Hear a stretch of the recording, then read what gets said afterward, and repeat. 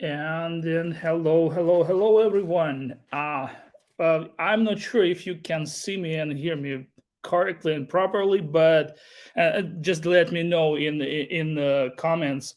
We have few seconds to get started. Just let me know if you can hear me or see me correctly, and we will get our Flutter Global Summit 2023 by Geekle get started. I'm so excited. Hello, everyone. Well, this is not our first and not second global summit for Flutter developers. Our idea is to gather, all innovations, all new ideas, all new concepts during 6 months and pack it up in this beautiful stream and deliver to you globally all over the world because everything is fine. I see. Cool. Because we're a global project and our idea is to share technical innovations and knowledge all around the world, and it doesn't matter you are live in what country you live and what city, small or big, you live, but you can still have an access to the very freshest use cases, best practices, I don't know, some refreshments. And so that's what we do here. I'm so excited. Few hundred people already joined us on this opening, and I'm so happy. People, please write me in the chat from what city or country you are now. It's always encouraged me that we do like something really like useful and interesting for all the global audience. And now I'm inviting here our goodies, our favorite, our like, I don't know, the person who like made this happen. Anna, you know her, almost everyone. Hey Anna, how are you? Hi everybody. I'm so glad to be here. And yes, you were right. It's definitely not our first, second, and even third event. Yeah, it's our fifth Flutter Global Summit.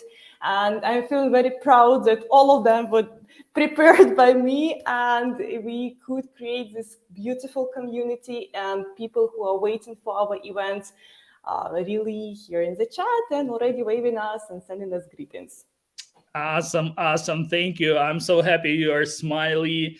And yeah, people, we're a Ukrainian team. This flag behind Anna is Ukrainian flag. And yeah, we're not in our best times now in Ukraine. Some part of the team is outside now. Some part doesn't have any connection to internet or electricity. But we still work on this project, and I'm proud to be the part of this team. I'm in France, in Nice right now, and Anna in India, in Hyderabad. yes, that city. And just keep saying us like your naming your cities. Anna, I'm so excited, but let's talk about this, content, these talks. I know this. I'm not sure. Maybe it's the biggest one. So many speakers. Share us. It's not the biggest one. First one was the biggest. We had 57 speakers first time, but after I got question that I can watch it for 1 week, please, I want to sleep also. So we have like 34 good topics, good speakers who are prepared, who created, who are participating in creating Flutter, who are bringing something new to the community, who were preparing their presentation for a really long time and ready to share. Also, we will have last updates regarding Flutter Forward. We will have panel discussion with developers from Google, sorry, kind of nervous. Today we have a junior track, and this link, this stream is available for everyone. So please share it with your friends, share with your colleagues, share with your firms, with whom you want. You can share it. Everybody can get and come and get something new for themselves.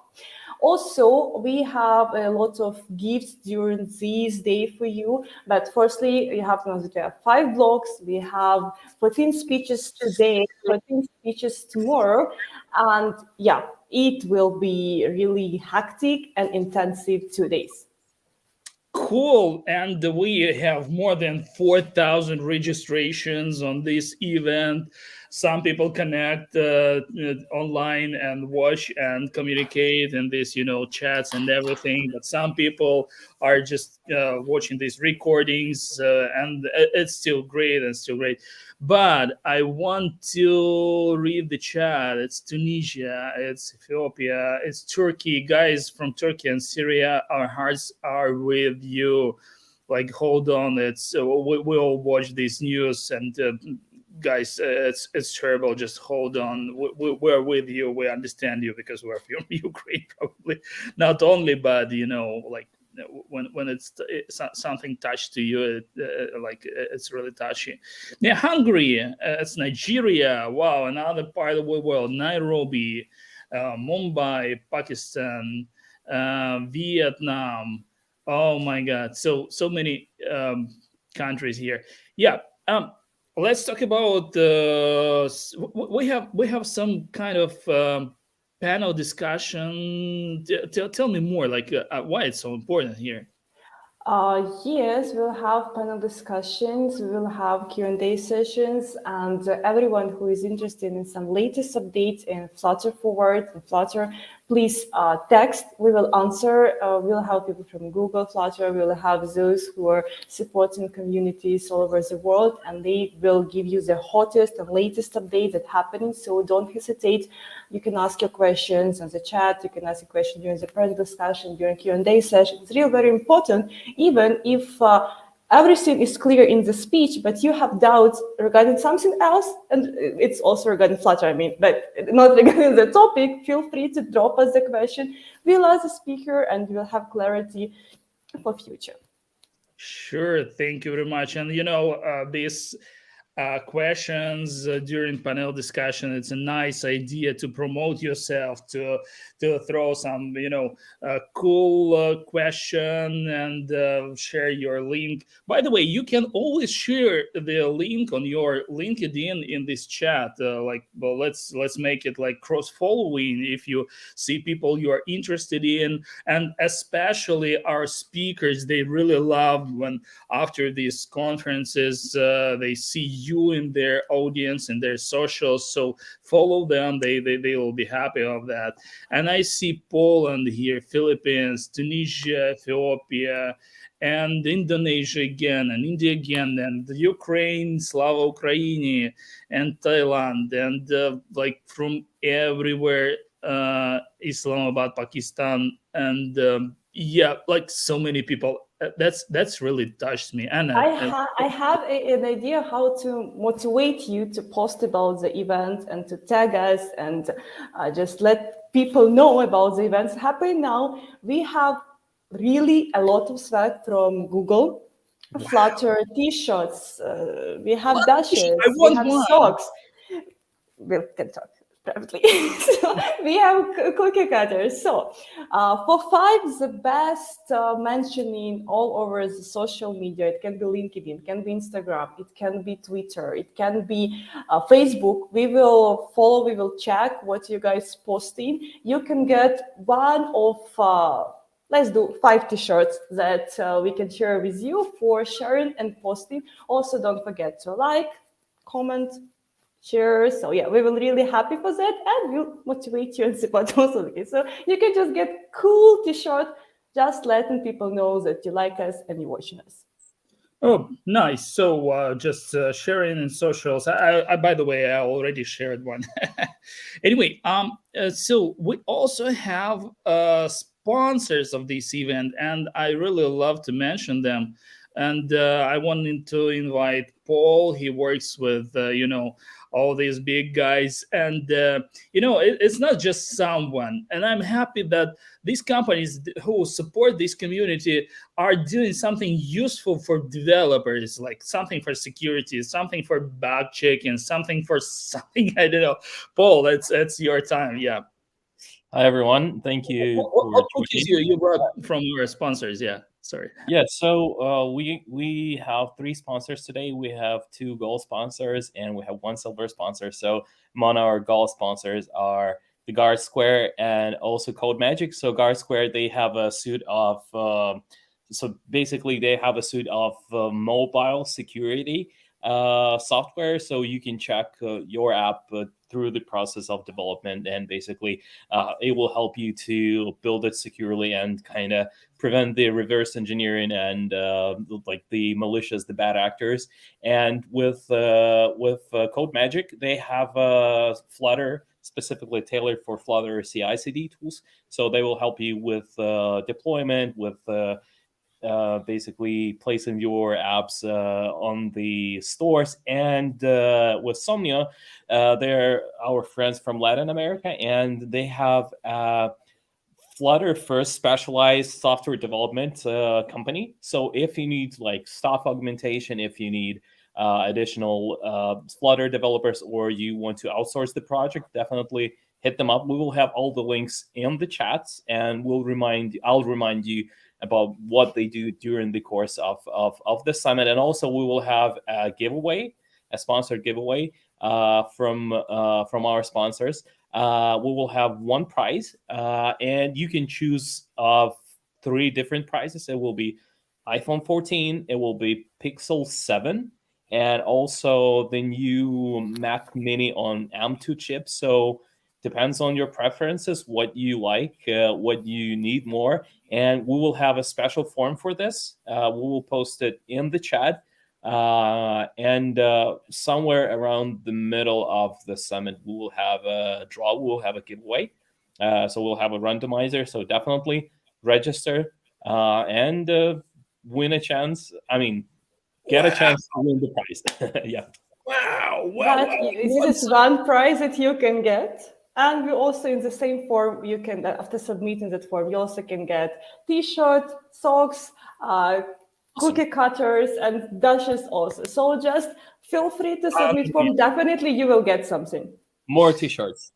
Oh, more T-shirts, more just cool. Like, yeah, that's a real stuff, people. Nice. And well, I want to thank to every speaker at this summit. Thank you for your contribution to this community. Like, we do our best, we try hard, but we know what costs you to be the father or mother of the talk and prepare everything and like that. So it's so precious for us, and thank you. Yeah. And thank you for program committee people, thanks for helping us to measure, to separate, to split, to work through all these talks, because like this all about you.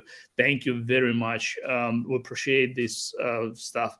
And the last, probably, I'm not sure if I have to say anything else, but if you people believe in this project, if you like these conferences, today we have a flash sale price for the next Flutter Global Summit. You can grab it on at the lowest price ever. We will never do it lower than today.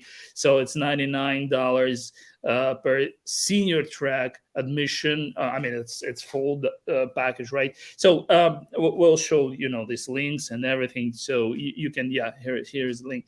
You can go there and grab and be first. And can we like give like some T-shirts or something to our first attendees of next year?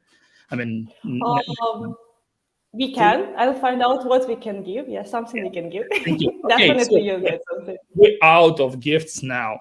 We're out of words now. We have like hundreds of people here from all around the world, from Europe. I see Belgium, I see Germany. Yeah, and it's time for Simon to start his talk. Yeah. Sorry.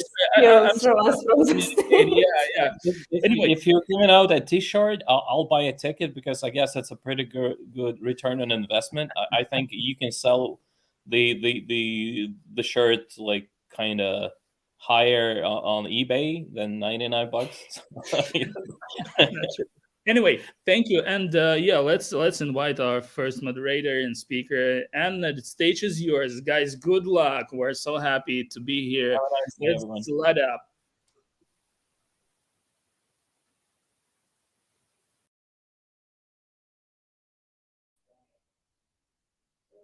Hello, everyone. I'm Cagatay. I'm from Turkey. Today is one of those difficult days in my career, because despite all the bad news coming from my home country, I'm here to deliver what I promised for this event. Because Flutter Global Summit has a very special place in my heart. I gave 2 presentations here. I moderated several times, and I know how much Anna and her team puts a lot of effort to make this event happen. But this is nothing to compare what people in Turkey are dealing with now. So if you consider helping, you can donate with these links on Twitter. So anyway, let's warm up a little bit, and let me introduce our first speaker. So he is a community leader, a beautiful mind with amazing contributions to Flutter project and to the community. And last year, I had a privilege to moderate his great talk about using Flutter apps in E-Link devices. It was Raspberry Pi. It had lots of FFI, everything. And in the Flutter Vikings event, he delivered another amazing speech. So he already raised the bar. And I'm super excited to see what is coming now.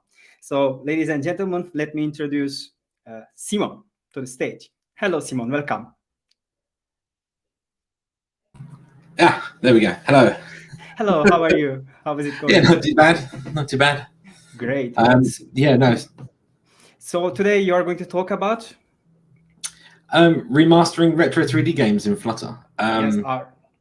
yes, like our first 3 sessions are about games today. So I'm very excited to see what is coming. So I don't want to steal your time. Let's start. Okay. So thank you everyone for joining me. Yeah, I'll be talking about the PlayStation like you've never seen it before, hopefully. I gave a brief talk about a similar topic during Flutter Festival last year. And I hope to sort of continue that topic and see where we go from here. So what are we going to talk about? I kind of covered that just then. So Wipeout. Wipeout is a PlayStation 1 or PSX as it's known title. I'm going to give you a quick demo of the game, hopefully, if it works. So I actually have the original game running here in an emulator. I own the original title. In fact, I own all the original titles for this. But we'll see if this works. Hopefully, we get some sound and it all works without a hitch. Just to show you what we're going to be talking about. So this is in the original. I hope it's coming through. This is in the original graphics. So the original graphics of the machine was 320 by 240, 4:3 aspect ratio. And yeah, it wasn't. I've got the sound muted at the moment, so that's fine.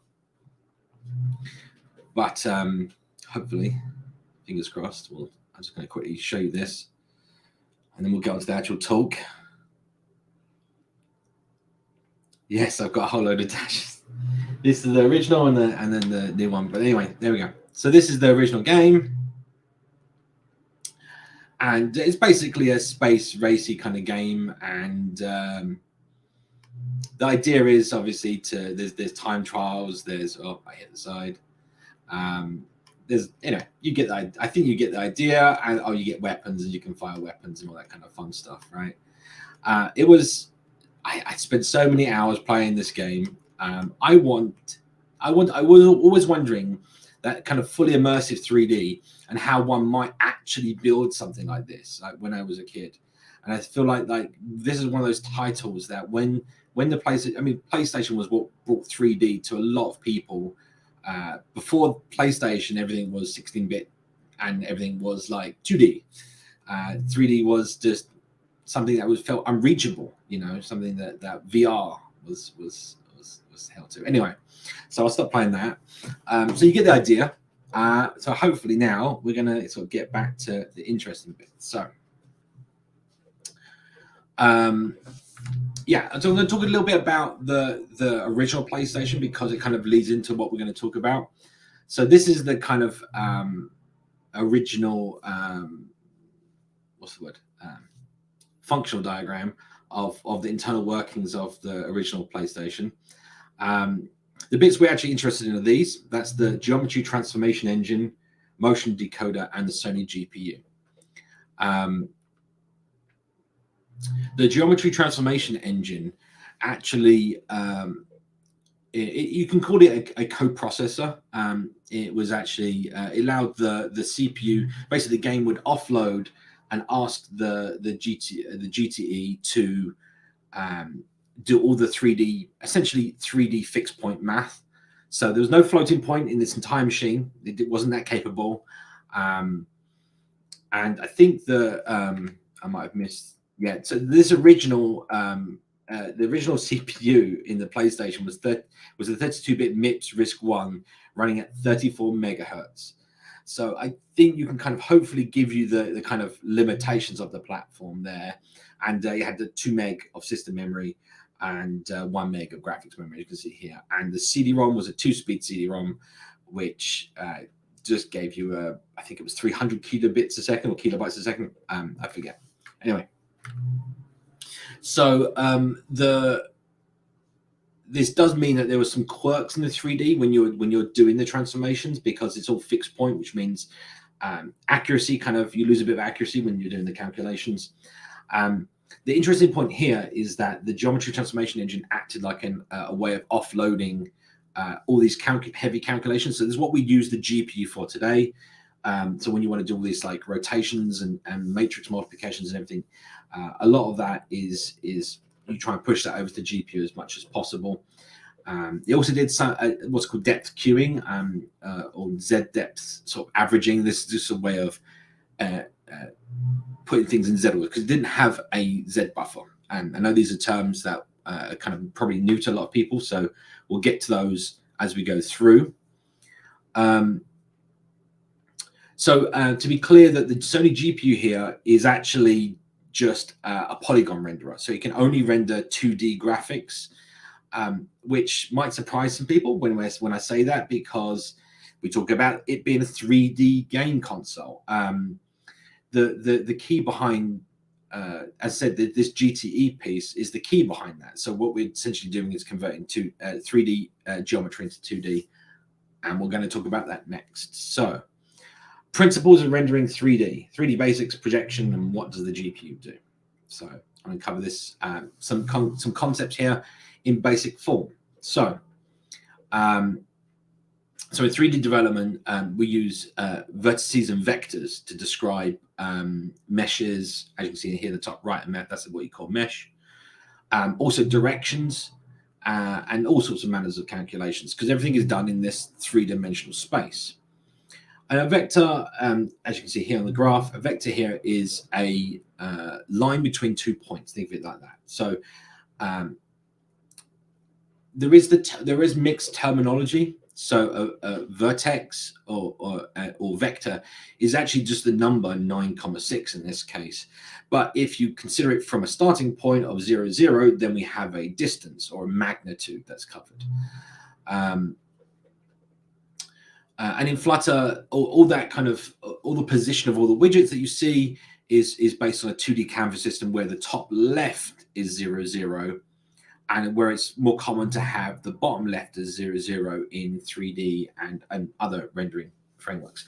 All sort of 2D happens top left. So there's a flip in the y-axis. Anyway, so rendering in 3D coordinates. So as we know, as I just spoke about, you have two planes. You have the x and the y-axis, and this is what you think of when you think of 2D, right? And then what we add is an extra z-axis, which gives us depth. So a rule of, we're going to work with a left-handed rule. So if you get your hand up like in the diagram, right? So your thumb shows you the x, your y shows you, your index finger shows you the y. And then if you're ever trying to work it out, then you put your finger out and that shows you your z. X, Y, Z, that shows you the order and shows you the axis. So that's kind of like a nice way of remembering this. There is also what you call the right-handed rule, which is basically, the opposite. And if you notice the X, in this case, in the left-hand rule, the X goes, my camera might be flipped, so forgive me, but the left-handed rule, X goes positive to the right. And then the right-handed rule, X goes positive to the left and negative to the right. So that's just the difference in those two. You might hear this terminology is being used in whatever you're reading. So considering the model on the top right with the purple dots and the lines, that's what we call a wireframe, and it represents the model below that's been textured. Each model is going to have a 0, 0, 0 point. That is that point on that graph we just looked at. And every one of those purple dots is going to have a number in X, Y, and Z coordinates that represent where it is in three-dimensional space. But this is it. It's just numbers, right? It's just numbers. The key here is that these vertices, these points, join together, and we call those edges. And then those edges join together to form faces of the object. And this is just, again, it's still just dots. There's still just the numbers. We're not actually joining anything. This is just all theoretical, right? Like it's all what you think about. So here, a face is a triangle. And as you can see on the diagram, the 3 points join together, 3 edges make a triangle. And then multiple triangles can join together to make polygons. and polygons joined together to make surfaces of three-dimensional objects. So that's how you have to think about these three-dimensional numbers being used. So I did mention this, but each face is in this case, Flutter and lots of other GPUs. There are GPUs that are quad based. I won't go into that, but most GPUs are triangle based, and that's we won't go into that. There's reasons behind that. You can go read that one up yourself. But the key here is that each face is, as we said, is a triangle. Each face is a triangle, and needs to have 3 points attached to it to define that triangle. So what we have here on the left is a face list, and on the right is the vertex list. So basically, the faces represent, the numbers in the face list represent the indexes or indices as a group. They're called indices. So 045 would be 045 indexes in the vertex list, and the vertex list holds all the information about the actual vertexes, and as you can see here, the associated faces in red. So the idea here is that when we send stuff over to the graphics card, we only have to send the vertexes and then the indices for it to know what ones to render. This is because multiple faces use the same vertex. So this is a way more efficient way of representing the data. I also want to talk quickly about what you might hear about in terms of how you know which way a triangle is facing. So you can have systems where counterclockwise is the way it faces towards you, or clockwise faces towards you. So this all depends on the way you set up the rendering engine or the platform / system that you're using. But in this case, diagrammed here is clockwise rotation. So clockwise denotes which way the cross product of those two flows, and this gives you what's called the normal. Again, I'm trying to keep this basic and trying to keep this to the point, to some key concepts that you should know. So just to reference here, the reason why we have 10 vertices and 16 faces is because there's a center point on the top and bottom of this cube, and of course that means there's 5 vertices on the top and 5 vertices on the bottom joined together gives you that many different 16 different faces, sorry, triangles. Anyway, right, I'm gonna I think we're good on time. So one of the key points to understand in 3D is that what you see on your computer screen, that is me or any, think about it, not just your computer PC, but your PlayStation, your Xbox, whatever. What you see on your TV screen is 2-dimensional, right? It's flat, right? So the key concept here is that everything needs to be what's called projected. That is, as you can see here in the little top image, hopefully, is that you have this 3-dimensional object represented by numbers in this 3D space, right? They're just numbers. And what we need to do is put them what's called through a projection matrix. And putting them through a projection matrix enables us to project them onto a 2D surface. And that's exactly what we see pictured above. So the pipeline pictured at the bottom of the slide here is what actually has to take place. So we convert the vertex data, that's those numbers, and we rotate them or scale them and translate them. These are the 3 things that you can do with a matrix. I won't go into more detail. You can skew as well, but so what we have is what's called a model view matrix. That is, the model has a matrix that maybe rotates the model. So think about, I know, in the case of what we we're just looking at, the ship moves in the world. Then you have the position of the camera relative to that object. Those 2 things are combined to make the model view matrix. That gives you the I coordinates. That gives you the 3-dimensional coordinates in space of where it would be for the camera. The projection matrix then projects those 3-dimensional coordinates to the 2D plane, giving you what's called clip coordinates. These actually have another, it's X, Y, Z, W at that point. It's 4-dimensional. This is called, No, the name's just escaped me. Homogeneous coordinate system. That's it. Anyway, we divide the XYZ by the W, and that gives us normalized device coordinates. Basically, that is where one edge is -1, the other one's +1, -1, +1. So everything is in that range of everything in the view is in the range of that. And then we can then multiply those numbers and transform them by the viewport transformation that gives us back 2 pixels. So you can imagine if we take that -1 and translate to 0, and then the +1 translate to 1920, that would be the width of your HD screen. Same for the height, 1080. And suddenly those three-dimensional coordinates are now made their way into pixel coordinates on your 2D screen. That's essentially what we're doing here. That's what 3D engine, 3D renderer does. Now that is all now in the original, as I said, in the original PlayStation, a lot of this was done. It's still done in the game, but it's done with the support of the hardware.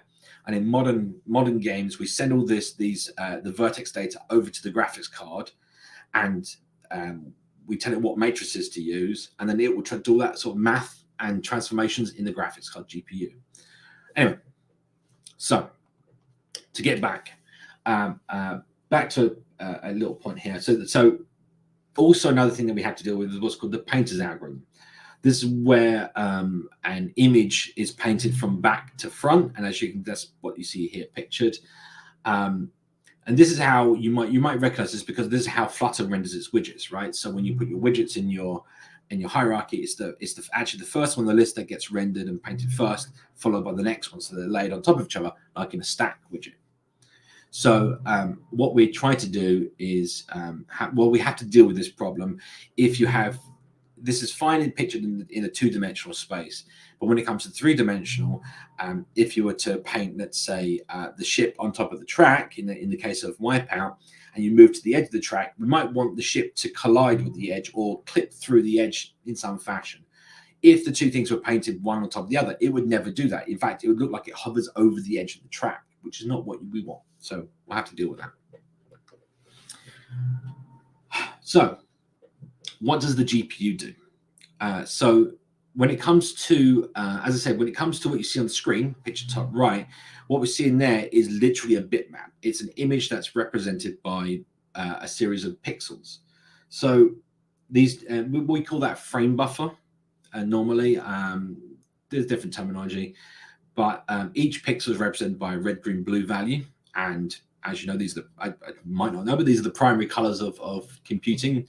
And those mixed in any fashion gives you all the different various colors. And as I said,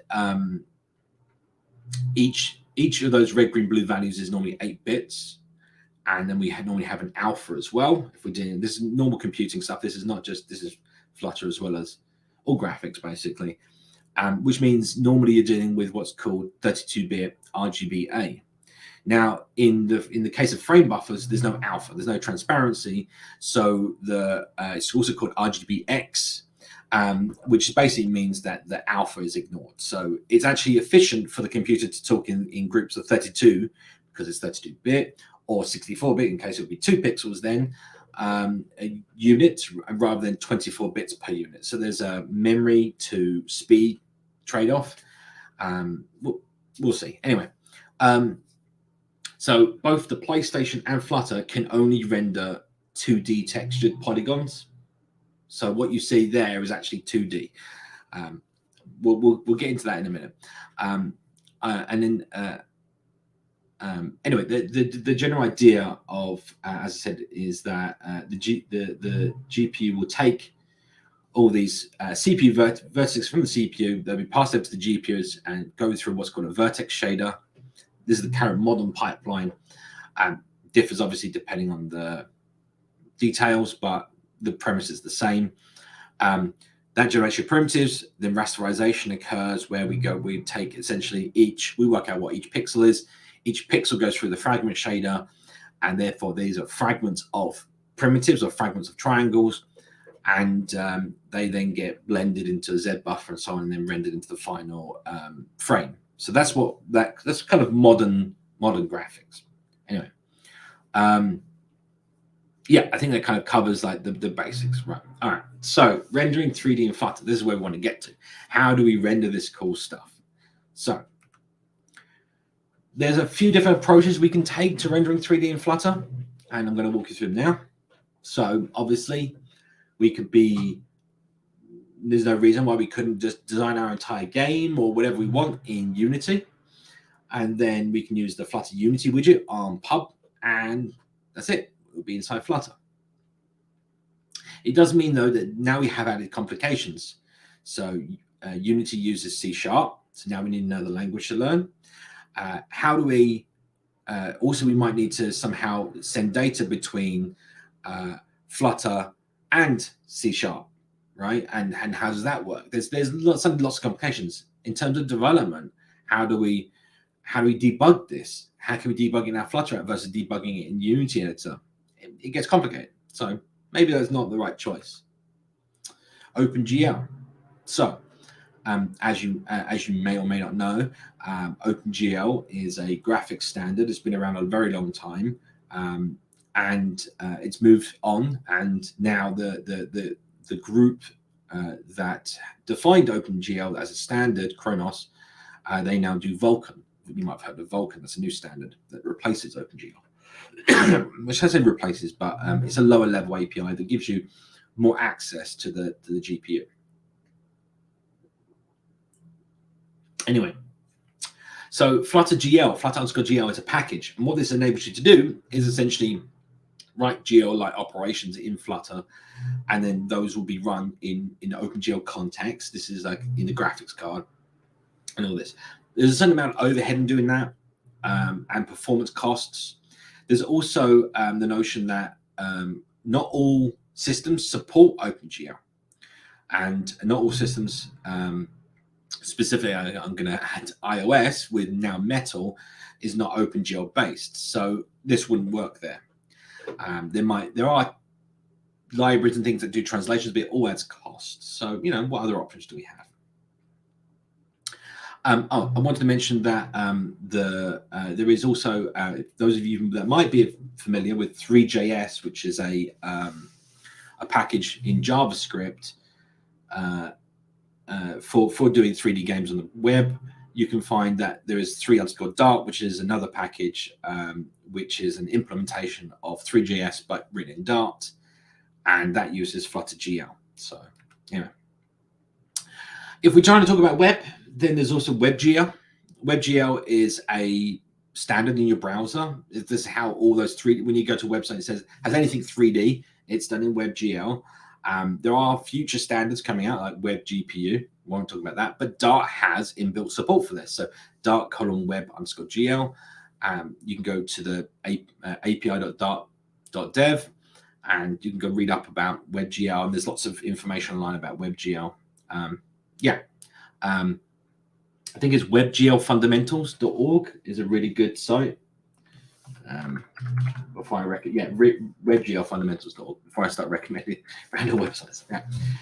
Okay, so what we're going to try and do is use Canvas draw vertices, and this is pure Dart. And what I mean by that is we're staying within Flutter's sphere of influence, and we're just using Canvas. It stays within Flutter, and it means that when Flutter has support for draw vertices on the platform that you're talking about, aka Canvas Kit on web, aka all the standard platforms, then we can use this to our advantage. Now, whether or not anyway, we'll get to this. So to be clear, we've always had access to draw these 2D triangles, hardware accelerated. That's what it is, hardware accelerated. So all this data that we grab together to draw these triangles is sent across to the graphics card.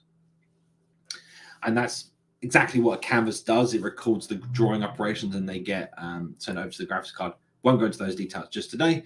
But anyway, suffice to say, there is a method called draw vertices, which takes vertices, blend mode, and paint, as you see here. And these can be used to draw two-dimensional triangles and blended with that blend mode, with that paint. And that paint, if we set an image shader on it, means that we can actually attach a texture. And then the texture coordinates of the vertices represented on the right here will be using those offsets from that image shader. So there's also colors per vertex we can do, and a few other things. The colors allow us to, I guess not simulate, but we can approximate colorizing and lighting with those. Anyway, and to be clear, this has been around from the very beginning, and I'm not the first. I did use it early on, and I did play around with this, but no, I'm not the first. So I want to call out a few things. So first of all, recently, just at Flutter Forward, Philip had this lovely talk on draw vertices where he talks about the performance. In fact, he's using that in a lot of stuff. So these slides will be available afterwards. And if you want to go, or you can just Google this and you'll be able to find Philip's talk. Highly recommend it. We'll also be using vector math package. It has its downsides and it has a positive sides, but the idea is that this is actually already used with inside Flutter. So Flutter actually ships with vector math, and basically allows us to do a lot of the basic stuff like those projection matrices and things that we were talking about earlier. So we don't have to do the heavy math ourselves. There's, as I said, there's other examples. So I don't know if anyone remembers the Flutter clock challenge, but this sunset reflections clock by Viktor Varela, did this wonderful example. Now, what you're actually seeing here is actually a three-dimensional image that's been produced using draw vertices, believe it or not. So there's some very it's not, sadly, it's not the most performing thing because it wasn't meant to be as clock, right? But we should be able to use these similar principles for making a game. And then also G. Skinner, the vignettes example for Flutter Interact, they did a brilliant article here and an example of using 3D. When you can see this picture on the right in the animation, these three-dimensional objects masked out to produce this nice effect. Okay, limitations of draw vertices and what we're going to run into. So,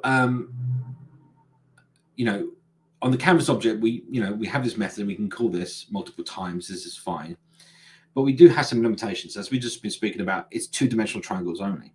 So there's some drawbacks to that, and we'll talk about it a little bit more. And as I said, that because there's no Z buffer, because it's only 2D triangles, we're not really in that three-dimensional space. It means there's no Z buffer, which we can call Z fighting, which is pictured on the right here. This is just one image of that. This is because this renderer used lines, but in Flutter, because we're rendering triangles, one would pop in front of the other depending on the angle, triangle level. So, and then because of that painter's algorithm in 2D space, we really need to render all the triangles at the same time. There are, we can put as I said, we can do multiple draw vertices calls, and they'll be placed on top of each other. So as long as we sort in the Z axis or the individual triangles, we could do separate calls to draw vertices. We're sort of like batches of triangles, but it's certainly not ideal. And as I said, if we try and draw the triangles at once, then we need to use a texture atlas. That's a single texture to represent all the graphics that we see on the screen. And that again has some drawbacks in terms of performance in generating those textures. And as I said before, vertex lighting only. But well, the great thing is believe it or not, all these limitations are exactly what we see on the original PlayStation. So the original PlayStation, as I said, could only draw 2D triangles. They could only be, they were not perspective correct texturing. That's another problem that we have in the original PlayStation. And it doesn't have some of these particular limitations, but it will still work for what we need. So, all right, moving on. How do we go about doing this? So, as I said, one of the interesting topics about this was just kind of experimenting and trying to understand that original game. And I think for a lot of people, you think about these games as being big black boxes, but they've been written by other developers just like us. So you have to think about them from a perspective of what would you do if you were making the game, and then you can go research those aspects. So you can research a game from that point of view, should we say. All right, so what did I do? So first of all, here is the original media from the disk. So I load up the disk, slapped it in the drive. Look at these dates, 1995. Wow, that was a long time ago. So you look at these files, you're like, okay, this looks interesting. Library.h, that sounds like a header file from C. What's going on there? Library.inf, text, TTF, you're like, what are all these files? Obviously they have meaning and we need to investigate. So I opened up the track.inf file. Funny enough, INF stands for info, it's a text file. So opening this up, as you can see, apparently the original information that was dropped by, I guess, the build scripts for the original would drop this information. We can see that Laura apparently worked on the final scenes. And this was track redo 1.1-0, apparently. Track 0, spelled with a K. And total number of vertexes, 1,710. Polygons, 1,378. Interestingly enough, they also output the size of a face and the size of a section of 20 bytes, 156 bytes. And we also have some original information. So this is actually just, this normally happens. Like you might like open up an executable or some file and just browse through the strings. In fact, on Linux, there's or other sort of GNU utilities, you'll find a program called strings, which lets you see all this kind of like maybe debug information that's kind of might have been left around. All right, so what can we do with this? So if we look closely at that track.inf, track.trf, track.trs, this is interesting. Now, there's 4 files here grouped up. So INF on Windows it thinks it's a setup file, but it's actually this text file. We've got TRF, TRS, and TRV. What are these? So TRS sections, perhaps. It's as we saw below, size of section, right? It's 49,764 bytes. If we divide that by the size of a section, it means there'll be 319 records or 319 structures, as they call it in C. These are just blocks of bytes, right? Okay. And TRV, vertex, question mark, right? And if we look at that and take the number of bytes in the file, divide it by the vertex count, we get 16. That sounds quite reasonable to me, 16 bytes, right? At least power of 2, it kind of sits there, seems right. So, and if we think about one of these vertexes that we just saw them, as I said, if a vertex is 3 integers, right, X, Y, and Z, then that's 4 bytes in 32-bit, of course, the PlayStation. So it's 4 bytes for the X, 4 bytes for the Y, 4 bytes for the Z. So that leaves us with another 4 bytes spare, which is probably the color. And in this case, that is actually what it is, but these are kind of principles that you use. Tier F, face perhaps. And this is kind of what I see here. If we divide that by 20, we have 1,378. Hang on a minute, that tells us there total polygon count, it matches, right? So these are the kind of like tricks and information you can use to kind of like gain insight on the original program. So what I've built out is some dark code that loads these files up, these bytes, passes them into integers and floats and doubles and whatever else, and reconstructs the original game track from that information that you see in the files. It's that simple. I will walk you through this if we have time at the end. There's still a bit to get through here. And also, there's another file there, scene.inf, and you can see a library sky. And you can see here, scene again. It says there's 292 scene objects, 41 textures. These are all bits of information that we can use to kind of work our way through these original files and work out what they're doing. So I mentioned this before, but the track TRF, this is face. Opening up, this is a hex editor, by the way, and what you see here is just, it's a standard sort of buffer dump of what you normally, this kind of representation we see. Picture on the left is a data visualizer. This just places a color for each byte, so you can kind of visualize the data. And on the right-hand side, we've got the row across the top is the index of the byte in the current row, and then vertically down the left is the index of the starting byte of each row in the entire file.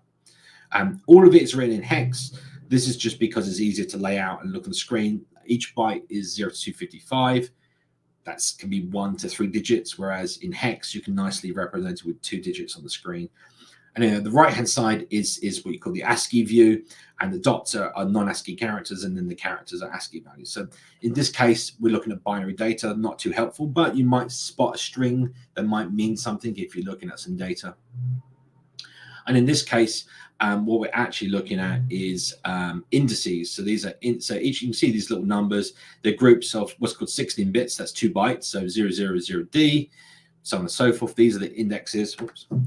And then we also have colors and various other metadata here. I won't go into it. But the point here is, I just moved the wrapping point until it all aligned in the data visualizer. And now I can see, okay, this is the 20 bytes that we saw. This means something, and you can start seeing the patterns and start reading that data in using Dart and working out what those numbers might mean. And it is literally that. There's also other research you can do. So I'm obviously not the first person to do this kind of stuff. It's been around for years, right? Decades. So I looked online. I found this web archive page, apparently about these CMP files that are in there, which are actually store the textures and how they're compressed and so on. So this is great. You can write decompressor, which I did. And there's also other people that have done reverse engineering, in this case, of the game. And that's also really helpful. So these are all links that you can use if you're interested. All right, let's get to the interesting bit. So first things first, let's just show you what we're doing here. Hopefully this will work. We'll find out.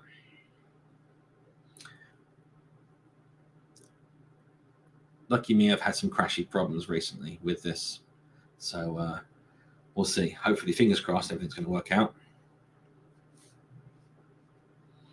So some of you might have seen this this demo, and this is Flutter rendering these textures. And as I go closer to the ground, you'll see the textures get stretched in some weird ways. And this is perspective correction on the textures. We don't do that. What we can do to correct that is to divide the triangles, the larger triangles closer to the camera, into smaller triangles, and then the textures won't go warpy. But the original PlayStation had that same problem. But this is the original game, data being loaded, and there you go. We can go into a bit more, but there's some specific demos that I want to show you. So, and again, let's see if I can load this one up. So these are some of the things I've been working on.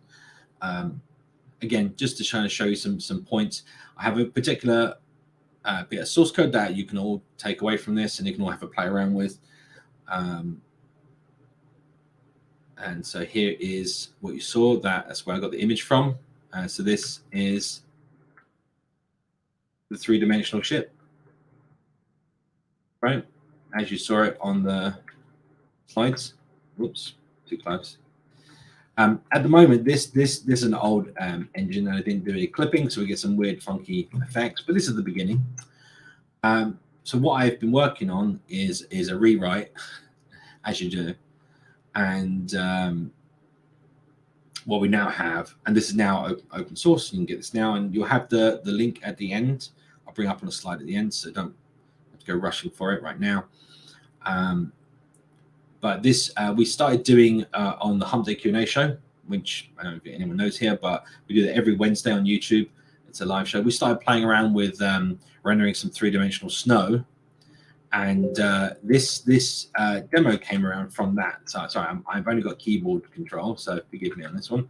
But I'm moving around now, and what you actually see here at the top, these lines that are coming in, this is where it's detected clipping of the triangle, and it has to subdivide the triangle to keep it in the viewport. So this stops that overflow kind of situation from occurring. So it may look a bit weird because we're showing the triangles, but this is for debugging purposes. But this is a two three-dimensional quads being represented on the screen. Walk through it to the other side, and then turn around. Now I'm behind it. Anyway, so hopefully that kind of gets you. But this demo here of walking around and seeing these objects, That is now going to be open source, and I'll give you the link at the end. But this is the code that runs that. It is the entire code is like 340 lines. It's not like a lot, and this shows you how you can render three-dimensional objects in Flutter. Okay. If we get time, I can walk through the code. I just want to make sure that we get time to go through the rest of the slides. Okay. The future of 3D in Flutter.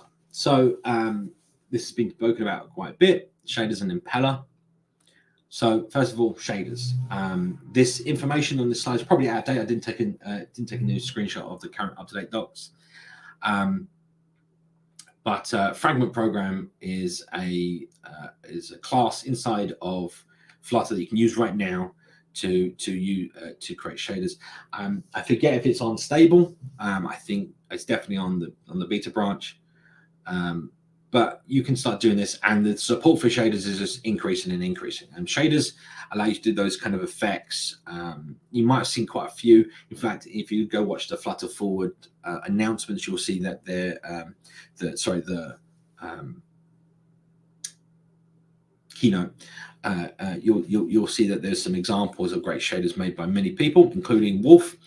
And there's a link at the bottom here to his first initial look at this shader stuff. It's quite early on, but if you go look at Wolf's Twitter or my own or plenty of others, there's lots of shader fun that's to be seen. So that can help. It doesn't help in what I'm trying to do in terms of recreating those retro 3D games, because the shaders are more of a pixel level artifact, not a we could, let's say, render all those triangles with the shader, but it wouldn't actually provide us any benefit at all, right, in this case. And then we've got Impeller. So Impeller's Scene API. It's extremely experimental. There's a wiki page on it. And what I'm going to do, hopefully, if this loads, is show you an example. So I went and took, it only works on iOS. So I've got an iPad here, and we'll see if this plays through. This is the demo that I was just given, and here it is. This is all the same data that I've decoded, all the same graphics that I've decoded, now running in Impeller. Yay! So this gives you an example of the kind of thing that you could do, and with Impeller. But this is nowhere near finished, and it's all experimental. But you get the idea. This is literally what I threw this together last night. But yeah, you get the idea, right? Like, we can actually do this kind of games and game behavior. And obviously, if you notice this, what's really nice about recreating these games in a more modern rendering engine and so on, is that we're now getting full, HD, 4K, whatever is the resolution you're working on, textures. So that's the kind of thing that we can kind of be seeing in the future, lots of three-dimensional stuff. So I'm going to leave you with these two links. So the top link here is, and in fact, I'll load this up quickly and briefly right now. Hopefully things go right. To show you what this is. So this is. Sadly, Dartpad seems to think WebGL is an error, which is not. In fact, if you hit run, it compiles just fine. But this will show you an example of WebGL running. So there you go. There's 3D WebGL, and it's 166 lines. And you can experiment with this, and if you're interested in 3 dimensions. Let's put this back. Yeah, so you can find that there. The gist is there, and then also Blizzard is that canvas draw example with the two colored quads, and you can load any 3-dimensional model in that. It's just quads is what I've just started with, and I will be updating that as we go, and I'll be announcing, and follow me on Twitter because I'll be announcing updates to the 3D engine there. Yeah, I think that's about it. I think I'm about on time. I lost my timer. You're muted. You're muted. Again. We had the same thing last time as well. Anyway, I'm super lucky to be able to ask you the questions now. The best part of moderation is asking questions, and I have amazing questions. All the questions. Yes, we have already great ones. So, this impeller thing with the latest Flutter release really excited the community because of this 3D. So then the question came to people's mind is that like Unity and Flutter. So what are the differences? And in the long term, do you think that Flutter would be a competitor for Unity? Or, Tim Sinnott said that with web, they will take a totally different approach than other frameworks do on web. But how would Flutter compete in this gaming field? What do you think? What is your opinion? Well, it's difficult, right? I mean, on one hand, I like Dart, I like Flutter. And on the other hand, Unity is a well-established, well-known 3D graphics engine, right? It has had all those problems. They've had all those teething problems around how they do shaders, the performance, everything else. And they've done that. But the power, there's the reason why I chose to use draw vertices in this, in that the power of just doing it in one language, of having that power of hot reload, of having those features that Dart and Flutter give you, really, take you to the next step. And I do wonder what that future will be like for Unity and Flutter. I don't think it will be a direct competitor. But I think a lot of people will be definitely playing around with Unity and making games. I mean, we can see already that there's games released that are Flame-based, right, with Flutter's Flame open source engine. I don't want to speak too much about that because that's, I think, our next speaker. But the point is, I think it would be interesting to see. I don't think it would be a direct competitor at the very beginning. Like there's just, as I said, there's time has taken in between, right? But so I think that Flutter, this PlayStation had the same challenges, but it was PlayStation 1, and now we have PlayStation 5, right? Exactly. Now this is the difference. So in this draw versus idea, there's certain limitations, and I can do these retro games. Any of these retro games that are that kind of era of PS1. But as soon as you get to PS2 and above, and that's kind of like age of games, anything the sort of PS1 and below, you can do with Flutter's current system. Anything PS2 and above, you're going to need impeller because you need that kind of level of Z buffering and a bunch of other things that you get from the GPU, which are not currently exposed using the Canvas API to Flutter apps. I got it. Okay, second question. So we know impeller works only for iOS now. Does your demo work on all platforms or any limitations for any platforms for your demo? I know it's pure Dart, so in theory it shouldn't be, right? So the demo that so the non-impeller demo, right, will work on all platforms. Yes, it's Dart, right? Pure Dart. So that works exactly the same. It looks exactly the same, and it will just work on all platforms. That's because it's PlayStation 1. But if we wanted to get the higher fidelity graphics and also performance, right? Because all the stuff I'm doing in mine, there's not that many vertices involved. There's not that many triangles involved. Is done on the CPU specifically. So all those transformations that we're doing in Dart on the CPU. If we want to use the GPU, especially on a mobile device, to get the best performance, we need impeller, and we need impeller to do that for us.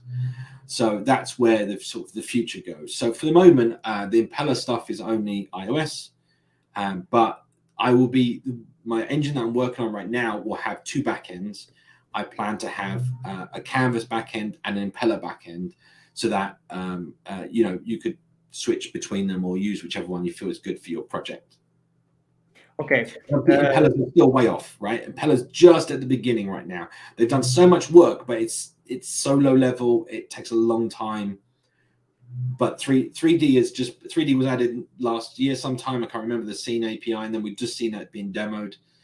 And you can see it works. I've just put that demo together last night. It works. So, but again, extremely experimental. The API is not final. It's going to change.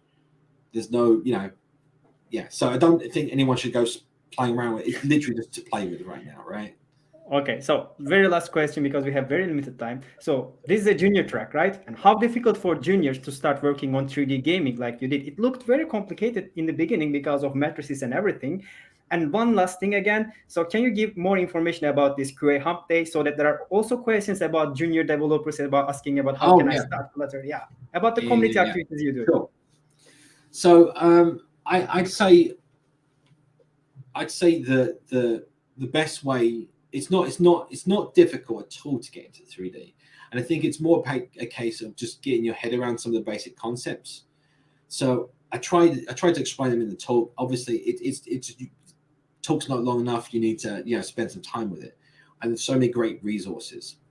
So I'd say go learn about 3D graphics. So Blender, completely free. You can download that, start loading 3D models, experimenting with them, understanding these things. You can go download Unity. Unity, I felt, to be honest, I didn't really get 3D. When I first started doing 3D a long time ago, I didn't get it at all. It was just like foreign language. It was just something that I would never possibly learn this. I think that Unity, when I first, it was Unity, early days of Unity, when I loaded up Unity and I could put the three-dimensional models, and then when I moved them and I saw the coordinates changed, and I can move my camera, which is the editing camera, around, suddenly you get the perspective. I got the perspective I needed to understand the coordinates and how it all works. And that's the visualization that I needed to kind of grasp 3 dimensions, right? And grasp that kind of emotion. But making 3D games is fine. I think it's no different from making 2D games, right? Except for the graphics you're representing are 3-dimensional. And the coordinate system is 3 dimensions. So, so yeah, go research. As I said, this on the slide's not up, but I'll pop a link into the chat so that everyone can I put in the chat? I can't put links in the chat. Yes. Oh, okay. I'll pop it into here so that everyone can maybe you can share this with the chat. There we go. That's the example I gave, and then that will get you going. Hopefully it gets posted to the chat. But, okay, last words about the QA hump day, because we are yes. So every Wednesday on the Flutter Community YouTube channel, just search Flutter Community on YouTube. You'll find us. In fact, that will be tomorrow. Yes, you'll find us tomorrow on Hump Day, where we'll be answering people's questions and talking all about Dart and Flutter for an hour, maybe 2 hours, sometimes longer, which is terrible. But everyone get the same questions. Which state management? You can get the answer tomorrow. Yeah, come ask the questions tomorrow, and we'll see you there. Yes. Okay. Thank you very much, Simon. It was always a pleasure. It's always a pleasure. And today also you raised the bar. Let's see what's next coming for you from you. Okay. Right. Thank you, and have a nice day. You too. Okay. Our next speaker again is a very active Flutter community member from Sweden. He is one of the first developers experimenting with Flutter gaming. He would correct me if I'm wrong, but he has a quite interesting story with Flame library. If I'm not wrong, he started working on this library in a ship in the sea, and the library became such a great success that people started to write books about it. He didn't know about these books anyway. So Google approached him for collaboration. And if I'm not wrong, again, I guess it was last year in Global Summit, they had a session with Flame with a release announcement from Flutter for the first time talking about gaming. Anyway, it is Lukas here. Let me introduce you. Yes, Lukas. Hello, welcome. Hello. Was I wrong? No, you're absolutely correct. But I didn't start the game engine. It was someone called Luan. But I was in a container ship between China and Canada, and there was no internet. So what? Yes, I remember. Luan do? Yeah. So more story in Flying High with Flutter podcast. You talk all the way there. Yes. Okay. So we are running out of time. The stage is yours. I will come up with interesting questions from the audience and myself. Enjoy. Thank you. All right. Let's see if they can put in my slides. There they are. Yeah.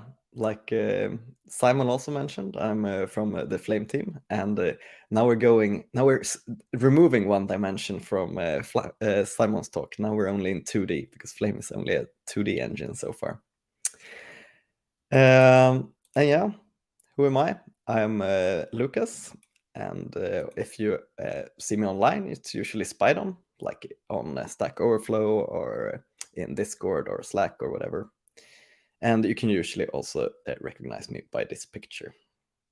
And I'm part of the Flame Engine core team. And this is not something we do full time. It's it's kind of like full time, but we're not paid for it. we do a lot of work on it, but it's not paid because we want to keep it all open source and free for everyone to use, etc. And I've worked at a lot of places, but one of the places that I worked at that is a little bit relevant to this talk is called DICE, which is a part of Electronic.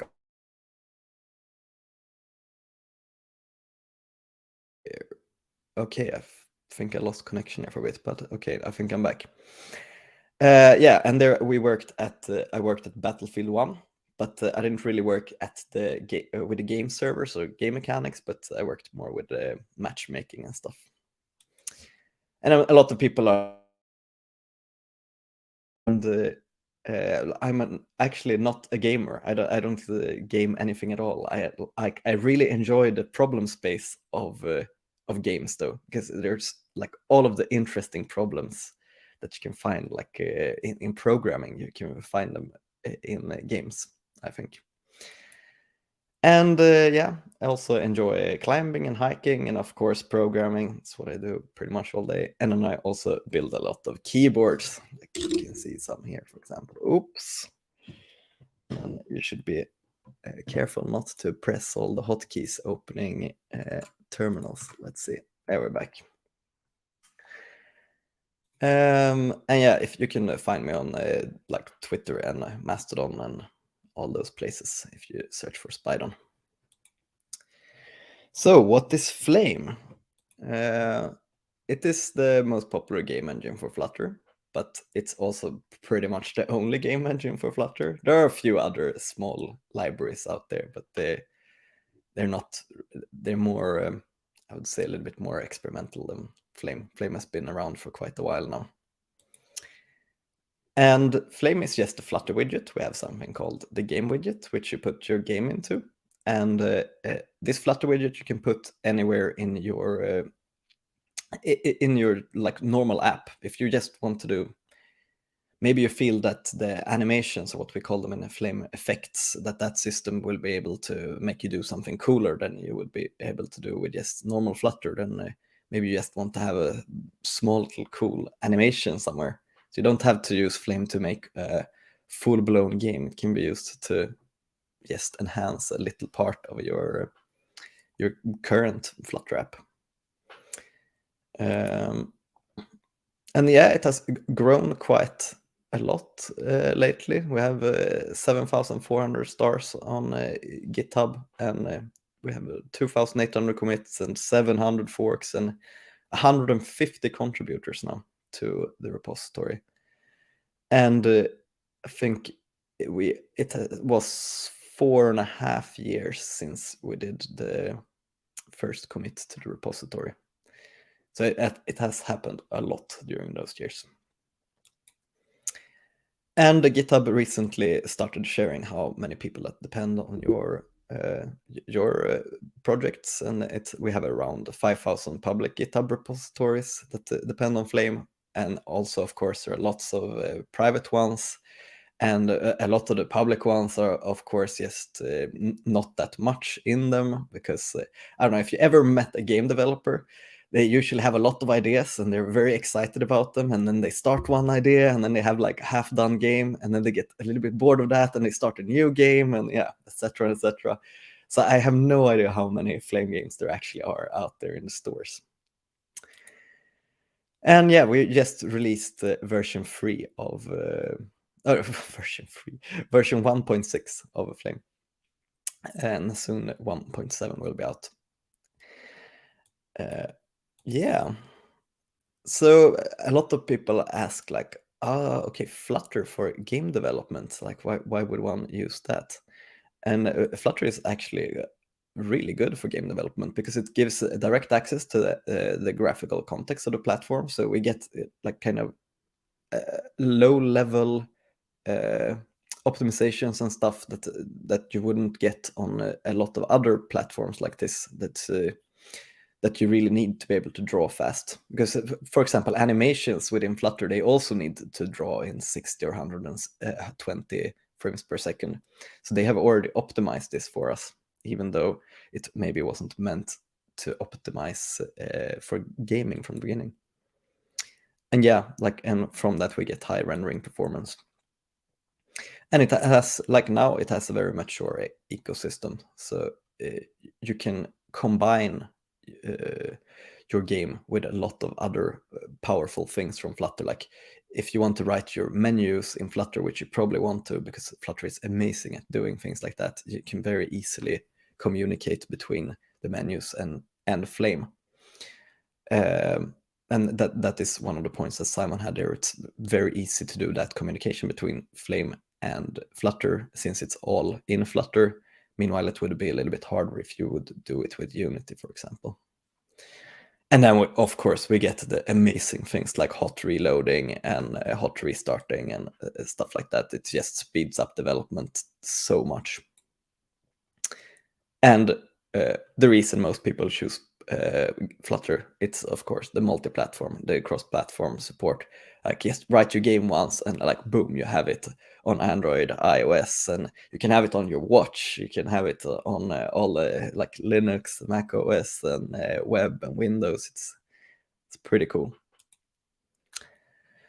Right, and today we're going to talk about multiplayer games, and this is going to be a very high-level presentation about multiplayer games, kind of from an app developer's perspective.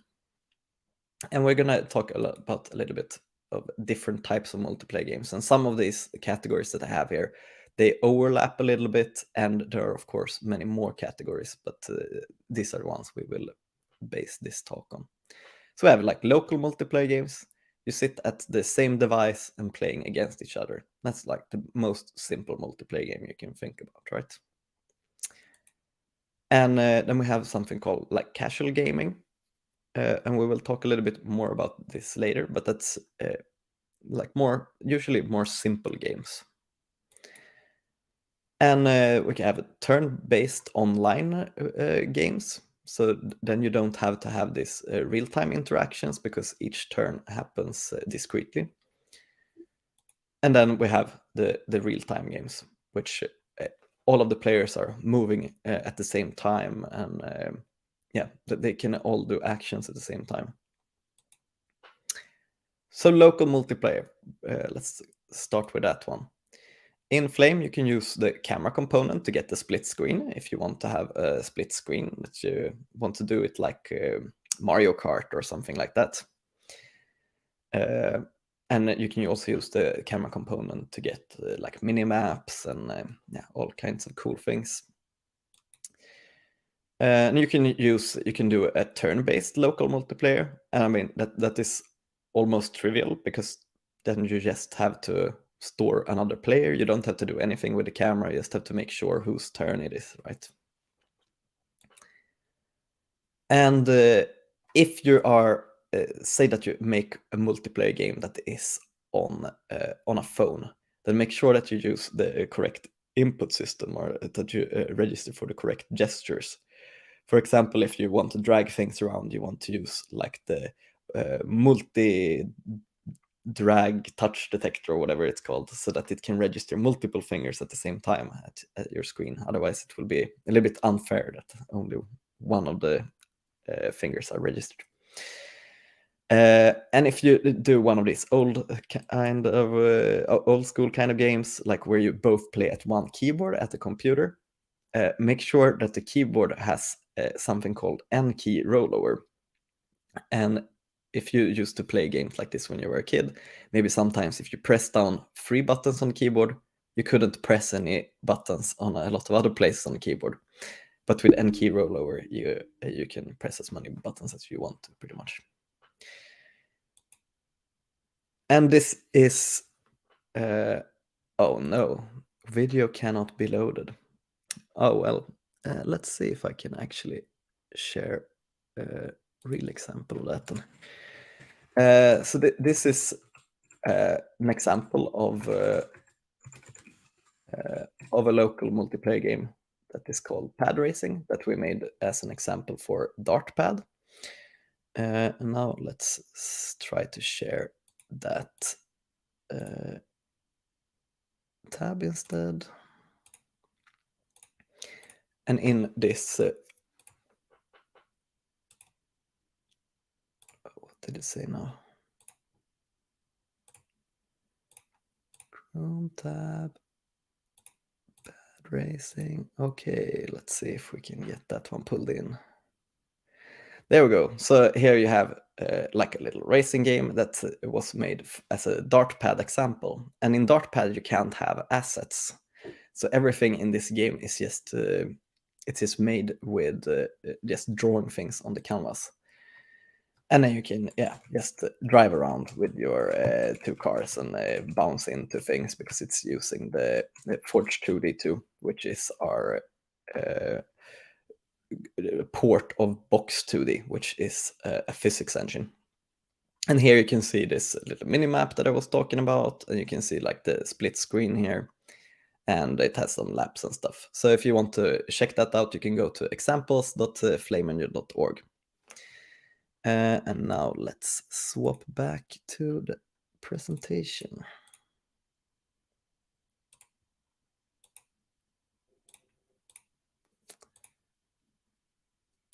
All right. So that was pad racing, and then that was the local multiplayer games. And now we have the casual ones, which can be a little bit more multiplayer over the network too.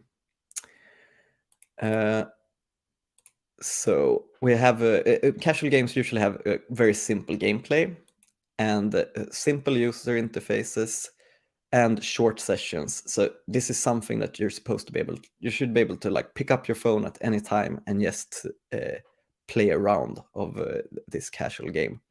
So some examples of this could be like one of the most old school casual games I would say like is Pac-Man, but then we have some newer ones like Angry Birds, for example, or Candy Crush. And it's like very important for this game type to because the game isn't very advanced, but you still have to keep your like players hooked. So a lot of these companies, they actually focus a lot on researching what keeps the dopamine level up of their players. It's a little bit like manufacturing drugs, but I hope the players have fun at least. And in the casual gaming, then you could have online features like you can have high scores, just like global high scores and local high scores, and like high scores with your friends, etc. And you can have a friend list you can check in with, and notifications is usually quite important, so that it says like, oh, okay, if you played a round now, you will get 5 gems or whatever to get people back into the game. And you can have things like achievements if you do something special. Yeah, and then we have turn-based games that are online. They are like, it is probably the most simple game you can do if you want to have multiplayer online, because here you don't have to, since only one of the players are playing at once, it's not as you don't face all of these hard problems that we'll come up with in the real-time games later. But here on the server, you will have to have some game state management. Like the server always has to keep the source of truth and have the like rules of the game and make sure that any of the players don't do anything illegal. And then it also has to manage whose turn it is and make sure that they don't play on each other's turns and stuff like that. And you usually want persistence too, so that people can get back into the game, even though a client dies, or even if the server dies, it should be able to catch up again at where it was. So a very old example, like chess, for example, very easy to implement turn-based. It has clear rules and yeah. But then you have a lot more advanced turn-based games, like here's Civilization 4, I think, where you have like a massive map and lots of things happening, but still each player only do their turns like after each other. So that makes it a little bit simpler for the server and for the clients. And then we come to where the really hard multiplayer problems come into play, and this is like first-person shooters, for example, or any shooters really. Like you can have like some bullet hell in 2D and people running around shooting a lot, or like real-time strategy where you're moving around a lot of troops and everyone is doing it at the same time, or like sports games like FIFA, or fighting games, or massive multiplayer online RPGs where they have all of the hard problems to solve there, like between the clients and the server. So we're going to talk a little bit more about those ones. So, but first, since a lot of you are coming from an app developer perspective, you can use, for most of the games that you would build in Flutter and Flame, you can use some of these like pre-built server solutions that where you don't have to do that much yourself. You don't have to roll everything on your own. You don't have to like set up database communication and persistence layers and set up WebSockets or UDP or stuff like that. So Supabase, for example, it's a Firebase alternative running on Postgres and and it has real-time communication too, so that you can just listen to a stream just like you can do with like Firestore and Firebase. So this you can use too. And Serverpod is another interesting alternative that they just released their 1.0 version, and that is fully in Dart. So that's really cool. And they have some nice they have like some nice helper tools too, to like monitor everything and stuff like that. So that's really cool. Can recommend checking that out. And then we have things like Dartfrog from Very Good Ventures, and AppWrite, which is another common like app backend, and Hasura. And if you want to go a little bit lower level, you could check out like Anka.io, where you just upload your Docker image and it will run it for you. Yeah, and if you need something where it is like you need to have responses very quickly, which a lot of the time you do in multiplayer games, like imagine just having multiple players running around on the screen, then you need to be able to keep track of them. And if the latency is too high, it will be extremely hard for you to do this properly. So when you try out these different solutions, make sure that you try out the latency of them, because a lot of times like their SLAs and our SLOs, they don't mention latency that much, because these solutions aren't built for games. They're just built for normal apps, and there doesn't matter if you have like 200 milliseconds latency every now and then. But if you get a higher latency in games, it will the experience will usually be quite terrible. And a lot of people say like, oh, but it's just a cliche that Firestore and Firebase is expensive. But for gaming, you should probably think a little bit more about this, because you're going to send so much data that it can get really expensive. So here, if we look at, this is for EU, and here I'm going to show you just a super naive implementation. Yes, because I've talked to some people now, and they have built their games, and then they have just gotten a massive bill from Firebase, which they didn't expect, because they're like 100,000 documents. That's a lot, and it's only 18 dollar cents for 100,000 documents. So that should be fine, right? But so then, if we say that we have 10 players moving around on the screen, and in this naive implementation, we send all the positions to Firestore all the time. What you can do here to do this a little bit less naive is to only send the velocities when they are changing instead. So then you don't have to send it all the time. But in the naive solution, you'll send the positions all the time. And we say that we match the frame rate that we're going to use, and that is like 60 frames per second. So we will send 10 positions, or like all the players will send their position once per 60 times per second. So that will be 600 writes per second for only that. And then we have to send out all of the positions from Firestore to all of the users, and that will be 10. So then we can bundle them and send them out as one, and then there will be 600 reads there too. So the cost for that, then it would be like, we have 10 players, where it costs 18 euro cents per 100,000, and then we will have 60 of the writes per second per player, and then there is 3,600 seconds in an hour. So that will be $3.88 per hour for the writes, and for the reads we just have to change the price for the reads here, and that's $130 per hour then. So that's $5 per hour for a game with only 10 players in it. And imagine just having, like, that is a very small game.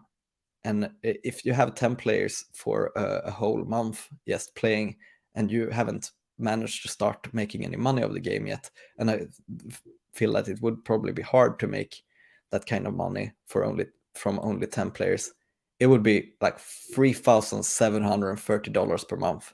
So be really careful with what you do if you're going to use Firestore and Firebase, since you pay per read and write.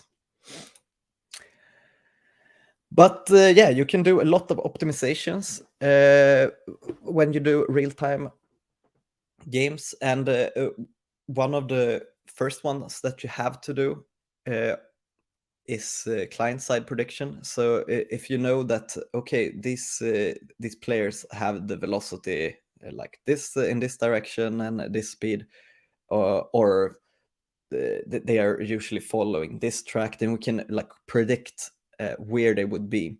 So we can extrapolate from previous data where they will most likely be afterwards. And then, then later the server will say like, okay, no, these clients are wrong. So then you have to do you can do linear interpolation, which means that you're like slowly moving the client that yours, or the player that you see on your screen, towards the correct state of the player. And the server is always right. You have to the server has to have the authority to say what is correct. And if the server gets it has also to figure out when things go wrong, like what should be the solution to different things. So that's server reconciliation.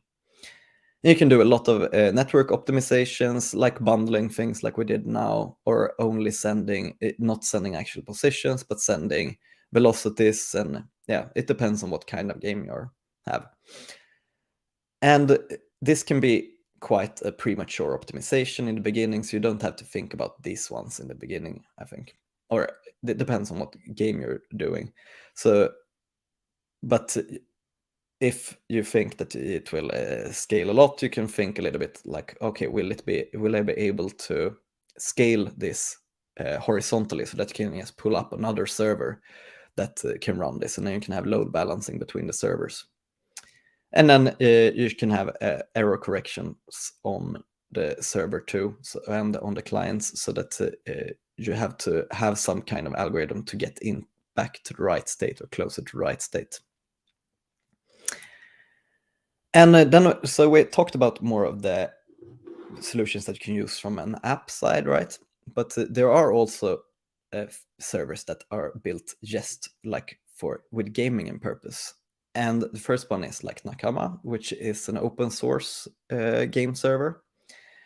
And this is the only one of these that has a Dart package. So I recommend that you go in and give this a star on GitHub and a thumbs up on PubDev, because this person has run, it's just some community member that has done a great job of putting that into a package. But you can use all these other ones too, but there's no package for them, but you can, of course, just set up the communication yourself. Another big one then is Coliseus, and the I know that the Autro Coliseus was working for a bit on a Dart package for it, but I don't think he ever finished it, but he might at some point. And KB Engine and Agones and Photon server is a server that is built for the Photon web game engine, which is a pretty cool game engine for web too. So that is a pretty nice server to use for 2D games. And of course, if you're very interested in like backends, you can, or just want to get into this and learn more, you can just roll your own, make your own one.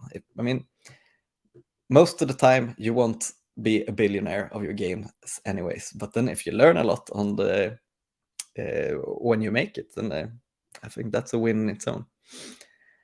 And a lot of people, when they say like, oh, you have to use UDP when it's a game server, but I think if you're building a game in Flutter and Flame, then you probably don't need that kind of high, like super high velocity and like no overhead at all. So I would recommend, yes, use WebSockets, because it removes so much of the struggle that you will have with UDP. Because with WebSockets, you can just listen to your stream and handle things as they come in. And also from the server side, you can easily broadcast out messages to all the clients that are listening. And you have to have some persistence layer, like a database or a key value store, or even if it doesn't matter in between, like in the middle of the rounds, you can just use files, like use whatever works for you. And make sure that you have the game logic running on the server, because the server should always be the one that has it should know the truth of the game. Like if the clients would do that, it would be too easy to cheat. And also you would get weird things when the clients are trying to synchronize if you don't have like a master node like you would have here, which would be the server.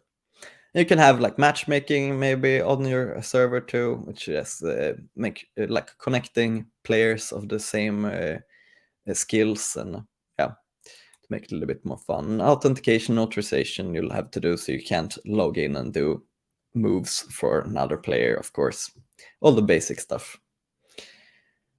And deployment and maintenance. So a lot of these other solutions, they already solve this for you. Like they update your databases, and yeah, you don't have to solve anything of that on your own. But if you roll your own, sometimes you will have to think a little bit about that too. And backup and recovery, of course. Your players will be really sad if they have like, I don't know, a month-long session and all of a sudden it's just gone because your server crashed. And cheating is a big thing in gaming, unfortunately. And so you always have to do server-side validation. You have to make sure that all the moves that are coming from a client is correct and valid and within the rules of the game. And then you can make it a little bit harder for the cheaters, because sometimes they're very lazy. And you can do obfuscation and encryption. But encryption is a little bit hard if you're doing web-based games, because there's nowhere to store the key that the client can't see. And then make sure that you ban people that are cheating, like both on their accounts, and if they start new accounts on the same IP, ban the IP so that they get a little bit discouraged from cheating. And if you're a AAA company, and I don't think any AAA companies are listening to my talk now, then you have these massive anti-cheat softwares that are basically like looking at your screen and looking at how your mouse is moving and how you're clicking the keyboard, if it could be a bot doing it.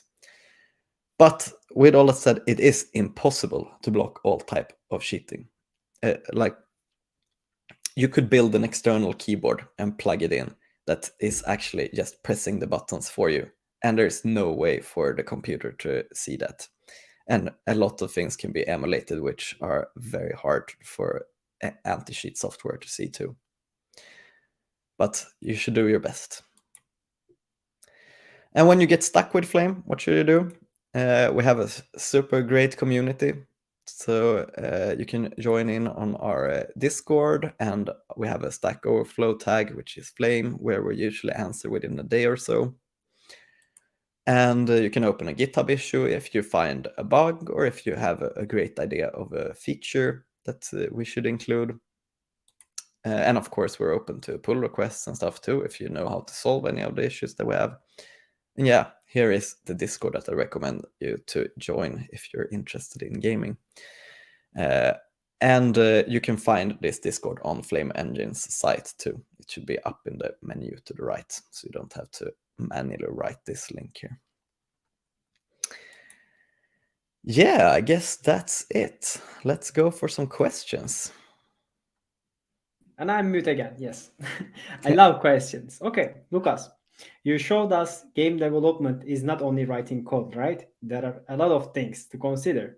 And some tips about how to become a Flutter game developer from scratch, especially for junior developers, because this is a junior track. Can they make money if they start investing in game development? Or can they find job? Or it's just a hobby project? Or what other things they need to master? Yeah, so I would say just come up with an idea first, and then just try yourself to write something. Like listening to, you can listen to like videos and read articles and stuff, but when you really learn is when you code. So you have to like just get in there and try to make your game idea work, and start with something very simple. Like a lot of junior game developers, they think they have this great idea, but they don't really have the skills to solve it yet. So start simple so that you can build that skill set before you start building it.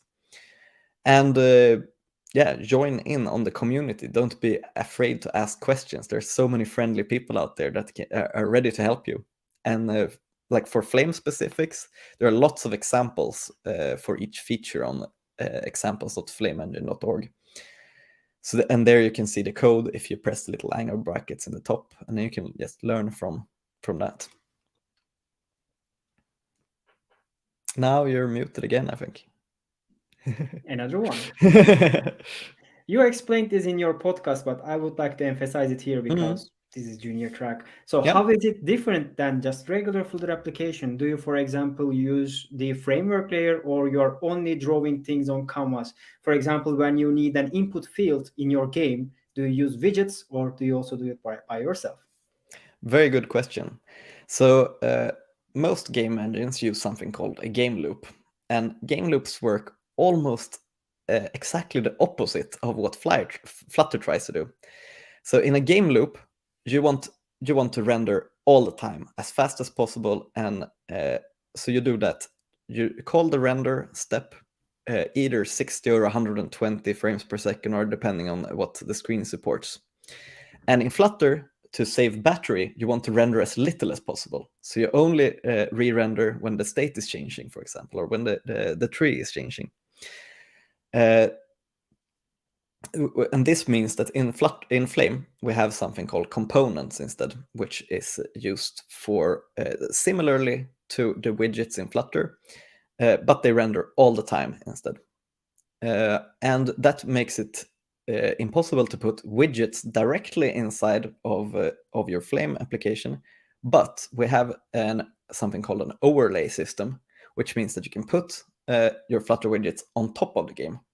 So then you can have your text input and menus, and maybe you would want to have some score counter in Flutter or something, even though those kind of things would be easy to do in Flame too. But so then you can utilize the power of Flutter at the same time, even though they have very different types of systems for rendering. And for text input, I really recommend using Flutter, because they solve a lot of the problems with text input. It's more advanced than it sounds like. I think it's an advantage against Unity, right? I think with Unity, one of the biggest challenges is about this text inputs. But anyway, next question. Any ideas or predictions about the future of Flutter gaming? Will Flutter team invest more on gaming? What is the current status of work done by the Flutter team. Sorry for all the typos. Yeah, no worries. Perfectly understandable, anyways. So we actually have like a contact person in the Flutter team. So we talk every now and then, like what we would need from the Flame team to make gaming easier. And they listen. Like we have talked a lot about shaders, for example, and now there are so many shader features coming out, and this is very exciting times because with shaders you can do so many cool things, like a lot of things related to Simon's talk you can do like very cool with shaders. And just like Simon also said, if you want to see some cool shader talk, look out Henan. It's called Renan on Twitter, or Wolfenrein. They usually post cool things about shaders. And yeah, like they don't invest specifically in gaming, but they invest in giving us the tools that you can build, like that are low enough level for us to be able to build cool things on it. And a lot of things will be solved by Impeller too, or it will give us a little bit more power to do what we want to do. So exciting times. Yeah, the future is bright. Okay, thank you very much. When is the next version about Flame? Do you want to give some tips? The last question. The next version of Flame, so 1.7, it will probably be. I would guess that it comes out before February, so February is over, and we will have. There will be a little bit of changes in the input systems there. So if you have used Flame, you have had to use mixins that are called like has tappables and has draggables or has draggable components on your game. But all that isn't necessary anymore because we have rewritten the event system. So it will be a small breaking change, but the only thing you will have to do on your side is just remove with and the mixin. So it's very, very simple migration instructions. Thank you very much for the spoilers. And yeah. Thank you for your talk, and see you later in another event.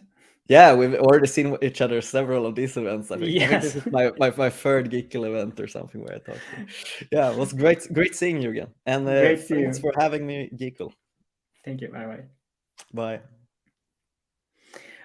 Okay. The next speaker is another active community member and Google developer expert for Flutter and Dart. He's from Melbourne, Australia. He has extensive knowledge about the whole Android stack, also works on embedded system development. He is a consultant, published many apps, and today he will share his experience with continuous integration and will give us some tips about rolling out our Flutter apps. And Max, welcome. Thanks very much. So I'm not going to take your time. Let's start. I have a lot of questions again about CI. Awesome. Thanks very much. Well, welcome everyone to CI to the Danger Zone, shipping updates fast with Flutter and CI. So yeah, my name is Maksim, or Max. I'm a long-time Android developer who's now doing Flutter. These days, I'm a developer relations engineer at CodeMagic, and I'm a Flutter and Dart GDE, as well as a Melbourne GDG co-organizer. So first off, I probably should say that while the examples I'll be giving today in the talk using CodeMagic, because I know CodeMagic the best, they should be applicable to most other CI services. So what I'll be using as an example in my talk is actually a small game that I built as an example for the talk, where you simply pick a little vehicle, a car or a motorbike, that you can race around a little track and crash potentially into an obstacle, or if you are able to avoid the obstacles, you can pilot your little car or motorbike of choice around the track for 3 laps, and then see the best time that you're able to manage. Now, watch that little bit at the end there. I'll explain what happens there in a little while. So yeah, so that's basically the app. And yeah, it's no surprise after Lukas's talk that to build the app in Flutter, I use the Flame game engine. Now, I won't get into too many details about Flame. That's been covered already. So I just would like to say that it's really easy to use. It's just a set of Dart packages, and it integrates really nicely with Flutter. In the end, it's all about the widgets, and you can make use of widgets in your Flame app as well as the Flame components themselves. Now, before I get too much further into the main topic of my talk, I wanted to take a moment to go on a little tangent and mention that kind of fake 3D pixel art retro effect that you can see in the game demo. Now, it's actually using a technique called sprite stacking, which I came across, which allows this style of drawing. And it actually uses 2D painting, which is great because Flame is a 2D game engine, as you know by now. And it actually uses slices of the sprites. So, for instance, the car and motorbike player elements in my game to draw the 3D style effect. Now, I won't go into more details about this, but if you are interested, please do look out for a future upcoming blog post, which I have a bit more details on how to use this technique if you're interested in it for your own Flame games. So onto the crux of the talk, which is game logic. Now, what's game logic? Well, it's kind of like the business rules of your game. Essentially, it encompasses things such as behaviors like the speed, acceleration of elements, player elements in the game, obstacles, how big they are, how often they are, where they appear. And while it's not in my simple game, other games would have things like potentially pathfinding, enemy AI, that sort of thing. There's lots of different elements to game logic. Now, the obvious way to implement game logic in our Flame game would be just to do it in Dart, the way the rest of the game is written. So in this example code, I've just got the racetrack component, which all components have an onload, potentially have an onload callback. And here you can see that I'm just loading the sprite from a racetrack.png image. And I'm also calling a method called spawn obstacles. And spawn obstacles, all it does is it goes through and creates a bunch of witches' hats obstacles that you saw in the game playback demo. And they're just placed at particular positions, X, Y coordinates on the racetrack. Fairly straightforward. Now, you can, of course, implement your Flame app like this, but then we come to shipping updates.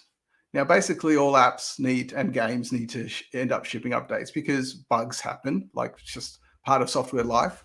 But also, we can have things like, for instance, the need to improve gameplay and balance, like and not necessarily a bug, but there might be some sort of loophole or flaw in your game design or level design. For instance, if you remember back to that game demo I showed at the start, you saw that like last little lap was done just as a tiny little loop around the start and end because we didn't place any obstacles to prevent players from using that loophole to essentially circumvent going around the whole racetrack and like basically cheat by doing a little loop around to finish the lap. And that kind of thing is another reason why you might want to ship an update after the game shipped. Also, there's the possibility of adding new game levels, like games often want to add new levels. And of course, there's seasonal variations that you might want to have in the game. Angry Birds is a great example for those who remember that very popular game where they had seasonal variations for particular times of year, themes, that sort of thing for their characters and levels. So all these kinds of reasons could be why you might need to ship an update to your game. However, shipping app updates for your game when your game logic is coded in Dart means building new app distribution artifacts, which means you need to notify users of the new version. Users need to download and install the new version, except, of course, on the web where they just get that straight away. Now, even if you use like a distribution channel like the App Store or Google Play, for instance, or something else like Steam, it's still are a lot of work. But the question is, can we do it a different way? Can we perhaps avoid this? And we can if we look at the possibility of using scripting for our gaming logic. Now, lots of games, many games, use scripting languages to provide parts of their game logic to a different, varying extent. Now, scripts can be used only internally, so for things like level design, so the scripts are bundled in the app, or they can be for end user customization. So they can the games can allow for end users to create their own script or customize their scripts to do whatever changes or customizations they want in the app. Now, this little list of games is just a small subset of the full list that I found on Wikipedia listed as games that used Lua for some sort of scripting within the game. Now, of course, scripting can be used outside of shipping code updates. And this is not like a theoretical thing. Like the producer of Angry Birds actually talked about that they did a lot of Lua scripting, whereas the scripts were basically bundled in the app. But it meant that this use meant that it allowed the designer to experiment a lot without bothering the programmers all the time. So it's somewhat decoupled, like the game design from the app development. And if you want to learn more about this, like there's a great talk that you can find on YouTube from the producer of Angry Birds talking about this and other aspects of making the game. So I've mentioned Lua, but what is Lua? Well, it's a scripting language that's based on a VM. And as I've said, it's very popular for embedding in games. It's fairly easy to embed because it comes with a stack-based embedding API for C and C++ applications, which means for a lot of games that are built like with C or C++, this makes it very straightforward for them to make use of it. From my point of view, I found it great because there's actually a package called Lua, I hope I pronounced that right, that's actually a pure Dart package which implements Lua version 5.3. Now, the pure Dart bit is important because it means that rather than having to use the original C-based Lua implementation and worry about compiling it for every platform I want to support, and then figuring out using FFI to call into it, I don't have to worry about any of those things. All I have to do is just depend on the Dart package as I would for any other Dart package, and I've got that support on all the platforms I want to run on. Caveat being, there are a few bugs I ran into with their web support, but I've sent in some PR, so hopefully that will be addressed in the future. So now that we've decided to use Lua for scripting in our game, how do we do it in Flutter? Because our Flame games are in Flutter. Well, the nice thing is in Flutter, it's fairly straightforward. Here we have the create obstacles method where I'm loading the script as a string. I'm registering a top level function within Lua for it to be able to use called mkObstacle, and I'm matching that up with an _makeObstacle method in Dart. I'll get to that method in a little bit. Finally, I'm looking up a specific name for a function inside the Lua script that I expect to be there called doObstacles. And then I can use the state.p call towards the end of this function to call that Lua function from this Dart code. So now that we know that's roughly what we're doing with the Lua, let's have a look at the Lua itself. So here is that doObstacles function that I just mentioned. It actually pretty much all it does is calls the mkObstacle function from Dart that we exposed to Lua. So it's calling from Lua back into Dart, into that Dart method that we've exposed for Lua's use. And it's passing in 3 parameters to that mkObstacle function call. And in this case, they are the X and Y coordinates. And as we saw previously, but now I'm also adding a third parameter, which is a Boolean, and I'm getting that Boolean from this little visible function in Lua, which essentially just uses a random number generator to get a true or false, depending on a certain threshold. Here it's 0.6. So let's jump back now from Lua back into Dart and look at that underscore make obstacle method that we exposed from Dart for Lua to be able to call. Now this, as you can see, is just a regular Dart method. The one key thing here, though, is that it needs to conform to the required type signature, which is returning an int and taking a single Lua state object parameter. Now, this Lua state object is what gives us access to that stack-based API that Lua exposes for whatever embeds it to be able to communicate with Lua. And here you can see there's some functions that we can call on the state to get the elements at particular items in the stack. So for instance, we're expecting the first two elements in that stack to be numbers, and then the third one to be a Boolean. And so we check that that's the case and get those values. If it is, we then pop those three values off to clear off the Lua stack for future use. And then finally, we make use of those three variables, the X, Y, and Boolean visible flag, to call the add obstacle method on the track component in our Dart code. And we finally, of course, return 1 to, in this case, to indicate success.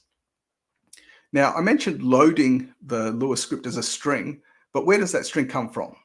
As I mentioned, it can be in an asset, like we could just load the string as the contents from a text file that we've put in as an asset in our app. But in this case, it doesn't do what we want. We want to be able to do this at runtime. So we're actually going to fetch that Lua script from a URL, from a network address.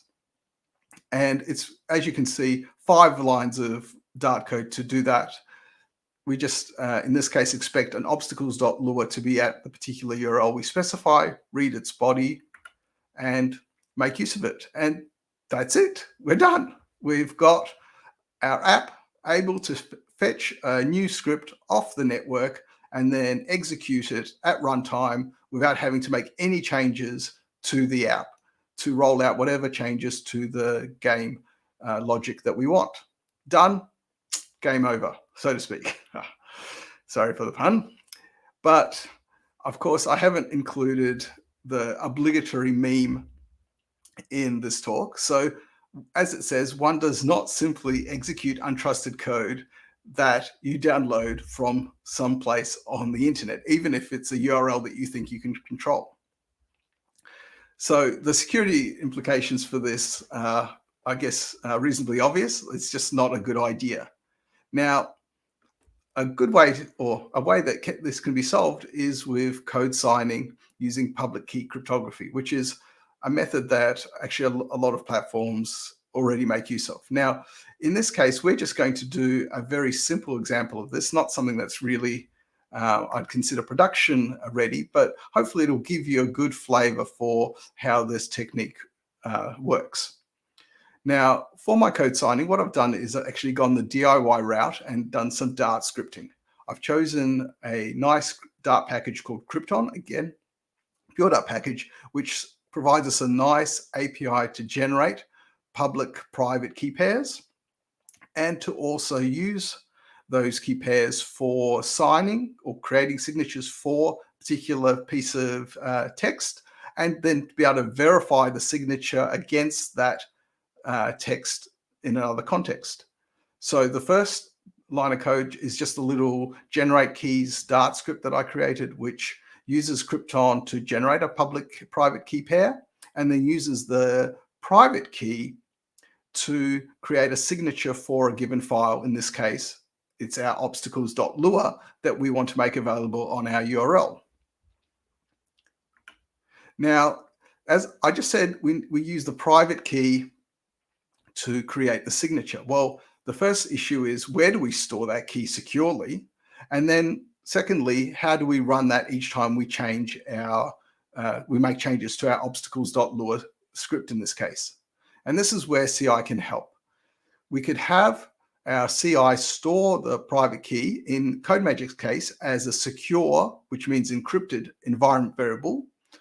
Then we can use that environment variable from our Dart script. So it's just basically an environment variable, a Unix style environment variable that our script can read out of its environment that it's executing in. So in our CI environment. And then we have CodeMagic sign the Lua script, ship that signed, ship the script along with its signature. We do that by just uploading the signature file and the script file to a static hosting site. And finally, the public key can just be embedded in as an asset in our app, because unlike the private key, it's not a secret. The public key is, as the name suggests, public. So it's fine to embed that as an asset in our app. The specifics of how to use that application, that secure application environment variable in CodeMagic, is in this screenshot. As you can see, it's pretty straightforward. We have a name for the environment variable, in this case, private _ sign _ key, all in caps, the value. And because we've ticked that little secure box, the value is hidden and encrypted for us. And the third little drop down just is the group for the environment variable, because CodeMagic allows you to group your environment variables for easier management. And with that done, we've essentially got our setup on CI where we're able to create a signature for our script every time we run that workflow and upload it somewhere. In this case, I've chosen to upload it to Firebase hosting because CodeMagic bundles the Firebase CLI tool, which makes hosting on using Firebase hosting quite straightforward in our CodeMagic workflows. And so the workflow itself in YAML form is just a few lines of script code. Here you can see where in the little blue box, we are first doing the signature for the obstacles.lua file. And then the other two lines are just copy commands that put the script and its matching signature in the build.web directory, because we can then upload that along with the web build of the Flutter app with just a simple command, which you can see on the last line, just Firebase deploy, and again, pass in the Firebase token that it needs. Now, that's only, I guess, the first half of the equation. The other half is verifying the content, the reason we're doing this in the first place. And so if we move on to the client, i.e. our Flame game app, we can again make use of the Dart Krypton package to verify the downloaded script content with the signature. So what we do is now, alongside downloading the script, we also download the signature from our URL.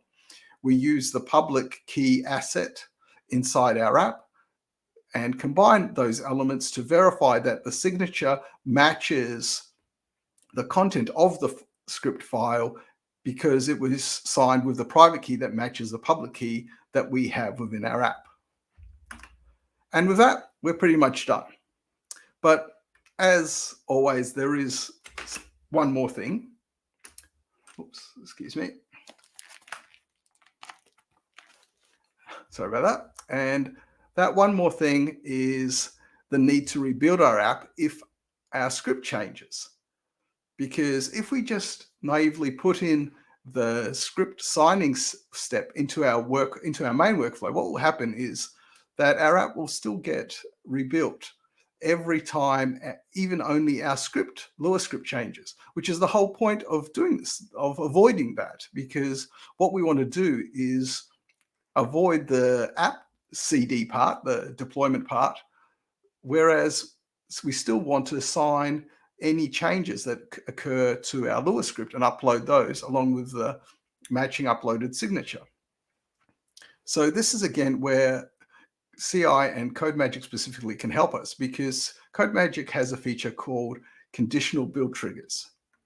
Now, what conditional build triggers let us do is specify for a particular workflow if we do or do not want that workflow to run based on what parts of our Git repository changed in the commit that's triggering the build. So in this particular case, what we want to do is, say if we expect our Lua script to be in the game scripts top level folder, we can, in our main workflow, set that as the excluded pattern.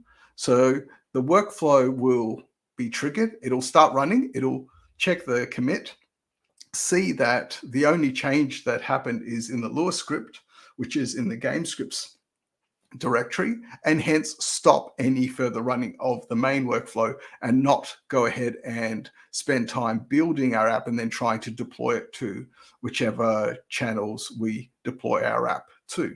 Instead, we then have a separate workflow which only runs the signing and upload of the signature and Lua files, and it runs and does the work for us while the main app is untouched.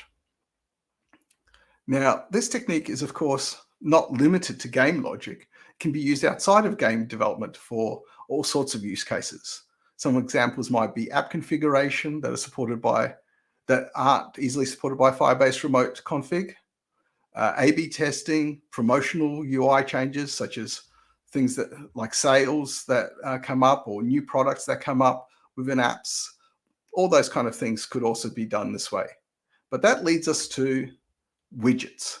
So remember, we're still talking about Flutter. So what about widgets? We've talked about the game logic, the essential business logic of the game. What about the UI layer? Now here we can get the help of RFW, Remote Flutter Widgets. It's a package from Ian Hickson, the Google Flutter tech lead. And what RFW allows is for us to specify the UI, not as we usually would with Dart code, but with descriptions that we can obtain at runtime, which means we can download them at runtime. Now, I don't have time in this talk to go into more detail about using RFW, but the documentation on the packages pub page is a great place to start to learn more. Also, I have to provide this big red warning that Apple App Store and Google Play Store policies may actually not allow code push to apps.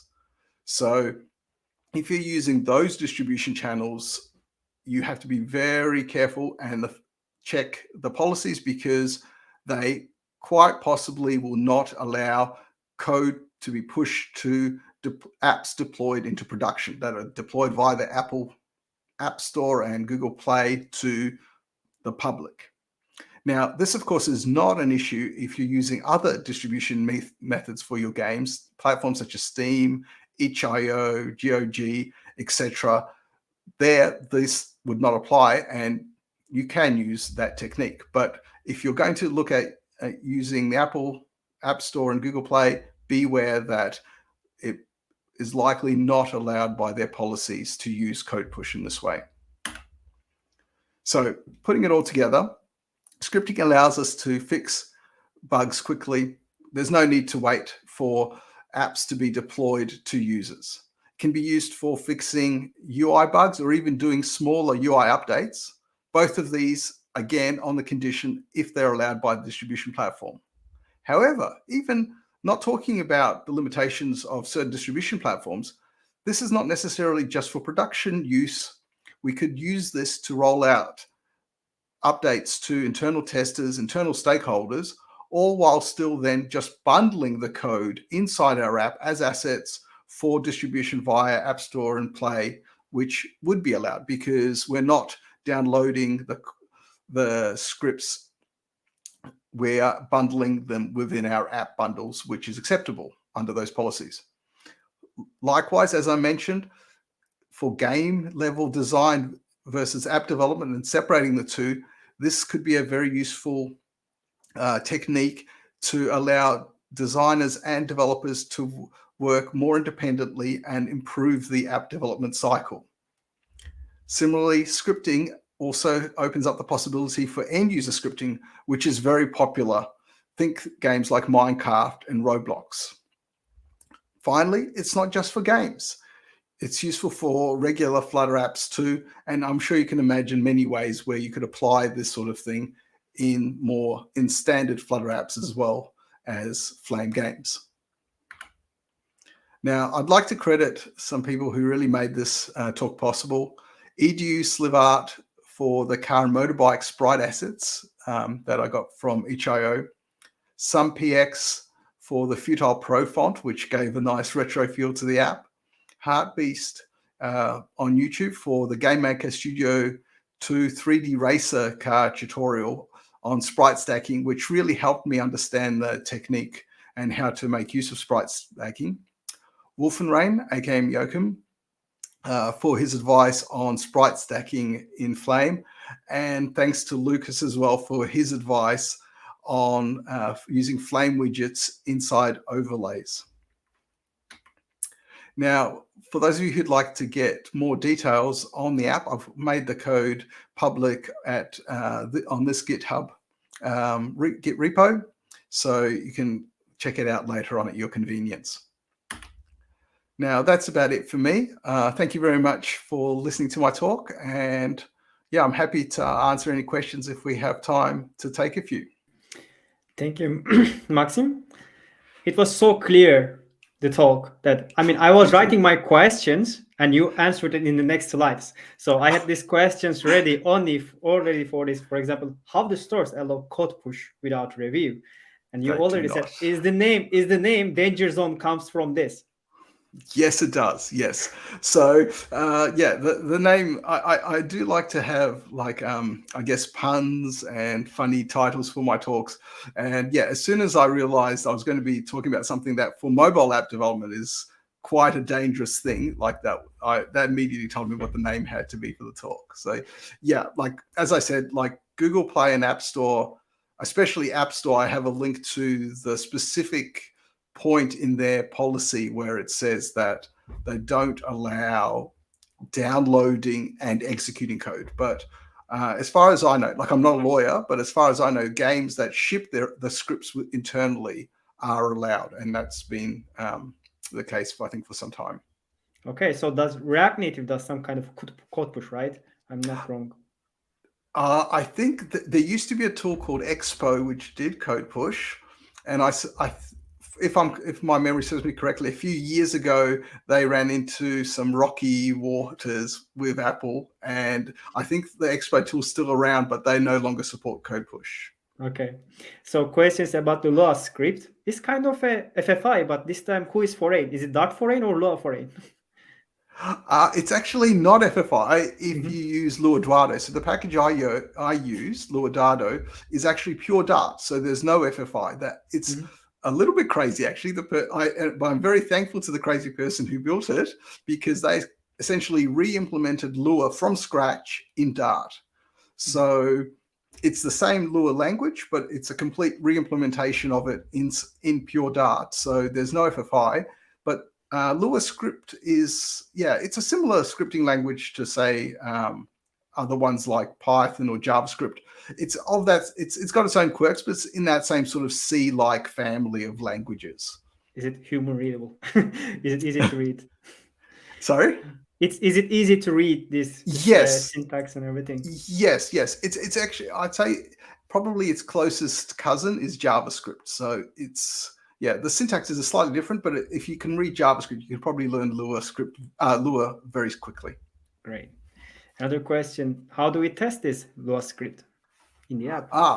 That's an excellent point that I didn't cover, but Lua actually does have a debugging API. So if you wanted to be able to debug your script, there is actually a debug API. I haven't got into it with the Dart implementation, but there are some, I know from experience with the C implementation, I guess the classical version of Lua, that it has its own debug API. So you can actually almost write your own debugger, if you like, to be able to debug scripts.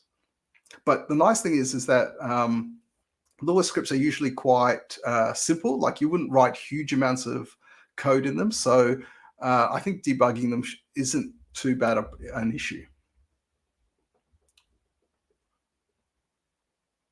Oh, are you on mute again? We have been having very special people here, like Simon, you, Lukas. We will have more special people. So how did you start working on this? What was the motivation? It's a very Okay. niche topic. Yes. So, like I said in my talk, like the example game, the game that I wrote, I literally wrote it as an example for this talk.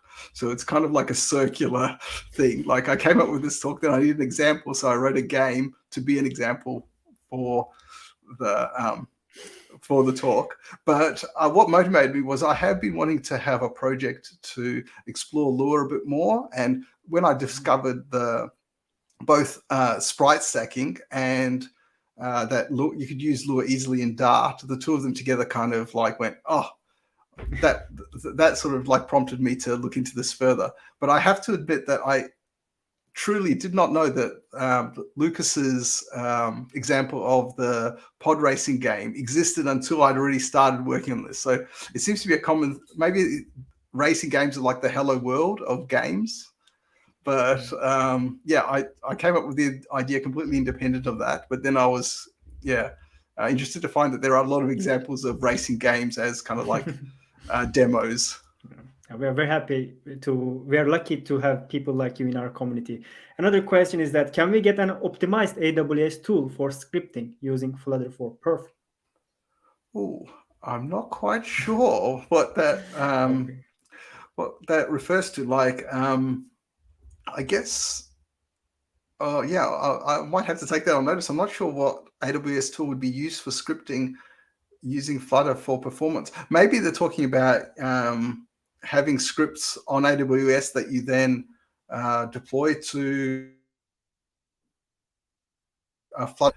One thing I should note is that you'd actually want any high performance code written in Dart and then have your Lua code, or actually, let's be honest, if there are actually other scripting languages written in Dart, I know of at least two other custom languages that were written with Dart interpreters for this similar kind of use case. So, but in all those cases, the script's going to run much slower than your Dart code that gets compiled ahead of time to machine code. So really any kind of hot spots of your code should be in Dart, not in the scripting language. Okay, we will have Salih tomorrow talking about AWS. This question can be asked. Another one, the last one. Collision detection is essential to build a game. So how successful is Flame package to create collider of 2D meshes?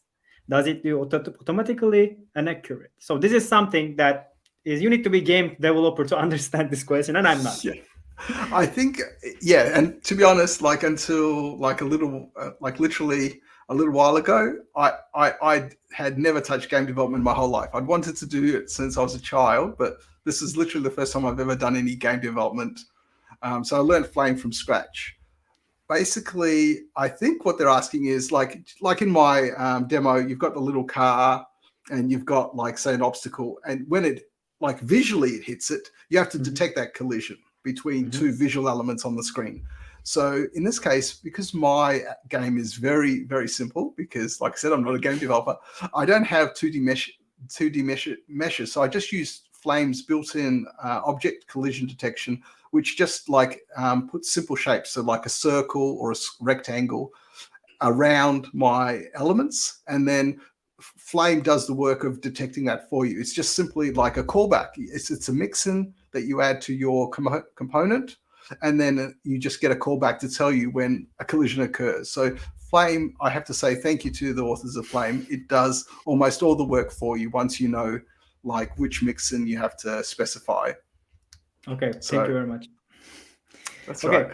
These 3 sessions have been very useful for me because, as I said, I'm not a game developer. There were so many interesting topics. I hope, well, this is a junior session again. I hope it was useful for junior people too, and also senior people. So thank you very much. It was a pleasure to have you here. No worries. Thank you very much for having me. I really appreciate it. It's been great. Thank you. Bye-bye. Thanks. Bye. So, Anna, can I have you to stage?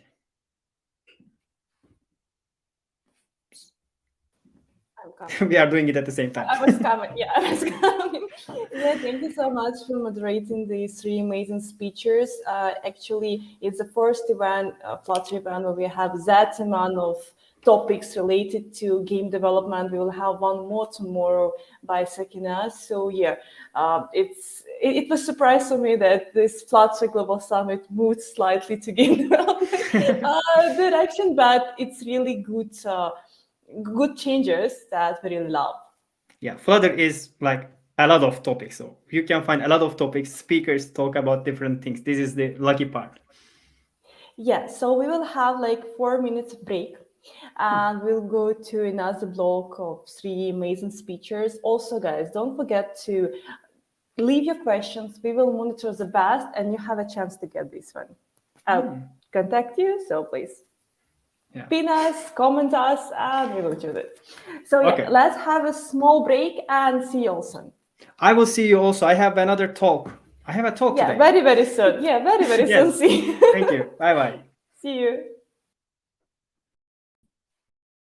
All right, what an awesome day. I hope everyone is enjoying this summit so far. And thank you, Max, for the presentation. And thank you, CodeMagic, for supporting us this year. Just a couple of words about their product. So what they do, the CodeMagic is a cloud-based continuous integration, continuous delivery platform for mobile apps. You can use CodeMagic to automate your building, testing, and publishing of your apps to the stores. They kindly provided us with a free trial. So we'll post link in the chat. Definitely check it out. And what's really cool about them is that it's specifically tailored for Flutter. So definitely worth checking out. Thank you, CodeMagic, for supporting us.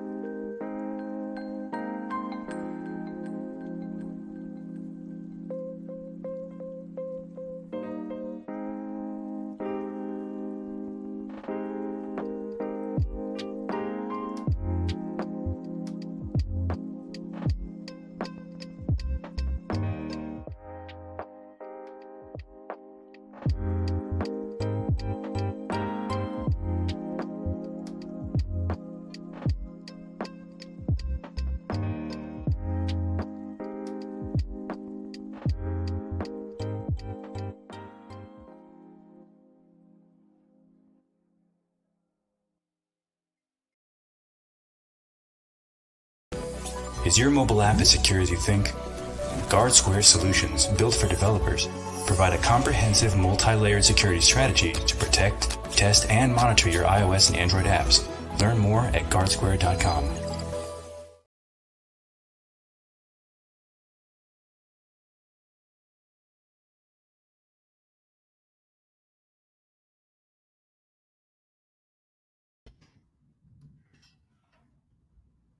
Hey everyone.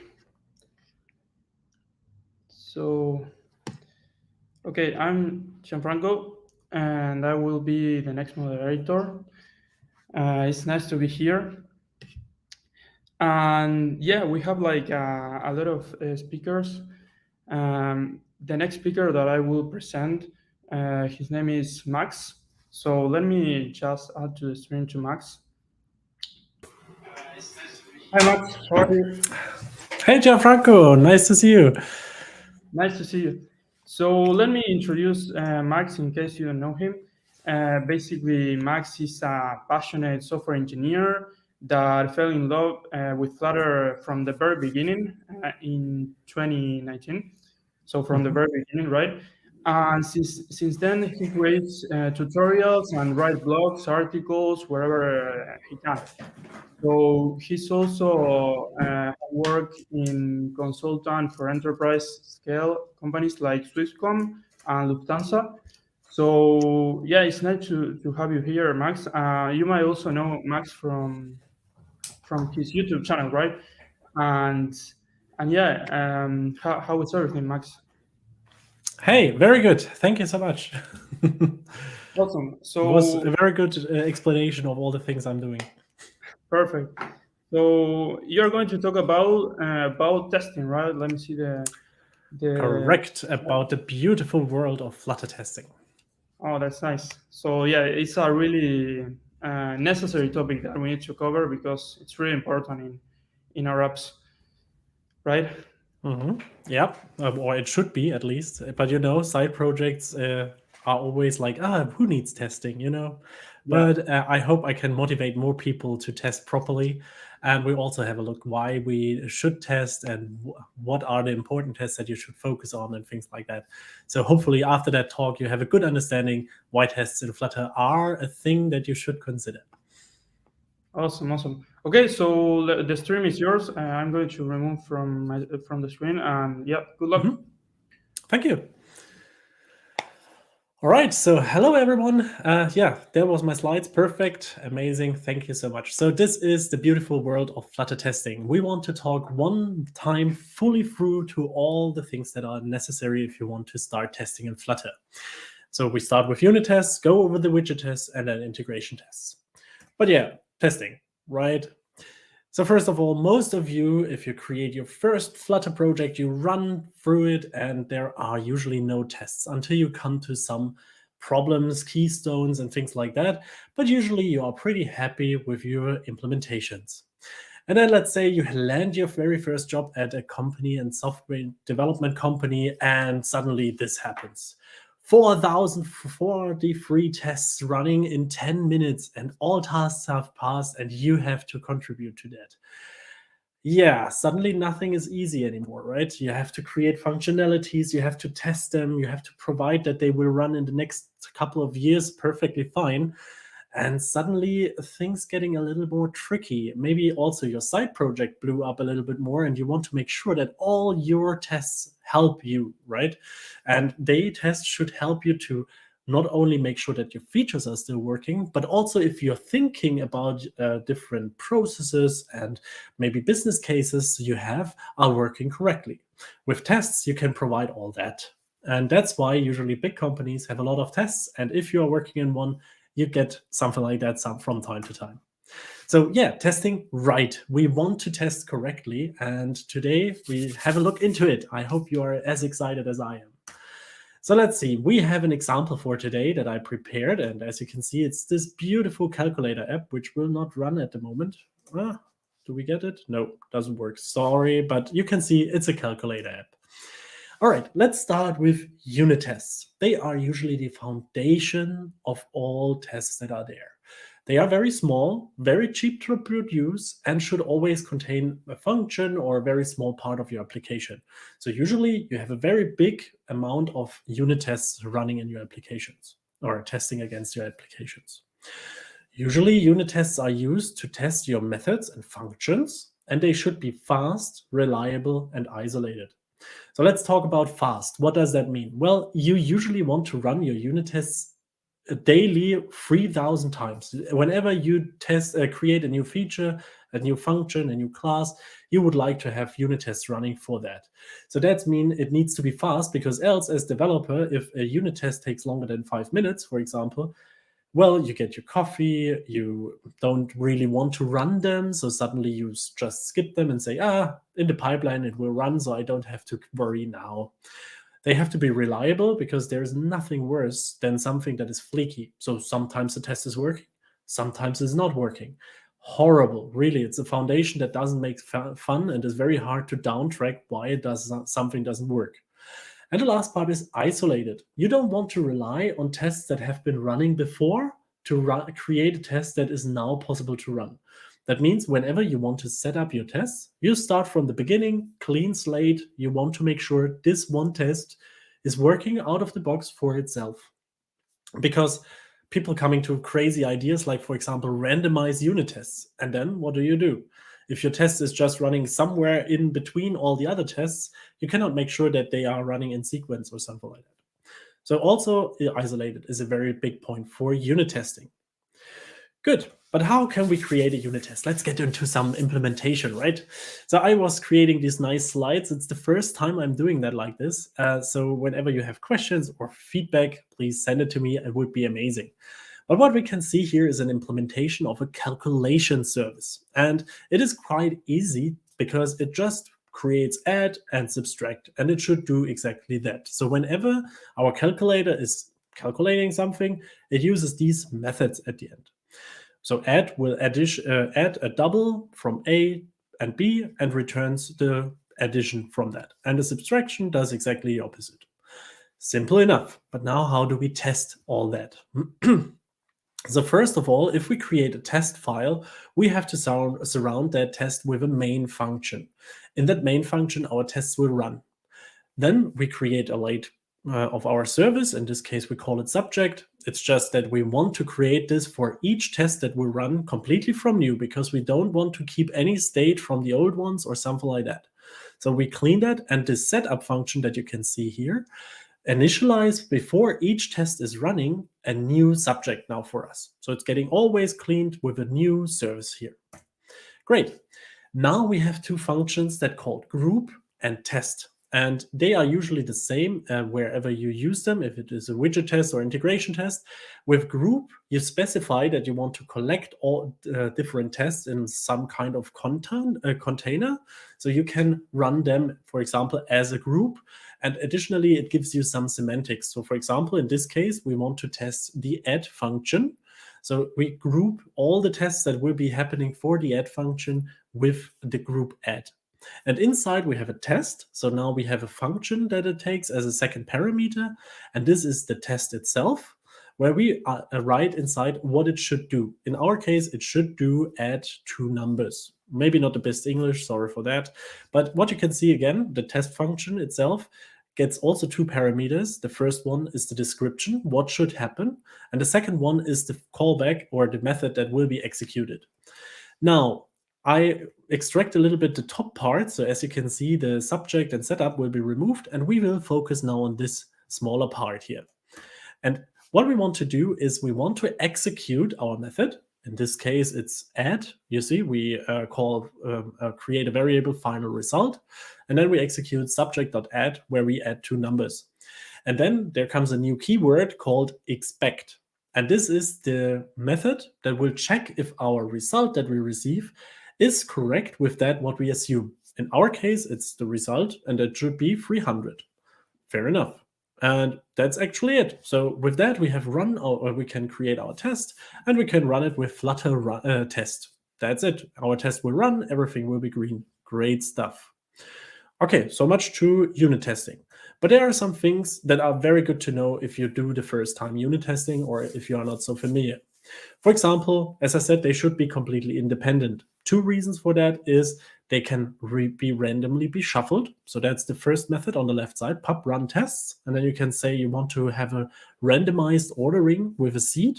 Pretty cool if you have, for example, a failing test in the randomizing option. You can enter a seed to see if that works now better, or if you want to fix it, or things like that. So you can reproduce this randomization, which I pretty much liked, because it helps you to sometimes downtrack not independent tests. The second thing that you can do is sharding your tests. And that sounds very fancy, but actually what it does, it creates different instances of bar tests that run simultaneously. For example, in our example that you can see down there, we create 3 shards and have their different test files inside. And the idea is that they run on parallel. So for example, you have, usually if you run them in sequence, it takes 10 minutes. With that, you can reduce that time, for example, divided by 3, or depending on how much power your computer has, of course. but that allows you to run your tests faster and make sure that you are quite quick with your unit tests. Cool. So, key takeaways from unit test: fast, reliable, isolated. And what you can also do is there is a new function that is the testing gridder. So if you run them with coverage inside of IntelliJ or with VS Code, you can see also which functions are green or not. I have not prepared that all now, but what we want to do, if there is some time left at the end, I can create a short demo. Or what we also could do, I created some videos that tackles exactly these things, and you can just watch them on the channel, and I post them somewhere. They are quite short, but just give you an impression what you can do. Okay, but let's jump into widget testing. That's the second part of our whole talk. And yeah, I called it Pump Widgets and let's go. Pumping is a very interesting feature that we will talk slowly about, but this is now the second layer of tests that you usually create. So you can imagine you have the unit tests as a foundation on the bottom. Now on the second layer comes the widget testing. They are usually a little bit more heavy lifted because now you want to test if a widget behaves exactly as you want. Let's assume you have a list with a lot of items inside, and if you scroll that list, you want to see a specific item in it. You can do that with a widget testing. You don't get a whole Flutter application, it will not load everything, but the widget will be loaded. You can say you want to swipe on that widget virtually, so you don't see that, and you can say which item should be visible. All that allows you widget testing, and that gives you a lot of powerful tools. But on the other side, you hear maybe already, they are a bit slower because they have to create context. They have to create the whole widget. They have to build the Flutter wrapper around it and things like that to give you more functionalities. And that being said is you are maybe not willing to pay the price to create so many widget tests as you do for unit tests, because unit tests are so much faster and cheaper. All right, so yeah, they test widgets in your application, easy enough. That could include multiple methods and functions. So for example, if you want to have that list, for example, you have maybe a load function that gets the list initially. You have maybe a selection. The scroll function is lazy loading your items and things like that. All of that is like a bigger integration, right? It's multiple functions. It's not just one function or method that you want to test. And you can test the behavior of the widget. So in our calculator app, it could be that you say 5 + 8 exact, and the result is 13. All right. So what are the concepts that you have with the widget tests? You have the widget tester, which allows you to give all the fancy stuff around how you can test your widgets. It gives you a clean context of widgets and allows you to pump widgets into that tester to make sure that you want to test a specific widget. Then you have Finder. The Finder is an option that you find a specific widget by all kinds of different attributes that you have there. And with that, you can find a widget by ID, for example, or by keys that you provide, or by text, or something like that. And on the other side, because if you find such a widget, you want to test that against something. So you have a matcher. And the matcher allows you to check if there is one widget of it, if there is no widget of it, and if there are multiple widgets of it. And last but not least, I added also the golden files here. Golden files, if you are coming from a web background, you know them maybe as snapshot tests. And the golden file tests allow you now to run your test, and it will store a JPEG file in your system. And this JPEG file contains how the widget getting rendered in the test. That sounds now very funny, but we come to that in a later part when we have created these tests. All right, let's start with our first test. So you remember the main Dart function. We still test the calculator screen, and now we have a test widgets method instead of a test method. The test widgets method gives us again two parameter options. The first one is again the description, and the second one is more interesting. It contains now an own parameter, or for us, the widget tester. All right. Now, as I said, this is one of the foundations of the widget testings. And now what we can do is taking this tester and we pump a widget inside of it. And that's what I wanted to say with pump widgets and let's go. So we always pump something inside. And now we have a short time, because until this widget is really in our context, it takes some time. That's why it is asynchronous, as you can see. And we wait for this pump widget to happen. All right, inside we create now a material app with our calculator screen, and we pass in a calculation service. So fair enough, we can do that. So this service could be also mocked, it could be anything else. But what we see is we have this widget now with a material context that we can test. To make it easier for us, in the next step, I just make that smaller and create a function that will provide us the material app with the home and calculation, and looks like that. So we just make a one-liner out of it.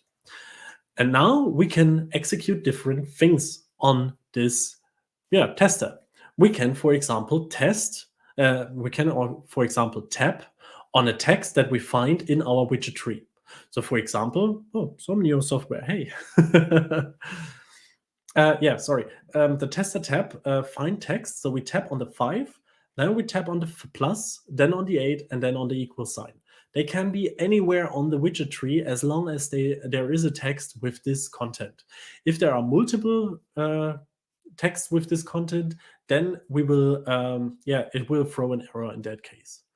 Then we say tester.pump. And why do we do that? Because we want to wait till all the animations and things that are in the background are finished.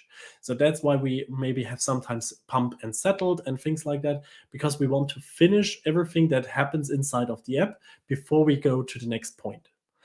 And at the next point, we expect to find a text called 13. Why? Because 5 plus 8 is 13. And we want to find exactly one widget. Perfect. This widget test is running smoothly inside of your console. You don't see anything popping up or anything, and it will give you the result with a green tick.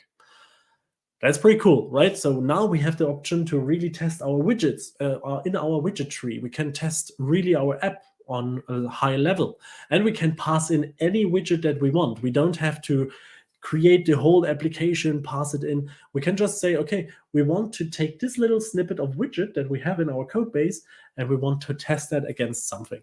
I really enjoy that. I'm really happy with that. And that's one part. But now let's talk very shortly about golden file tests, also known as snapshot tests, as I said.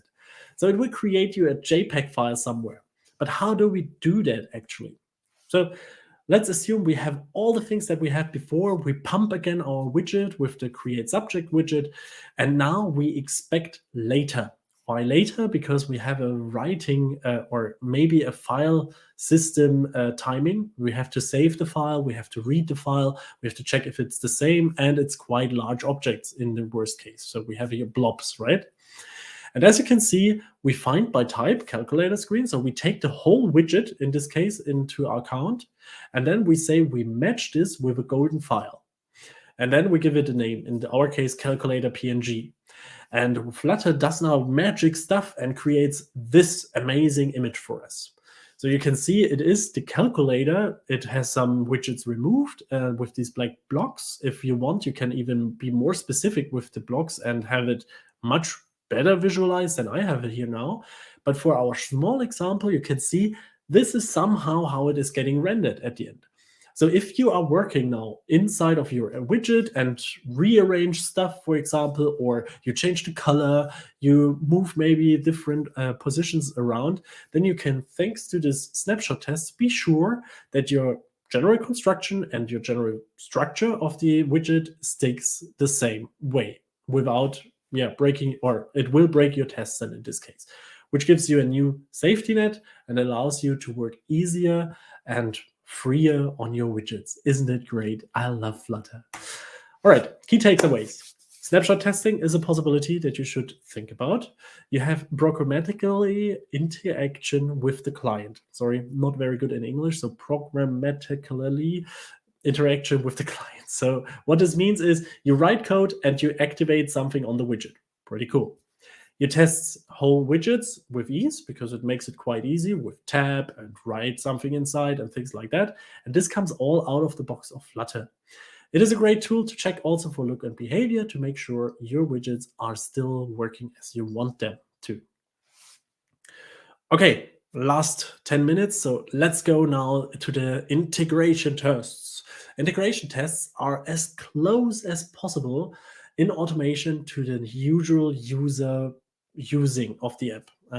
Sounds not very complicated, but what it means is it starts up your application, it runs Flutter inside, it runs your app inside of a real device or a simulated device, and it will actually use your your app as a real user. So it will really tap on things, and it creates all these different feedbacks and make sure that you, for example, have full callbacks to the backend. You check if everything works correctly. That is the idea behind integration tests. Another really big benefit is, for example, you can take these integration tests once you have written them, send them to something like a device farm from AWS or Firebase or whatever. They provide you with thousands of devices to test your applications on. That way you can make sure that everything renders well. You know that, for example, some users can't see some buttons in any case, but they have the problem. They get now inside of our pyramid, we have unit tests on the bottom, widget tests above, and now comes the integration test. It's just that small part. Why is it so small? It's super expensive to build them because it takes time to understand exactly what is your use case that you want to create. In the worst case, you have to log in, for example, so you always have to somehow find a way that the integration tests can log in.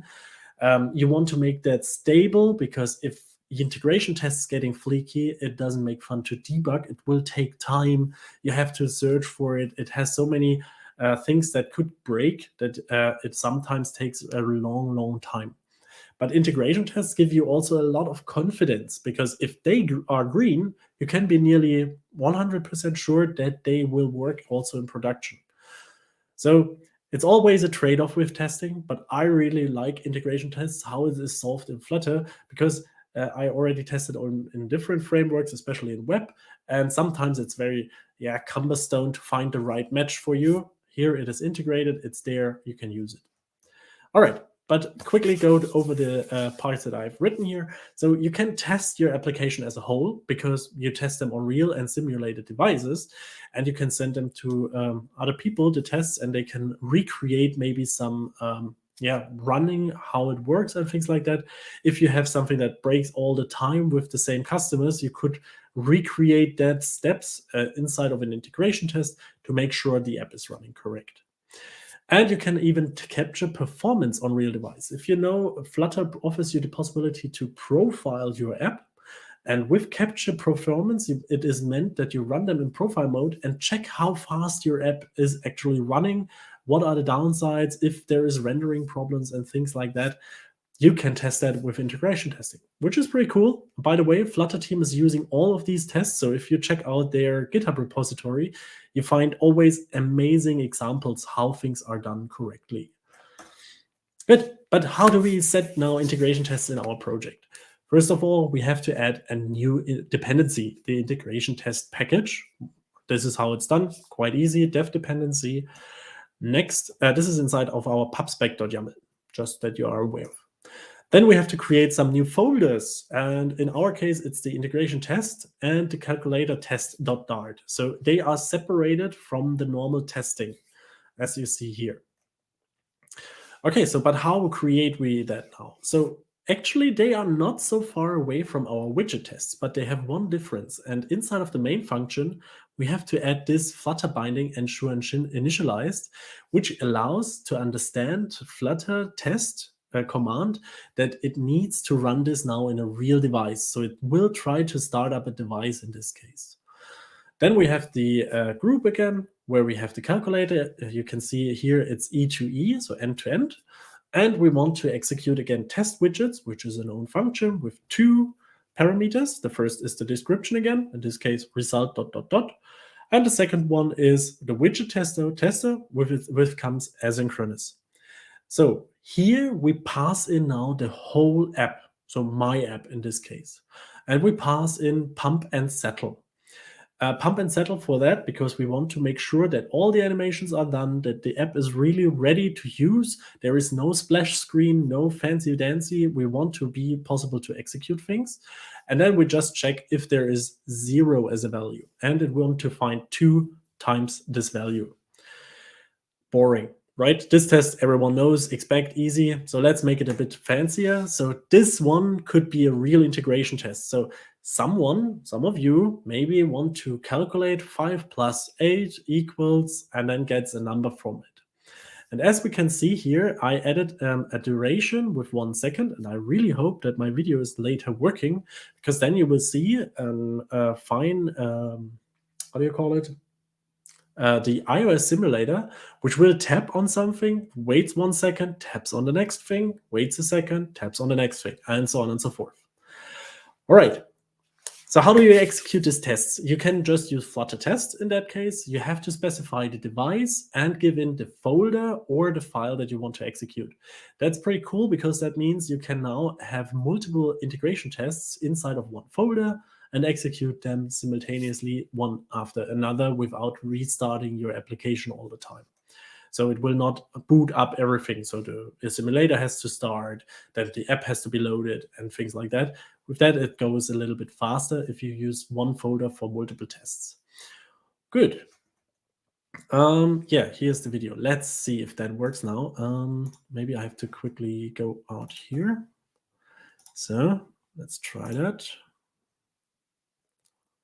Click. Oh, look at that, a video. So here we can see we run this command that I said. And what you can see is now, hopefully in 17 seconds, it will open up our wonderful simulator. Look at that. It's now the macOS simulator. It taps on the different things, and all tests have been passed. Isn't it great? Beautiful. So let's see if I can come back to the way I had this whole thing. So present a view, sharing that. Good. And coming back here. Perfect. Great. So that's the video. And here we go. Key takeaways. Integration tests are heavy, expensive, and runs the whole app. It is relatively slow compared to widget and unit tests, as I said. Testing parameter, so the bottom, then we have widget, then we have integration, and then we have manual tests maybe. You can use it for performance testing. It works on mobile, web, and desktop. Desktop we saw right now, but it works also on the other things. For web, you need a driver extensions. Thanks to Flutter Dev, if you check the cookbook for integration tests, there it is very good explained how you can run them. Good. Quick note for the testing pyramid, because I always draw that now here in my fancy little window, but here you can see once more what I mean. You have on the bottom the unit tests, widget tests above them, integration tests, and manual tests on top of the pyramid. So whenever you need a reference for good testing behavior, this is something you could try. Some things to keep in mind. I hope I have still some time. Yep, looks good. So code quality. The testing pyramid is a cool function. Testing writing is a cool thing. So if you go ever production ready, you have to sell quality all the time in any project, right? So some things that you can have is SonarQube, for example, with test coverage and quality gates, which allows you to go to your customers, to your PO and say, hey, we don't have enough tests. We have to test our application from time to time. The quality needs to get higher because maybe something breaks all the time. Testing is always important, but people like to underestimate it and then they push it away and ignore it, but still try to sell it in your companies because it is always a very important thing. And yeah, I can't stress that enough. And a company with a lot of tests usually have better performance in the long run than yeah, companies without them. Cool. So much so to say, thank you very much. That was my presentation about the beautiful world of Flutter testing. I really hope you took something from it. If you want to get the slides, I don't know how that works, but I guess Anna will figure that out and will let me know. Yeah, I think that's it. I hope I was perfect in time. You were. That was a great presentation, Max. And I really love how you display the code because it lets you focus on the actual thing you are talking about. So that's great. Great. I was hoping to hear that because it was a lot of work. Yeah, it was the first time you show it like that. But yes. Yeah, it's really great. So yeah, we have a couple of questions. Maybe I can start like selecting one. Let me see. Sure, with pleasure. Okay, so this one says, okay, it's like first of two questions. as a domain-driven design architecture man, I'm wondering about test-driven development. But as you know, there are not a lot of information about it. So let me put the second one. So what do you suggest? Test the related widgets, functions, and overall project via integration test, or directly dive into TDD? A very good question. So if you are a beginner, TDD makes sense to at least have a look at, to try it out a little bit, because this cycle from refactoring, testing, implementing, and back and forth, it's great to start with that, because it gives you like a foundation that it's like a dogma. You do it and you do it and you do it, and you learn slowly how you get better with it. Also, it allows you to see why testing is so important. It helps you in the long run. And then you can, of course, switch to a little bit more lean coding, testing. Besides of that, this testing pyramid that I showed is one example. I know from bigger companies, like I think Netflix is one of them, they also changed that a little bit like a bulb. They want to have more integration tests. So it could be that this is also better for your project. In general, I would recommend to discuss that with your team, to get information from them. Usually that helps a lot, because you discuss usually which kind of tests you want to have. And if you are a solo dev, like that sounds a little bit here, I would recommend to have the integration tests. And if you come to some problems, put them a little bit down. In general, I would recommend having unit tests for the functions, widget tests where it makes sense. So especially if you have things that break easily, or where you are not completely sure if the implementation is perfect, testing makes there a lot of sense. If you want to have TDD, as I said, it's a philosophical part. I know some people who love it a lot, and they will push always for TDD in any case. And in my opinion, especially for juniors, it's really helpful to learn how code is working. And so that's why I would go with that. I hope that makes sense. It doesn't matter even if you are domain-driven or something. Testing has not necessarily something to do with your architecture that you create. Awesome. It's a really debatable topic, right? Like doing TDD versus like writing your tests after development. But I think like you had to find a strategy that best works for you at the end of the day, right? Yes and no. I would even say it depends heavily on the team that you are. If you have people who really loves testing and they say TDD is a must, you can adapt usually, because it is easier to write tests than to just drop them. You know, if everyone is aware that tests getting written and this, let's say, overhead, because it takes time, costs money, the overhead is easier shared. Everyone in the company knows about it. Everyone is testing. So that is not a problem. If you are a solo startup with 3 members and you have to push features every second, you have to sell testing always a lot. And then TDD makes maybe sense, because if you always do it anyway, your tests, your code is way cleaner at the end. Of course. Awesome. We have other questions. Let me see. So we have, how about using packages like Mockito in unit test? Mockito makes a lot of sense, especially in unit tests and widget tests, because you don't want to have always all the bloat services that exists around it. So if you have, for example, a service like my calculator app, and it would depend from date time, for example, then you don't want to always create a whole new date time or something like that. So you can mock that, and you say if there is a function executed on that. But also there, you have to be careful. Sometimes it makes sense to also add this into your unit test. But always think of the unit test that you want to have it as small as possible. And Mockito gives you always a little bit of bloat at the end. If you need Mockito, usually it's also a sign that you could change your function a little bit, but not necessarily. So that's just one idea. So for example, if you have a unit test for a class where there gets a lot of services injected, of course, Mockito makes a lot of sense. Great.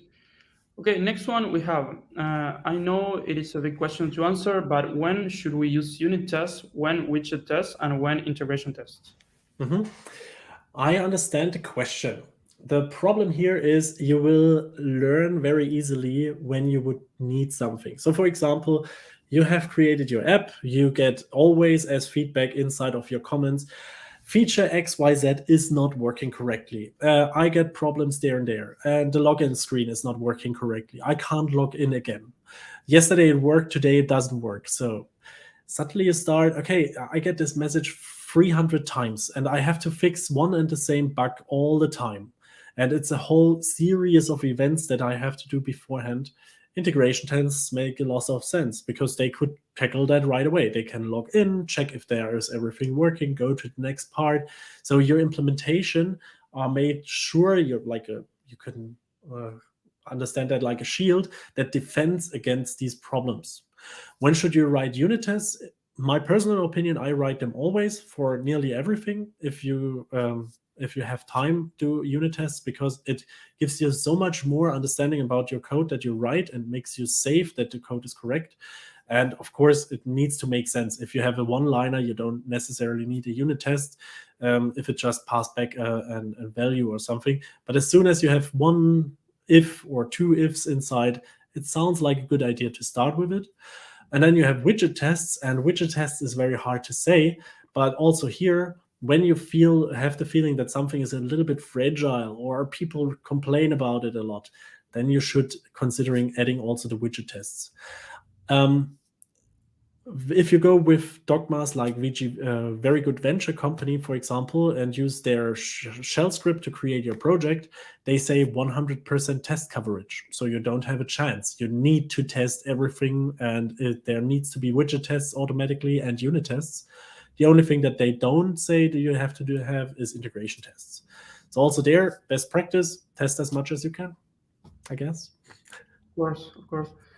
Okay, so we have a couple of questions more. Let me see. Here we have, okay, this one is interesting. I'm going to jump on this one. The SonarQube is now ready to use with Dart and Flutter. Oh, that's a very good question. Honestly, I was not a long time now inside of it. I know there is a package for Dart. I know that works okay-ish. It has still some bugs. I'm not sure if it is from SonarQube sold or better maintained correctly. But what I meant with that slide is more take something that is close to SonarQube. There are a lot of things that do nearly the same. They allows you to have static code checker. And that is the general term of that, I guess. Static code checker or something like that. Analyzer. And they will go through your code and check for things that are generally problematic. Like, for example, if you write somewhere your password inside, then they will trigger like, hey, you should not put that in your code base, remove that password or things like that. I hope that makes sense. Sorry if I added confusion here. Okay, so we have another one, and this one is two parts as well. So it says, isn't enough the integration test instead of the writing unit or widget test? I know it takes time, but at the end of the day, we need to write the integration test. And with this, isn't good to start with the integration test with small steps? As I said, there are companies that do that a lot. Personal opinion is you can do it for pure front-end things easily, but you run also into some issues that you don't want to have. One example that I'm aware of is, for example, if you have things like web views and suddenly you have to go and click through that web view before you can go further. Let's say your login is inside of a web view, then you suddenly have this problem that you can't really use the integration test. It's very hard to write this stuff. And if you want then to test your whole application with integration tests first, you come to a lot of blockages. Also, integration tests are per se a little bit more flaky. It could say that suddenly tests are failing and nobody knows why. And what happens usually then is if you have a pipeline that runs overnight and runs your integration tests, the developers losing trust in them. And what happens then is usually, oh, it's red again. Yeah, it's always like that. Tomorrow they will be green again. So something like that. And nobody really takes care of them anymore. And if this happens, people ignoring them more and more. So I would heavily recommend to not necessarily start with integration tests, especially they usually take at least 2 or 3 times the time that you need for a unit test. All right. Okay, so there were other questions, but unfortunately, we had to stop here. I mean, All right. testing is a really debatable topic, and it's really normal that there are lots of questions, right? True. So yeah, sorry if we couldn't answer the other ones, but yeah, it was great having you here, Max. Really interesting topic.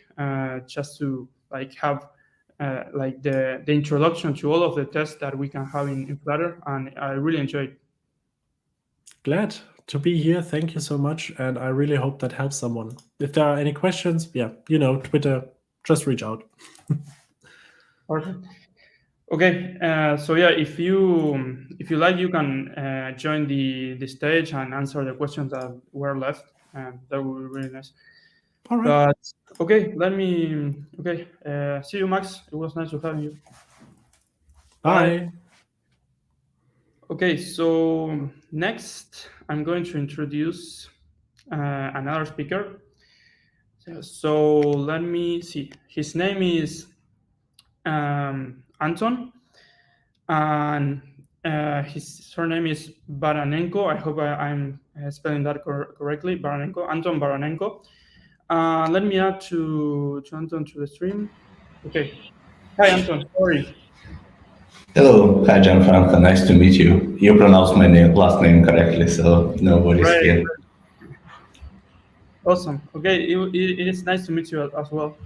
So let me introduce Anton. So basically, Anton is a full-time product manager at Square, and he's responsible for mobile application protection solutions. And he's really passionate about technology and has more than 20 years experience in secure software development. That is a lot, right? So Anton is going to talk about thinking outside the server and why client-side security matters for Flutter apps, right? Correct. All correct, Gianfranco.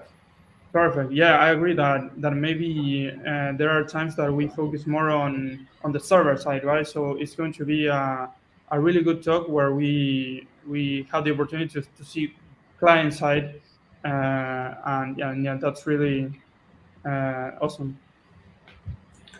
Thank you. So okay. Yeah, sorry.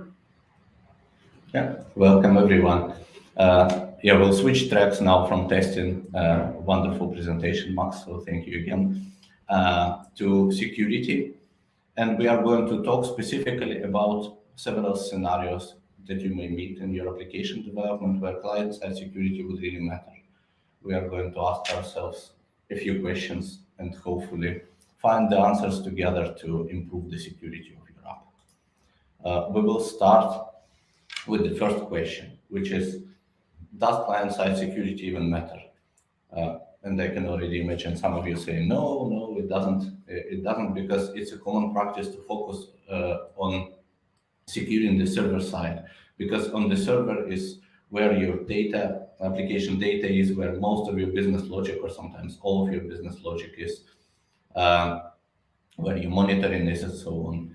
So, and on server side, you typically solve problems like authentication and authorization. You ensure that every API endpoint is secure. You set up threat monitoring continuously and so on. And in doing so, we often neglect the security of the client-side code. And yeah, on the client side, the problem space is much different. So the client side is often, is always untrusted. Any kind of code can execute there. The code that you have written, or modified code, or entirely different code, talking to your servers and talking to your users, which is the most important. In this talk, I'm going to focus not so much on the how part, which is like how a Flutter application can be reverse engineered, what kind of tools can be used to tamper with the application, and so on. This is a separate topic, very interesting. I think we have at this summit also one or two speakers who are going to talk to you about that. And I'm going to talk to you about the why part, mainly what are the scenarios, what are the situations where an attacker could choose attacking your client, and what they can get out of it. And learning this why aspect, this can enable you and enable you to become better equipped and at choosing the adequate security strategy for your application. It turns out that there are many scenarios, many real-world situations where mobile application security matters, and where you need to go an extra mile with client-side security. We are going to focus on 3 stories only. I try to take those 3 stories from different industries, different development scenarios as well, to make this as relatable to as many of you as possible. It was clearly impossible to cover all the possible situations where man-at-the-end attack makes the most sense, but I still hope that the conversation is helpful, and then you can draw some useful lessons learned from this. So I will start with the first scenario immediately, and the first scenario is application mods. So you are probably familiar with what it is. In short, that's a practice of modifying existing applications to get an improved experience. And those experience improvements are actually the drivers that make your users download the modded applications from the market instead of the original one. So again, the first question that we may ask ourselves when it comes to mods is it even a problem, right? What's the negative impact? Okay, someone modified my application, implemented some extra features in my mobile app. That's nice. I actually got some functionality for free, right? The newly modded application is still talking to my servers. The users still authenticate against my API endpoint. So in that sense, I'm not losing anything at all, right? So it is true in general, but there are always nuances. So as always, devil hides in the details. In this particular case, let's first take a look at the most obvious negative impact, which is monetization. In modified applications, it's often they're modified exactly with the purpose of switching off the ads that you are using for monetization, or perhaps giving access to premium functions in the application that are otherwise accessed through a premium purchase or a subscription, something like that. So that's the most obvious answer. But that is actually not the only impact, and not even the most severe impact.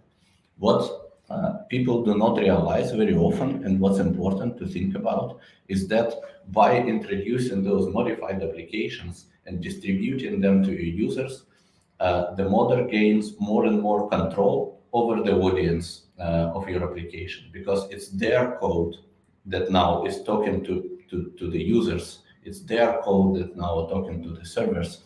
So, and in doing so, they can, having achieved this control, they can do a lot of things.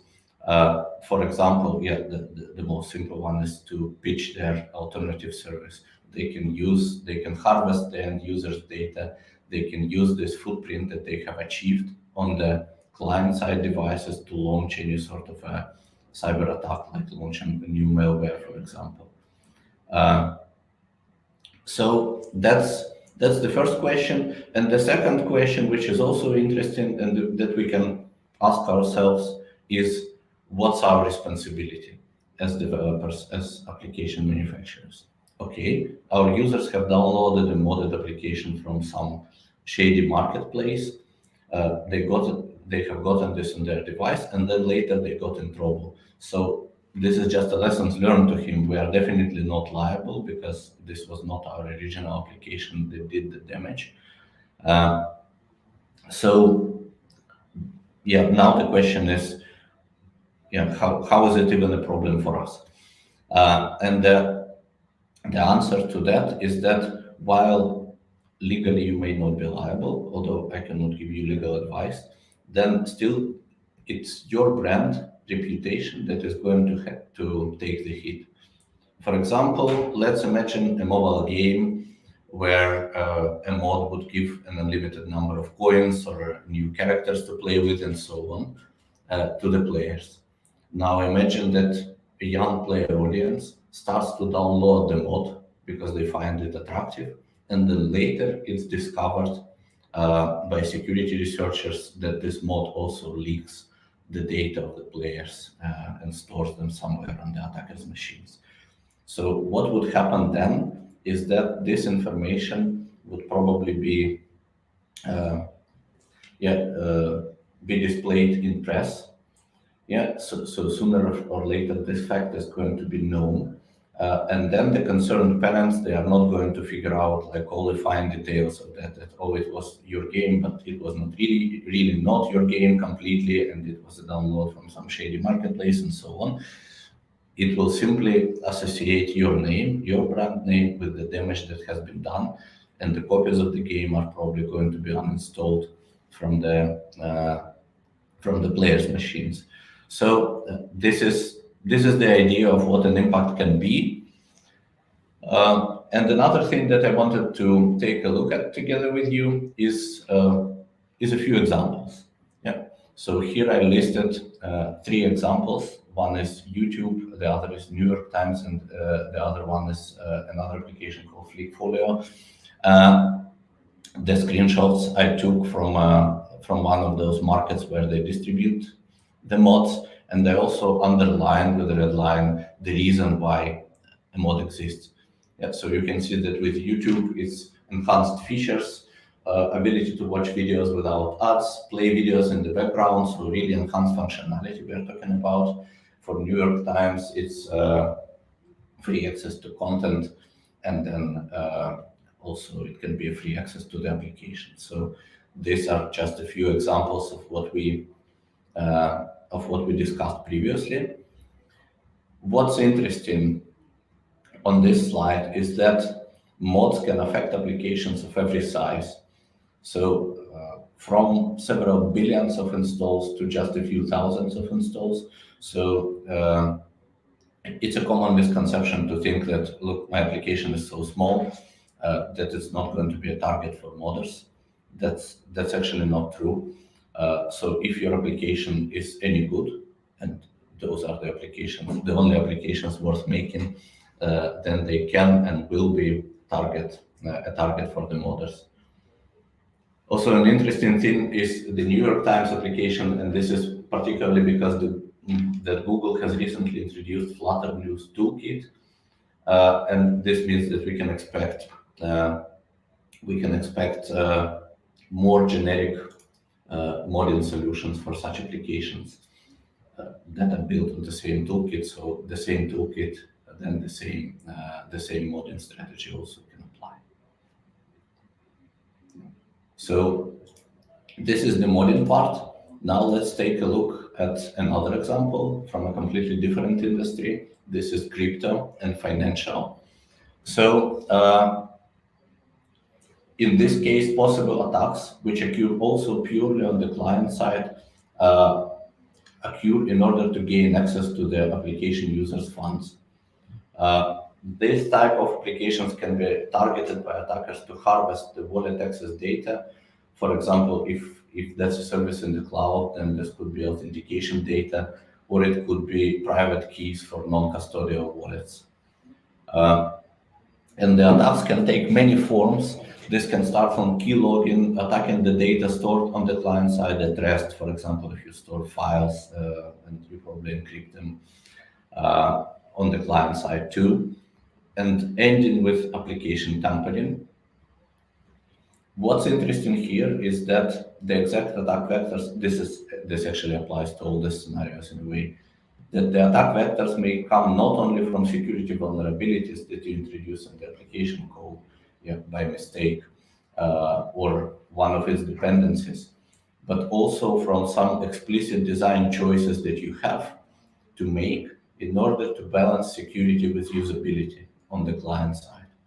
For example, from a security standpoint, it could be beneficial to confirm every server communication with authentication information to make sure that it's the same user. But it's not always realistic, right? From the usability standpoint, you cannot ask the user for their password and their fingerprint every 60 seconds, right? So you will have to store something like a token, for example, that would help the user to authenticate faster. Things like that increase the potential surface of an attack. Yeah. And that this attack can be started by tricking the victim into downloading a malicious executable on their mobile device. It can be also started with a brief physical access to the device that would be short enough to do a few modifications, to install a modded app or to install a trusted certificate in the certificate storage and gain the man-in-the-middle position. And the point is that this type of attack can have severe consequences, including the loss of funds for the user, and it's also something that can happen entirely on the client side without ever touching the server. Let's take a look at the next scenario. And the next one is going to be yet from entirely different industry. This is healthcare. So in healthcare, there is a long history of tampering with malicious intentions. Before the software, it was tampering also with medicine. In fact, FDA started tracking tampering from 1980s, from the famous 1982 Cagatay case. In 2020, that's another milestone, FDA issued a security warning related to software tampering scenario. In that case, tampering with a product of a very major medical device manufacturer allowed the attacker to issue false alarms and disable real alarms in the monitoring system. In 2022, FDA released the complete guidance on cybersecurity for medical devices, including software as a medical device as well. So you can imagine that client-side attacks are also very important in this particular situation. So medical applications are interesting from yet another perspective. They talk to the patients, they talk to doctors, they talk to all kinds of hardware, medical devices, to wearables, and so on. And they deal with a lot of sensitive data, which make them a highly attractive target for a cyber attack. So on this slide, you can see like a simplified schema. This doesn't occur literally like that, but what's important here is that communication can be tampered with at the very last moment on the terminal device of the user and still cause an impact for patient health and safety. Right? What's also interesting is that tampering is sometimes done with good intentions, which end bad. For example, tampering with a medical device could be done in order to adjust its parameters to increase its applicability or in an attempt to optimize its function. And such improvements are actually also the responsibility of manufacturer as well to design their medical device tamper-proof. So these were just the three scenarios. There are many others, including no ad mods, farming mods for different purposes, automatically booking resources, bots for social promotion as well, which also occur on the client side mostly. This can be cheating in video games and lots of other scenarios that we don't have time to talk about, but you can learn more of them later. I will tell you how. So in this situation, the next question is how is it all relevant for Flutter? Yeah. And here are a few facts that you will need to know and take into account when designing a secure Flutter application. First of all is the structure of the Flutter application and how it creates new attack points. So as you know, Flutter application, let's take Android application as an example, is basically a shell, a runner app, the only function of which is to initialize the real application and pass control to that. Inside the Flutter application, you will find two major pieces. One piece, which is the engine, which sits in the library called libflutter.so, for Android at least. which contains Dart runtime, which contains Flutter engine. So this is the common part for every application out there, right? And the second part is the application itself, libapp.so. This library doesn't only contain compiled code, it also contains metadata that carries additional information about the code that can enable reverse engineers to work with your code easier. So how does this create an additional surface? Yeah, let's take a look further. In this case, what an attacker can do is substitute the standard Flutter part with a modified in order to, for example, gain control over network communication and observe this more attentively, and extract valuable information from there. And this attack has been already, in fact, implemented. It's accessible on GitHub. You can find it in a project called Reflutter.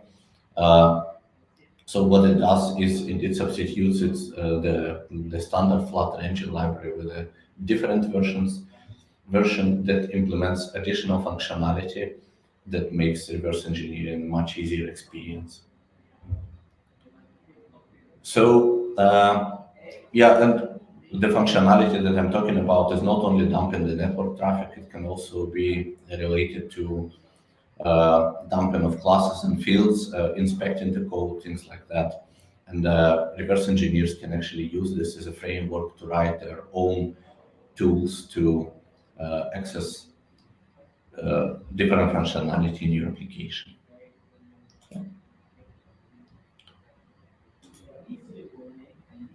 All right, so the next question that pops up at this point is Flutter contains an obfuscation tool. So is Flutter obfuscation enough to deter reverse engineering? The short answer is no. It's not only because at man-at-the-end space there is no such thing as 100% guaranteed prevention. The reason is also that there are some fundamental limitations to the Flutter obfuscation. So let's take a more detailed look and see what I mean by that. So what you can see on the screen right now is a sample code. It's an obfuscated procedure that runs every time I try to invoke a premium function in the application. So what happens? I click a button that should run a premium function, and this piece of code executes. As you can see, it's well obfuscated. All the names are changed, so you don't know what every function does. And still, if you give it a minute of thought, you can perfectly figure out what does secret 2 function, secret 3 function, 4 and 5, what they actually do, what they stand for. So let's take a look at the flow. So whenever we try to invoke a premium function, we invoke secret 2, we check for something. If that something is true, then we invoke secret 3. Otherwise, we are doing something with a string, please purchase the full product to proceed, and we are doing something with the URL string. So it probably doesn't take you too long to figure out that secret 2 is probably checking for the premium condition, secret 3 probably launches the function, secret 4 probably displays a message or an alert, and secret 5 could, for example, open a page in a browser or open a page inside the application. So this is what you can achieve with standard obfuscation, and as you can see, this is really not a lot. So the next possibility is improving the obfuscation, like this, for example. What about this code? In this case, it's much harder to tell what every function does, because now it's not only the names, it's really the control flow, it's the strings, those are different things that got changed in the application, and now it's very difficult to trace the logic of what's going on your screen. So reading this code should definitely be considered harmful for your brain. That's not a code that's written for a human to read. which is a good news because this is something that we want reverse engineers to perceive. But the bad news is that they are actually not going to read this code at all. Yeah. Skilled reverse engineers are smarter than that. They are going to approach it from a different standpoint. So the difficult part, the hard to swallow pill here, is that any sort of obfuscation, trivial obfuscation like just renaming things, or very sophisticated obfuscation like the one that we got a glimpse of in the previous slide, is not sufficient on its own. Because why would you ever, as a reverse engineer, read some sort of convoluted code if you can run a debugger, if you can set a few breakpoints and skip to the fast forward to the interesting stuff? Or alternatively, you use the platform capabilities like Flutter project does. You can just substitute the whole Flutter engine with your own version, and then you don't have to read the code of the application to intercept the network traffic, for example. So, and this leads us to a conclusion that that a good protection has to have a dynamic component as well. So what I mean by that is that the application would actively check the safety of the environment it's executing in, its own integrity, to deter runtime attacks. Such techniques are called RASP, for runtime application self-protection. And the good RASP has diverse methods of detecting threats, preferably looking at non-obvious side effects of attacks and not just trying to detect like common tools that are used for attacking. And also in a well-protected application, you may want to have many checks. And when I say many, it's thousands. So that would make a Flutter application resistant to reverse engineering. But, or would it? Yeah. The truth is that any number of checks can be found and disabled. It's a matter of time. Yeah? If you're patient enough, if you are rich enough, you can find all those checks. You can find 5 to 10 checks long, but not very long. You can find thousands of checks in a bit of more time, but still it can be done. Yeah, it's definitely not impossible. So what's the next step? And the next step is making sure that every new build of your application is unlike all the others. This will force the reverse engineer to repeat the reverse engineering exercise all over again, because the previous knowledge that they gained from reversing your application, they cannot reuse anymore. So, and having to repeat it every time for every build, it's not only very frustrating, which on its own, of course, is an advantage. The key here is incompatibility between the time of reverse engineering. Suppose it takes 3 to 4 months of time to reverse engineer and go through all the defenses in your application, but you release every 2 months, which means that by the time that I finish, it actually doesn't matter anymore because it's the previous application and that application doesn't work anymore. So I have to start it all over again, go again through 3-4 months effort, but then again in 2 months this is going to turn invaded and so on. Very frustrating, very expensive, and ultimately ineffective, which is what we actually want to achieve. So what's next? Again, we started with simple things like Flutter obfuscation. What's next is advanced obfuscation. Next is runtime protection. Next is polymorphism in this protection, and so on. So this is a cat and mouse game that goes on forever. But what I invite you to do is that at this point, I hope that what we have discussed so far has been helpful to you, and you know what are the scenarios that require paying attention to the client-side security where it matters. Regarding how does it work exactly, and going in depth in this topic, I can offer you to learn more. Behind this QR code, you can find a blog which consists of three parts. So this is a really very in-depth work that's done by our security research department, where they explore all the details of application reverse engineering, tampering, how does it happen, what tools are being used, what you can do against it. Yeah, so I wanted to share this article with you as the next step, as a practical step for you to learn more about the topic. And I think, if I'm not mistaken, I'm already 1 minute over time. So I'd like to conclude at this point. Thanks a lot. And let's see if you guys have any questions. And if not, then it's been pleasant talking to you. Awesome, Anton. Really great talk.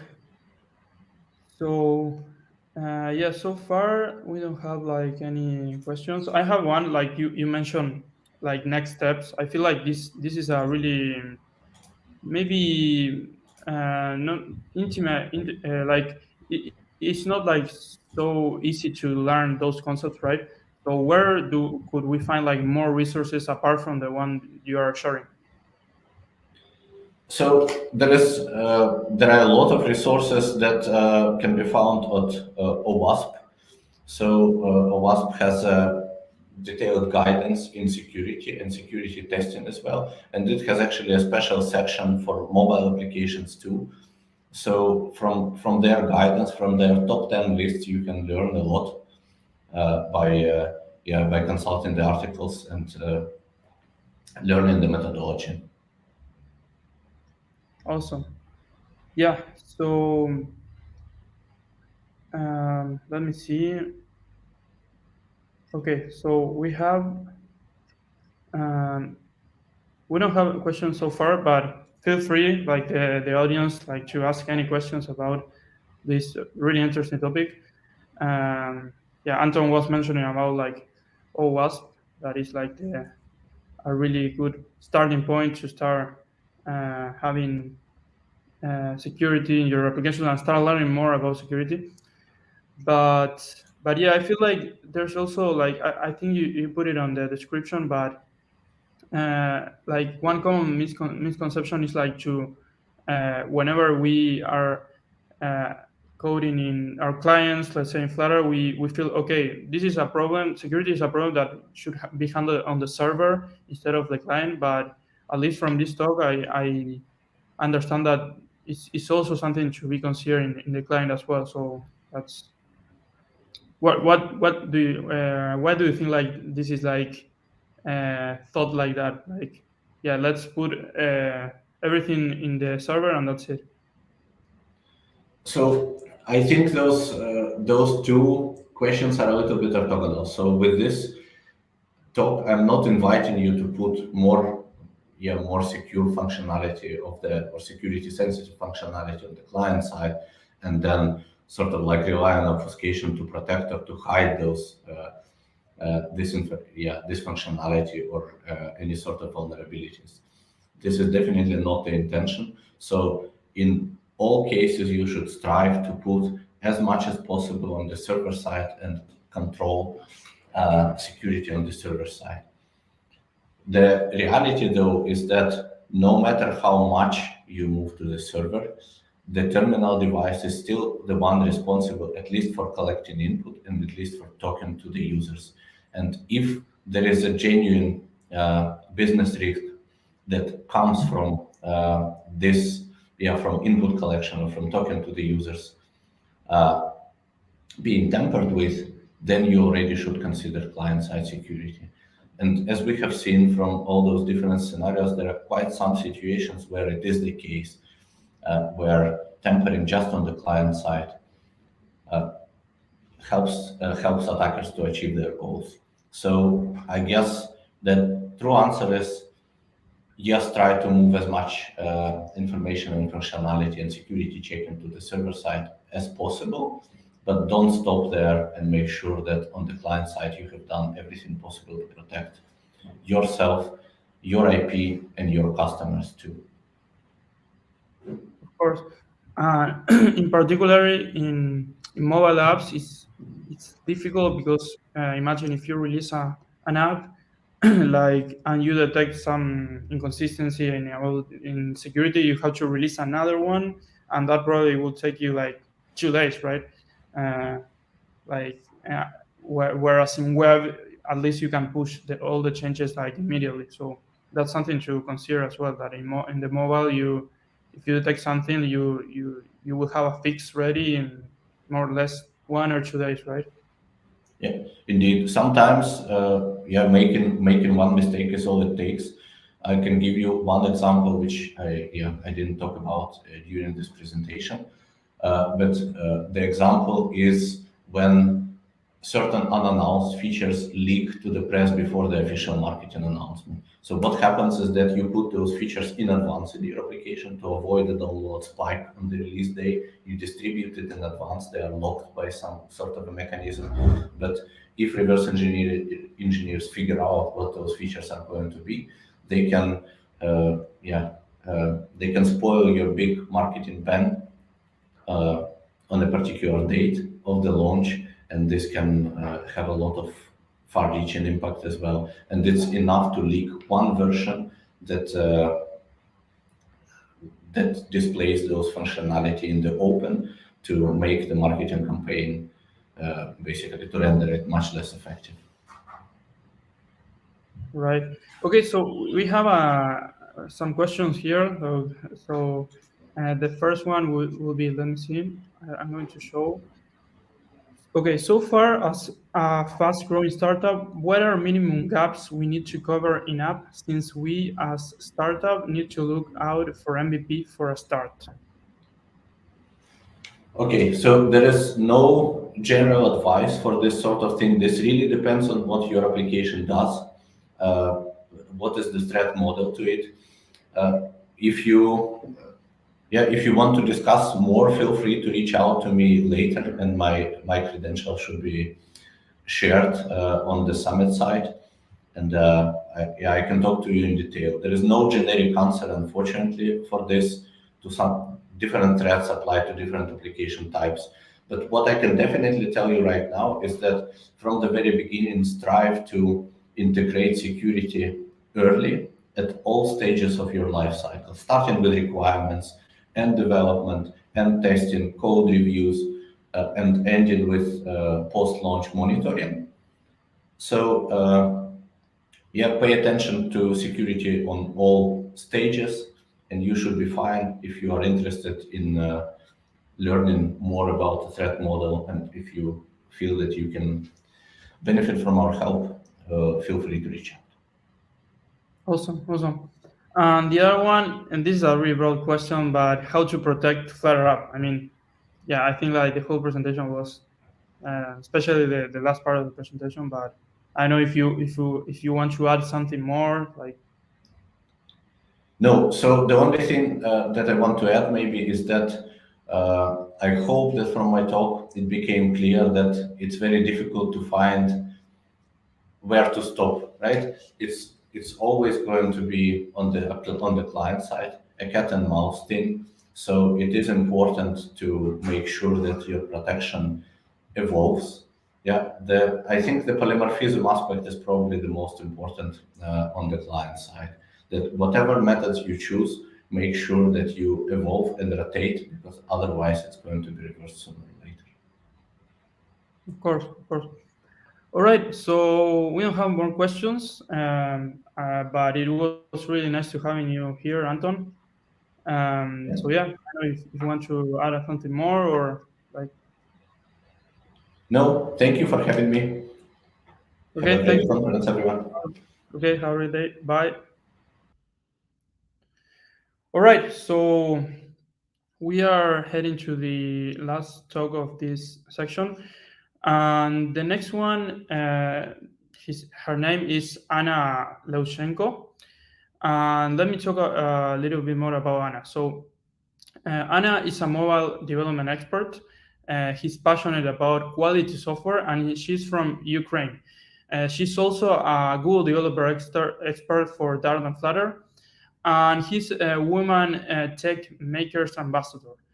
Anna talks a lot in conference. She writes blogs about cross-platform development, and she contributes as well to OSS and mentor talented women in tech.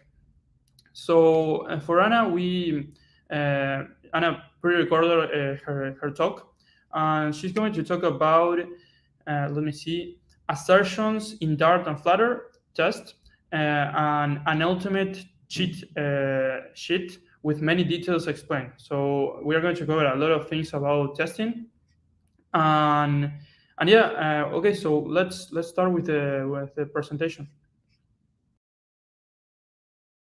Interested in writing tests for Flutter and Dart applications, huh? We all know how writing tests is important and how it helps ensuring software quality. But still, oftentimes, we might be inclined to skip them unless it's enforced by a company policy or by a grumpy PR reviewer. Why this happens? I feel there is a correlation between the time and mental effort it takes to write tests and the frequency we actually write them.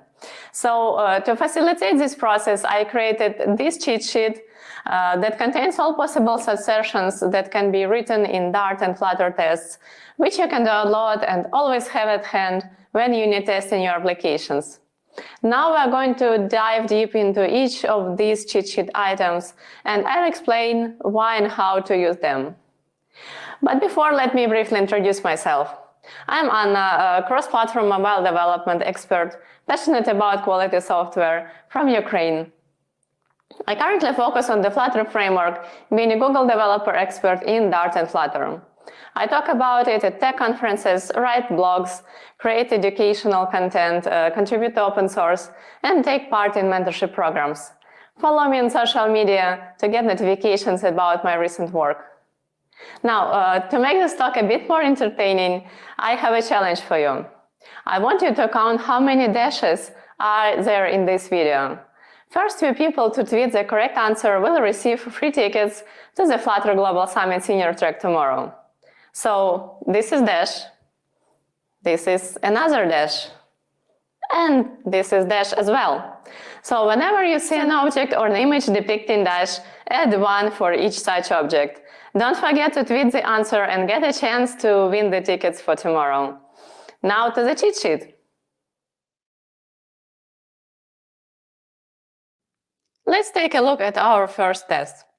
Clearly, this here is an oversimplified version of tests we would create in real life. The result variable here would be a result of some calculations done by the software under test. So when looking at tests I prepared today, always imagine one or more lines of code involving some functions invocation instead of just a variable declaration here. So imagine we received a result of some calculations and have to make sure it equals 0. For that, we are going to use the expect function. It accepts the actual value as the first parameter, followed by the expected value. In this first test, both actual and expected values are equal, and thus the test passes. In the test below, the actual value differs from the expected value, and the expect function throws the test failure exception, which leads to test failure. You can see in the test run output, expected 0, but actual was 1. Let's explore the function signature. I put so much attention to it because it is the main assertion function Flutter developers use daily when writing tests. Here are the first two positional arguments we have already used. Apart from that, expect function also accepts a string reason and a dynamic skip. Let's see how they are used. In this test, we have the same actual and expected values as before, and I also provide a reason parameter. As you see, it is now printed in the end of a failing test output. As for the skip parameter, I guess it's clear that it allows skipping a single expect function call inside the test. It can either be true or a string with a reason to skip. As you see here, this test would normally fail because expected and actual values are still different, but because the skip parameter was provided and these expect functions didn't throw, the overall test is green. Let's check the expect function signature again. As you see, the second parameter is dynamic, and it's not called the expected value, but it's called matcher. It is the most interesting parameter of this function, because in fact, we can put stuff other than just a value in it. And next, we're going to explore a variety of available matchers, learn how to combine them, and how to create your own custom matchers. Yeah, believe it or not, I'm dedicating the entire talk to a single parameter over a single function. Exciting? The first matcher in our list is equals. Let's revisit the first test we created. Expect result is 0. Here we pass integer value 0 as a matcher parameter. In such a case, when the expected value is passed, an equals matcher is used implicitly. Expect result equals 0. These two tests are completely identical. Equals is probably the most commonly used matcher, explicitly or implicitly. Let's now check the simple result class. It has a single value field, which can be initialized through constructor. And here is the test. We compare two instances of result class, both with value 0. Why does this test fail?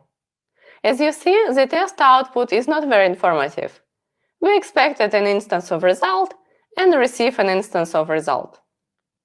It's a good idea to override the toString method to make the output more meaningful. Here I ask Android Studio to help me with it. Now the test output changes to expected a result with value 0, but actual was a result with value 0. The test should pass if you ask me. So what's the deal?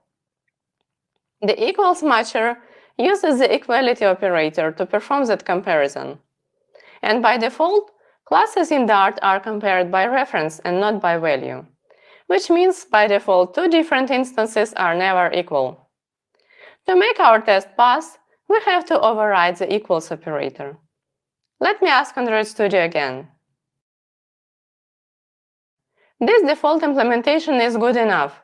Whenever you override the equals operator, you also have to override the hashcode getter. Now our test passes.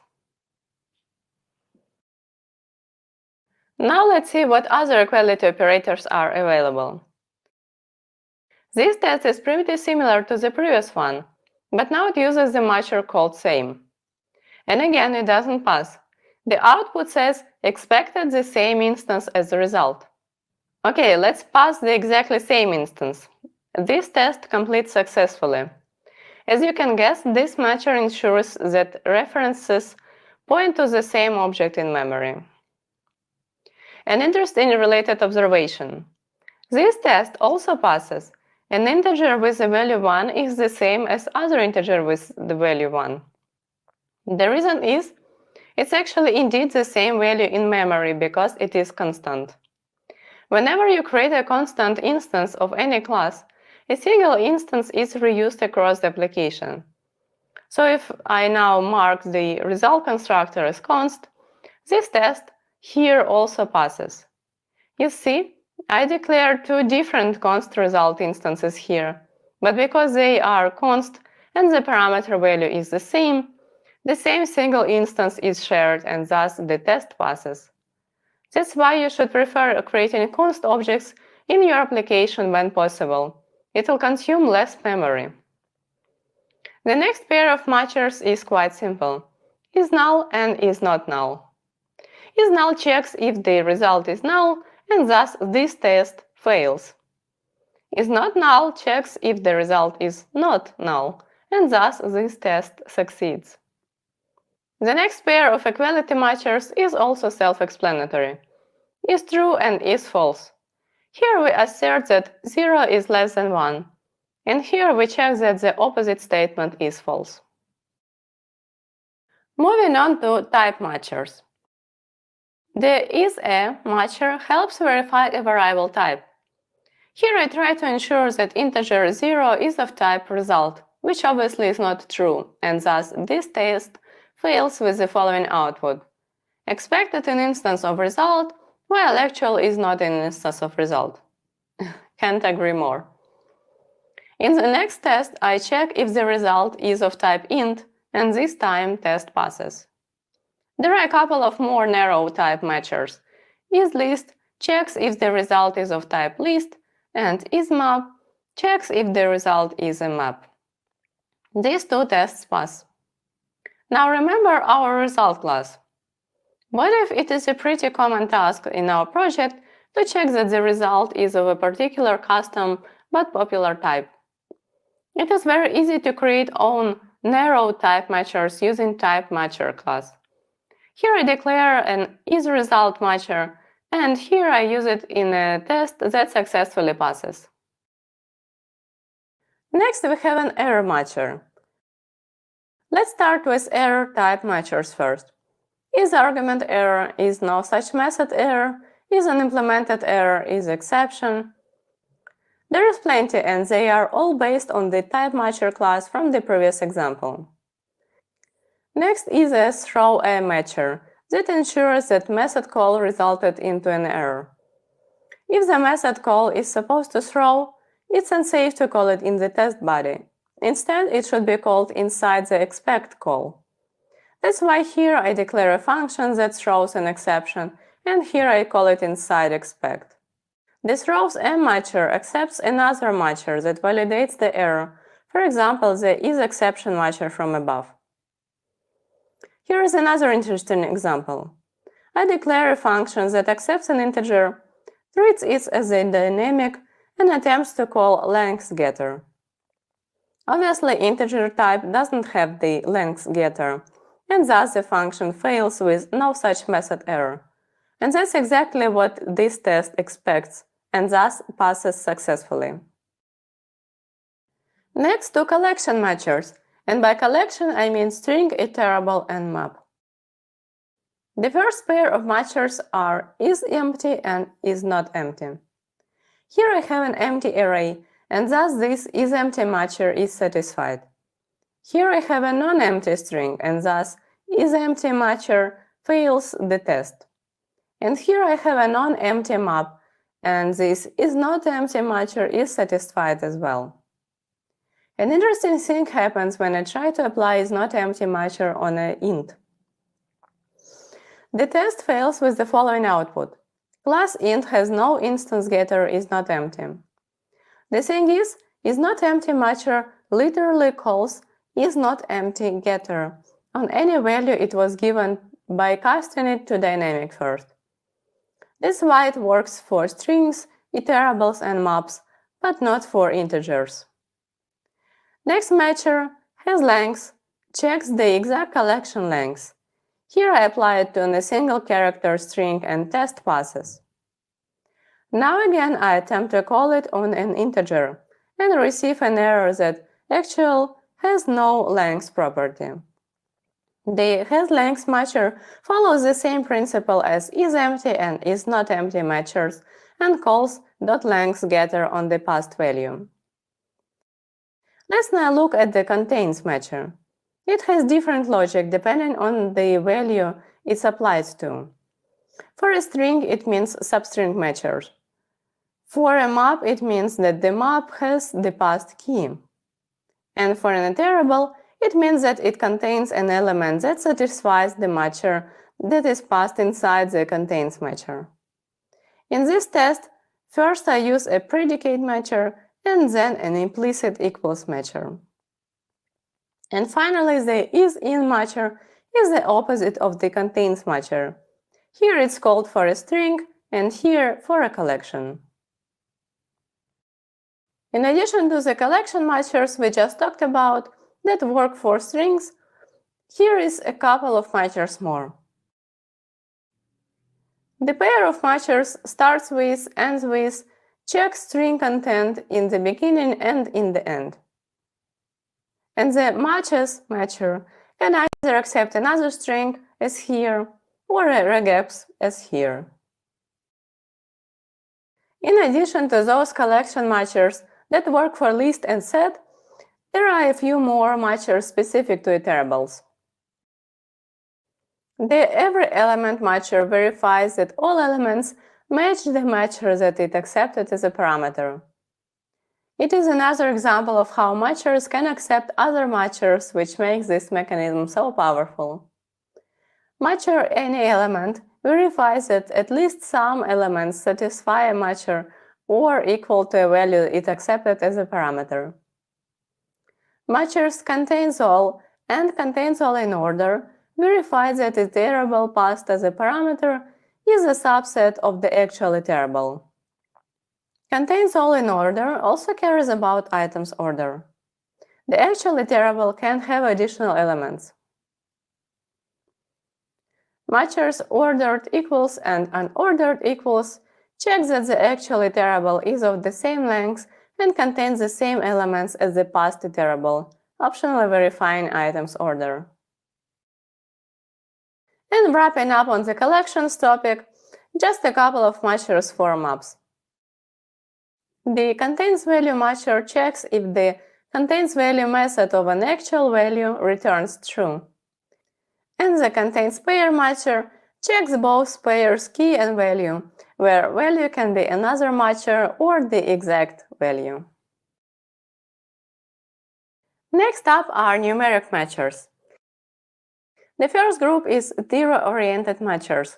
Is zero, is non-zero, is positive, is non-positive, is negative, is non-negative matchers all check how the actual value is related to zero. In inclusive range, in exclusive range matchers, check if the actual num value is in the range inclusive or exclusive. So here 1 is at the edge of the range, but because it's exclusive, the test failed. Next group is of comparable matchers. Matchers greater than or equals to, less than or equals to, use operator equals, operator less than, and operator greater than to compare expected and actual values. It's pretty simple for built-in types like integer here. They can be applied not only to numeric values, but also to custom types, like a greater than matcher here. To use them with our result class, it has to be improved with operator less than and operator greater than implementations like this. Here I compare the value fields of this and other. Because we also have equals operator override, this less than or equal to matcher also works. You can even go further and compare custom types to built-in types, like I attempt to do here.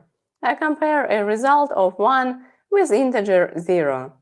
For that I had to enhance operators implementation to work with integer. Now these two tests also pass. Now let's talk about a universal matcher predicate. Generally speaking, most types of checks a developer might ever need to perform in expect function can be expressed with this single matcher. It accepts a predicate, a function with one parameter that returns bool, where you can decide if the parameter matches your expectations. It's that simple. I guess now you might be a bit confused as to why I was telling you about all those matchers if there is a universal predicate matcher. Well, depending on the type of required check, predicate might be exactly a matcher you need. But let's see this failing test here. All it says about the expected value is that it should satisfy a function. Not very informative. The output can be improved with the description parameter, like here. The output of this test is better, but let's compare it to the plain equals matcher we discussed in the beginning. Expected 0, but actual was 1. Same level of details with less code compared to the predicate matcher. So I suggest to always prefer using focused matchers when available. Now to a bit of an advanced stuff. If among all this variety of matchers you didn't find a matcher that satisfies your requirements, or if you anticipate performing a completely custom check quite often, you can create your own matcher. Remember our result class here. I don't let you forget about it, right? Here it has a value field. Let's say I want to create a custom matcher that would validate a value of a value field. For that we need a child of custom matcher class.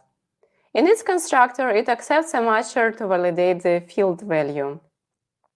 The parent constructor accepts 3 parameters: feature description, feature name, and the matcher. So here I pass these values. They are going to be used in the failed test output.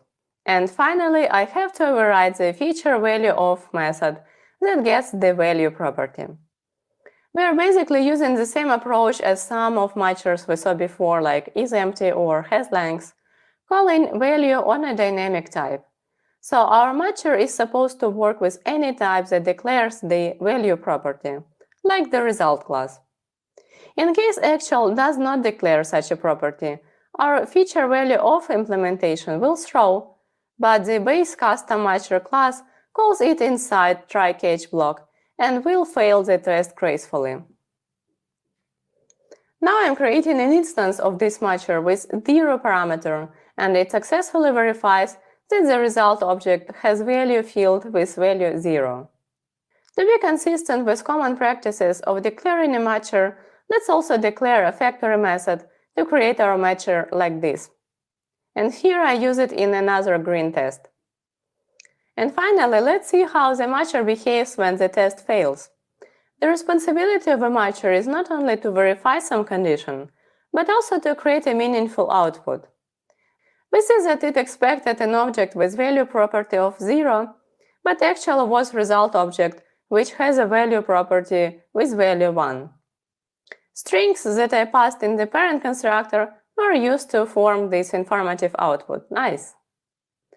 It's also cool that hasValue matcher can accept other matchers that characterize the expected result. For example, equals, is 0, less than 1. Next in our topics list is matcher operators. The all-of matcher allows combining multiple matchers and ensures all of them are satisfied. It can be used with up to 7 individual matchers or with an array of matchers, which can be seen in its signature. In case of failure, the output prints error from the first failed matcher. Obviously, the result class doesn't have the length property. The any-of matcher also accepts an array of matchers or up to 7 individual matchers and ensures at least one of them is satisfied. And finally, the isNot matcher calls the inner matcher and inverts its matching result. How are you doing? We're about halfway through and there is some more exciting stuff ahead. We are moving on to some asynchronous stuff. Here is the test with an asynchronous expectLater function. Let's check its signature. It looks pretty familiar, doesn't it? The expectLater function is just like expect, but returns a future that completes when the matcher has finished matching. And it has all the same parameters as a regular expect. While expectLater can accept any matcher, it makes sense to pass children of async matcher class, which does asynchronous computation. The future matchers. The completion matcher accepts the matcher to verify the future result. It is basically equivalent to awaiting a future and asserting its result with a regular expect. I can only see it being used in a combination with other asynchronous matchers like this throw a matcher, which should be already familiar. It checks the future error. Let's check stream matchers next. Here I create a stream with a single value that can be listened to multiple times. The emits matcher checks that the stream has emitted a value that satisfies a matcher that emits has accepted as a parameter. It may accept the expected value, another matcher that characterizes the expected value, or a predicate function. All of these are valid. The never emits matcher performs the opposite check. And these are all valid again because I changed the stream emitted value. Emits in order ensures a stream has emitted multiple events in a particular order. It accepts an array containing expected values or matchers. Emits in any order is just like emits in order, but it doesn't care about events order. And finally, the emits done matcher helps ensure a stream doesn't emit any more unexpected values. And the emits error matcher helps ensure a stream has emitted an error and accepts another matcher to verify the exact error. So far, we tested streams that contain hard-coded values, which were emitted immediately. But imagine we have to test a stream that was already closed, or a stream that has already emitted values we are interested in. Let's take a look at this class. It has a broadcast stream controller, exposes its stream, and has a doWork method which causes the stream to emit two values, 0 and 1. Let me try to test this class. Here I create an instance of a stream example, call the doWork method, and expect stream to emit two values. Unfortunately, the expect function here is called too late. Emitted values are already gone, and this test never completes. Instead, expect or expect later should be used before the work call. First, we set up the expectations and then perform an action that would lead to events we expected. Here I'm using expect later without a wait, otherwise the test will hang on it again. Now we're entering the area of widget tests. Just a reminder, I'm not going into details of how to write widget tests in general, how to search for widgets in widgets tree, but I only focus on the assertions and matchers that can be used here. I will be declaring very simple widget trees to demonstrate how widget matchers work. Once again, imagine your more complex widgets being instantiated here instead.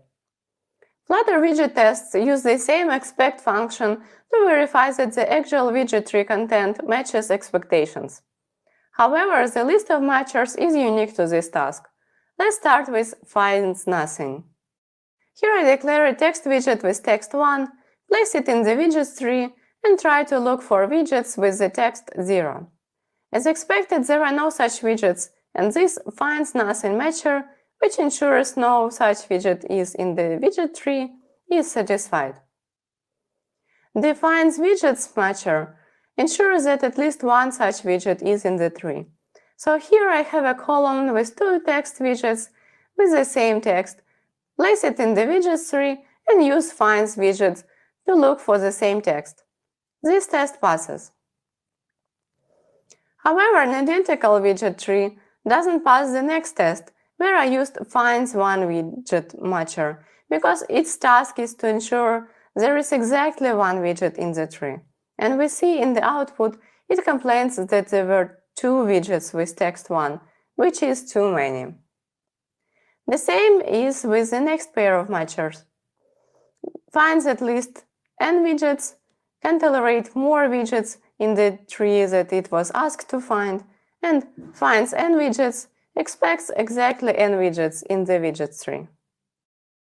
It's not the rare case when we need to test the colors of the screen.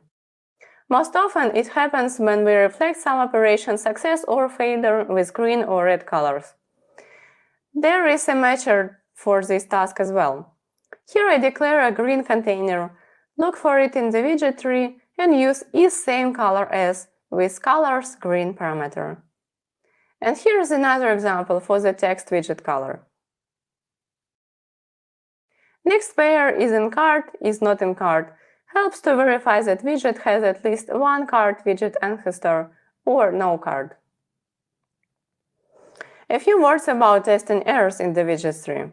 We all know how container widget cannot have both color and decoration due to this assert in the source code. So here I have a function that would attempt to build a container with both color and decoration, and of course it would fail.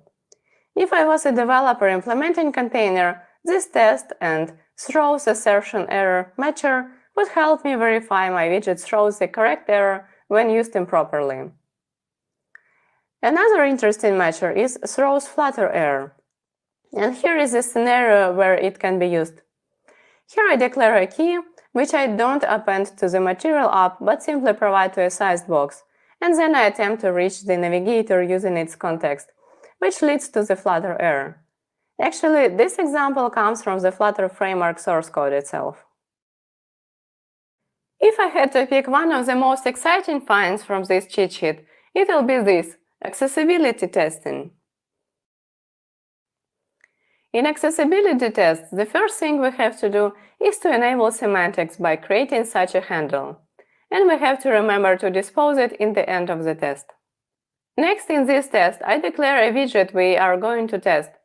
A square-sized box of size 46 with enabled gesture detector as a child. Next, I place it in the widgets tree, and we are ready to test. Here I'm using the Miss Guidelines matcher. It is asynchronous, so I'm using it inside expect-later assertion function. Let's check the matcher documentation. It says, asserts that the currently rendered widget meets the provided accessibility guideline. And here is an example usage, pretty similar to what we have in our test. So this matcher ensures that our widget meets some accessibility requirements, which it accepts as a parameter. Back to our example, here I use iOS Tap Target Guideline. Let's check. A guideline which requires tappable semantics nodes a minimum size of 44 by 44. In our test, we have a gesture detector inside a 46 by 46 sized box, so this test passes. Let's check a similar test. The widgets tree is completely the same, a 46 by 46 gesture detector, but this time I use Android Tap Target Guideline, and the documentation says it requires tappable semantic nodes a minimum size of 48 by 48. Our tap area is smaller, and thus this test fails.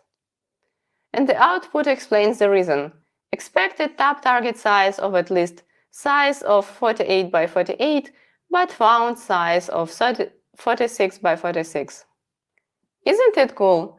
With just a few lines of code, we are capable to test widget trees to detect small tap areas without running the app and manually clicking through it, and without any special knowledge on the accessibility topic. Let's see how can we detect another common issue, which is text contrast. For this test, I create a white container with a black text inside. And then I test for the text contrast guideline, which according to the documentation requires text contrast to meet minimum values.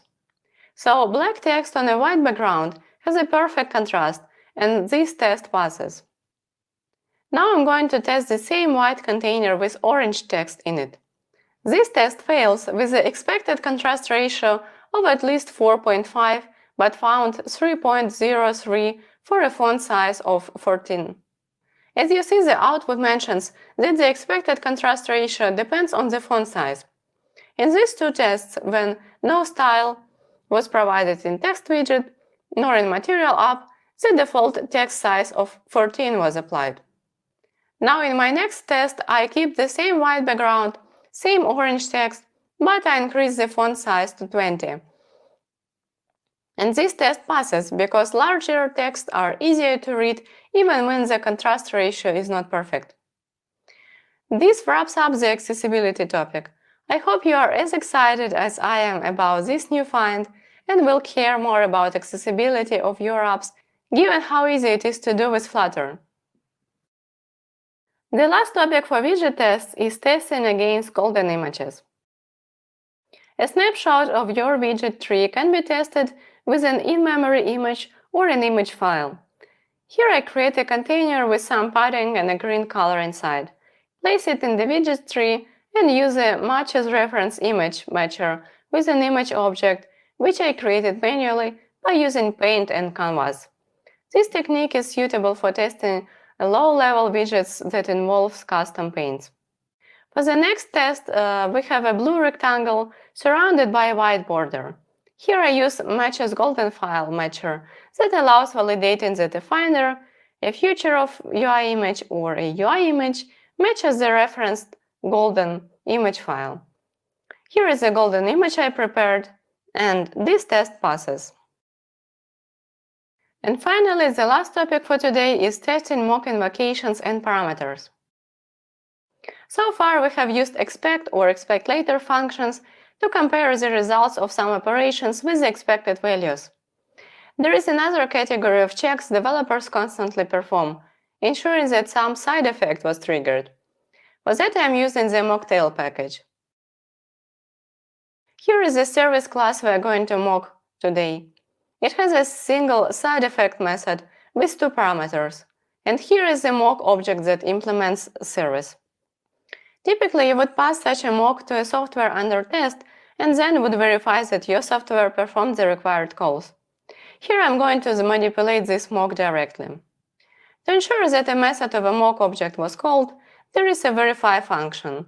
Here I create an instance of a mock service class and immediately verify that its side effect method was called. Obviously, such a test fails. In addition, you can specify how many times the mock method should have been called. And in case you want to ensure a method was not called, here is the verify never function. This test passes because we actually never called the side effect method. Now to the interesting part, which is testing the function invocation parameters. In case their values do not matter, just use this any object that can represent literally any value. Here I manually call the side effect function with some values, and this test passes. In case you know the exact values of expected parameters, just pass real values instead of any. It gets more interesting in case you only need to check those parameters meet some condition. For that, use that parameter of any function, which can accept one of the matchers we looked so closely at before. Here I apply is0 matcher to the first argument and a combination of isResult and hasValue matchers for the second parameter. So that parameter of any function can accept any of all the matchers we talked about today. This wraps up test assertions topic for today. We covered a lot of interesting and useful stuff today. All the details can be found in these two posts in the Invertase blog. There you can also find an interactive Zap project with all the code I shared, or go to my GitHub to download the project locally. Happy testing!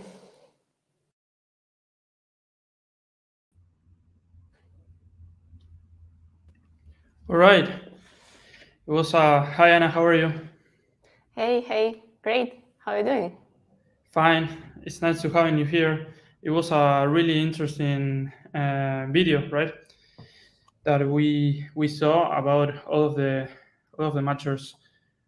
So yeah, let me see if we have like any questions. I invite the audience to ask anything related to Anna's presentation. And yeah, in the meantime, okay, there is one question right now. Maybe we can start with that. So let me show it first. Okay, so the first question will be, can you share some of the most challenging problems you faced while developing with Flutter, and how did you overcome them? That's a great question.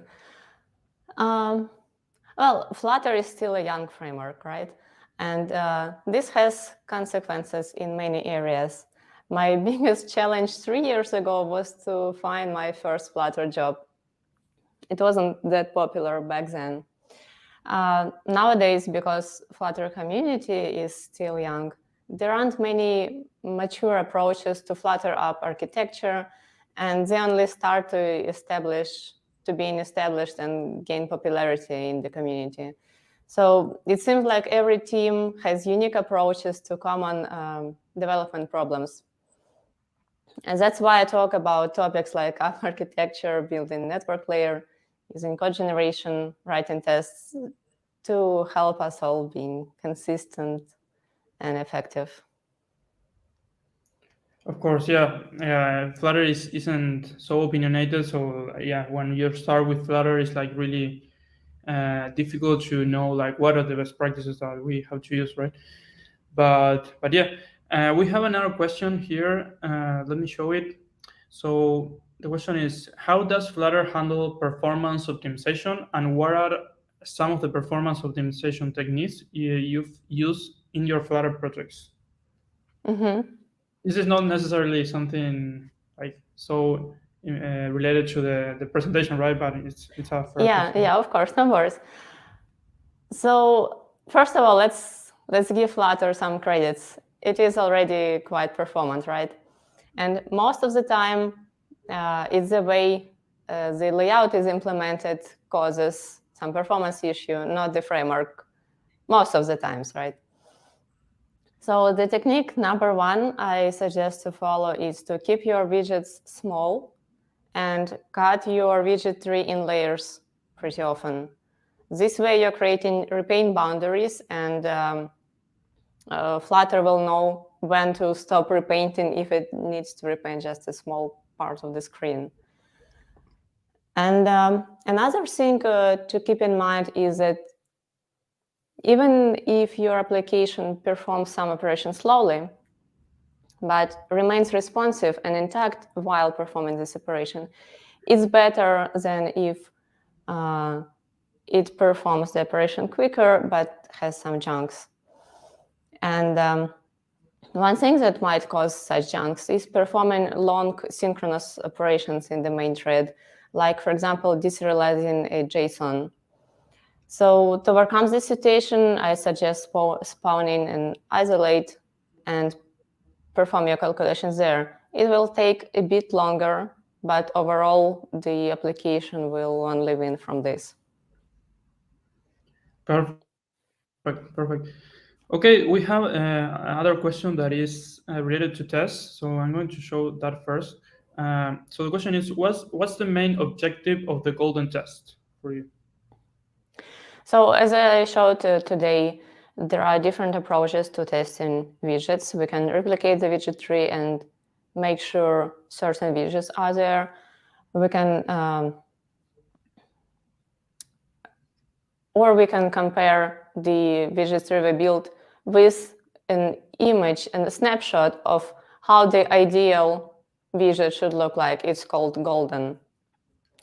So today I showed two matchers to which we can give either an image file or to create an image with Canvas and Paint and compare our real widget tree with this golden standard to detect if we have mismatch. Because with simple widget tests, it might not be very handy to test some shadows or some colors, maybe. Yeah. Great. Okay, I'm trying to cover all questions. This is another one. I think this is also not so related to the actual talk. The question is, what are the drawbacks of Flutter in 3D game development? So, like, it's really, I don't know, like. Look, if there is one thing I know the least about is game development, so sorry, I can't help you here. Another word, right? So yeah, and also, I mean, there are, yeah, maybe we can switch question. Let me see. Okay, so yeah, my last question, like that I was thinking in all of this cheat sheet was if there is anything more to add, like what is the roadmap for the cheat sheet? It's like you did cover everything, or you are thinking of expanding that in the future? So at least at this point in time, I would say it is done. But here my goal was only to touch about the assertion part of the entire testing. As we know, there is a testing pattern, arrange, act, assert, where you prepare your mocks or your test data, maybe you call some operations, and then only an assert. So I covered this last part of the test. I didn't cover how to structure tests, what is the best approaches there. But I believe there is already quite a number of resources about testing in Flutter. Perfect. Okay, awesome. Okay, so yeah, that was the last question, and yeah, it was nice to having you here, Anna. I know if you want to say anything more or. Thanks for the invitation. Thanks for this chance to present this resource. I hope it was helpful, and as I said, happy testing. Awesome. Okay. So we are now heading to our second break. So I'm going to remove Anna from the presentation. Okay, see you, Anna. All right, so I think we can start our second break, and then we will have, let me see, Alan, that will be our next moderator, and he will be introducing 4 speakers. So great.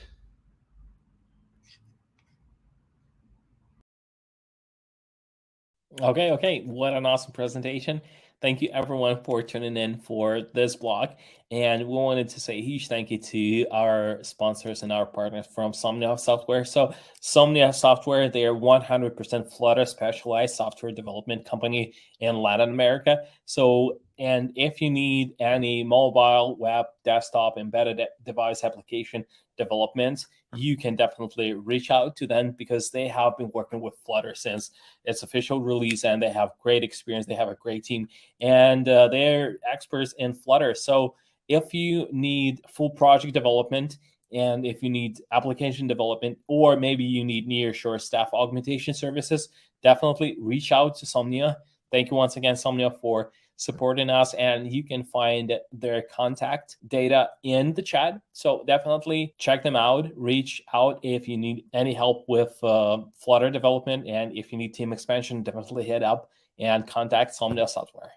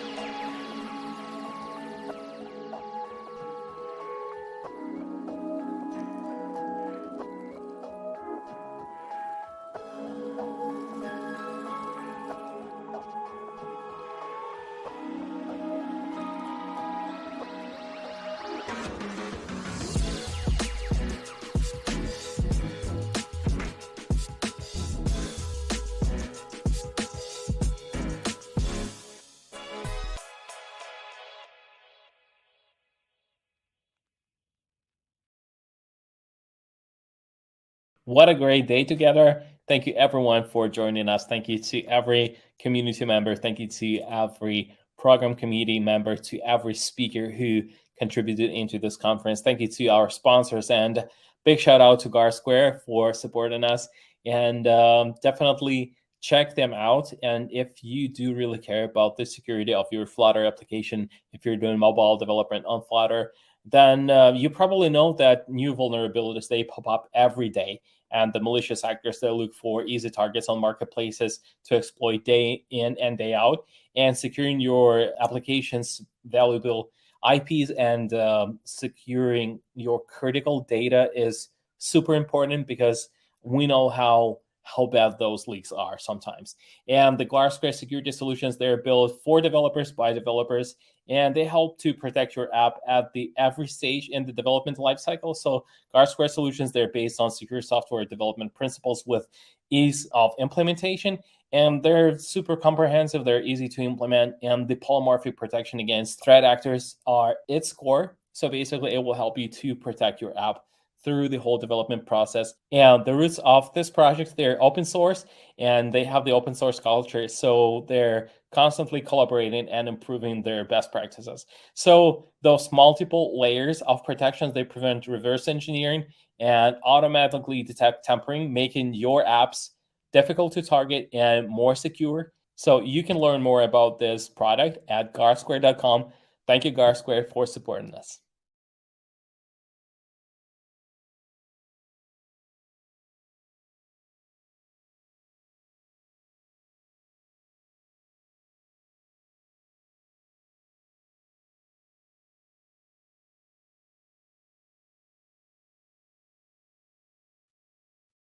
Hello everyone, we are back. So I will introduce myself so we start this session, okay? My name is Alan. I'm glad to be here in today when Flutter Global Summit. This is another edition.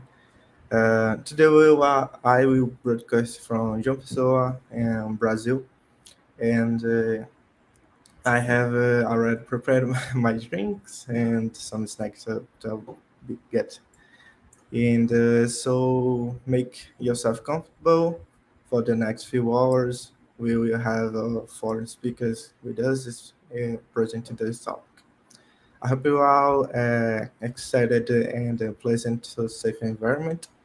And be sure to write to me in the chat in the city or in the country you are from and how long you're being studying Flutter, right? So please prepare your questions, which the speaker with the answers in the QA panels, and do not hesitate to share your opinions with each other in the chat and the opening acknowledgement and the ideas, okay? So now I present to you our first speaker for this session. Is Adi Mizrahi, who came today to talk to maximize performance in Flutter with image optimization. He currently works in Coordinary as a senior developer. So, welcome, Adi.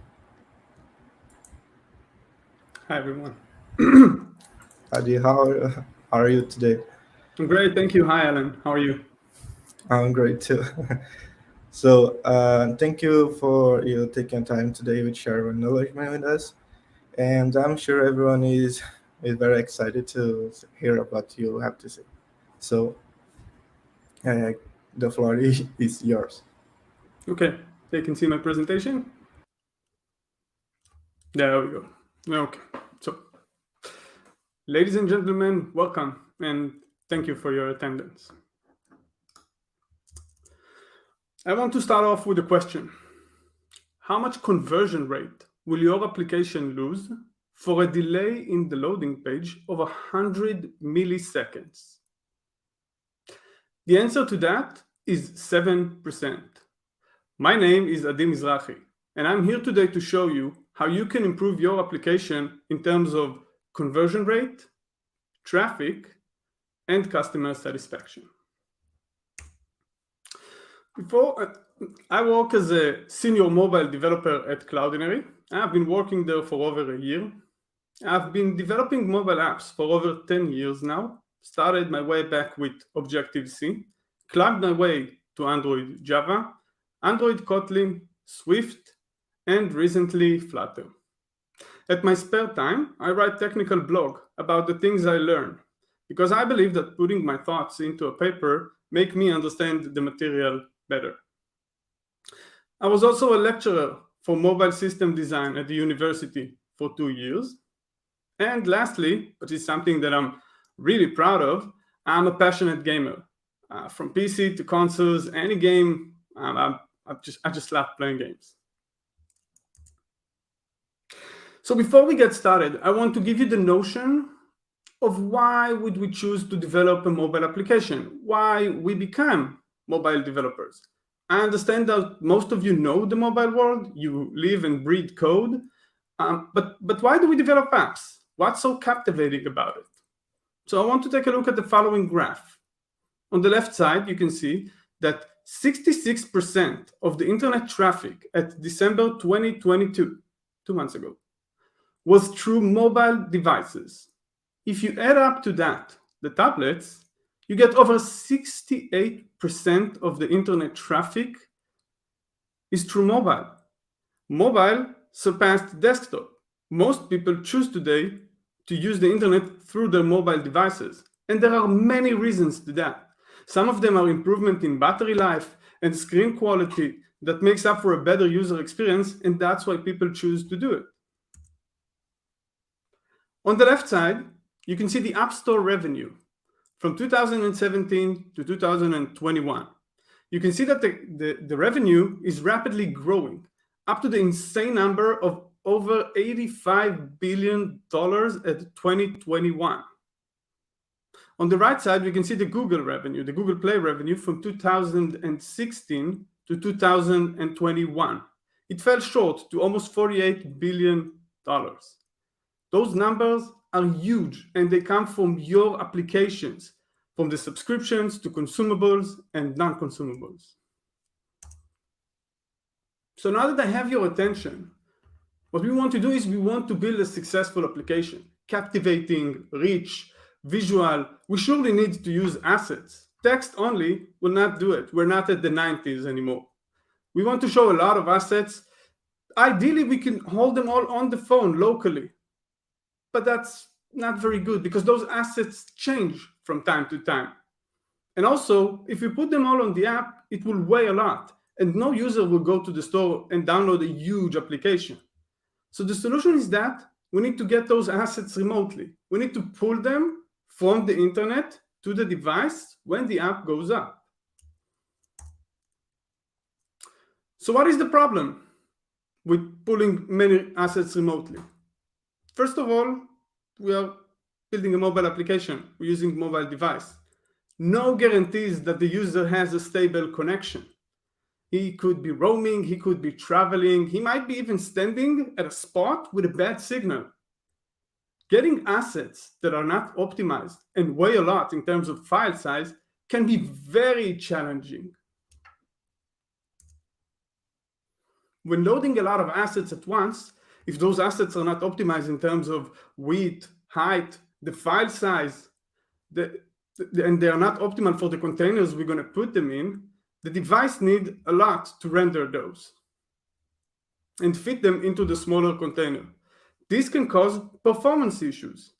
Since it takes a lot of resources from the device to decode and render and put those into the container, you might end up with what you can see in these screenshots. Blanks, holes, and long progress that will finally show the image, but this is not a good user experience. Some applications support orientation change when I switch my phones between landscape and portrait. How do we handle this? Do we keep an asset for each orientation? Do we take the same asset and put it between portrait and landscape? Do we stretch it? Do we shrink it? Do we crop it? Do we fit it? How do we handle this? It might not look so good if we stretch it actually because the container changes between portrait and landscape. And of course, one of the biggest issues we have as mobile developers, there are many screen sizes. It doesn't matter if it's iOS, the problem is less severe there, or Android, where we have tons of screens actually. We have many screens. The asset size between small phone and tablet is very different. Do we need to create and pull an asset for each use case, for each screen size? What about device pixel ratio, or DPR for short? Do we download for each DPR a new asset? Those questions are questions that need to be asked. How do we optimize the media for those use cases? And if the assets are not optimized in terms of file size, as we just said, this means that we're pulling more bytes from the internet, which means that the device modem works more, which means that we are draining the battery. Moreover, if the user is not on Wi-Fi, it might charge him extra costs. We surely want to use some kind of cache mechanism where we keep the assets we already got locally. We don't want to pull the same asset over and over again. If the asset weighs a lot in terms of megabytes, that means that the app is getting oversized and might actually get deleted because it captures too much space on the device. Rendering big assets requires memory. There is so much memory that a device has, and if we try to render a lot of assets at once with a big size, we might run into memory issues.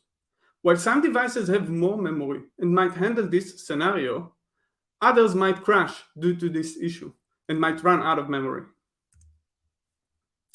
And since we're pulling assets remotely from the internet, we are dependent on how far are we from the server physically. The closer we are to the server, the faster we will get the asset, and vice versa. If you look at this picture, the guy at Australia, it will take him much longer to get the asset from our endpoint, which is based in Europe. So physical distance does matter. So we talked about the issue. We showed that loading many assets without optimization can cause delays in loading page speed. It can cause performance issues or even crashes. But why all that is important? Does the loading speed of a landing page or any page in the app is really that important? Does it make a difference if we make our app more optimized and run faster? The answer to that is definitely yes. 100 milliseconds delay in page load can result in 7% reduction in conversion. When I say conversion, I mean that a user took something from your e-commerce, for example, and put it into his cart. Or we actually managed to get a visitor to become a paying user or a subscribed user. Take this number, multiply it by 10, and what you get is 1 second delay in page load can result in 70% reduction in conversion. This is according to a study by Akamai. And also, a 1 second delay can cause 20% drop in traffic. It can also lead to 11% decrease in page views. And lastly, it can lead to a 16% decrease in customer satisfaction. Now, I'm here today to talk to you about improving your media optimization and improving your app overall performance. We are not talking about tens of seconds of improvements. We are talking small numbers. Even milliseconds can be meaningful. Those 3 slides that I just showed are by a Google study. So now that we stated the problem and why it's important to us to optimize our media, I want to show you how we can achieve this. The first thing we need to do is improve our loading speed. We want our page to load faster in an optimized way, and this will improve the experience of the entire app. To do that, we can start with the following. Reduce the asset size by resizing it. Reduce the width and the height. We don't need 4K images when presenting image feed or thumbnails. We can also reduce the quality. If we don't show the image in full size, we can compress it and decrease the quality, but still get a good looking image. And lastly, we need the right format for each platform. iOS, for example, from our iOS 11 and above, started supporting HEIC by hardware. This means that HEIC, or HEIC, is the optimal format. It will weigh less and it will be rendered much faster. For Android, it's a bit more complicated. In 4.2.1, they started supporting WebP. But recently, Android 12 and 13 started supporting AVIF, which is an amazing format, and it should be used if you can, because it weighs less and it's compressed better, it looks better, and it weighs less. All those things that I just mentioned, decreasing dimensions, format, and quality compression will lead to a lighter asset. And then it would be easier for the device to load it and for our app to get a much better performance. So let's take the scenario. We downloaded an image now from the internet. We presented it to the user. He decides to move to another screen or send the app to the background and open it again. Do we download the image all over again? Of course not. We will use some kind of cache mechanism. So once we download an asset, it's saved on our device, and we can load it locally next time we need to show it to the user. But since we're keeping this asset on the device, we want it to be optimized so it doesn't capture a lot of space on the user's device. We want it to be optimized and weigh and be a light asset. Responsive. So we want to be able to get the same asset in different size. For different orientations, for example, or different containers. We might show the same asset, but in different containers. We want the same asset in the most optimized way, small in size, for better bandwidth usage, device storage, and device performance. Content Delivery Network, or CDN for shorts, is an extremely important mechanism. This means that there is a grid of servers all around the world that we cache our deliver assets on them once we get them for the first time. This means that the second users that asks for the same assets, it will be delivered to him much faster, since the distance between the users and the specific CDN server is shorter than the main endpoint. We can see in the screenshot that unlike the previous one, we have all those CDNs spread around the world, and the distance between the users and those CDN servers is much shorter, which means that the users will get the assets much faster. Some of us might have a website which presents the same assets as our mobile application, but desktop design is very different from application. The size of the assets may vary, depends on the platform. We need the same image, but in different size. Keeping multiple instances with different sizes for the same asset is a good solution. It would be even better if each device would know exactly what asset in what size to pull. So now that we have seen what the challenge we're facing, we talked about the implications of what could happen if we're not optimizing, and we showed the solution. Let's get a bit practical and see some code and how we can achieve better performance.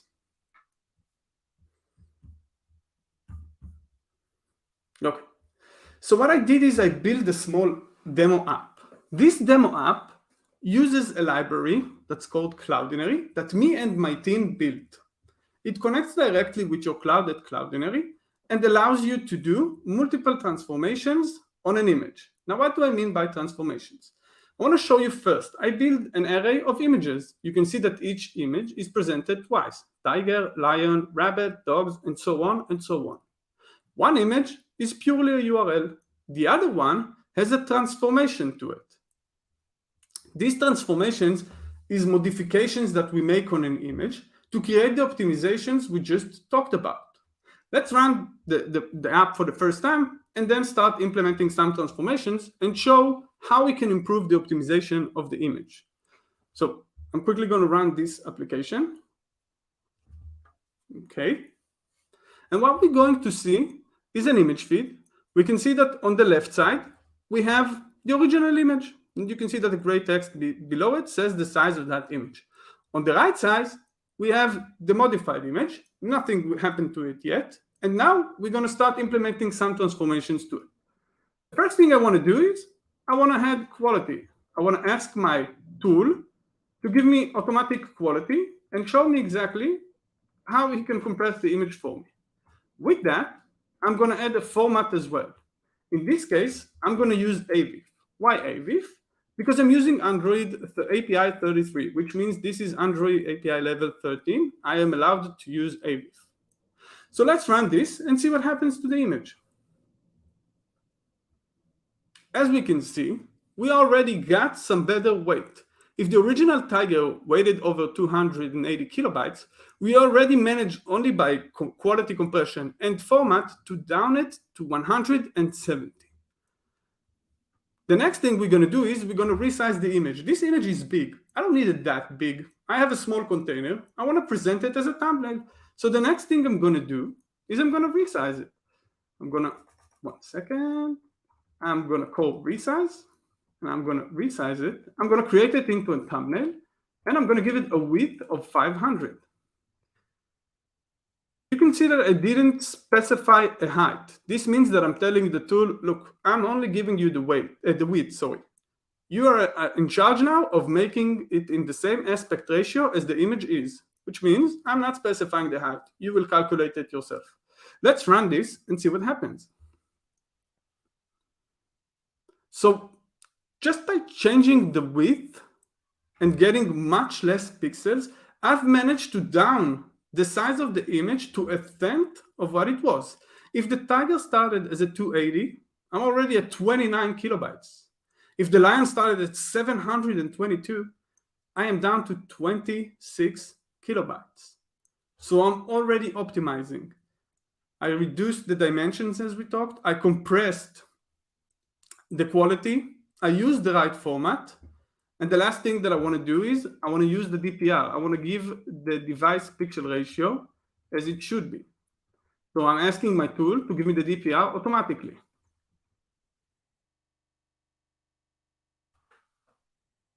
And as you can see, this is done automatically on all images because I'm using the same transformation object on all the dual or the second images. So image number 2, the tiger, image number 4, the lion, and so on and so on. This transformation is working on all of them and is doing the same thing. It's optimizing them according to what we just said. Dimensions, format, quality compression, and device pixel ratio, or DPR for shorts.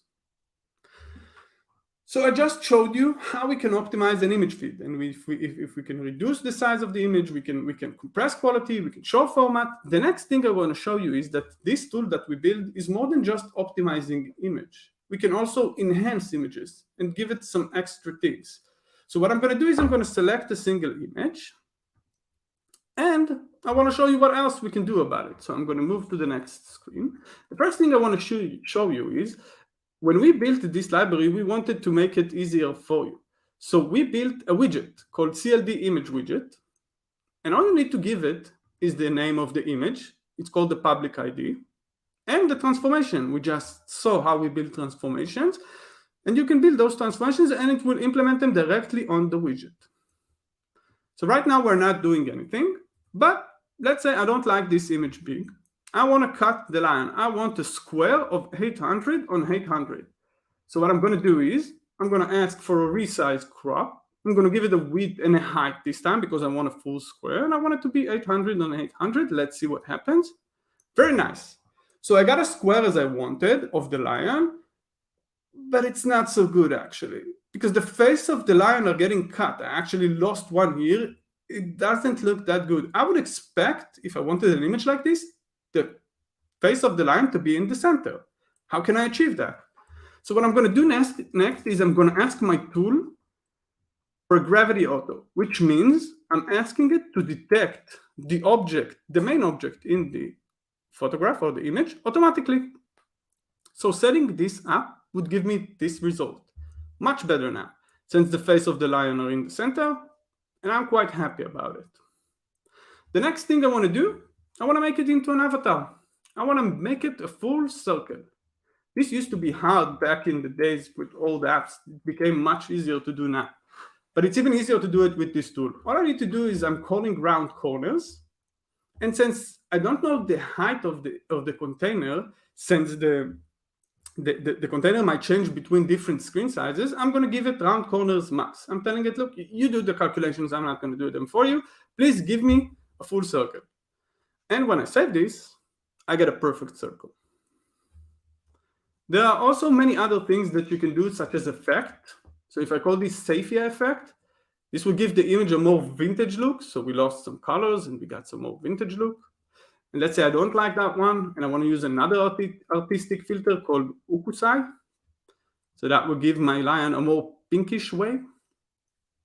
And there are other enhancements that you can put on the image. One of them is called the Just Improve. This will improve the image colors and sharpness. So when I save this, we get this. Now, those are just few of the enhancements and optimization you can do on an image. I encourage you to visit our documentation where you can see there are dozens and dozens of transformations that you can perform on a single image. There are two more things I want to show you in this live coding. When we go back, we can see that the images are not being pulled from the internet again.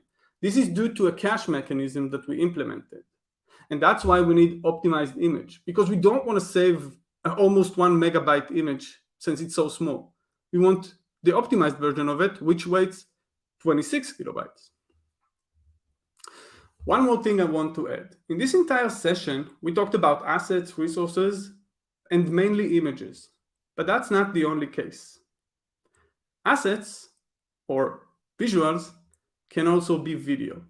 And this is really important since this library supports video as well, which means that all of the things that you've seen, quality compression, format, dimension changing, optimizations, and many other things that are related to video, such as intro, outro, subtitles, and many other things can be implemented using this library. So it doesn't work only on images, it will work on videos as well. So that was it for the coding part, and we have just seen practical tools of how to achieve better application performance. Next, I want to show you a real-life example. Just Eat is a food delivery company who mainly works at the UK and Australia through an app and a website you can order food on. I don't know if you heard of it, we use it here at Israel as well, but that's what their app looks like. To improve their user experience, Just Eat optimized their assets using the library I've just shown you, which cut their page loading speed. In the following screenshots from their app, you can see image feed, where you can scroll between different restaurants. You can see that the screen holds multiple assets. Those assets use the techniques that we have just seen, the dimension changing, the format optimization, the DPR, and the quality compression to achieve better performance. The menu screens offer different sizes of images, more thumbnail style. We can see the round corners and even a border around them. This is all done through the tool. By optimizing the menu assets, Just Eat increased the menu usage, loading time, and page views. On the left, we have a specific dish menu where we can see the same asset from the menu screen we just saw as a thumbnail, but in bigger size, without losing quality. On the right screenshot, we can see that the same dish presented in Just Eat's website. Same asset, different size. Everything is optimized in terms of dimensions, format, and quality. So what I just showed you is a tool we created at Cloudinary, and it can help your application improve the delivery time by up to 60% and the data usage by up to 80%. The library I've just shown you through the live coding is written in Flutter, what you've just seen in Dart and Flutter. But it's also written in more than 15 other languages and frameworks. So a little wrap up. We talked about why even develop mobile apps? And then what was the challenge we're facing? Why does it matter? And what is the solution? I gave you some practical tools through the live coding I showed you on how to optimize your media. And with that, your entire application performance. The important thing to remember that media optimization done right can improve your application's conversion rate, traffic, and customer satisfaction. I want to thank you for attending and listening, and I hope you learned something and have some practical tools to take with you after this session. If there are any questions, I'll be taking them through the chat now. Back to you, Alan. Hi, I'm back. That was awesome. This presentation, this package, this library, I didn't know it, and I'm very impressed with this, how complete it is, and does all functional very good. And thank you. So we have some questions here. So let's start. There's a question that are so big, and we will divide it in two messages. That is, how do you save local photo when you download when you first time from backend, and the future you don't want to download them, and the continuation cache notes work image only store data when the app is running after library lose the data. So First of all, I did it back when I had an interview. Actually, I was interviewing for a company and I built my own cache mechanism. It's not that hard, actually. And if you want to save assets locally, you can easily do that by saving them on the disk itself. But this is something that we don't usually do because, as I said in the presentation, assets tend to change from time to time. If the asset is static and never changes, we usually hold it on the app itself. We don't do it with many assets, but we usually hold it on the app itself. If the asset is coming remotely, that means that we don't need to keep it for a long time. We keep it for one session. That's usually why we're keeping it only for one session and then we're losing it. That's exactly the second part of the question. The package that was shown there is a great package for caching. And it does it only for one session because it understands the need. We don't need to keep these assets forever. We need to keep them for a certain session. Once the app is closed, we probably need to pull the assets again. Think of applications that you know, such as TikTok, Instagram, Facebook. When you load the app, you get a certain feed. If you close the app and load it again, you get a completely different feed. There's no point in saving what you just saw from the previous session. I hope this answers the question. Great. So the next one is about the format. The image format AVIF has the same quality than JPEG. Okay, so AVIF is relatively new. JPEG and JPEG were back from when I was studying at the university, actually, and even before that. And AVIF is relatively new. It's compressed better than JPEG, which means that it will weigh less. And the quality, according to what I've seen and checked, I'm not going to say it like it in general, was much better. But again, there are things to think of here. This is really dependent on the image. Some images in, let's say, WebP, for example, might look worse than in JPEG. And same goes for AVIF. Some images that might not be compressed correctly might weigh more than JPEG. But in overall, AVIF is a better format in terms of weight and in terms of quality. Great. So the next one, is it bad to keep our images with normal image asset if you consider images from the database? It's not bad. It just depends how you save them and if you optimize them before. I use some of the apps that I've built are using databases as well to keep images. We're keeping some kind of record on things or users or whatever, but we're keeping the images locally because we need them for a second run or whatever reason it is.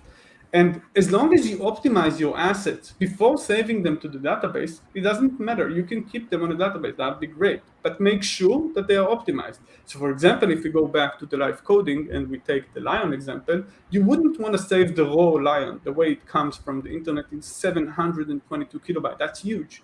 That's a huge image and you don't need it. Well, maybe you do. And if you do, keep it that way. But usually when we're presenting in mobile, we present images in a smaller way. So we want to reduce the dimensions, we want a better, and of course we want an optimal format and compressed quality in a way that the image doesn't get hurt, it still looks good.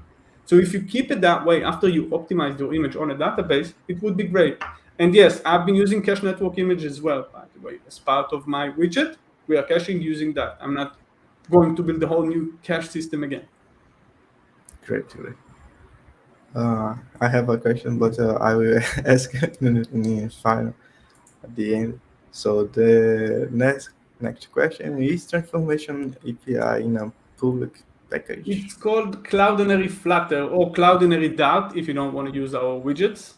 And of course, it's public. As I said, it's also posted in more than 15 other languages, including Android, Java, iOS, Swift, Vue, React, Angular, and many other backends such as PHP, .NET, Ruby, and more.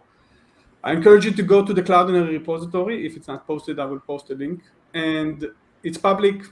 Go to Cloudinary/documentation, and you can find all the information that you can about transformations and which optimization you can run. And there are many other things that I didn't show, like add-ons that can transcript videos and get you a full subtitles if you need them.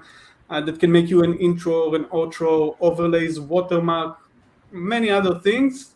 It's public and you can use it. and feel free to go and see for yourself what are the capabilities of this tool. Great. So the next one, can you summarize shortly the two packages for optimizing our image? Basically, what I tried to show in this presentation, that it's a DIY. You can do it yourself. You don't need any tools or packages. What I've shown you, out of me coming from Cloudinary, is the tool that we build to make those optimization much easier.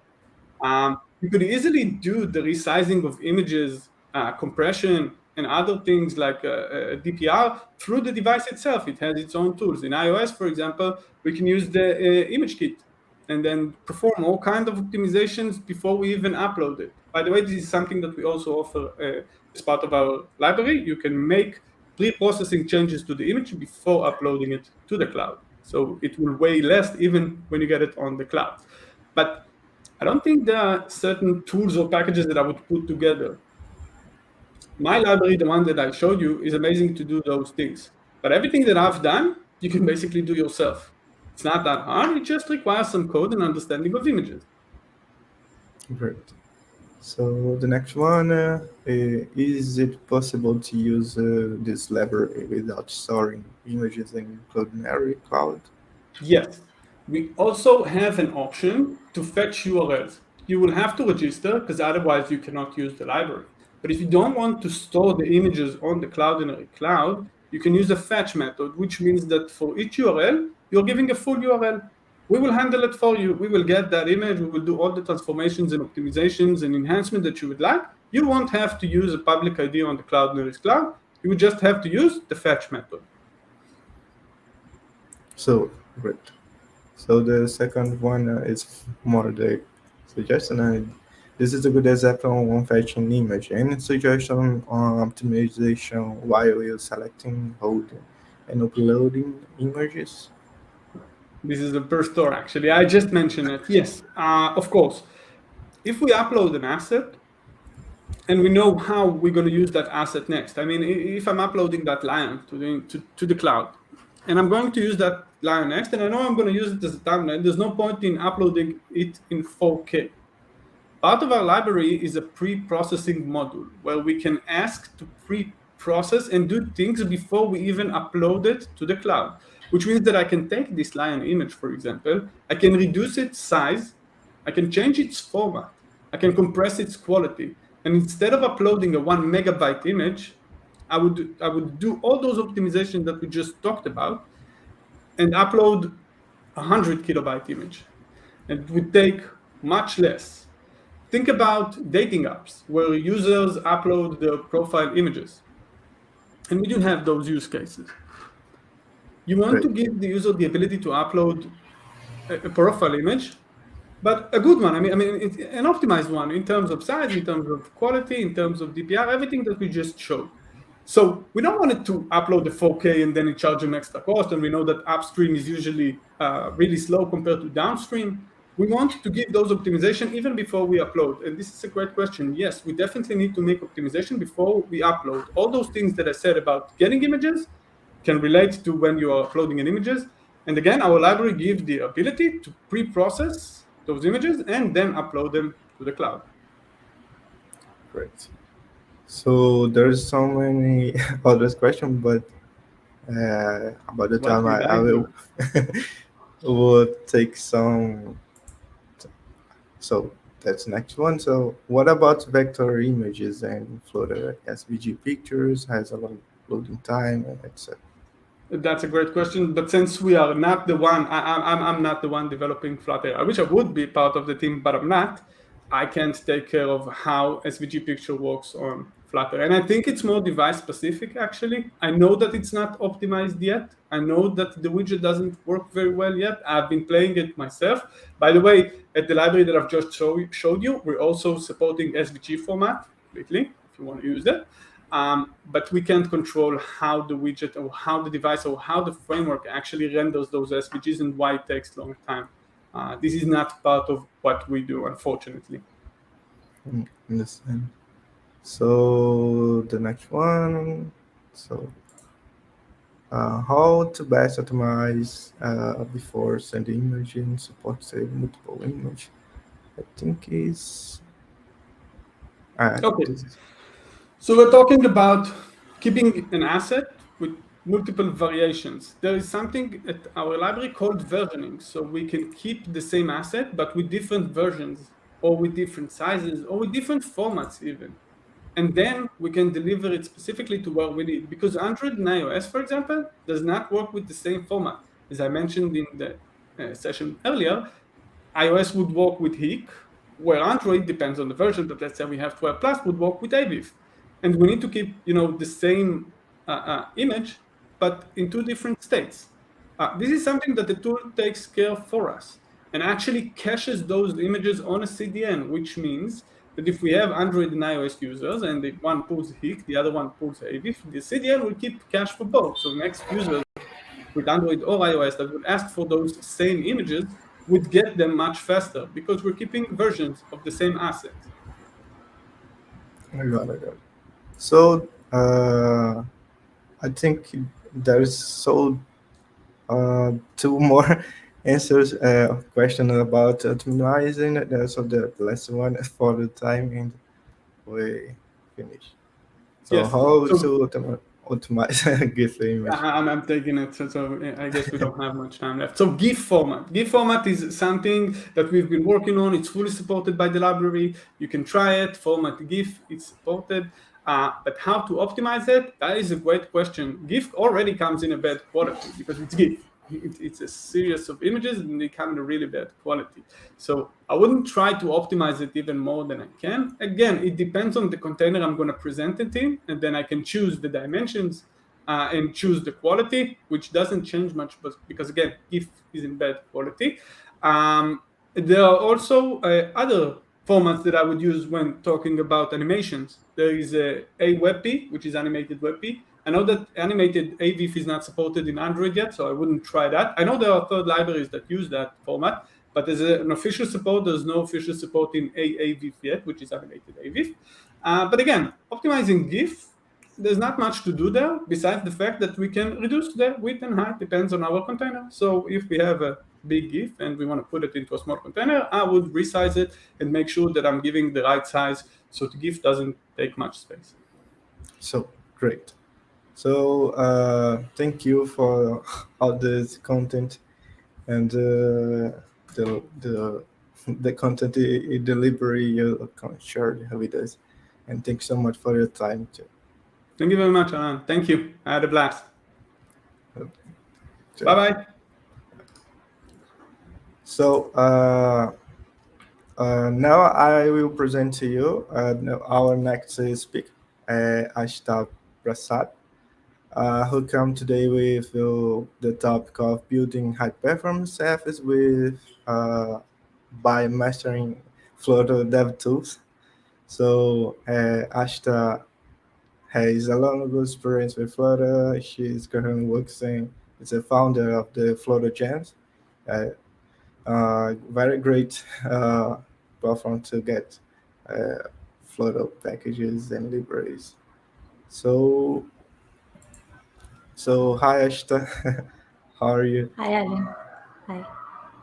I'm good. Great.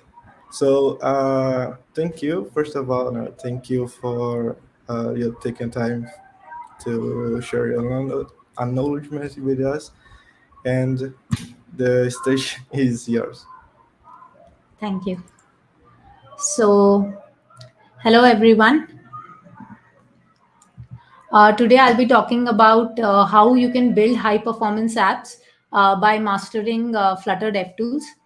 To give a brief introduction about myself, I'm Ashita and I'm the founder of Flutter Gems. So what is Flutter Gems? Flutter Gems is basically a visual package discovery platform for Dart and Flutter packages. So currently we have around 5,000 useful Dart and Flutter packages that have been neatly categorized into various categories. So some of the popular categories are say geolocation and maps, ad serving, a feedback category, an onboarding carousel, splash screen, social media, chat and communication categories, etc. So you can head to fluttergems.dev if you want to explore it. So I'll just quickly put the link in the chat. You can check the link. Moving ahead. So when we talk about Flutter, Flutter is relatively young, but recently we've seen it explode in terms of popularity. A lot of apps are being made on Flutter. We have Google Pay, which is a payment app. You have apps like edtech apps like Edpunk, which is a mobile-first learning platform for Bharat. You have Dream 11, which is an fantasy sports platform. You have Kite by Zerodha, which is an investment management platform. So when we see these apps, the question that comes to our mind is, what is the DNA of a successful app? So the things that matter the most are great user experience. Your app should work seamlessly regardless of the device. Your app should not slow down or crash. And your app should give high performance, which means it should be optimized for speed. It should use all your minimum resources like your CPU and memory. And it should also provide low network data usage. So how do we ensure that we can make a successful app? So we have this beautiful DevTools suite provided by Dart, which will help us analyze our app so that we can make successful apps. So the DevTools that I'll be discussing, I have written detailed Medium articles on it, and the link you can see on the screen. And in case you ever have any doubt using any of the DevTools, you can join this Discord channel, and we'll be more than happy to answer all your queries. So let me see if I can just type the link in the chat. I'll just try doing that.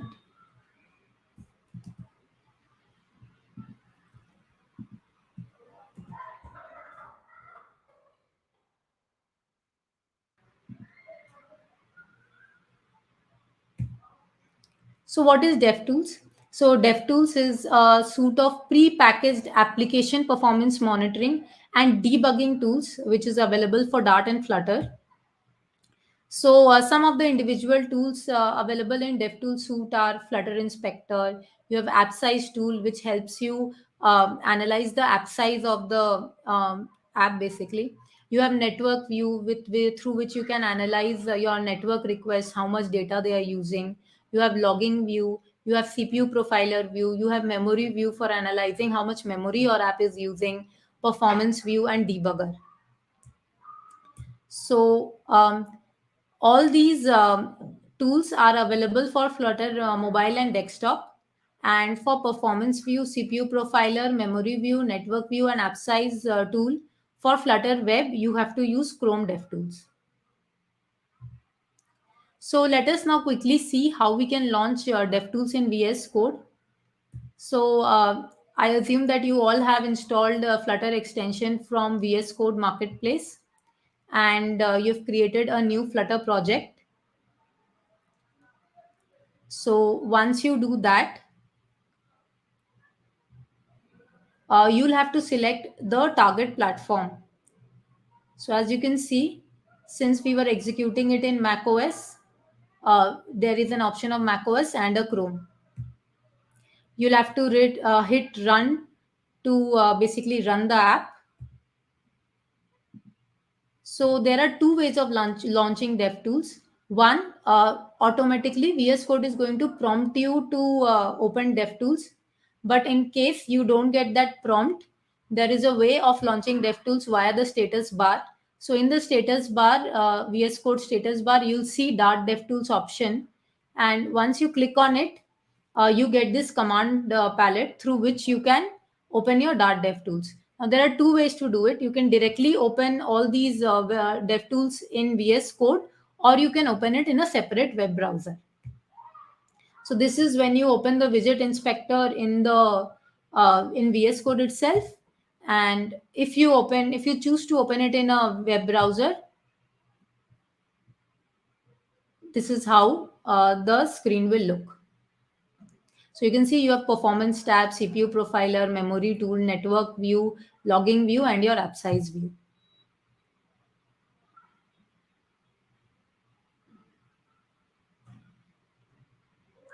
So whenever you run your DevTools, you will be getting an error, and we will actually discuss this in the subsequent slides. So let us now move to CPU profiler. So there is a study that indicates that more than 80% of people who use apps in the US, they delete it or uninstall it just because of performance issue. And 34% of those people simply abandon the task, which means that you are not going to get a second chance. So an app CPU usage has a direct impact on the performance.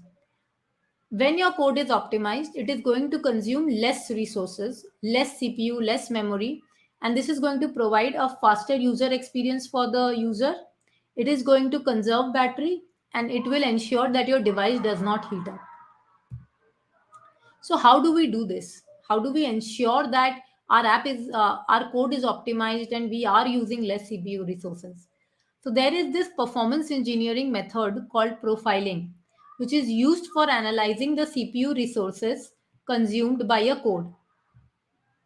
So CPU profiler view provides insight into the CPU usage of an app.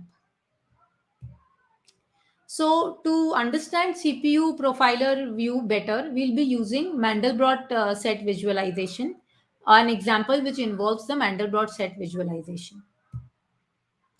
So this is the source code that I'll be using. Again, you can find the links for all the source code and all the documentation that I've used. Everything, all the material is available in my Medium articles. So you can head to that link and you can find the links to everything discussed in this today's talk. So we start by opening the project in VS Code. Make sure you click on this Get Packages button to ensure that all the dependencies have been installed. And we'll need to launch CPU profiler view. So in VS Code.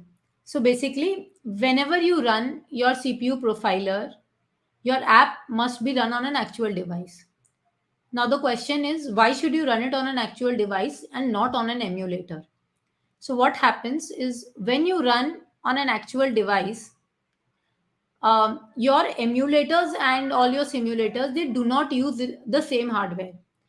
Their performance, basically hardware specifications may be different more or less than your actual device specifications. So if you do not use a real device, on your simulator or emulator, the code might be running faster and you might not see an issue. But when you run it on a real device, you might encounter a lot of issues.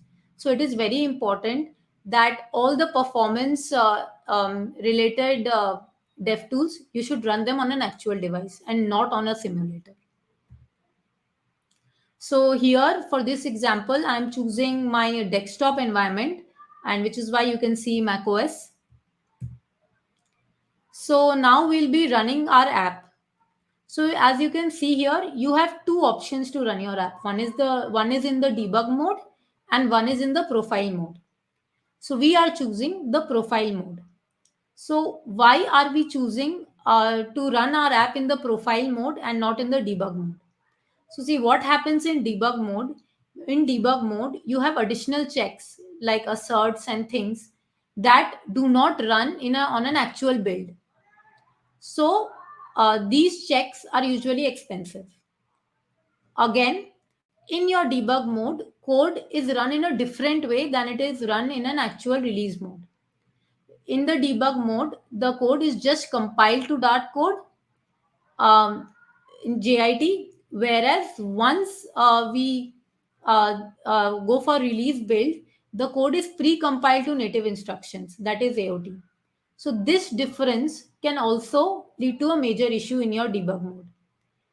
Whereas in a profile mode, our application is compiled and launched, and it is very identical to our release build.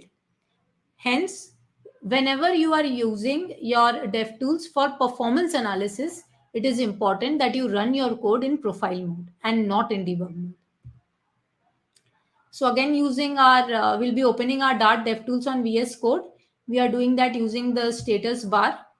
And you'll have to click on Open DevTools in web browser command. So this is how, this is a small snapshot of the window that opens up. You can see the CPU profiler view. So CPU profiler view, there are three important buttons that you have to understand. One is record, stop, and clear. So what record does is the moment you click on record, it will start CPU profiling. It will start storing the data. Stop, when you click on stop, it will stop. And when you click on clear, it will erase all the CPU usage data that has been stored. There are additional options like profile app startup. So what this option does is it will load all the CPU samples that have occurred even before the first Flutter frame was drawn. So what this does is it will help you in identifying functions that are causing your app startup delay. Load all CPU samples. It will load all CPU samples relating to your main isolate as well as all the spawned isolates. And this is an option, profile granularity, which is by default set to medium. So when you set it to medium means that it is going to record one sample every 250 microseconds. You can set it to low, and low granularity means one sample per 1000 microseconds, or high, and high means one sample per 50 microseconds. And when you click on export, all the data will get exported. So to understand it, we'll be undertaking two scenarios. So in the first scenario, we'll run the entire code on the main isolate, that is serial computation. And using the CPU profiler view, we'll collect all the CPU usage data and analyze it. And in the second scenario, we will spawn 4 additional isolates and we'll run a parallel processing code. And then again, we will use our CPU profiler view to analyze and understand our CPU usage data. So when you run the app in profile mode, this is the window you'll get.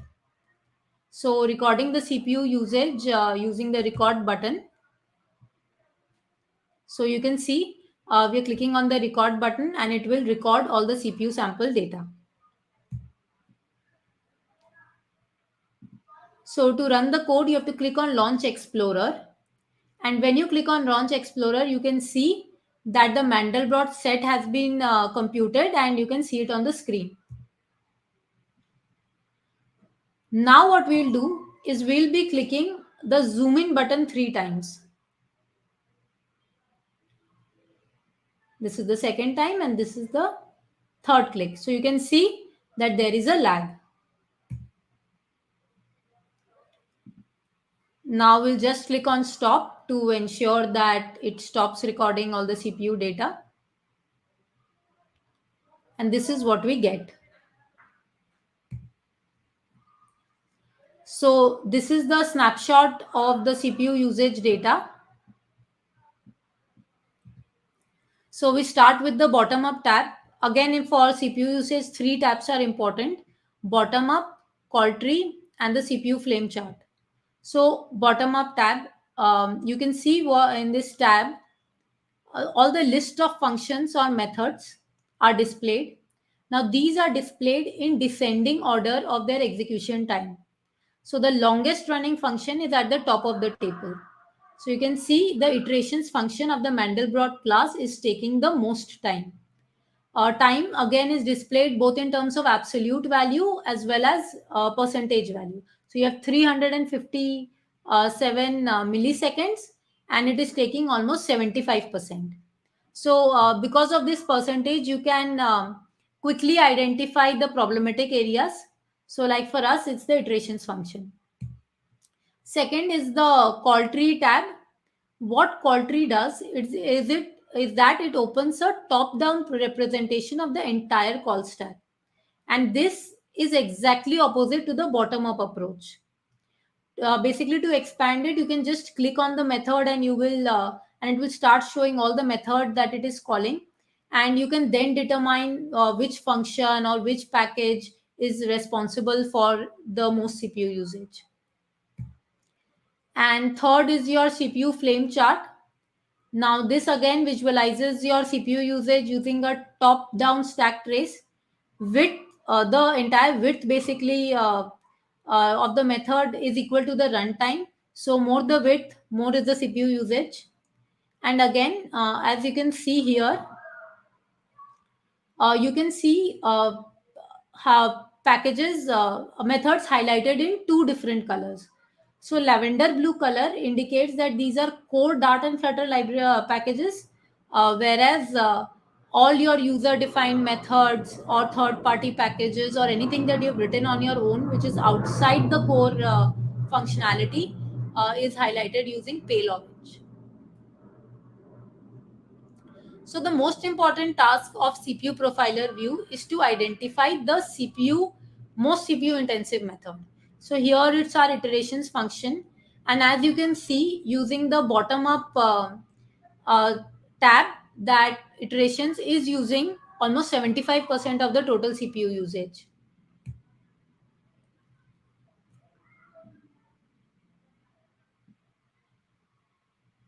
So now let us go ahead and see the iterations function. So if you look at the code, this is the code. Now let me explain you how Mandelbrot set is calculated. So to calculate the Mandelbrot set, you have to perform iteration for any point, say xy, in the complex plane till it exceeds a particular threshold value. Now this computation has to be done for every point in the plane.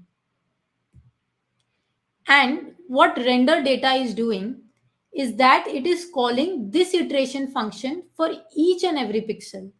So you can understand the the amount of CPU usage iteration is causing. So now to improve performance, there are two ways. One is we can reduce our time complexity, or the second one is we can do parallel processing. So in our case, there is currently no way to reduce the time complexity. But what we can do is we can do parallel computing. So what we'll do is the entire complex plane, as you can see, we'll divide it into 4 parts, and we will perform our calculations simultaneously on all those 4 parts. So we'll be creating more isolates that can help us with parallel code execution. So in this case, we are spawning 4 more isolates. So let us again start using our CPU profiler view. You can see we clicked on zoom button thrice, and it's significantly quicker than the scenario 1 that we did. So this is what we saw. Now let us validate our observation. So you can see this is the bottom-up chart that our CPU profiler view has generated. But if you see, you cannot find the iteration function here. Now the reason being that this is our main isolate, and all the iterations computation has been done in the 4 other spawned isolates that we just spawned. And this main, where you can see main hash 1, is actually called the isolate selector, and we can select our isolates using this option. So as you can see, all our 4 isolates are being displayed here. So let us see our other spawned isolates. So let us go to isolate handler 2. But hey, with the moment you click that, you cannot find your... so if you look closely, the moment you click on isolate handler 2, you won't find all your CPU usage data in the main tab. You'll have to click on load all CPU samples tab, like we discussed earlier. So here you can see we have all the CPU usage data. So this is the bottom-up table for our handler 2, isolate 2. So again, as expected, iterations is taking the most amount of time. and it is the most CPU intensive function. Currently, as you can see, it is taking 137 milliseconds, which is around 78%. So now let us do a performance analysis. We took two cases. The first was serial execution, where we executed the entire code on a main isolate. And time taken by the iteration function here was 357 milliseconds. Whereas in the second scenario, we used a parallel execution approach. 4 other isolates were spawned. And time taken by the iteration function in all the 4 isolates are given. In the first isolate, it took 88 milliseconds. For the second isolate, it took 98 milliseconds. For the third isolate, it took 111 milliseconds. And for the fourth isolate, it took 137 milliseconds. So combining all the 4, the total time is 137 milliseconds. So as you can see, there is a clear-cut improvement of 2.5 times. So now let us quickly move to the second dev tool, which is the performance view. So again, as we discussed that a lot of people, more than 80% of people, simply delete or uninstall their app because of performance issues. And user, they love smooth UI. They want to have a high performance, perceived performance, and they hate slow and choppy janks. Now your janks, they can manifest in various ways. They can cause stuttering animations, which is most common. They can cause your app to load very slowly, or they can just behave in such a way where the user feels that the app is unresponsive, or the user feels that the app has technical glitches. So let us see how we'll use the performance view to detect whether the frames are janking while using an app. So again, you can find the source code on the Medium article link. You'll have to open the project in VS Code and just ensure that you click on Get Packages to install all pub dependencies. Just like we discussed for CPU profiler view, in performance view also, you'll have to select an original device. So here I am selecting a Lenovo K8 Plus device, and you also have to run the app in profile mode to get an accurate picture of performance. Like I told initially, whenever you run your performance view for the first time, you will get this error, which states that shader compiler jank detected. So this is nothing to worry about. Currently, this is being addressed in latest rendering runtime for Flutter Impeller. So this is going to get resolved in the future. So for now, just ignore it and move ahead. So again, performance view has 4 critical parts. The first is the toolbar, which has again pause, resume, and stop features. You can also overlay your add your performance overlay chart on your app, so you can see that. So when you basically enable your performance overlay, all your frame statistics for the last 300 frames, they get directly displayed on your app. So if you look closely, your app has 2 components, 2 charts. The first is the chart for raster thread, and the second is for the UI thread. Now, raster thread is basically for scene rendering, and you can compare it to a GPU, whereas your UI thread is for your core Dart execution. So you'll see vertical green lines, and these vertical green lines actually represent your current frame. So the second part for performance view is your Flutter frames chart. Again, ideally, for any ideal scenario, your frame should be created and displayed within 16 milliseconds. That is 1/60th of a second. Anything later than that will cause a jank, and the user will feel that the app is unresponsive. This is the third item, which is the timeline events chart. So for every Flutter frame chart element, you can get a timelines events chart element. And this chart will show all the events that went into building the frame, both in your raster and UI threads. So this is how it looks like.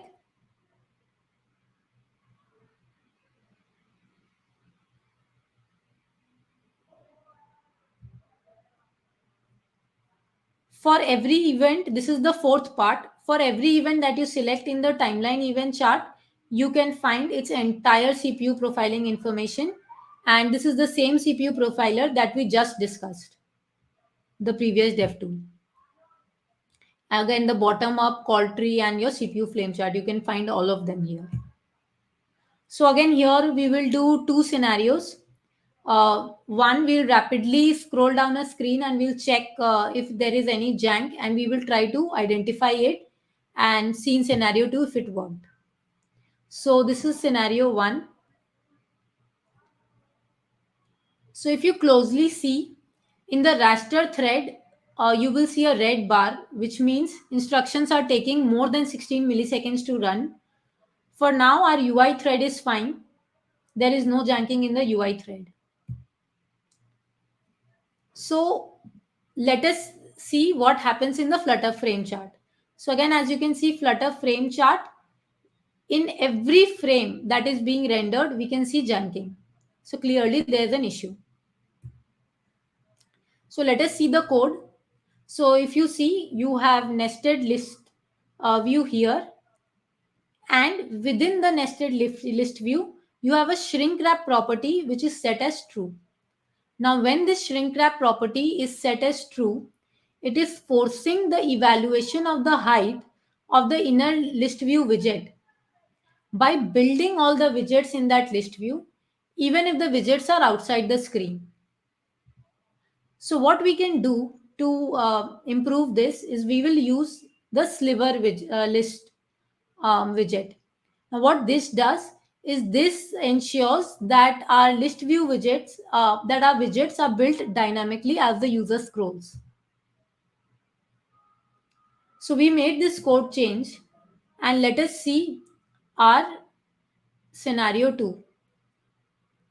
So now if you see, janking has reduced significantly even in the raster thread. UI thread, there was no issue in first case, there is no issue now. And raster thread, we see a significant improvement. Same for the Flutter frames chart. You can see once it starts running, there is a significant improvement in janking for the raster thread. So we don't have a lot of time, so I'll just quickly run through the third DevTool, which is memory view. So right now, as RAM for our mobiles is one of the most sought after digital real estate.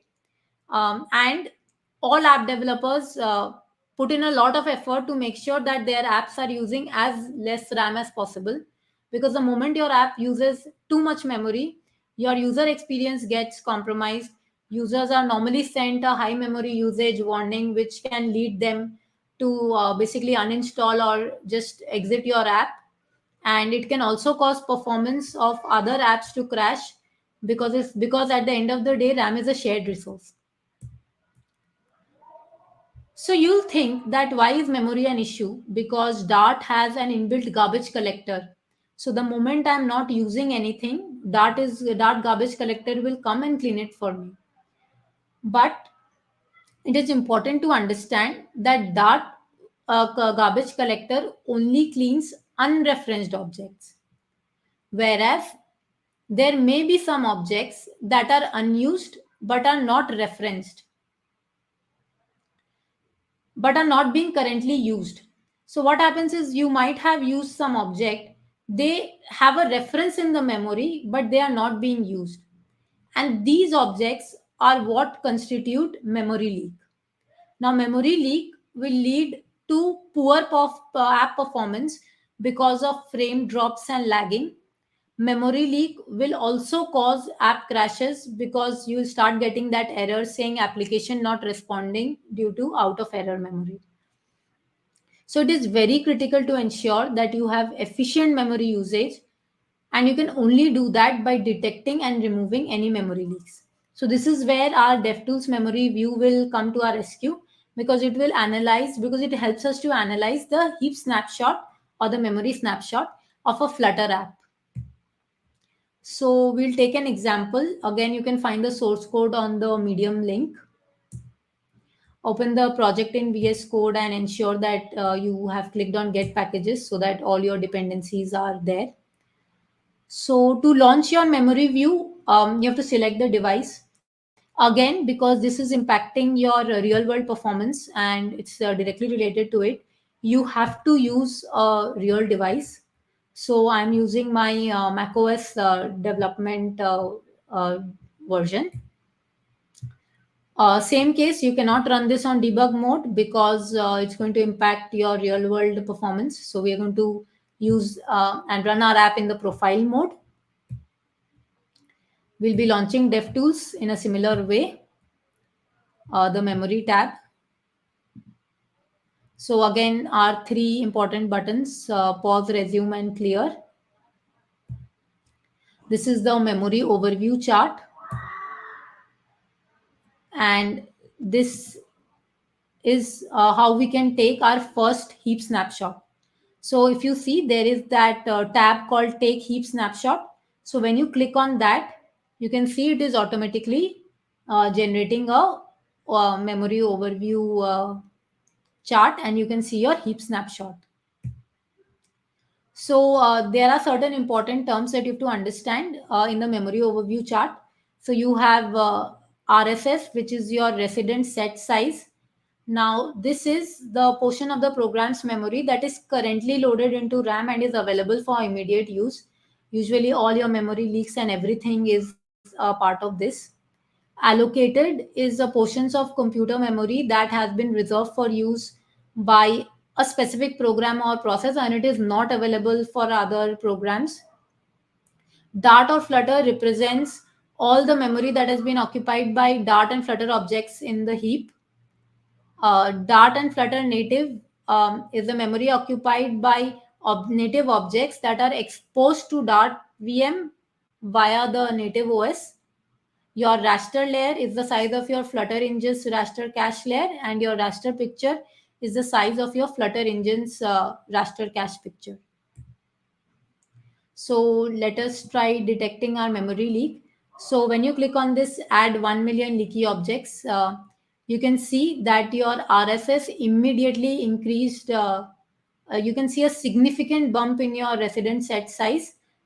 And so there is this example in which I've shared. The moment you keep clicking on 1 million leaky objects, you will see your RSS shooting significantly. And you can also see this in your heap snapshot.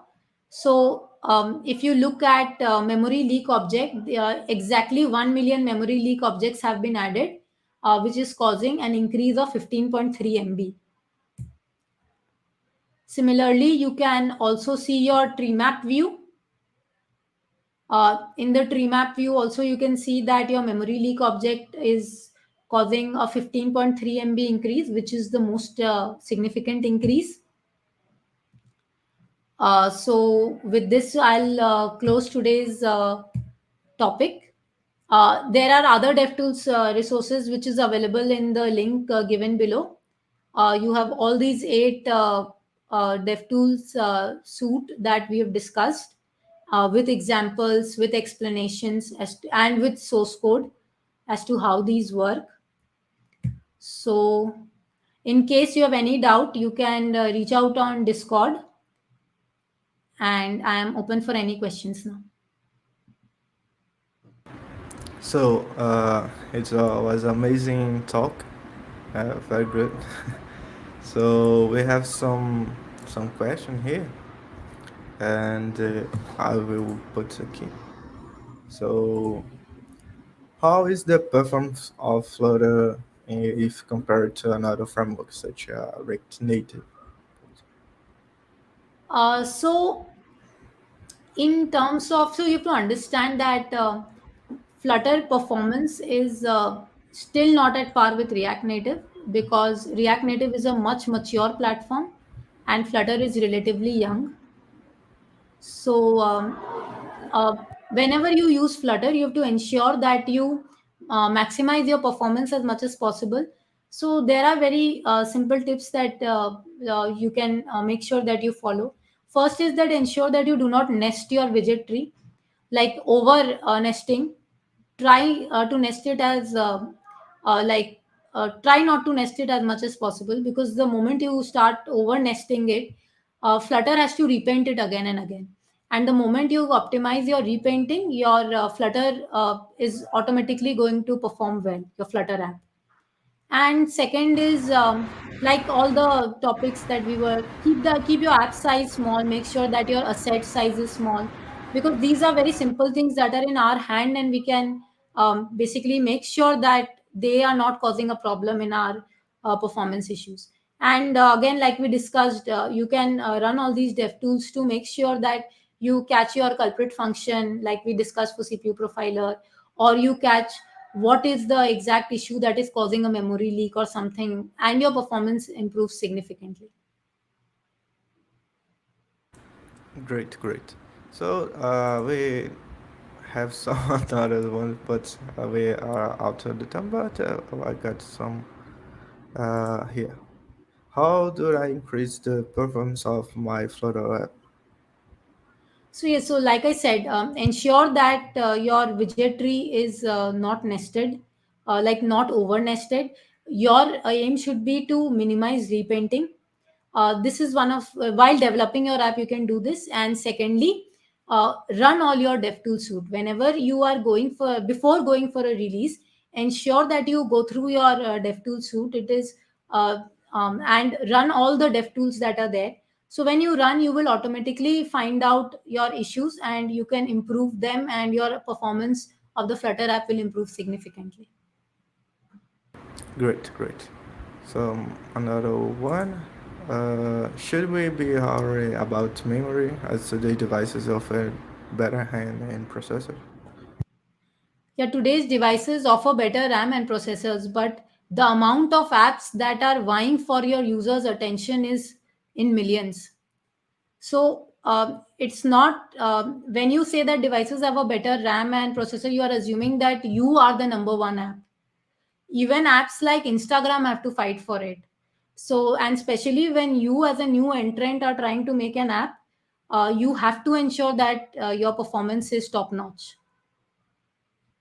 because otherwise the user will immediately uninstall it. Great, great. So can you tell some benefits of using Float Inspector tab in DevTools to help improve app quality? So Flutter Inspector is mostly important for analyzing your issues in UI. So if you use Flutter Inspector tab, you can actually edit your UI on the fly, and all your UI testing is something that is UI issues are all taken care of in Flutter Inspector. So I have written a very detailed example on it, and I have put that bit.ly master DevTools link, so you can go there and you can check the example. Great, great. So Ashita, thank you for your contribution in your talk. Well, I thought it was awesome. And see, feel free to there's some another question, and if not problem, enjoy the chat or answer the community. So thank you again. Yeah, thank you. Bye. So now I will present you our third speaker, our next speaker, Viktor Lidholt, who came today with the topic of build our backend in Dart with Serverpod.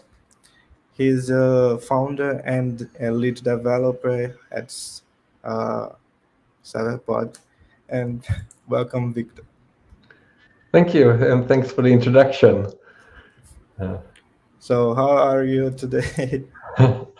I am doing very well. It's been a busy couple of weeks. We released the first stable version of Serverpod just a week ago, so it's been super interesting to see everything around that. And yeah, it's been super successful, so I'm very excited about that. Great, great, great. So welcome. Thank you for take your time to be here with us. And this stage is yours. All right, thank you. So my name is Viktor. I actually used to work at the Flutter team when I lived in San Francisco. Then I moved back to Sweden and I ran another business here, and I've been working on Serverpod for the past 18 months. So that's what I'm going to talk about today. Since this is a Flutter conference, maybe I don't really need to sell Flutter, but I feel like it's the first framework that's actually run anywhere. And it's been growing like crazy over the past couple of years. And according to Google, at least 20% of all new apps on Google Play are now Flutter. And Flutter is the largest cross-platform framework. But Flutter has sort of a dark side. And that's the lack of server or backend Dart. So it's been almost impossible to use Dart on the backend. I mean, you have been able to do it, but you haven't really had the support to do it. Even though Dart is actually a really good language for doing backends. It's a very modern language. It has great syntax and tooling. So you got statically typed objects. You get like perfect autocomplete. They're great debugging tools, null safety, and it runs pretty much anywhere with native performance, not just on your device, like your iPhone or Android device or on your Mac. It will run on a server anywhere you can run Dart, pretty much like Windows, Linux, Mac. And it actually has quite a few ways to run it. So you can run it just in time, like a scripting language almost, ahead of time. So you compile your whole program for a device. That's what you do when you deploy it to Android or iPhone. But it also has support for something called portable modules or kernels. So that's sort of an intermediate language that's much faster to compile on the device.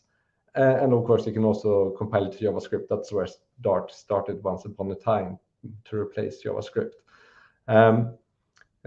So Dart is really great for lots of stuff, not just apps. It's great for doing command line tools, and it's great for doing servers.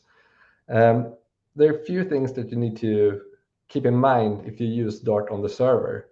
First, I mean, it got great performance, so that's really good. And it has really good low-level APIs, Dart IO and WebSockets. It's pretty early days, so the ecosystem may not be as mature as it is for the app side with Flutter, but all the essentials are covered.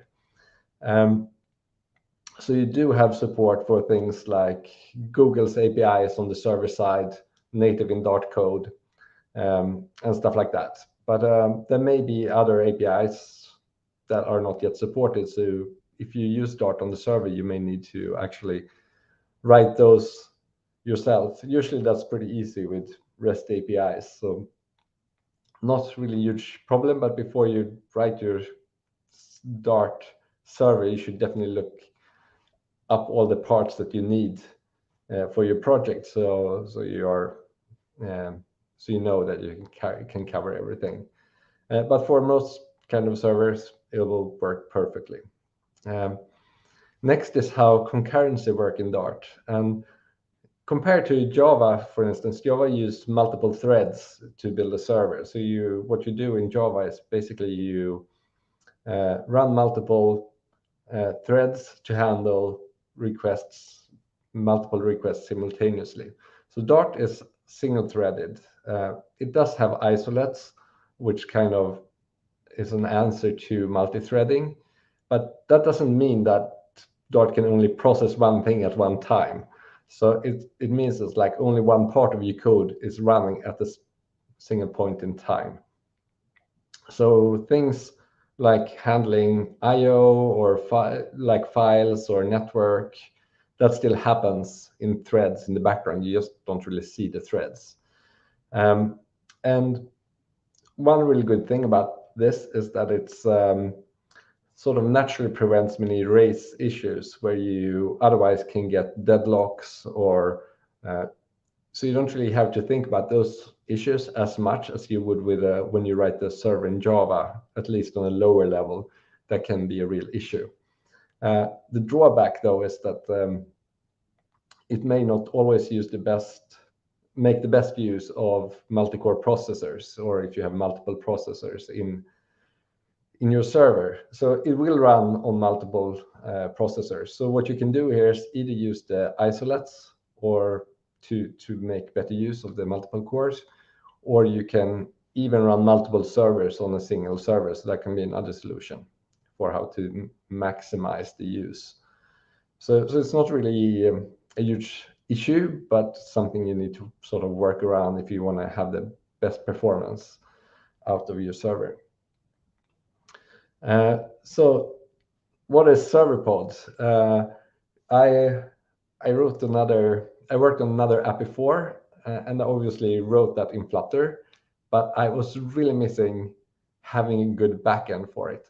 So that's where the idea for Serverpod was born. And Serverpod is an open source scalable app server written in Dart for the Flutter community, and takes a little bit more of a holistic approach to backend development. So it's not just a single piece of the puzzle. It's kind of, you get the complete puzzle when you start. You don't have to put all the pieces together. You get it all in a single package, and really has you back through your whole server development journey, if you will. Yes, and the happy news is that we just released the first stable version of Serverpod just a week ago. So I did a keynote presentation for that. So afterwards you can go check that out, or go to serverpod.dev, and there will be links there. So finally you can actually use Serverpod in your project. I'm super excited about that part. Serverpod will actually generate your REST WebSocket APIs for you. So I'm going to show how that works a little bit later. But that will save you a lot of time in the process of building your client server logic. With other frameworks, you may need to do all that parsing and generation of that API yourself if you use two different languages.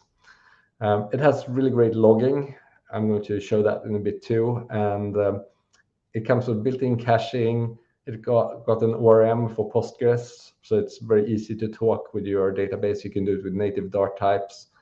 And then it supports all the other stuff that you typically need when you're building a server, like uploading files, authenticating with Google, Apple, email, streaming data.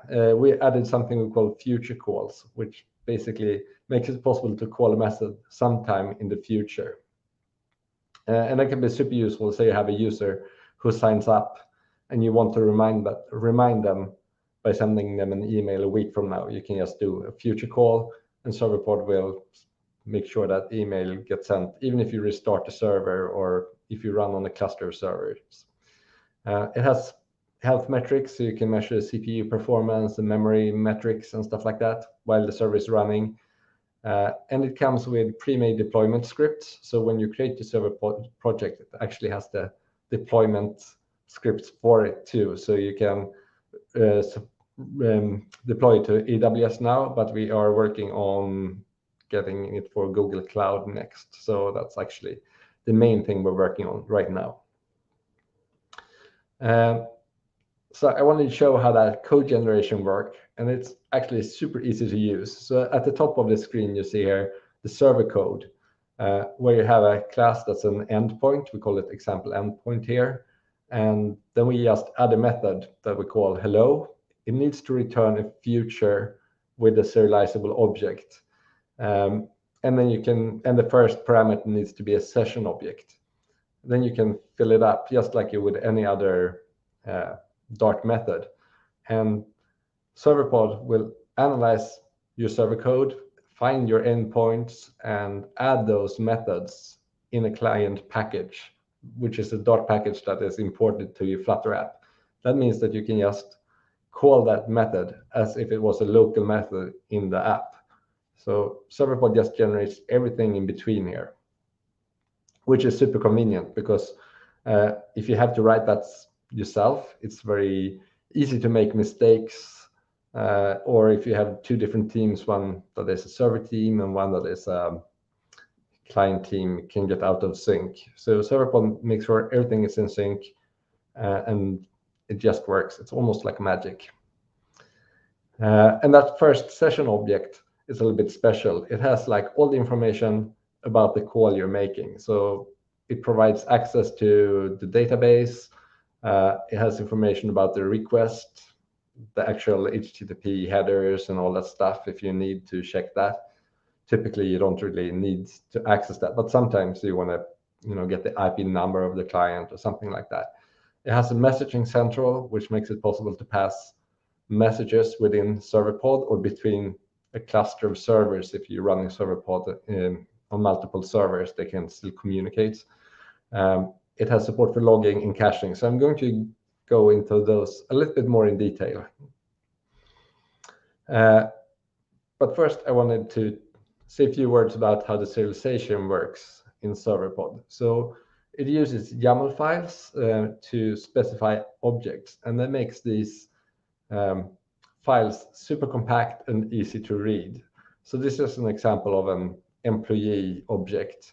It's connected to a database table called employee, and then you list the fields that it has. So it has a name and a birthday, and the birthday is optional. So it has support for nullable objects, obviously, and you can add lists and maps and other serializable objects. So you can really build a tree of serializable objects. And Serverpod has, when you add these objects, will just generate that code. And this is actually what it generates. I don't really expect you to read this code, but I just want to show it's like a lot of stuff that gets written for making the process, making this like super easy to work with in the end. So otherwise you would have to write all this code basically to get the same result. So you can choose your YAML files in a few lines or write a whole lot of code. It also generates database code that shows how this table should look in the database. You can also add stuff like indexes and things like that in that file.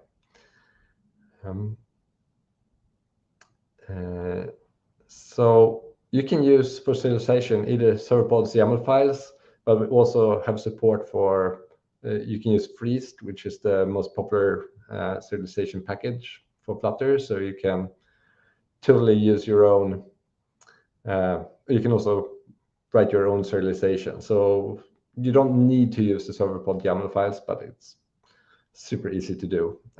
If you connect it to the database and want to use Serverpod's layer for that, you should use the YAML files. So I wanted to show how you use these generated files to communicate with the database. And the really nice thing here is that it translates the types in the database to native Dart types. So you don't really have to think about getting all those right. It's like working with native Dart objects. So this is an example how you insert an employee object in the database. You just create that as you would any Dart object, and then there's static methods on the employee object for working with that particular object in the database. And actually, when you insert it, it will add an ID to that object, so you also can get the inserted ID, which sometimes is useful. If you're looking for a particular row, so you want to pull that out of the database, that's also completely typed, and you get support from the editor with finding the names. So it actually, the find method is like it's basically a select method, and the variable you pass in for the where is a method, and that allows you to get a T, which is here I call it TB. Oops. So yeah, that is the description of the table. So you get access to all the fields in that table as native Dart elements. So everything is type safe when you do this. All right. Next, this is just how you add expressions. So you had a last example with finding the name of a company, but you can also use comparisons with bigger or less than if you want to compare dates, for instance, or you can also use and or. And a pro tip here is if you do that is to put things in parentheses because unfortunately it wasn't possible to override the and that you typically would use in Dart for and. So and the precedence, like in the order in which the different entities are processed when the code is parsed forces you to use the parentheses. So maybe if the Dart team listens to this, make it possible to override the and too. That would be nice.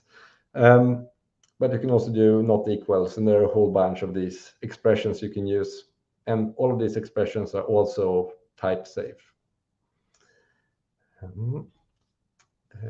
Next, I want to say a few words about caching. And caching is often, when you build a server, sort of an afterthought, but it's if you want high performance from your server, it's very, very useful. Typically, it can be expensive to build complex objects that you pull from the database. One example is I worked on an app that was a news app, and to build the front page of that news app, you had to do maybe 100 queries. But for every user, they don't really care if that web page they see is 1 or 2 minutes old. So you can just do all that data, save it in the cache, and then you just pull the cached object instead of doing all those database queries.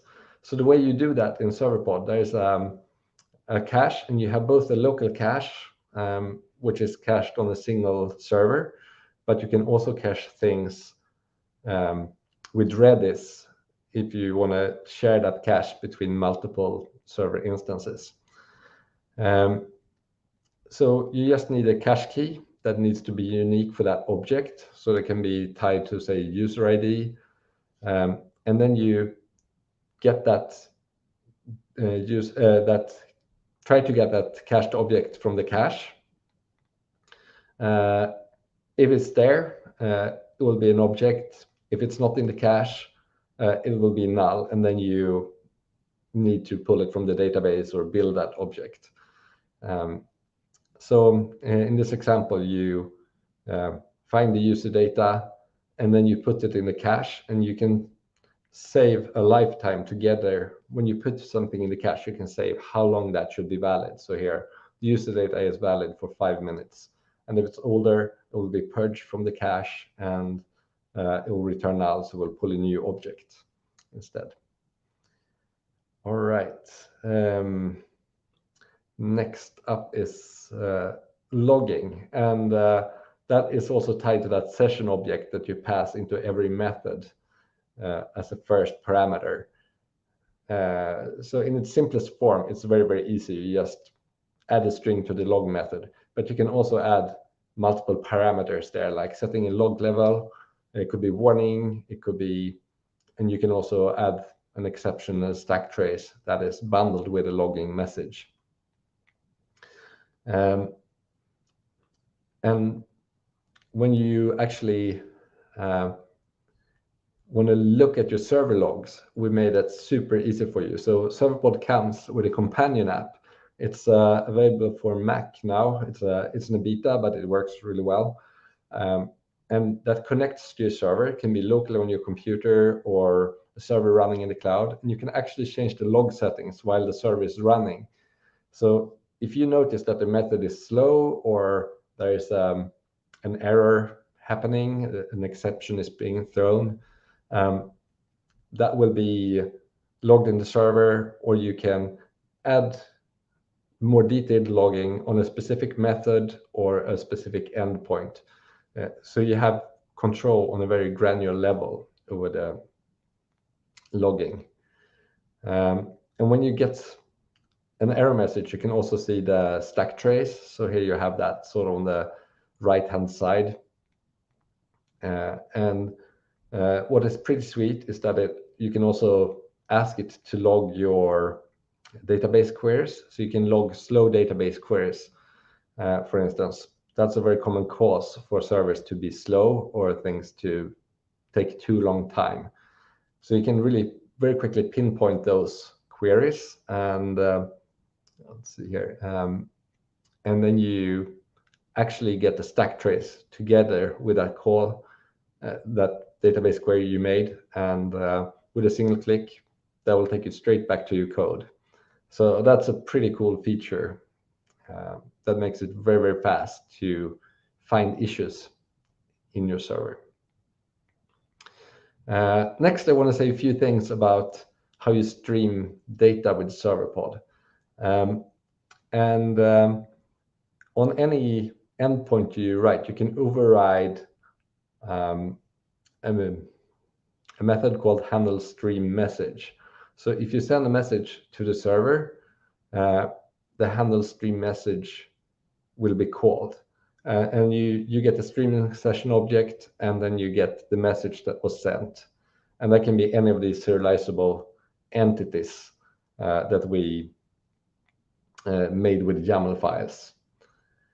And typically in that function, we want to send that somewhere else. So for instance, if that message is a chat message, we can post it through Serverpod's message central. And this works also across a cluster of servers, so it's not just locally in a single machine necessarily. And here we have like the ID of the recipient. So that will post it to the messaging service, and somewhere we need to handle that. So typically what we do is that we override another method that is called whenever you open a new stream, and that adds, in this example, adds us as a listener to a specific channel in the messaging center. So you add a listener, and whenever we get the message, we just pass that on to that client. So this is the simplest way of doing this, but obviously for more complex applications, it can get a little bit, you'll have a little bit more code because maybe you only want to pass on certain messages to the client and so on. But we have a great example, and that's an app called Pixorama, which is a multi-user drawing experience. So at pixorama.live, you can try it out, and it comes with full source code. And to make this app work, it actually is just only one page of server code. So that's a pretty cool example, I think, of how easy and fast it's to build something like this with Serverpod. And it's also very, very efficient if you compare it to if you would build this with a real-time database. Something like this would be pretty expensive because you need to store every change in the database. Serverpod 1.0 is just released last week. We have so many great features in the pipeline. We're building integration with Google Cloud now, and then database migrations, but there's a lot of stuff on the roadmap. You can follow us on Twitter, Serverpod Dev, and you can also work with us. So if you are a superstar Dart developer and excited about Serverpod, you should get in touch. We're mostly looking for people in Stockholm or Europe right now, but who knows? this takes us in the future. Also, today we are on Product Hunt. So if you have a Product Hunt account, go there, give us an upvote. That would be awesome. And that is it for me. And with that, I'm ready to answer any questions you may have. So great. Thank you for the talk. I loved it. It's very interesting. Just took some annotations. But let's start for the question. There's so many. Let's the first one. What are the best options that we have to host a backend Dart project? So with Serverpod right now, it's AWS. So we made these deployment scripts. And it sets up a whole infrastructure. It's not just a server in the cloud like most will provide, but it has, handles all your certificates, domain names, database, Redis, caching, CloudFront for static objects, buckets for uploading files, deployments with GitHub. So it's like a whole system, really. Because you will soon realize that when you build your server, it's more than just a server. And having all that in place when you start makes it so much faster when you need to add all these things. And I mean, if there's something in there that you don't use, it's not really like it makes any harm either. So right now, I would say that's the easiest option, but we are working on adding more options for that, like Google Cloud is the next one. We'll probably do Kubernetes too in the future. Great.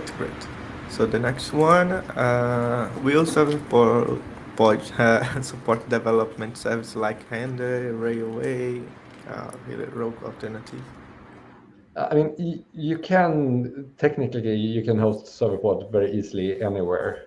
The sort of minimal setup is just having a Postgres database and a Dart server running. It's when it comes with all these auto-scaling groups and to make it scale and all the other bells and whistles that it gets more complicated. But I think by adding Kubernetes, we will be supporting very many platforms because most of these other services support that. I'm not sure about like Render or Railway specifically, but there's also people in the community contributing things there. So I'm sure we'll support many platforms in the future. Great. So the next one, a couple ones, scale. So what scale can Serverpod handle the requests? I mean, you could build something like Facebook on top of Serverpod. So it's not really a limitation in Serverpod in that respect. But obviously, if you build a platform like Facebook, anything like that, there will be things that you need to work around or probably build yourself to make it all work. But Serverpod itself is very scalable.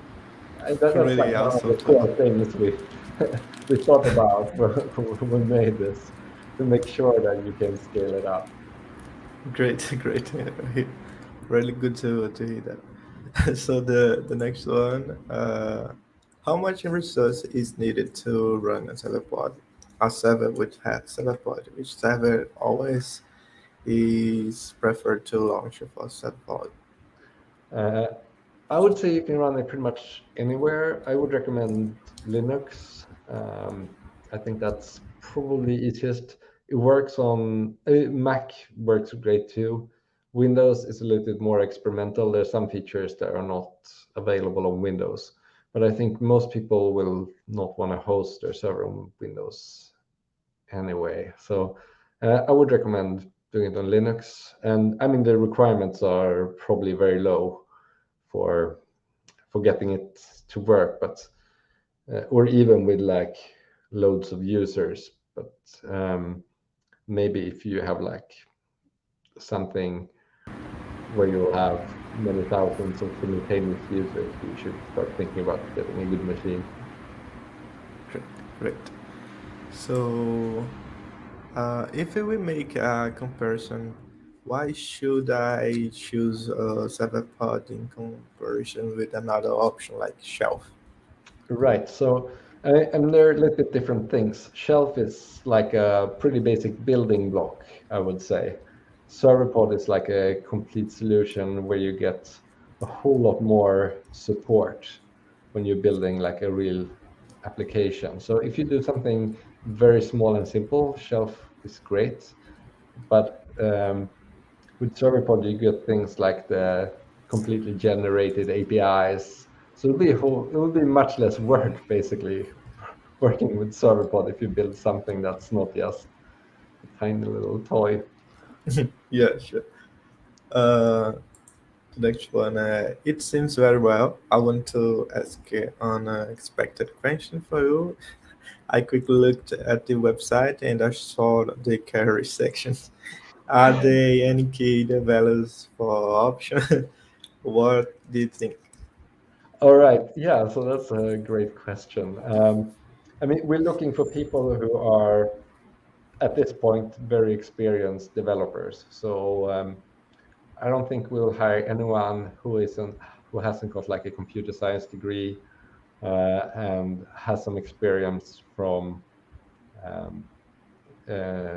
some bigger companies or made something that's impresses us a little bit in the past. We're putting together like the core team, so it needs to be like very strong people. But I think when we're going forward, we'll be able to hire a few more less experienced people too. But we really need to get that like really good people in at the start, I think. Great. So next one is Serverpod easy to deploy within Docker. Yeah, I mean, that should be easy. We haven't built Docker containers for it yet, but that's something we're going to do with Google Cloud deployment. So yeah, that will make it much easier to deploy it with Docker too. And that's what we're working on right now. So it's a little bit hard to tell exactly how long time that will take because it is a little bit of a process. Okay. So how to secure backend server for Flutter app? Right. That's also a good question. Yeah, I think you just need to have a little bit knowledge when you upload it to make sure you have all the connections routed through HTTPS and make sure no one can access your database from the outside. I mean, those are the key things, I would say. By default, Serverpod will run just on an HTTP server, and typically you add a load balancer in front of it that handles the security aspects. Great. So we have a couple of questions. So how does Serverpod handle scalability and research allocation for growing business? All right. So right now we rely on basically the cloud providers like AWS or Google Cloud. So one way to scale it across multiple servers is to use Redis. So Redis scales very, very well, and they can handle communication between servers with something called the pub sub. So you can basically publish a message that you listen to from other servers. So if you're building a chat app that would, where you have 1 million users communicating, you do that like through a bunch of Serverpod servers, and you have like Redis for them to communicate between each other when you need to pass that message to the right server. So that's basically how you would do that. Great. But it has built-in support for it, so you don't need to like write any of that code yourself. There's really nice interfaces. Great. And the last one is, it is amazing. What is the next roadmap for Serverpod? Yeah, so next is getting it up in Google Cloud and database migrations. Those are the biggest things. after that, we're probably going to make it much easier to do push notifications. Obviously, you can already build that, but it's a little bit involved right now. So we're going to smoothen out that process most likely. But it depends also, I think we're going to go very much from, the feedback we get from the developers using Serverpod. And it's actually over 100 apps using Serverpod that's being built right now. So that's really exciting too. And a couple are already in production. So it's it's proven to work. It's awesome. So we got one more question, and that's it. Can I use MongoDB as database on Serverpod? Yes, so you can. That's the quick answer. The little bit longer answer is that Serverpod comes with, it has like really great integration for Postgres. So we made that part very well integrated. So you will need a Postgres server too, but there's no limitations in what you can add when it comes to different databases or services. If you can do it with Dart, you can do it with Serverpod basically. So, and there's a package on pub for MongoDB, so that should definitely be doable if you need that. Great, awesome. So Viktor, thanks so much for your contributions. Our presentation was very good. Yeah, thank you.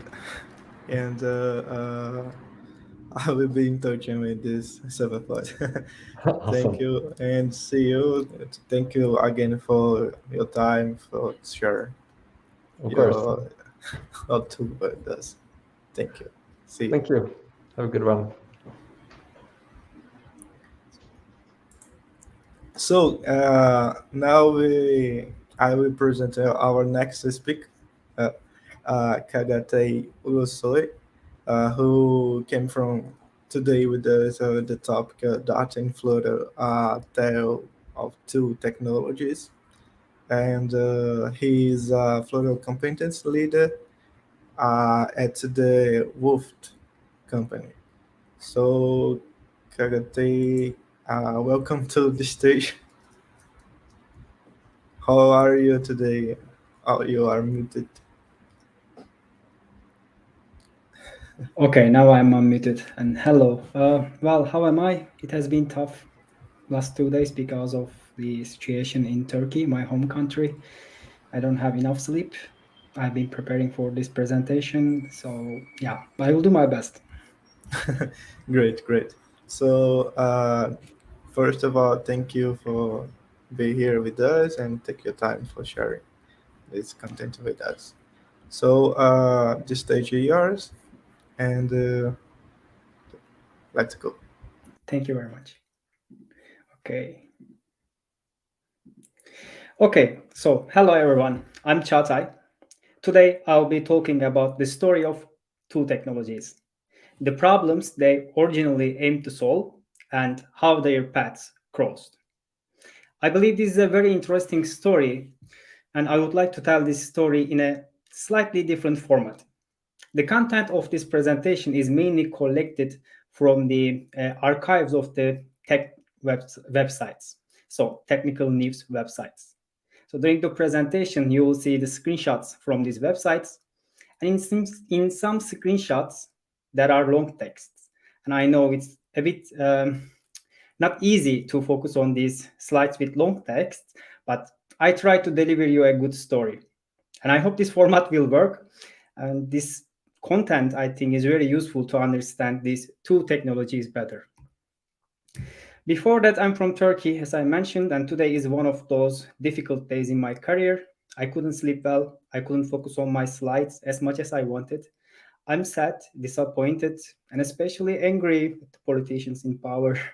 And despite all the bad news coming from my home country, I'm here to deliver what I promised for this event, because Flutter Global Summit is a very special event for me. This is my third presentation, and I moderated several times. I know how much Anna and her team puts effort in this event. This time it's difficult, but this difficulty is nothing compared to what people in Turkey are dealing with now. If you consider helping, you can scan the QR code here and use this trusty NGO for donations.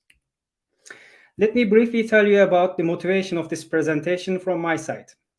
Wolt, if you don't know, is a delivery platform for food and merchandise. We have many small and big projects. The app that consumers use to make orders are native apps for iOS and Android. And the app that couriers use for delivery is a React Native app. The app that the restaurants use to confirm and prepare the orders, food orders, is iOS native app for tablets. And when Wolt expanded in the retail business, we started a Flutter application to pick the orders from the shelves and prepare for the delivery. But after a while, the iOS native tablet app needed to be implemented also for Android, and we had two options. One is implementing a native Android app, or the second one is adding the missing functionalities to the existing Flutter app. And considering the technical and business conditions, we decided to continue with the Flutter app. This is the mobile app, became a tablet app. This was not an easy process, as you can imagine. And as an experienced Flutter developer, my role was to convince the native iOS team that Flutter should be the way. Don't even go with Android, because this is a simple app. We had to explain what Flutter and its origin story and architecture. Before continuing the story, I would like to mention that we are still expanding our Flutter team, and we need experienced Flutter developers to strengthen our teams. If just follow our career site and check the open positions. Let's continue the story. So I want you to think for a while about this question. If you were a native mobile app developer, what would be your biggest concern about Flutter? What would you ask to a Flutter developer if you were a native developer? Well, in our case, it was the question, what if Google kills Flutter? As we all know, Google has a history of killing its products and projects. What if Flutter is the next in the graveyard? When I was asked this question, here was my next question. Do you know which year was the Dart language was announced? And now I want you to think. It's October 10, but which year?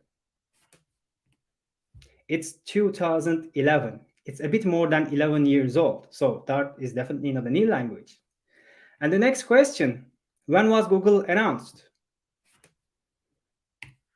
It's 1998. So it's 24 years old. So Dart survived almost half of the Google's history. So it's not in the graveyard. Great.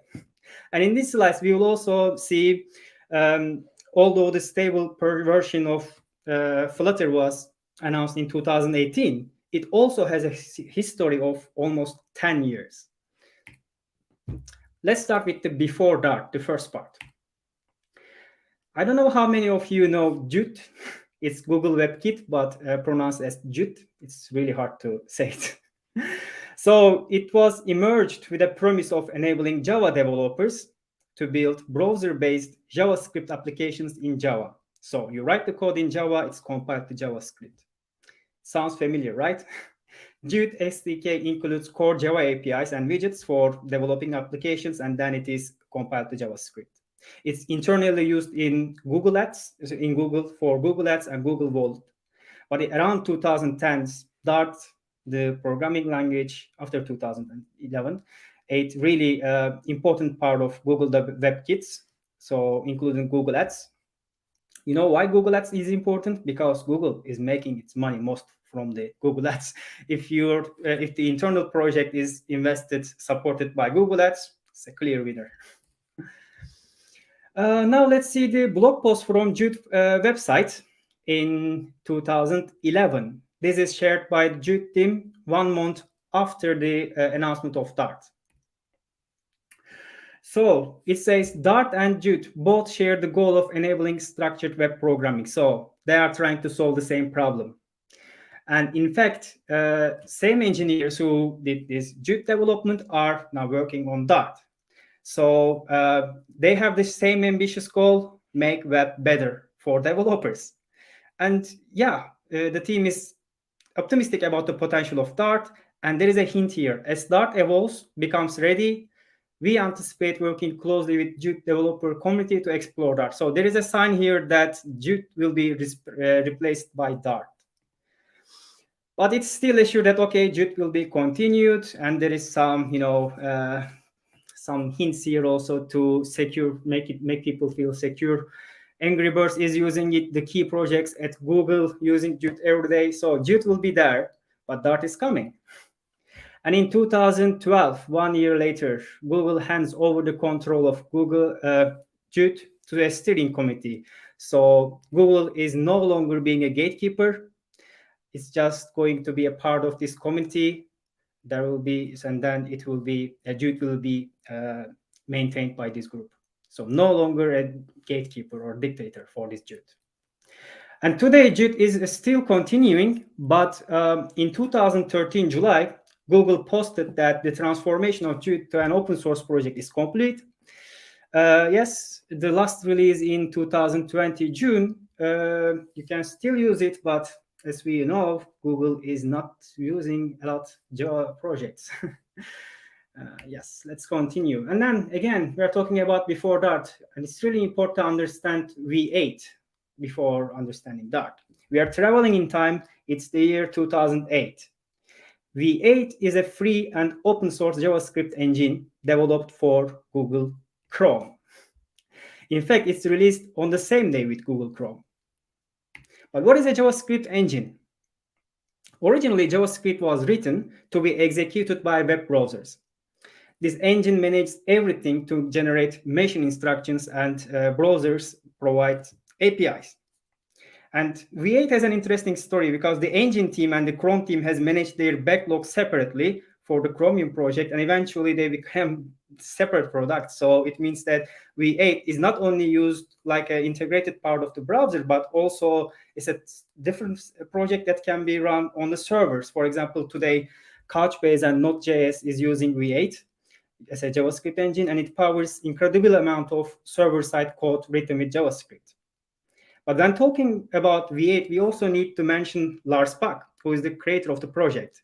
Lars is creator of several high-performance virtual machines for popular languages like Smalltalk, Java, Java Hotspot, and JavaScript V8. And he is also the co-creator of the Dart programming language, focusing mainly of virtual machine performance. Time traveling continues. Now we are in September 2011. We are hearing some spoilers about upcoming Dart. It is 1 month before the Dart is announced, and we loudly hear that JavaScript needs to be replaced because web apps are getting complex and we need structure. It's not officially said, but there is this news, I think, that Dart as a new programming language for structured web programming is going to be announced in our house 2011 conference. Let's remember this conference, we will come to that. Actually, the first name of Dart was Dash, so you all probably are familiar with the Dash. And in this memo, Miller says that JavaScript has fundamental flaws that can't be fixed. So we have two options. One is maybe try harder to make JavaScript better, or the second, which is risky but highly rewarded strategy, replace JavaScript with a new language. It's Dart. This is like from a Hannibal saying that we will find a way or we will make one. So making a new way is Dart. And the motivation is that with Dart, we will create virtual machines that do not have performance issues in the JavaScript, because in JavaScript, the main issue is the startup time, and we will still have the dynamic, easy to get started, and just-in-time compilation nature of JavaScript, but it's going to be easily tooled for large-scale projects, and yeah, it's going to be better.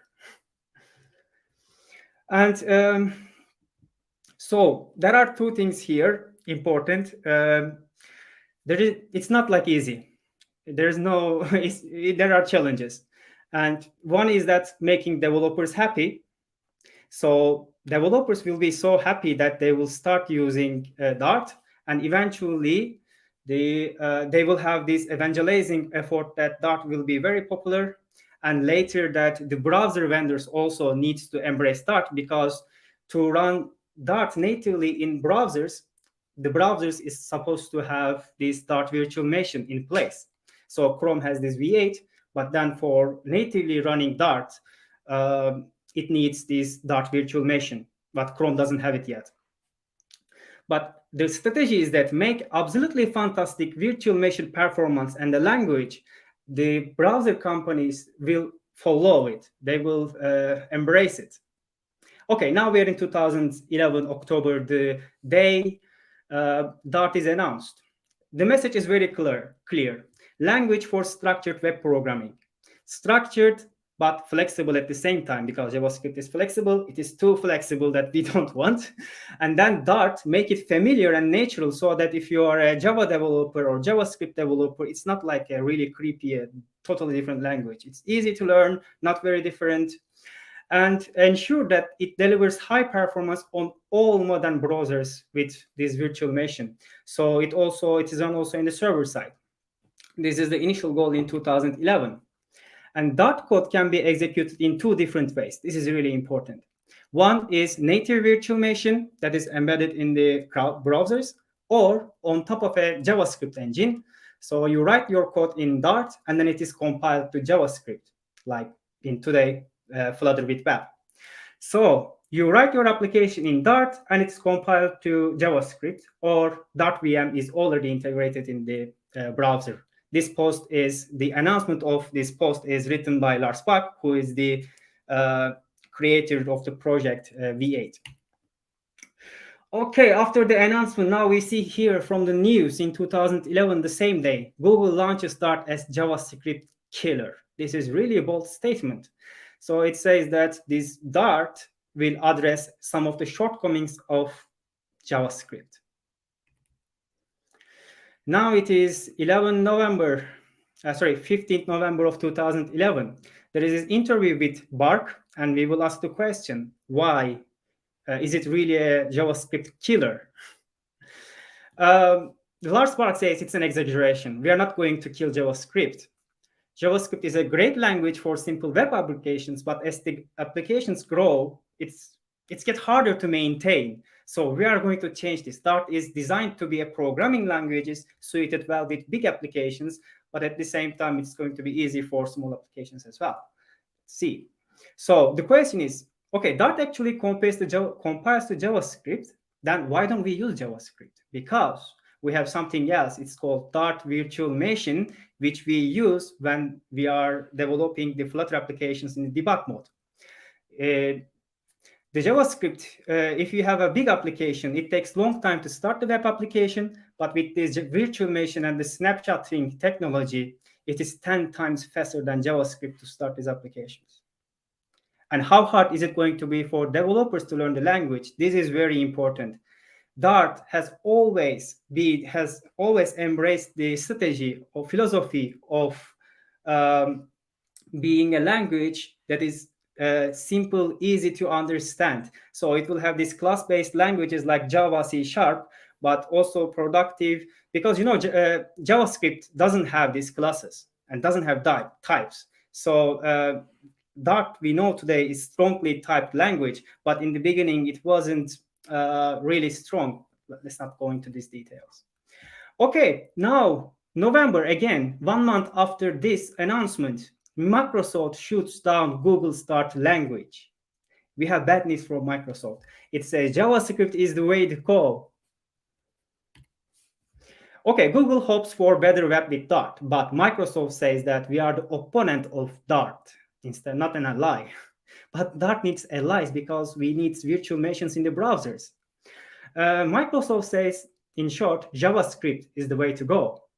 And the 5 members of Microsoft JavaScript said that we disagree with Dart. Dart saying that we need to replace the JavaScript, but no, JavaScript is the way to go. Why is this important? Maybe nowadays Google wouldn't care about it, but in 2011, you see the browser statistics. Chrome is not really, well, it's increasing, but still around 45% of these 40 is going down. Of course, Internet Explorer, but still Microsoft has the market share. And if it doesn't support it, then it will be a trouble. Why Microsoft didn't support it? Because, I mentioned that Dart had 2 ways. Google had two ways. One is either improve JavaScript or take something risky and come up with a rewarding new language. But Microsoft chose the first way. After a year, they come up with a new language in the same conference that Dart was announced in 2012, a language for application scale JavaScript development, which we know as today TypeScript. So Anders Hesberg from Microsoft is a really legendary person, and his presentation is totally simple when he was presenting the TypeScript. I will just copy the slides. This is the slides that he made the presentation actually. Okay, application scale JavaScript development is hard. We know it. And TypeScript is a language for application scale JavaScript development. TypeScript is a typed superset of JavaScript. Remember, JavaScript doesn't have type. So TypeScript compiles to plain JavaScript on any browser, any host, any operating system, and it's open source. We start with JavaScript. You can simply copy and paste all JavaScript libraries with TypeScript. There are optional static types, classes, and modules. It starts with JavaScript, ends with JavaScript. It runs on any browser. It compiles to JavaScript like Dart compiles to JavaScript. It has a type system, unlike JavaScript. So it has type inference, structural typing. It works with already existing JavaScript library, so there is no migration process. It is also type safe, but it doesn't guarantee. Dart started the same way too, no guarantee. There are classes and modules, scalable application structuring with ECMAS standard. It is aligned with the standards and it supports popular module systems. Applications, this story is short. Application scale JavaScript is hard. This is acknowledged. Google was saying that, yes, but Microsoft says that this is TypeScript, JavaScript's better version. There is no need to come up with something new. This is very good. So yeah, Dart it's doing the same thing as Dart is promising, but in a JavaScript way, which people are already familiar. If you are a web developer, you know what JavaScript is, but you don't know Dart. When this was announced, TypeScript was announced, now Google, the Dart team actually was really welcoming, says we welcome TypeScript. It says that 1 year ago, this TypeScript we announced in the same conference a new programming language for structured web programming. And now TypeScript is a language for application scale JavaScript development. So yeah, there is something here. We had a look at the TypeScript and we welcome it to the neighborhood. If you already have a large JavaScript code, and if you already use a Visual Studio, it's too good to be true. We think that TypeScript could be a great addition into your project, but if you are starting something from scratch, if you don't have this JavaScript code base, you can try Dart. Okay, now we are fast forwarding in the time. It is 2015, so 3 years after TypeScript announcement. Google says that Dart will not replace in-browser JavaScript. So let's see. Google will not have this virtual machine in Dart virtual machine in the Chrome. This is really interesting. We have decided not to integrate Dart virtual machine into the Chrome. This is from Lars Bak. This is recent tweet from Remy and Slava. Slava is another developer, very talented developer in the Dart team. Remy said that if Dart could have made inside the Chrome, maybe people would have used Dart more than TypeScript. So, and then Slava says, if we chose that way, then we wouldn't have Dart 2. Forget about it. The initial design was optimizing the wrong things to be good on the web, for the web. But, if you do everything for the web, like web is already broken, JavaScript, because of JavaScript. If we really try to make things for web, then we wouldn't have all the goodies that we have with Dart today. So it was a deliberate decision. It is sad, but a deliberate decision. So they explained this Dart for the entire web.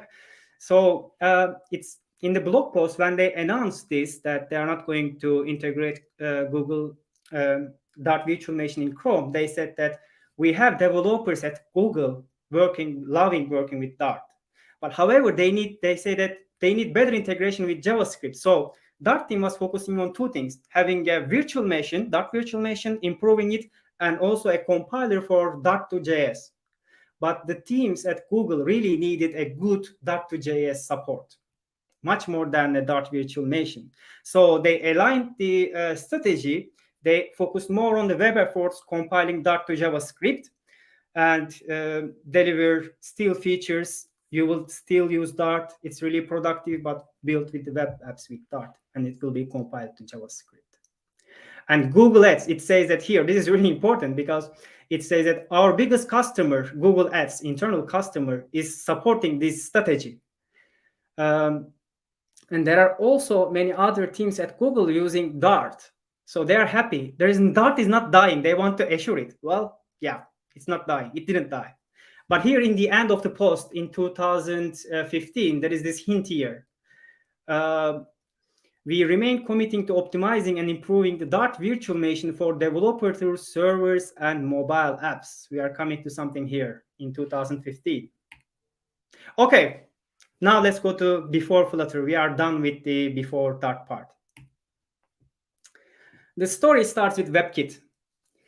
I don't know how many of you know the WebKit, but WebKit is a browser engine developed by Apple and used in Safari. And as a rule of Apple, all the iOS web browsers in iPhones, they have to use WebKit browser engine. Chrome and Safari initially shared the open source web engine, this WebKit. So both Chrome team and the Safari team from Apple and Google team, they were actually contributing to the same code base, this WebKit. And Adam Barth says that we were learning how to operate with a company with competing interests. You know, you want to make a change for Chrome, and then there's this Safari, and then you need to really like understand how to work each other in the year that Apple, Microsoft, Amazon, Google, they're like really big competitors, and they are contributing to the same code base. So it is not easy. In 2013, now Google forks WebKit. This is another milestone. Adam Barth, I don't know if you know him, he's a legendary person. He said that Chromium uses a different multiprocess architecture than other WebKit-based browsers like Safari. And supporting it really increased the complexity. It was very difficult to work together. And what happened that in 2013 April, Google forked WebKit with a new engine called Blink. So what is in Blink? In Blink, we have DOM, HTML DOM, and CSS rendering engines, web IDL implementations. We have Skia in Chrome, in Blink, of course, in Chrome.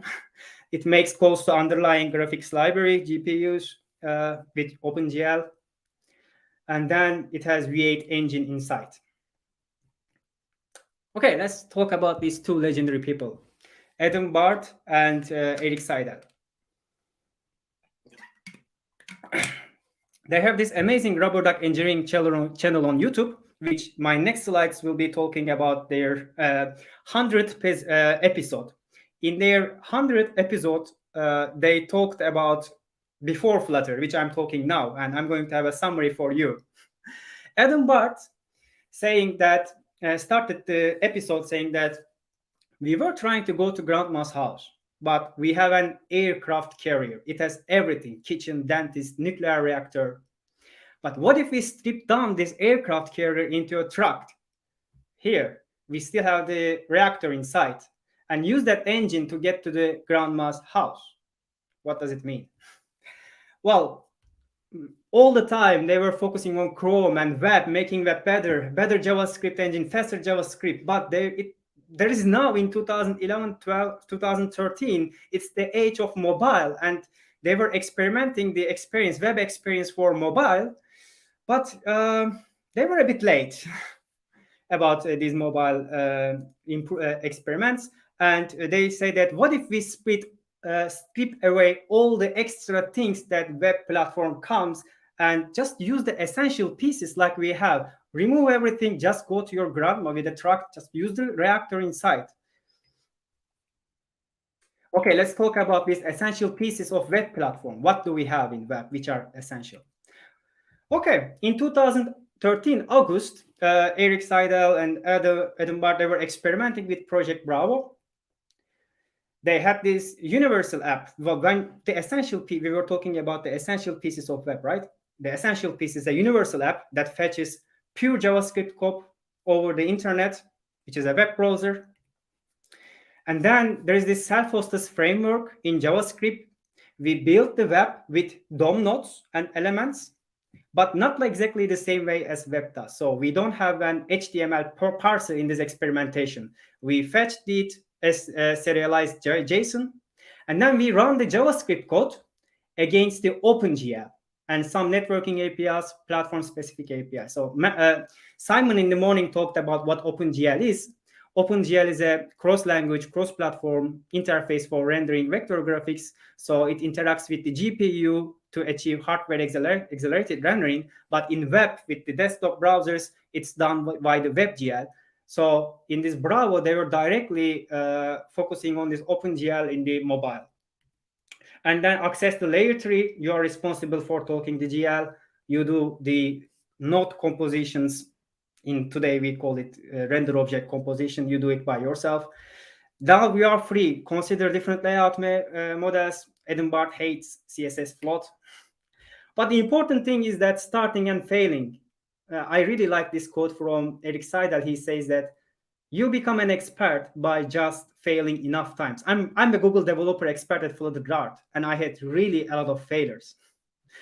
And they have been experimenting. In 2014, they were working with the Razor, Project Razor. So the approach is, I mean, now the Project Bravo is behind. It didn't move forward, but there is this totally new project. The approach is that, okay, Blink, it's the Chrome rendering engine. Delete the thousands of lines of code. I mean, F the web. So don't care about the web, break the web. They were focusing on how fast we could parse the HTML.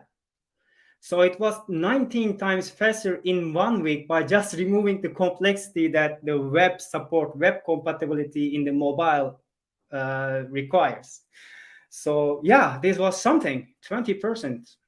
I mean, if you watch this video that I mentioned, Eric was saying that they were approaching to the Gmail team using their website in mobile. It was really not, he says it was even not possible to parse the HTML. It was very difficult. But now they're experimenting here and they achieved 19 times faster. It's crazy. They removed the tree traversing, CSS selectors, element-specific parsing, those things, slow layout primitives that comes with web. And then they shrunk the Blink by 52%, and they realized that, okay, we have something potential here, give us more resources. And they leave the Chrome team, and they start something else called Sky. Okay, Sky is what we know as Flutter today. So in 2014 October, Adam Barth had the first commit on Project Sky.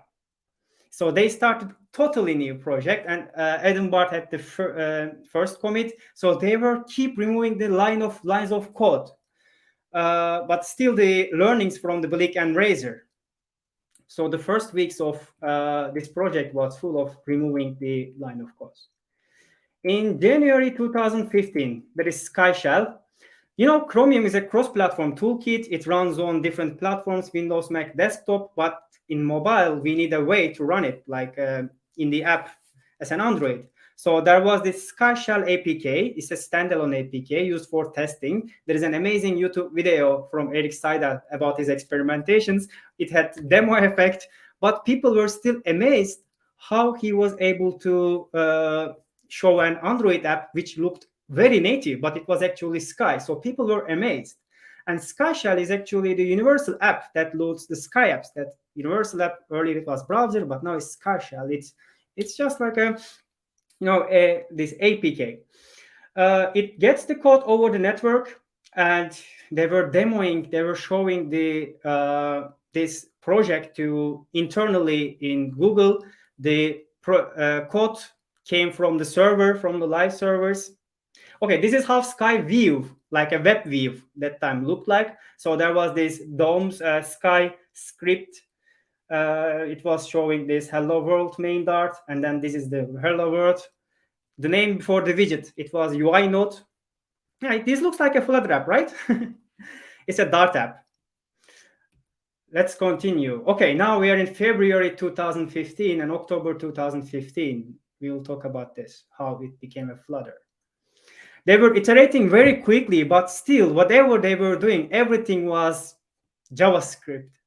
They were working with JavaScript, which was tied to the web ecosystem. Eric Seidel says that we were trying so hard to make JavaScript work, but it wasn't working, you know. And then drastically, they switched to a different language. They could switch easily because they didn't have any customers, anyone using Flutter. Sorry, not Flutter, their product, not Flutter yet. The story is very interesting, actually, because they wanted to get some help from the V8 team. They wanted some changes, or they had some requests, but it took so long time to get help from the Chromium project, from the V8 team, because, you know, the Chrome team had so many millions of users to support, and it could easily break the things. And this team, Sky team, was breaking teams all the time because they didn't have customers. So it wasn't easy to get the changes. Then they considered other options, like what other language we could use, and they picked Dart. This is the teams that wants to collaborate. What it means, they asked a change from Dart team, they got the response immediately, because Dart was also looking something else. You know, they were looking for a new strategy, and it's still the 2015. Remember that it is the year that Chrome is no longer getting, I mean, it never got this Dart virtual machine. So they were looking for going other directions, and this mobile is amazing. You know Ruby on Rails. You know, without Rails, Ruby wouldn't be really that popular. Imagine Kotlin. If Android didn't have this Kotlin support, would Kotlin be that popular? So this was something exactly the Dart team was looking for. And that became the customized language for the UI framework. If you go to Dart website, it will say that it's an optimized for UI framework. And Sky is an interesting customer. It's win-win. They were scaling up. They had the Sky already for Android, and thanks to a lot of effort and great collaboration from the Dart team, they got this support for iOS. It is very difficult to get just-in-time compilation for iOS. And then they had this offline mode, so that they didn't need this server fetching from server. They removed the Sky elements I showed in the previous slides. They introduced widget tree, render tree. The story is really interesting. Just watch this video. They got ahead of time compiler from the Dart team. And finally, in 2015, we needed a new name. The project needed a new name. Google already had acquired this startup called Flutter. All the copyrights, all the domain name rights was already owned by Google, so they just picked the name, renamed the Sky with Flutter. And that's it, the story of two technologies. Thank you. Great. Amazing talk, overview of the story. That was amazing. So, we have some questions. So, I will put a read. That is a good question. So let's start. JavaScript seems to keep gaining ground over the web language. What do you think could change the game in favor of the better structured language like that? I'm not sure if you followed the Flutter forward in what Team Sinit said there is that we are not going to try to beat already existing frameworks like Angular and Node. React. We are not going to beat them because they are really mature and they work pretty well. So the team doesn't really want to gain it with the JavaScript. So they still have this compiler. Dart is a really interesting language because it can compile to many other languages, and JavaScript is one of them for web support. But now we have this WebAssembly going on with Dart and Chrome as well. So instead of trying to beat the other frameworks, they are trying to win in the web, not maybe win, but do something else with the web, with WebAssembly. What do I think? Better structured language like Dart. So if you still read the official docs, it is still on the same page. Like for years, it is on the same page. The web Flutter apps are meant for your existing mobile applications, single scrollable websites. It's for applications, not for static websites. We still don't have this SEO support. But Google is trying something with WebAssembly, and maybe there is something else. For example, this element embedding. It's very interesting. So yeah, that I hope this answers. Yeah, great. So the next one is learning Dart essential before doing Flutter. There are a lot of tutorials I've seen in the web where you start Flutter, but it goes directly to Flutter. Well, Dart and Flutter. One is language, the other is the framework. And it happened to me that when I was an Android developer, I was developing with Java, and all of a sudden there was this Kotlin. And it took only 2 nights for me to switch to Kotlin because it's the same. The languages are very similar. And the design goal of Dart is still being simple and easy to learn. And you know why Dart 3 is coming? Why it's coming a bit late? They still trying to get this meta programming. It's because they still want to protect the language we love. They can add these all extra features, but the design philosophy of Dart is being simple. So don't think that Dart is something difficult to learn. The goal is making it easy to learn, and start with Dart. Try to understand the basic programming philosophy, software development principles. Then Flutter is even much easier. I think it's essential. Yeah. Appreciate that. So the next one, what do you think about the Dart 3? I'm super excited. I'm postponing my blog posts because I want Dart 3 to be in place, because when these sealed classes, which we know as unions, and today you can use freeze package to do it, actually is going to change many things. How we, for example, do state management with block. So we will have this switch, and then you will have these classes like, okay, today you can use enums with switch, and then you can see all the cases of the enums. And when we have the sealed classes, you will have all the possible classes that can be used. For example, that it's hard to explain here. Okay, maybe records and the structuring. I believe it's going to be good because you just listen to the story. These engineers are brilliant and they know what they are doing. So I trust the team. Yeah, great. So we have a couple of questions yet. So it's interesting how Dart changes the focus over the time. But without Flutter, do you think the language will be as strong as it is today? I think even Google developers wouldn't say that it would be a success. You know, as I said, like Dart really needed this push from consumers, because internally Dart is used in very critical projects at Google, like in Google Cloud Platform, in Google Ads. It's loved and used internally, but for others, external users, I mean, they couldn't manage it with Angular Dart, for example. I'm not sure if it was Angular Dart, but yeah. So they couldn't manage it with Angular Dart because it wasn't embraced. Nowadays, you can develop cross-platform applications, and it works very well. And you can do this with Dart. And that's why we love Dart today. Great. So we have one in 2 parts. So the first part, we talked about the history of Dart and Flutter, so it's time to ask about the unpredictable things. As a Flutter developer, what do you think about the Flutter 4? Wow. And that will be released in the end of the day. And what features can be there? Okay, so I'm a Google developer expert and I have some internal knowledge, but now I'm going to say my opinions, which I have no idea about. So we don't have this knowledge about what is coming with Flutter 4.0.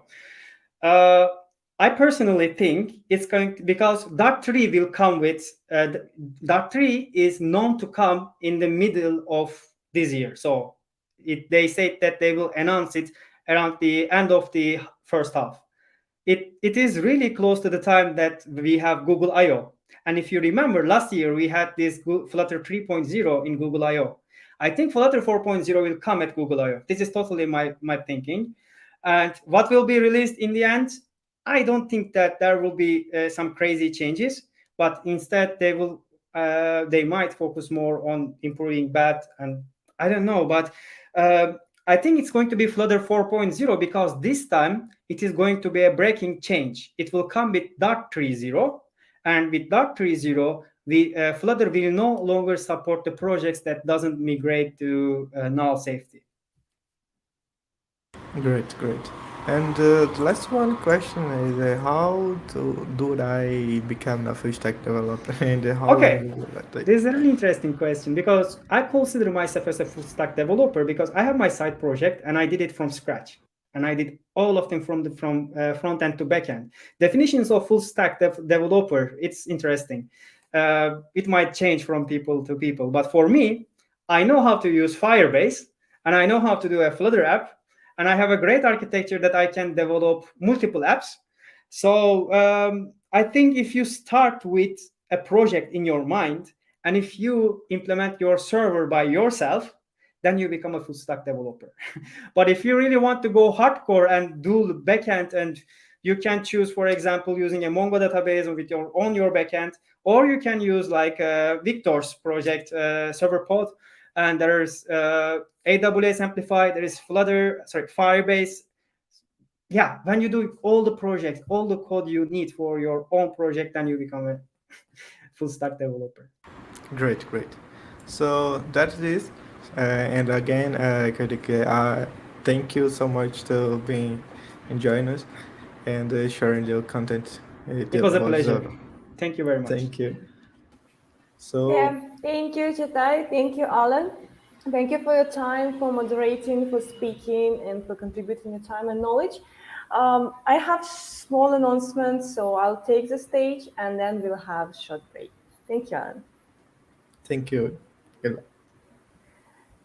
So remember, we were telling you from the beginning that we have some giveaways for you. We have a lot of gifts for you. So it's time to give it to you. We received a lot of response in the forums that we will keep sharing during the event. And let me remind for you that we have such prizes. So for first place, the first randomized place that you'll get, it will be iPhone 14s or two other things that you can choose. Android Pixel and Mac 2, if I'm not wrong. Also, next 20 places, you'll get t-shirts from Google Flutter. Next 5, you'll get socks from Flutter. And next 20, you'll get cookie cutters also from Flutter, from Google. So I think that it's time to start our randomizer. We will not show the emails, but we will contact you directly. So we will take a screenshot and we'll definitely contact you. So yes, you can see all people who submitted the form, whose response we got. We are using randomizer, so please, everything is kind of open. And it's the moment. Yep. So we have first person who will get the. Yes, we have a huge list of. So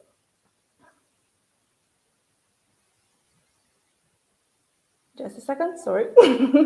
Yeah, so now we have a winner who will get the option of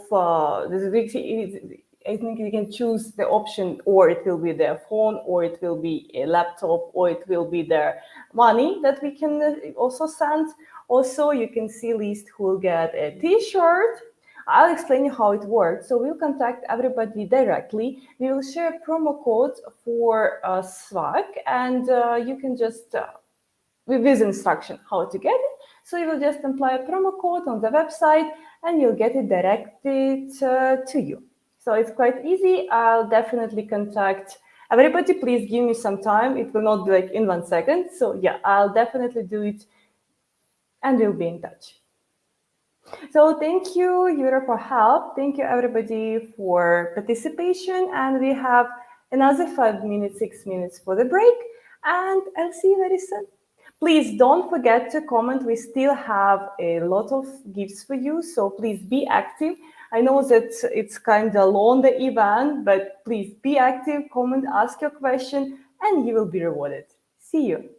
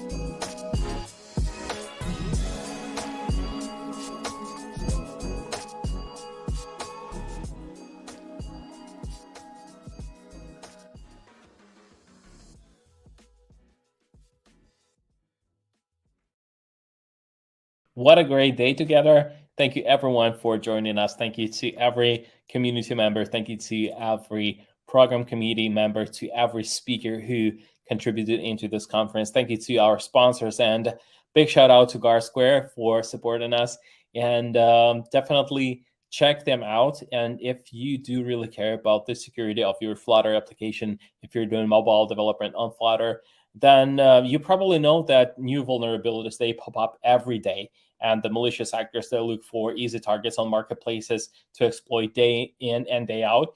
And securing your application's valuable IPs and securing your critical data is super important, because we know how bad those leaks are sometimes.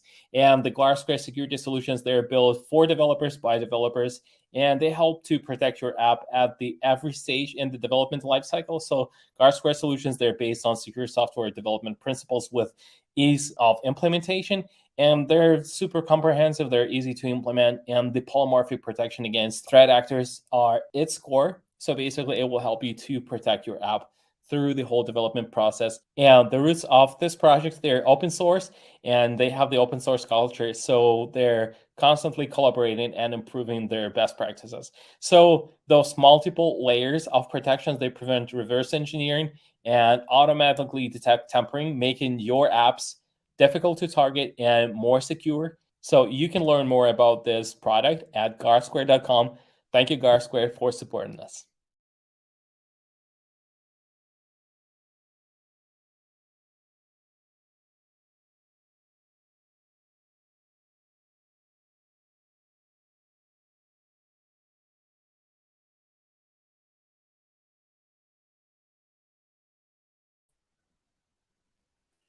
Hi everyone, welcome back, and I'm Akanksha Singh, and I'll be moderator for next few talks. So without wasting any time, let's introduce to the next speaker. Our next speaker is Daria Orlova. She is a WTM ambassador, a senior Flutter developer, and a mobile tech lead at Chili Labs. She is also the co-creator of Bunny Search app, which helps you in finding the cruelty-free brands.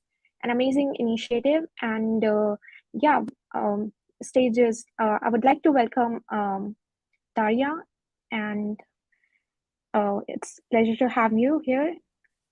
Hey Akanksha, and hey everyone. It's really nice to meet you, and thank you for coming to my talk. Yeah, thank you.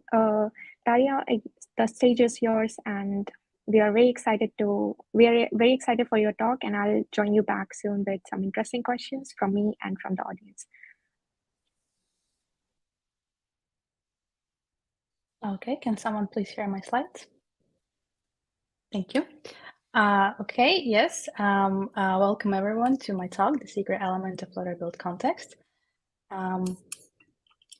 As you already know, I'm a Women Tech Makers ambassador and the co-founder of the Bunny Search app. But also one fun fact about me is that another version, a shorter one in my language of my name, is Dasha, which makes me name buddies with Dash. So yes, and one of the most important parts is that I'm a Flutter developer and mobile tech lead at Chili, which means that I do a lot of code review, mentoring, helping devs with their problems. And while doing that, I've learned a pattern with a set of problems. And that pattern is the misuse of such a concept as Flutter BuildContext. And I think it's because Flutter is so easy to start with. The APIs are great and very beginner friendly that it's easy to dive into it, start being productive, and easy to overlook some like basic concepts that you misuse of which will lead you to some errors in the future. So with this talk, I hope to fill in this gap, and we will talk about what is BuildContext, how to use it, and how to not misuse it. First, I want to do a small disclaimer. Some things will be simplified for the sake of better understanding, but they don't change the main idea. And the agenda for today is how does Flutter work? How does Flutter render widgets? How does it connect all of those widgets with the element? Finally, what is BuildContext and its relationship with all kinds of widgets? And now, buckle up and let's dive in, because this will be a fast ride. So, how does Flutter work? We know that Flutter is a cross-platform framework, which means that it can compile its Flutter source code to various platforms and run on various platforms. But how does it do it? Well, since Flutter is not the first cross-platform framework, there has already been some ideas. For example, showing everything inside a web view, bad idea. Translating framework-specific code into native components, also not the best idea. And a better one is rendering custom components, which is basically what Flutter does, except that in Flutter, we call them widgets. And also in Flutter, everything is a widget, right? But the question is, what is a widget? And we will be returning to this question throughout this talk. But the basic explanation would be that widget is a basic UI building block, and you will be building your UI out of those blocks, just like Lego, but except your widget tree. And we can verify that even by the very first line of code that starts your Flutter app, the first argument that you pass to run app is already a widget, and it makes it the widget tree root. All right, so how does Flutter render those widgets? And in order to understand that, let's take a look at a small example, which we will be talking about throughout this talk. The UI is pretty simple and a bit weird, but for the sake of example, it will do. We can see that we extend a stateless widget. So our class static homepage extends a stateless widget, and we override just one method, the build method. So let's look closer at the build method. First of all, its return type is widget. But again, what is a widget? And if we take a look at the source code, we can see that widget is an abstract class and it doesn't inherit from anyone. But on the other side, stateless widget extends widget and so on with the other widget, stateful widget inherited and so on. Which means that from the build method, we can return any type of widget, even the ones that we create ourselves. The next question is how often this build method can be called. First of all, when is it called? It's called by the Flutter framework. For example, the first time your widget is inserted into the widget tree, or when an inherited widget changes something in its data, we will get to this later, or some animation sticking. And it can be called up to 120 times per second, which leaves you with 8 milliseconds to run the whole build method of your app. Like all of the widgets, all of the build methods, they need to run under 8 milliseconds. Otherwise, if you drop a frame, it will stutter the UI and your user will probably won't be happy. And the last thing about the build method is that it has a build context parameter, but we will return a bit later to this. Okay, so up to this point, we have only told Flutter what to draw, like draw text, draw container, draw a column of containers and text, but we haven't actually thought about the question how to draw. And when you start thinking and digging to answer this question, you understand that everything is a widget is only partially true. And here is a great meme by Cagatay, who has just given an amazing talk about the history of Dart and Flutter. So when you start digging deeper, you understand that widget is only one part of the story. There's at least 2 more, and we will take a look at them today. Just to remember how our app and sample code look. So static homepage with a column, containers, and text. And now let's visualize this as a widget tree. Again, some simplifications, but this will do for understanding the concept. We have material app as our widget tree root, then we have static homepage, column, container, text, and so on. And now let's zoom in into one specific widget, text. Remember, we are trying to answer the question, how does Flutter draw widgets?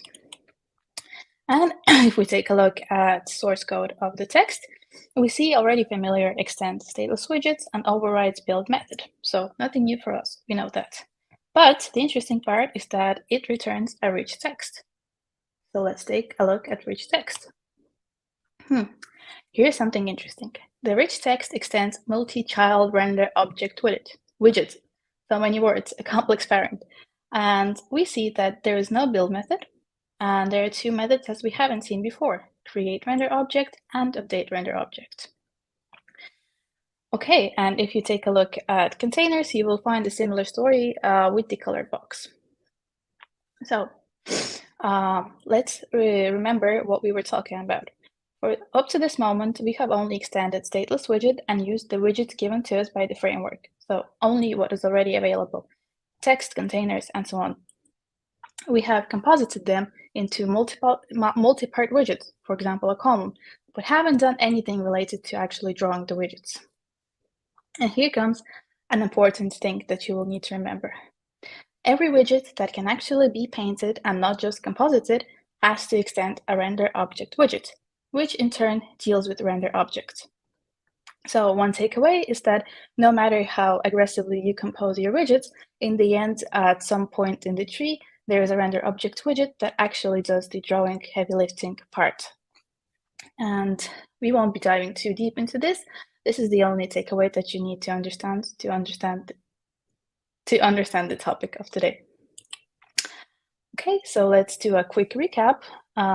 We have composing widgets, usually extended by extending a stateless widget or a stateful widget and overriding a build method. They describe what to build. Like with the build method, describe what to build. And then there are rendering widgets, which describe how to draw, how to render, and how to build your widgets. And these ultimately extend render object widgets, but typically through one of the following subclasses. And those are single child, render object widget, multi-child, and leaf child. And the only difference is how many children they can handle, varying from 0 to multiple. Okay, and now let's take a look at our widget tree from the perspective of their parents. In blue, we can see that the parents are composing widgets, so they don't have any render objects associated with them. And in orange, there's render widgets, which have render objects associated with them. And one more thing that we need to remember and know about the widgets is that widgets are immutable, which means that all of the properties of the widget are final, and you can't change anything in the widget after you create it. So if you want a widget with some updated fields, you would need to create another widget. So now that we know that Flutter doesn't actually draw widgets, but rather render objects that were created by some of the widgets, and we can see the render object tree. And so let's sum all these points up. The widgets are immutable. The build methods get called hundreds of times a second, creating hundreds of widgets, and the actual things on the screen get drawn by render objects. Therefore, there must be something else that glues it all together, right? Because we know that Flutter is quite performant even without a developer thinking about much on their side. And there is something indeed. So the third pillar of the Flutter rendering tree is the element. This is the secret element and the main character of the Flutter tree system. Understanding what it is and its role and life cycle is crucial to grasping build context.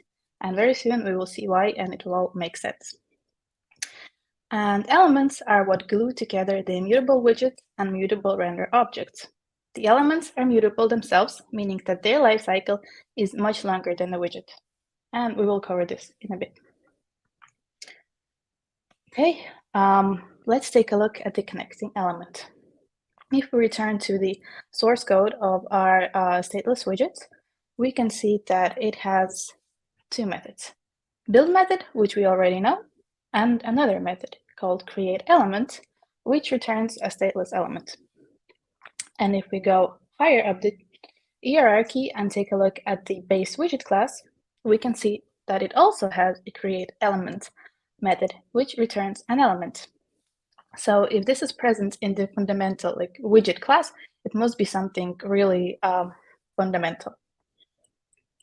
Okay, and let's take a look at what happens in the stateless element source code. And the thing that interests us here the most is actually the comment on top that says that that stateless element is an element that uses a stateless widget as its configuration. So do you see the word configuration? It's a very accurate description of what a widget actually is. And widgets is just a configuration, like almost a data object. It's so lightweight that it's really easy and cheap to create them, throw them away, create them, throw them away. But it's not that cheap to compose a huge tree and then draw it. So to tackle this problem, we have elements. And if we take a look again at the base widget class, we see that there is the create element method that we already know. But there's also another method, which returns a Boolean and is called can update and accepts two parameters, old widget and new widget. And basically what it does, it returns true if the widget runtime type are equal and the widget keys are equal. We won't be diving into keys in this presentation because we don't have enough time, but the runtime type is basically the class of your widget, for example, text, container, and so on. So to consider two widgets equal, they need to have the same type and the same key. But if the key is null, as in often, a lot of cases, it means that it's only checked the runtime type. Okay, and so there are two flows that can happen. First of all, let's take a look at the first one. So someone calls build method, which returns a widget. So your widget is being inserted into the tree, and we check if it's the framework checks if it's the first insertion to the tree, and yes, it is. So then the create element of the widget class is called. And what happens here, if we take a look at the constructor of the very basic element, we see that basically all it does is assigns the widget to its internal field. So the element saves a pointer to the widget that has created it. Not too much. But what if we go the other way and this isn't the first insertion? Then the framework checks if the widget can update itself via the method can update. And if it can, then the framework calls the update method of the element. And what this does, it just changes the pointer. So we threw away the old widget and assigned a new one. And this can happen up to 120 times per second. So there can be created a lot of widget objects, but only one element. So instead of creating and painting, actually, I forgot one part, the render objects. The same goes for the render objects. The element handles them and updates if necessary. So it checks if there has been any updates and updates itself. So it doesn't repaint if it doesn't need to repaint, if nothing has changed. So this is one of the ways how Flutter maintains its great performance. Okay, and to recap, let's take a look at combined trees of our app that we're working with and see that now we show in blue and orange the elements. So the composing elements are blue, render elements are orange, and every render element has a render object associated with it. There are no gaps in the tree, and everything is nice and connected, so nothing is lost. Okay, Daria, half of the presentation passed. What is BuildContext? Last time I showed you the source code of the element, I left out one important thing. And write in chat if you can notice what it is.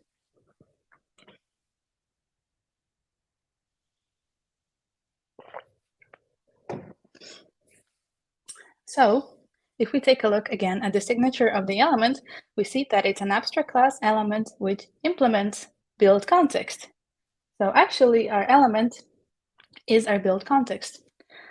They literally the same thing. Well, okay, almost. And if we take a look further into the BuildContext API, we can see several things. First of all, it's an abstract class that doesn't extend anything. It also has a pointer to a widget, which again, as the comment says, is the current configuration of the element. That is this BuildContext. Method that can find the render object, and also a bunch of scary looking long named methods, which contain words such as depend, inherit, and find ancestor. And we don't need to care too much about those right now, just to understand that BuildContext mostly deals with finding, locating, and depending on something.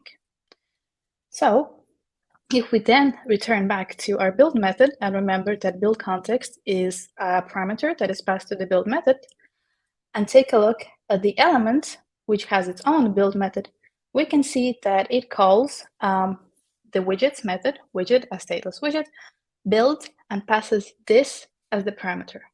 And this build method is the build method that we override in our stateless and stateful widgets. And this, in this case, the actual this word, is this instance of this element which implements BuildContext, which is BuildContext. So pretty elegant.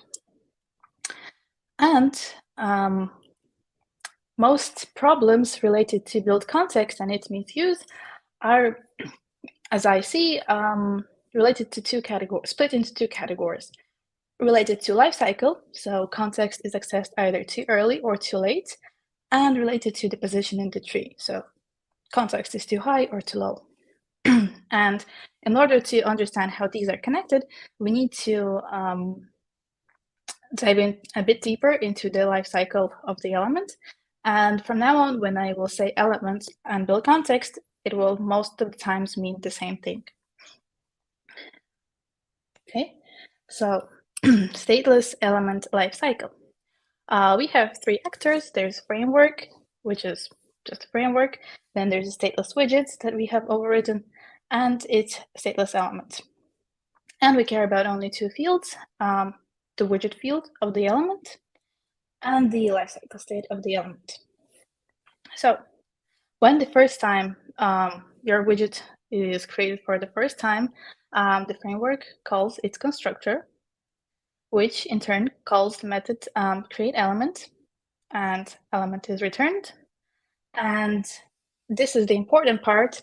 The framework calls the mount method of the element. At this point, the lifecycle state becomes active, and this is when you can do things to your element and to your context without being afraid that something is wrong with it. And when it's mounted, the element calls, as we have seen, its build method, and this is the first time that you can see your widget on the screen.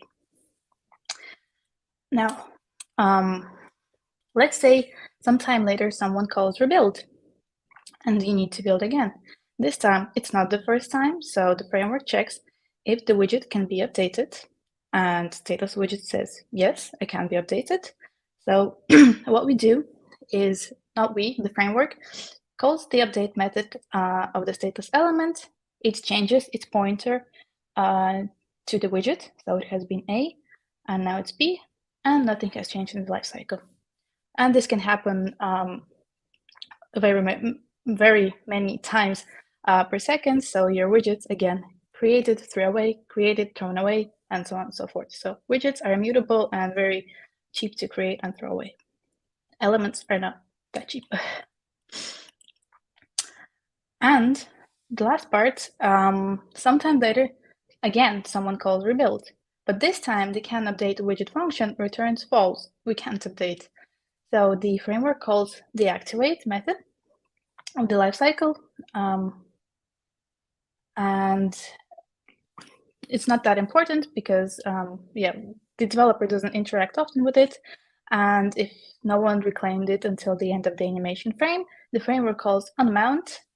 And this is another important point in the lifecycle because our widget becomes null. So element widget pointer is null, and the lifecycle state is defunct. When the lifecycle state of the element is defunct, it is dangerous, not safe, can't use, don't use. So basically defunct, don't use the element because errors will be thrown and bugs will happen. Okay, and now keeping this lifecycle in mind, that mount, unmount, the widget can be, the element can be mounted or unmounted, let's take a look at another thing. Ancestors, dependents, and their relationship, inherited widget. Just as a reminder, the most common error types were related either to lifecycle or to the position in the tree, or to both. And one of the most common patterns that uses context and that you have most probably used in your Flutter apps is the .of context pattern. Basically, it's more of a convention, like it's not a rule, but I think it's a nice convention that allows developers to recognize patterns and use them in the correct way. So media query, scaffold, theme, navigator, and many more use this pattern, and most of them can be split into two categories. They are the ancestors or they deal with dependent. And let's take a look at the first category, the ancestors. So here's another very simple piece of code.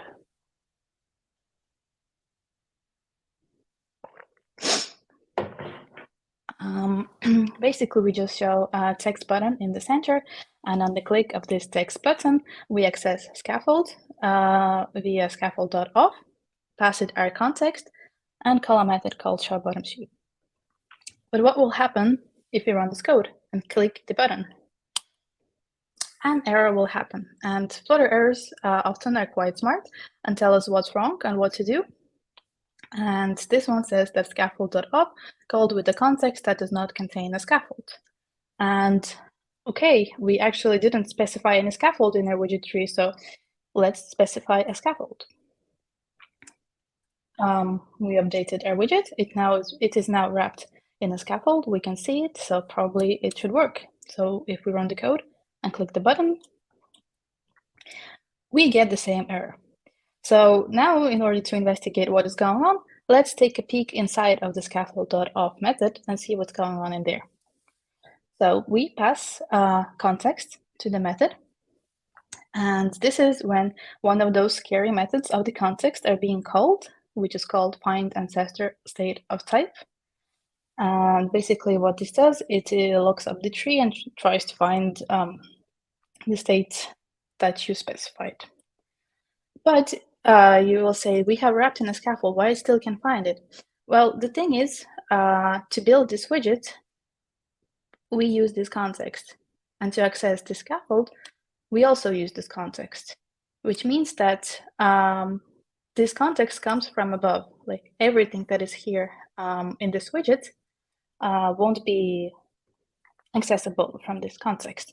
So if we want to visualize this, it will look something like this. And if from the static homepage using the home context, you will try to look up a scaffold, you won't find it because you will only find the material app. And how to fix this? Well, the Flutter way is like one of the Flutter ways is to wrap it into a builder widget. And what builder widget does, it introduces another context in next node. And then if you access the scaffold via this context, it will look up the widget that is on top of it and will find scaffold. So the idea is to introduce another level context in order to find the parent widget. And there's another way. For example, if you don't want to wrap it into a builder, you can extract it into your own custom widgets and also introduce another context and then access it from there.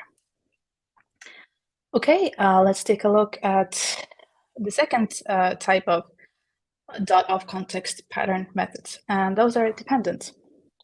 One of the most popular ones, and I'm pretty sure all of you have used it so far, is media query.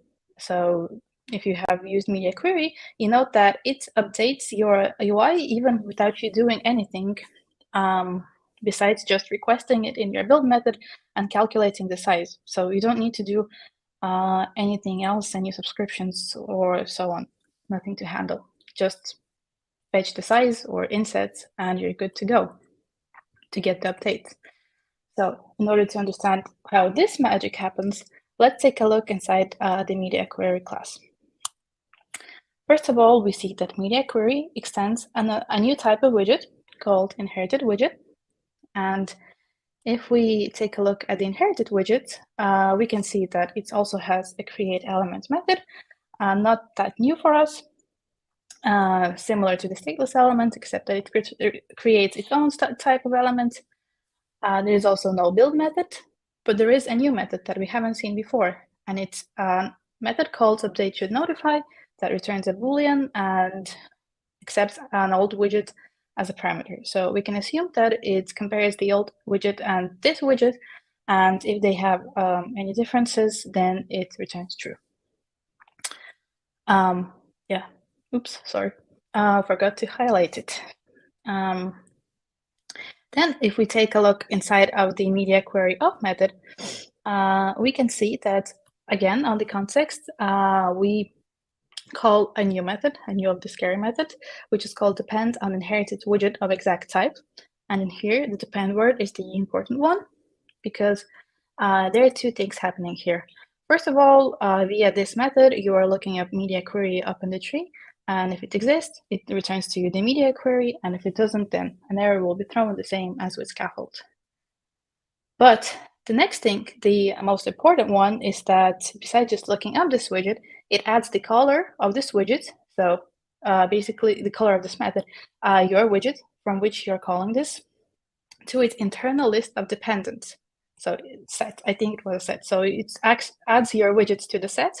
And whenever something changes in this media query or any other inherited widget, it notifies all of the dependents. So that's how you get the updates in your build method if you have used it in your build method. And there can be one more case. So let's take a quick look at this widget. Static home page, extends stateless widget, and it doesn't do much. It just shows a color text, and this text takes a color from the theme class. But the thing is, we have wrapped several themes inside one another. And your guess first before I show you the result. So question, what color will be the text? Green, pink, or maybe the default blue one?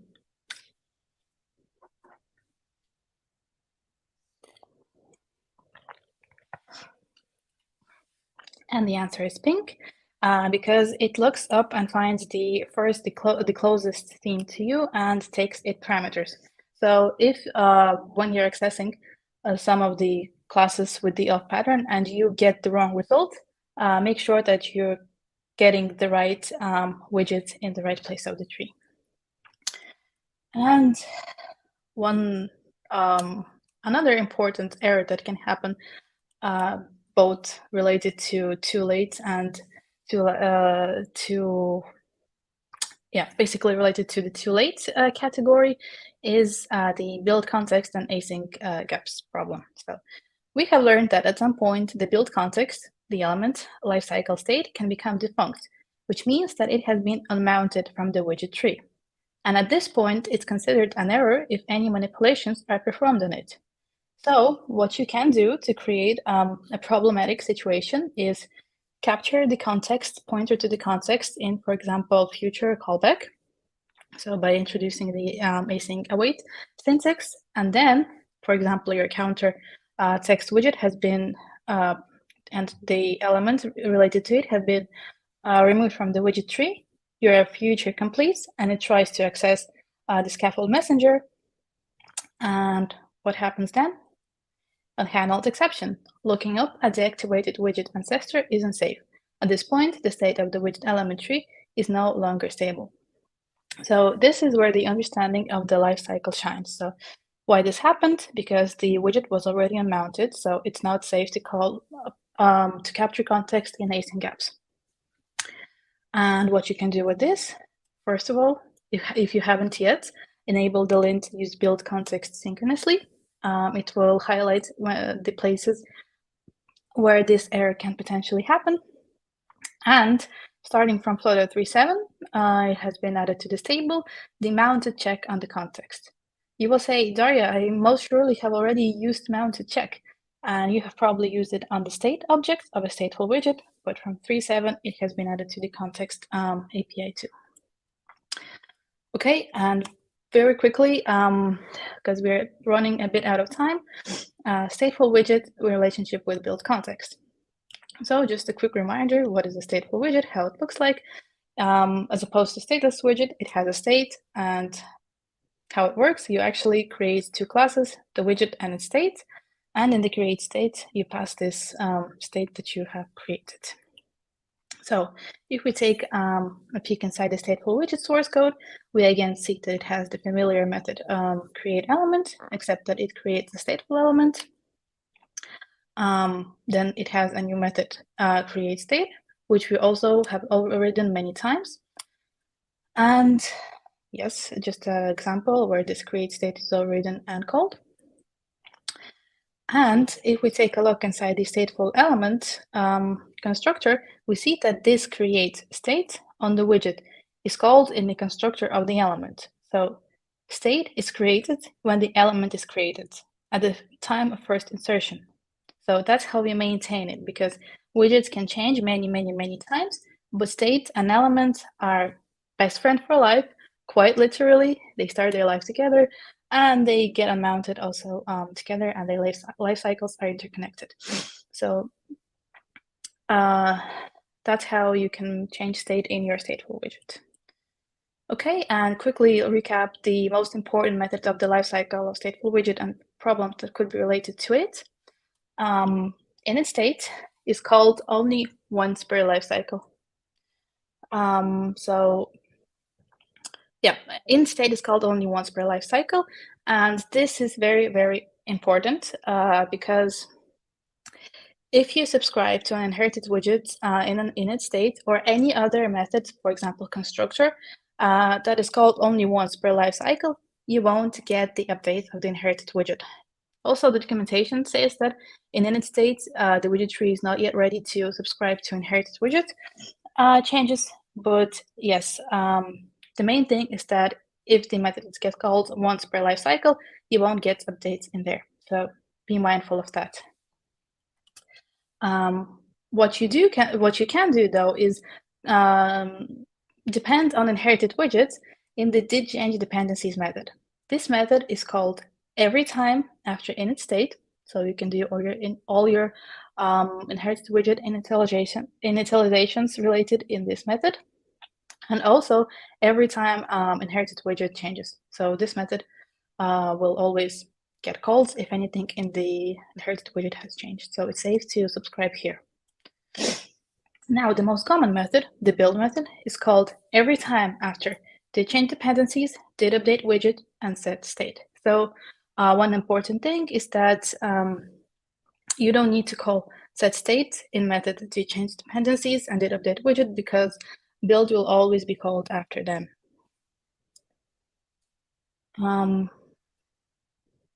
And this is a place where also it is safe to subscribe to inherited widget, but our tip regarding performance, if you want less rebuilds, you can push subscription to inherited widget a bit down the tree. Yeah, and the next method is did update widget. So this is basically the method that it gets called every time that the widget has changed, because even if the widget is a stateful widget, the long-living object is state and the element, not the widget itself. The widgets are still immutable. The base class of widget is immutable. So even with stateful widget, the widget gets changed and updated. And in case you need to react to any of those changes, you can use the update widget for that. Set state called by the developer to trigger rebuild. And dispose, this is the last method that is important to us. It is called by the framework when the widget is getting unmounted from the widget tree. This is the place where you do all of your cleanup. And this is a place where the pointers to widget and so on become null. And also the lifecycle state of the element becomes defunct, which means that accessing state or context after is dangerous. Don't do this because it will result again in errors. All right, that's it. Now let's do a quick review. What we have, the widgets that we have covered today.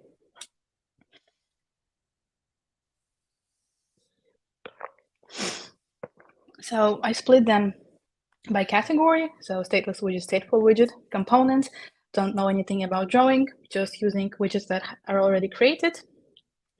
Render object widget that do all of the heavy lifting and render, they don't build. Inherited widget that doesn't render and doesn't build anything, but is used solely to pass the data down the tree. They all have corresponding elements, and the ones that you will mostly use in your Flutter development are stateless widget and stateful widgets, less often inherited widget, and very rarely the render object widget. And yes, the most important methods of those widgets are build for stateless and stateful, update should notify for inherited widget, and create and update render object for render object widget. And the most common error types are related to lifecycle, too early, for example, called in constructor, in init state, or in late initializations, or too late, which can also be in late initializations or after dispose method, and too high, not finding an ancestor, or too low, finding several ancestors of same type and fetching you the one closest to you and being not the one that you want. Or a combination of any of those problems. Okay, thank you very much. I know this was a little bit fast, and there are many more details in my article, which I've written for CodeMagic. You can find it on the CodeMagic blog. You can connect with me on Twitter, find me on GitHub. Also, the article can be found there, and you can also ask any questions if I don't answer them today. And thank you.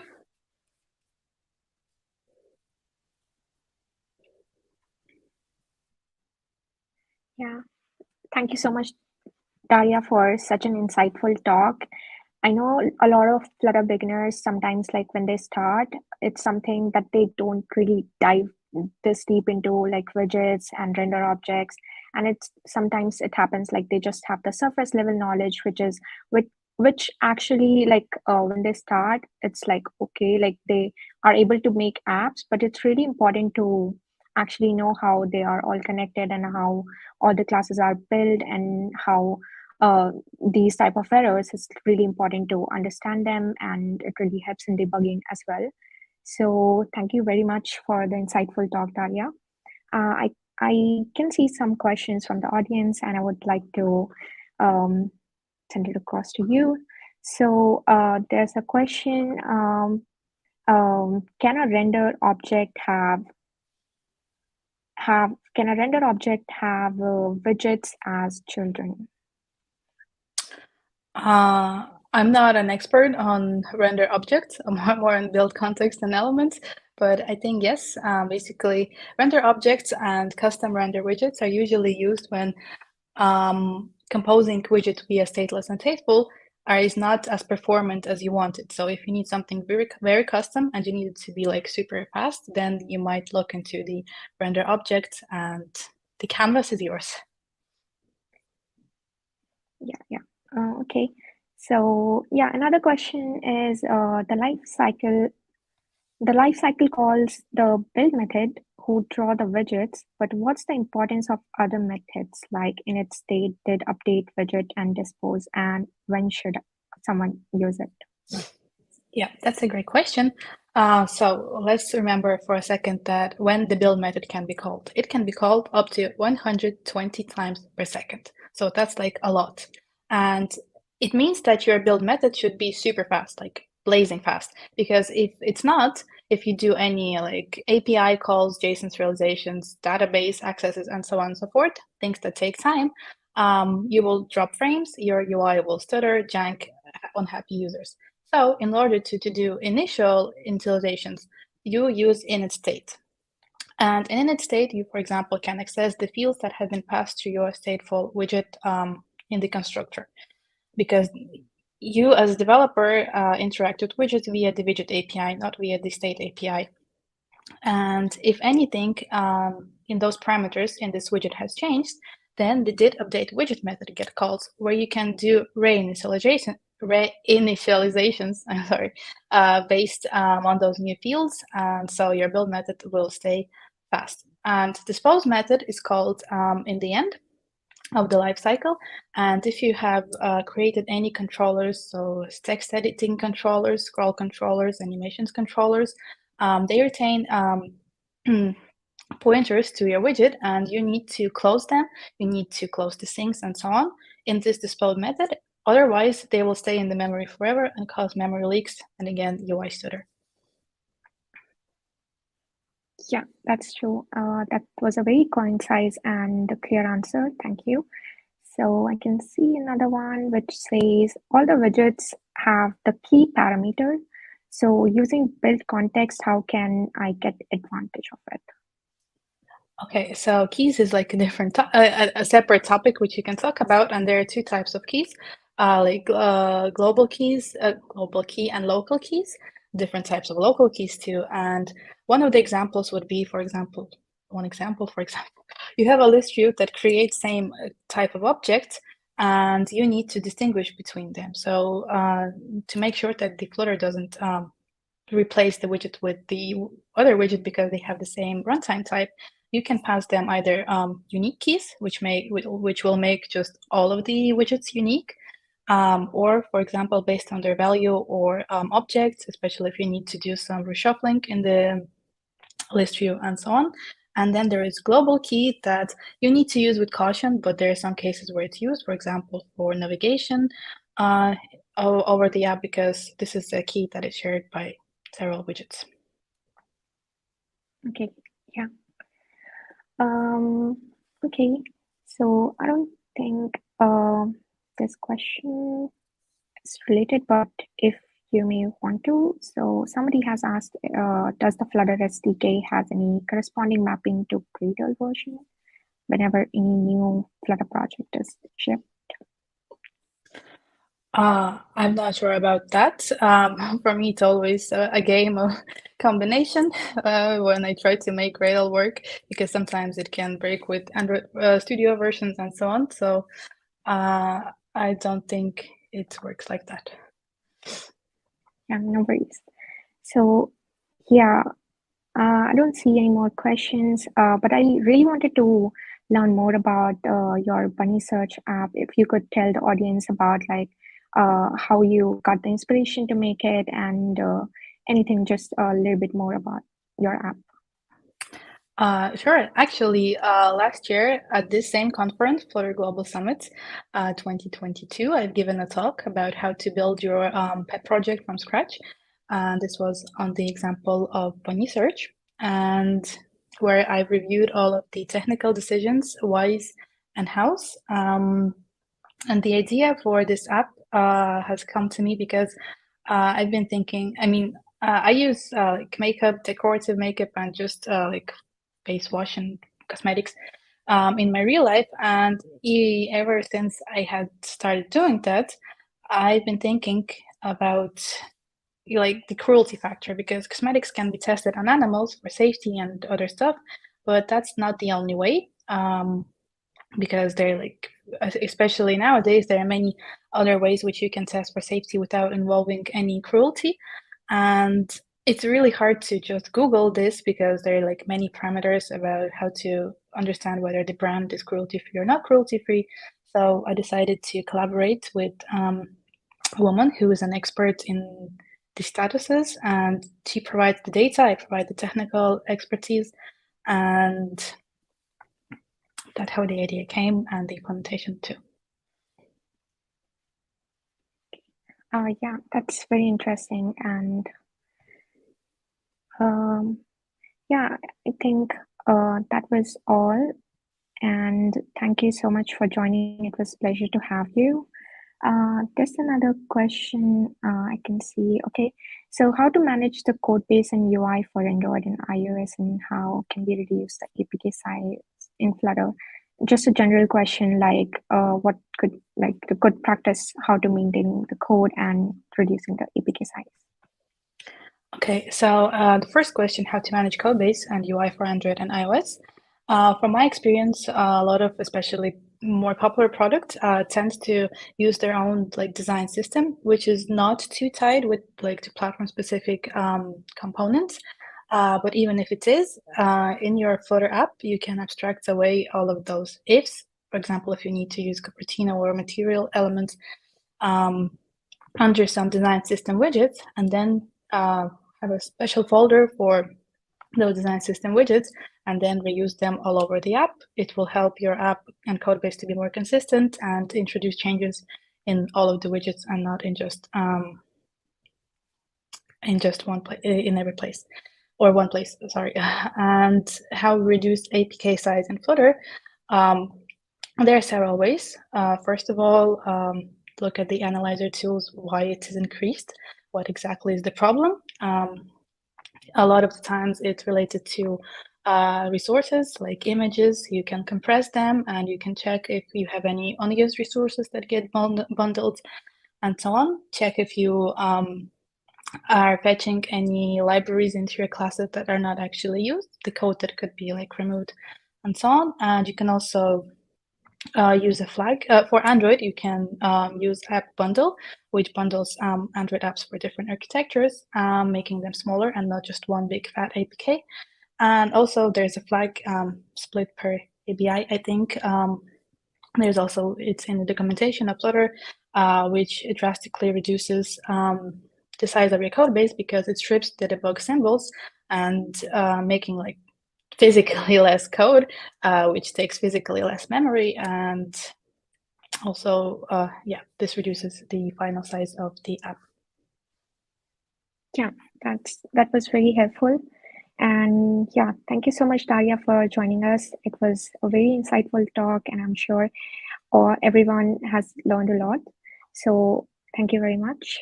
Thanks for having me, and have a good evening with the rest of the talk. Bye. Yeah, have a good day. Bye.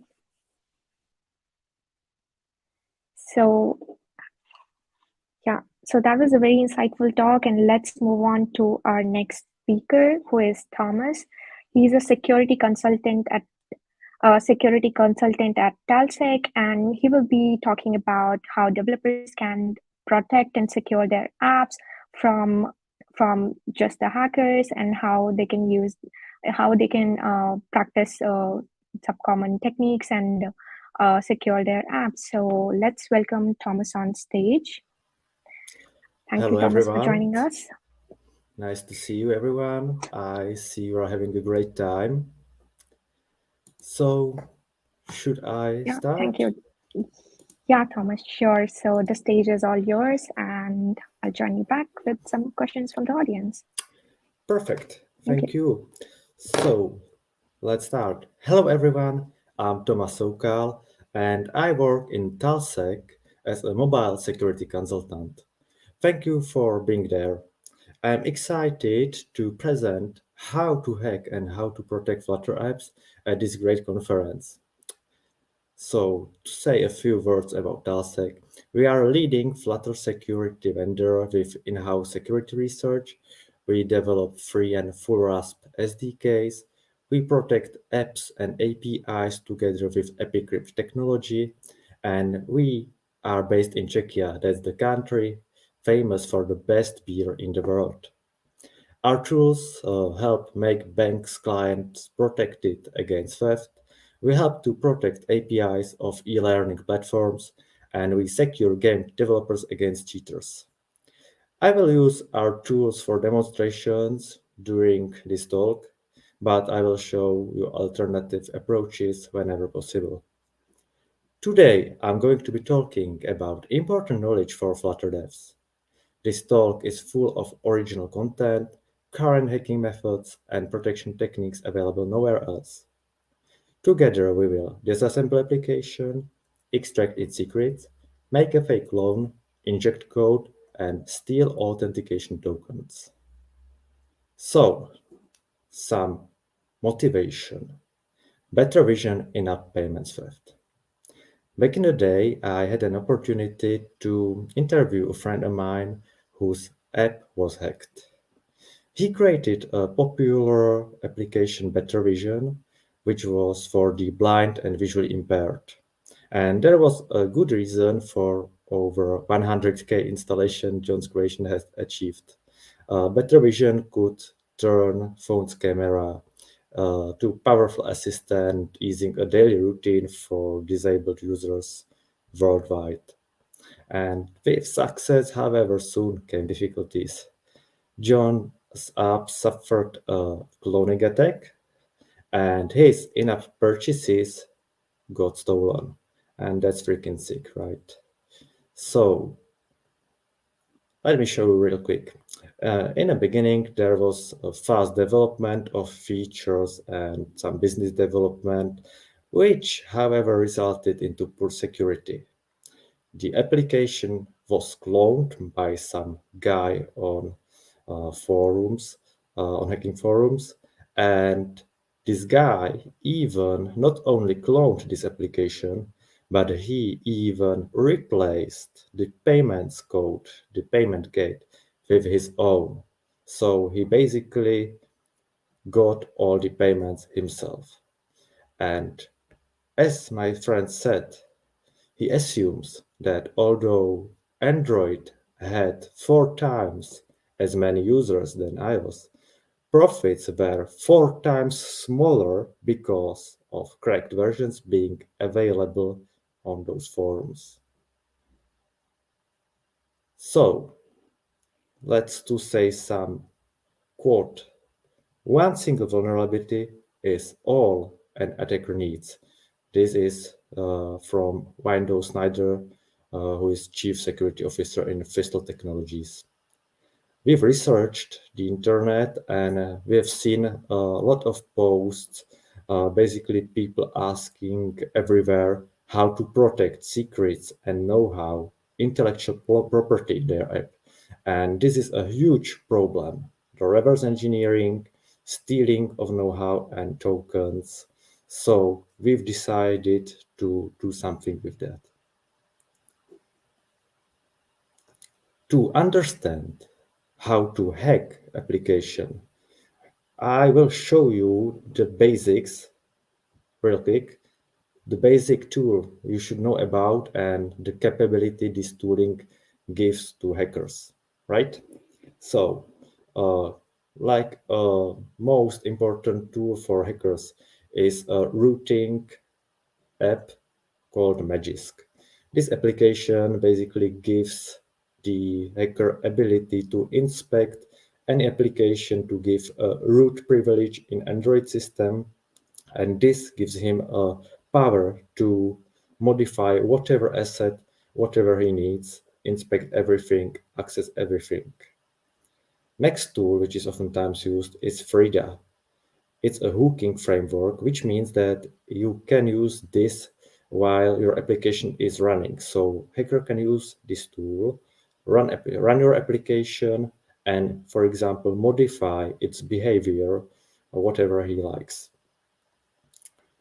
I skip to APK tool. This tool gives me power to take your application, disassemble it, and then I can directly modify sources of your application. And one tool I personally really like is Mobile Security Framework. This tool can inspect every application and give you a lot of insights. It's like a hacking IDE. You just drag and drop the app into it, and then you can navigate your application and check whatever secrets are hidden, check code, check every activity and every embedded secret. So this is really powerful tool for quick research. One tool which is often used by cheaters is called Lucky Patcher. This tool gives you power to remove license verification, remove Google Ads, and other common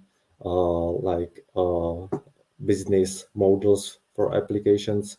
So if you are a developer, you can't afford to have your license verification or Google Ads ref removed.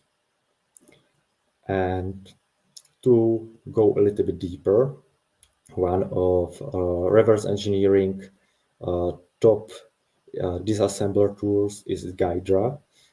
This basically can take your Flutter application, which is basically your Dart code is transpiled to C code, which is in the end turned into assembly code.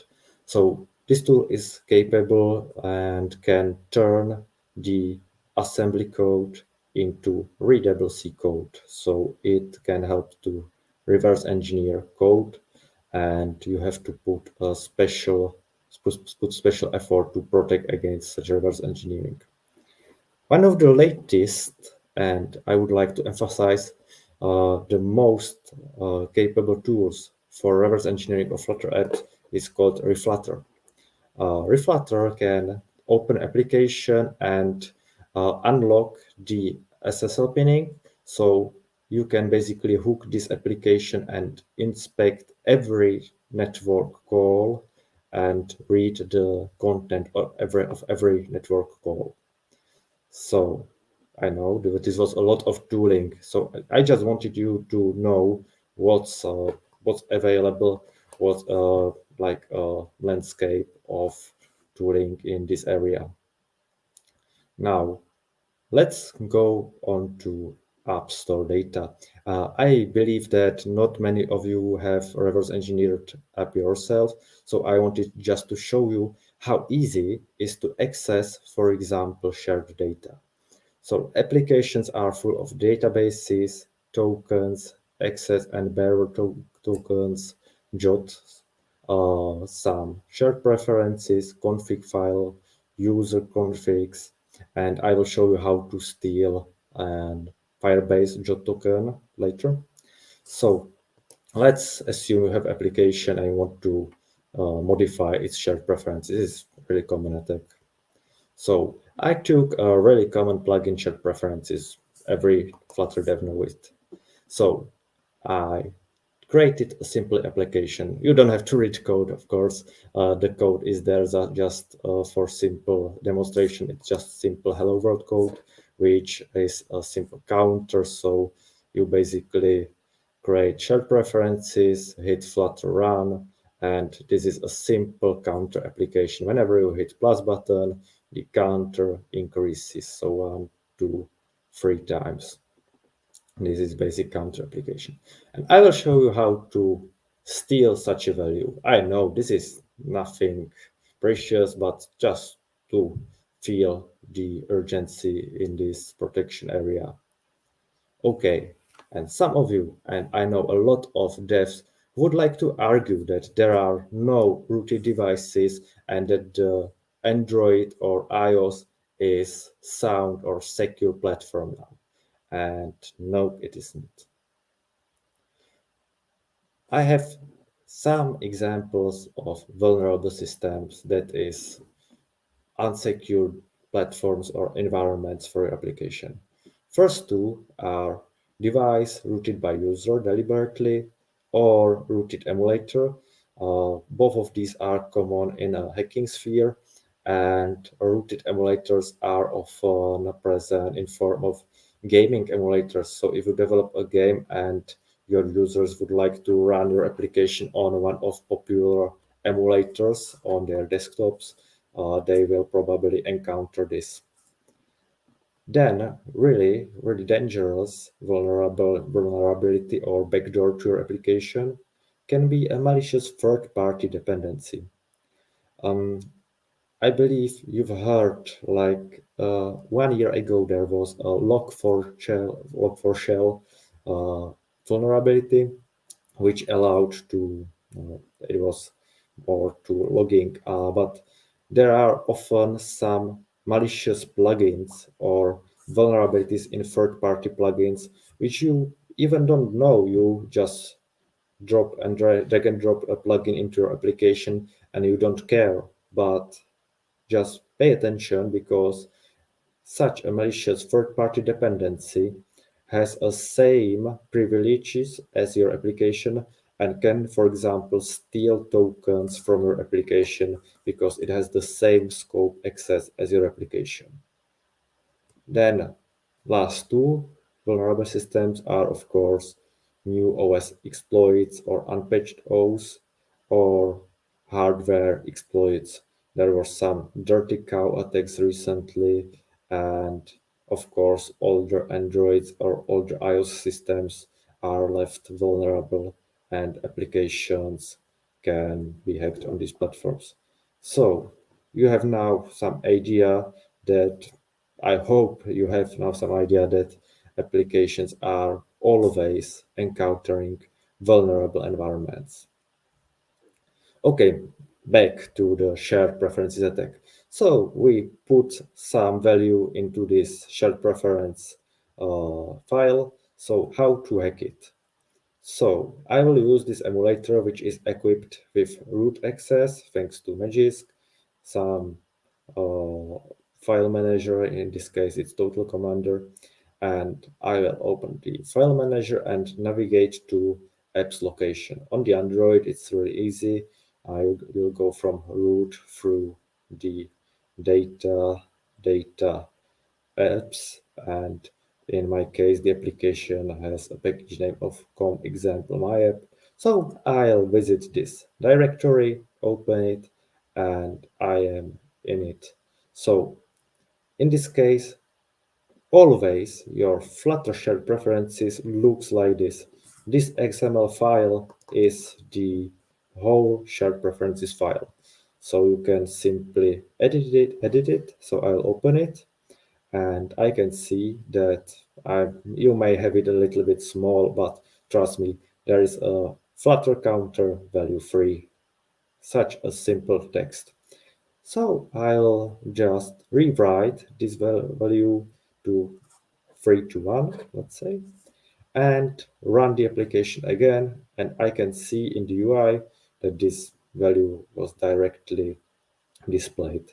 So the main message of this block was to show you that you can access and modify shared preferences.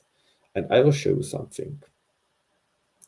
This file on the right is obscured, but it comes from a real application I reverse engineered some time ago.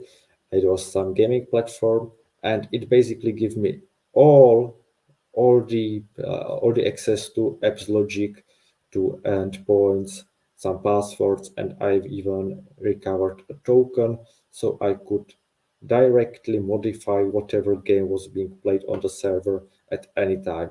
So beware and don't put a lot of sensitive things into your client code. It's always recoverable. Now, the really funny part. How to steal Firebase Auth token.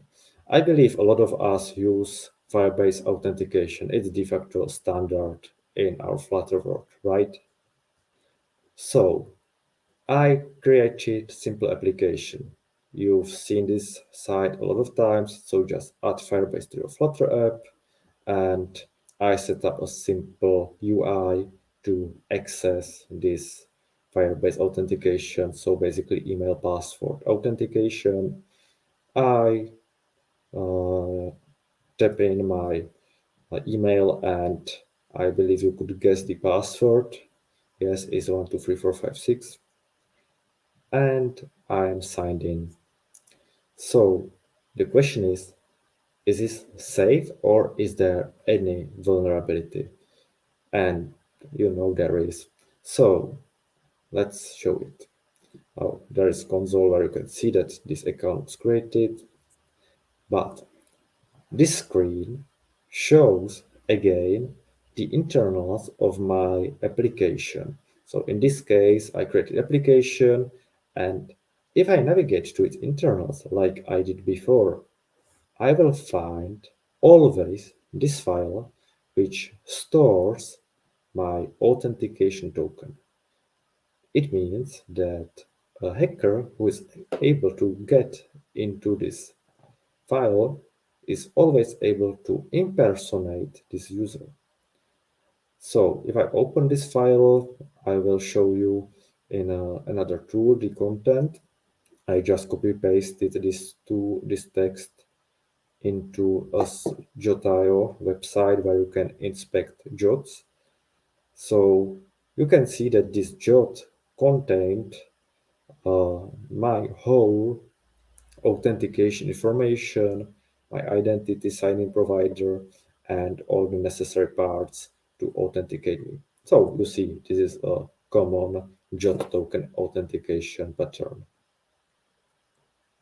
So, and before I will explain the whole attack, I need to show you also a repackaging, because the idea will also depend on a repackaging. So don't forget, the Firebase Jot token will be stolen after a few slides, you will see. So repackaging attack is an attack which takes a regular application, unpacks it, like unzips, and turns it into a weaponized application like some malware, stealer, or other kind of malware. You can imagine that a hacker may be tempted to take your application and inject some code into main activity, which is still present in Flutter apps. They are depending heavily on standard Android components. It can be done through Smarty code. I won't show you now. It's just to make it quicker. Attacker can inject some intent which will open a malicious website directly on start, and hacker can also add custom activities, paywalls, for example, paywalls like I've told you in a Better Vision case, or he can harvest credentials which we will use to collect those Firebase auth tokens. So this is some explanation of repackaging attack. And to show you that it's really easy to do, I will show you a few commands. Don't try to read it, but I will tell you that this will use APK tool and your application, open it. Now you will take the application, your application, and try to hack it. So for example, rename the package name and rename the app's names. So I will change package name in a few places. Don't try to read the code, it's just for demonstration. And this code, after a few changes, will be turned back into weaponized application. So I changed the name of application into correct app, right? Correct app. So you can use a few commands to create, like assemble back the application, and you will end up with an application which is enriched by attacker into something dangerous. So this application is just this app release align sign this file. This is standardized APK file, which can be delivered through Play Store or through email or Google Drive to unknowing users. So this application is weaponized now. And here is a whole chain of this attack. Just imagine, attacker will repackage your application and inject a code which will take the JOT token, and he will be able to impersonate your application. This repackaged application will be delivered to many users, and once they sign in, those JOT tokens will be uploaded to attacker's controlled command server, and he can use these JOT tokens in any arbitrary posts, for example, to get some data through your API. In this case, I wrote some transactions. So for example, imagine your application can transfer some cash, some funds from person Alice to person Bob, and this attacker will be able to transfer those money to his pocket. So this chain is a serious attack, and that's something we encounter every day in our line of work. So to protect against this impersonating, I will teach you how to protect your application. And that means that I need to show you what's RASP shielding. RASP stands for Runtime Application Self-Protection.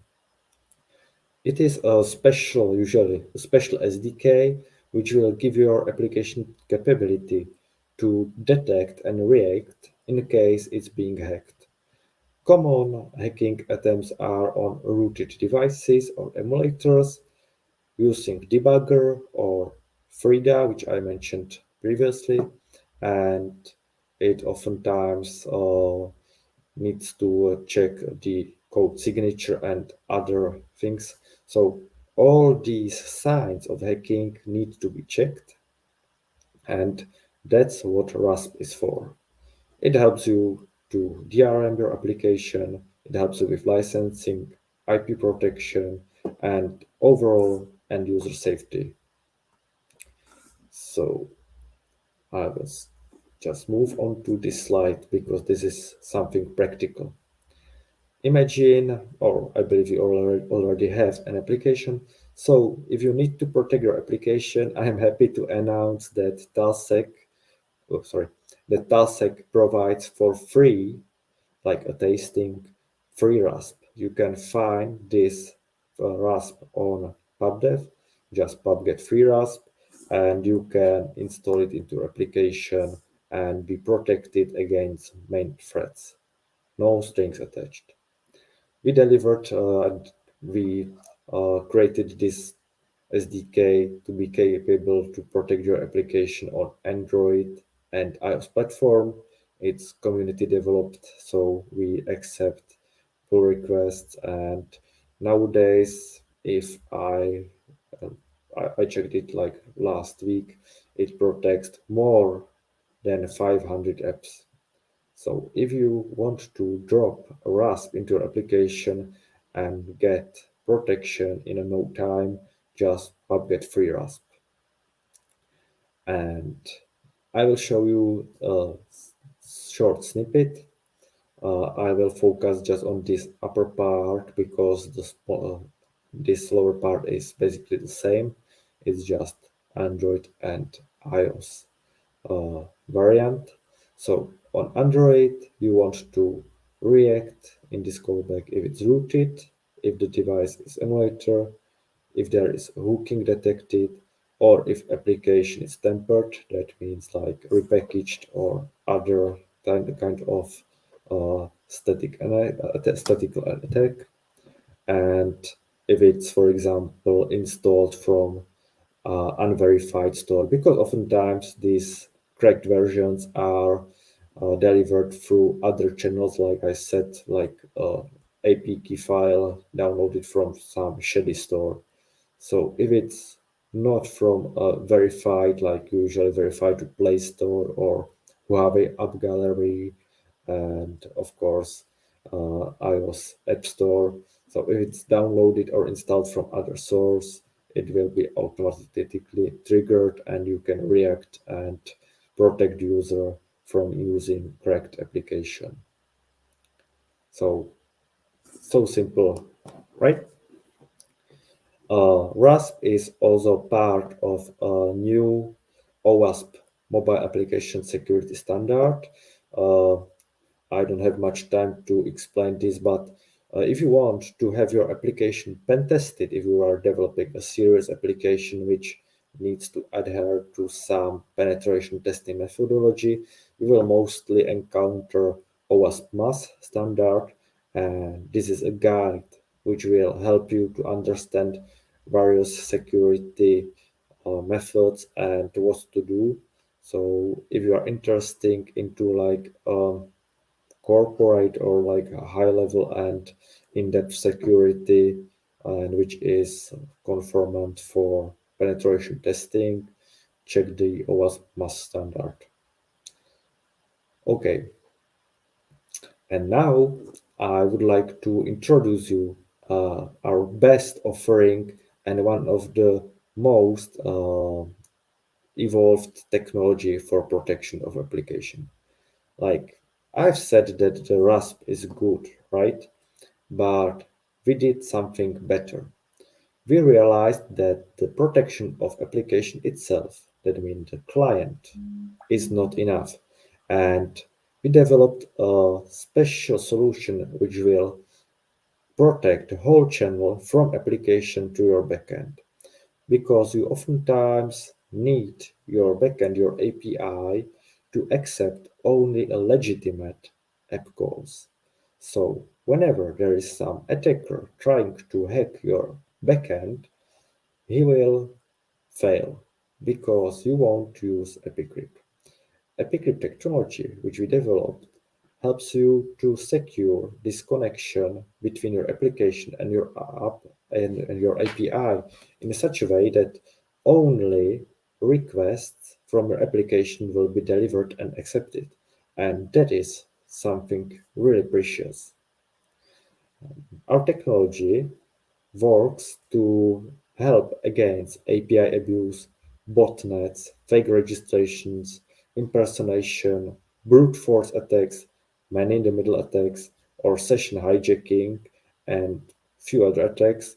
And it basically blocks each traffic coming from source and other than your legitimate origin app. So I wanted to show this technology because I believe that this is something you will encounter in the future, and I believe that this is a future of mobile application protection. So our technology basically uses RASP in your device. So you will use application that's on the left side. On the right side is a backend, your API.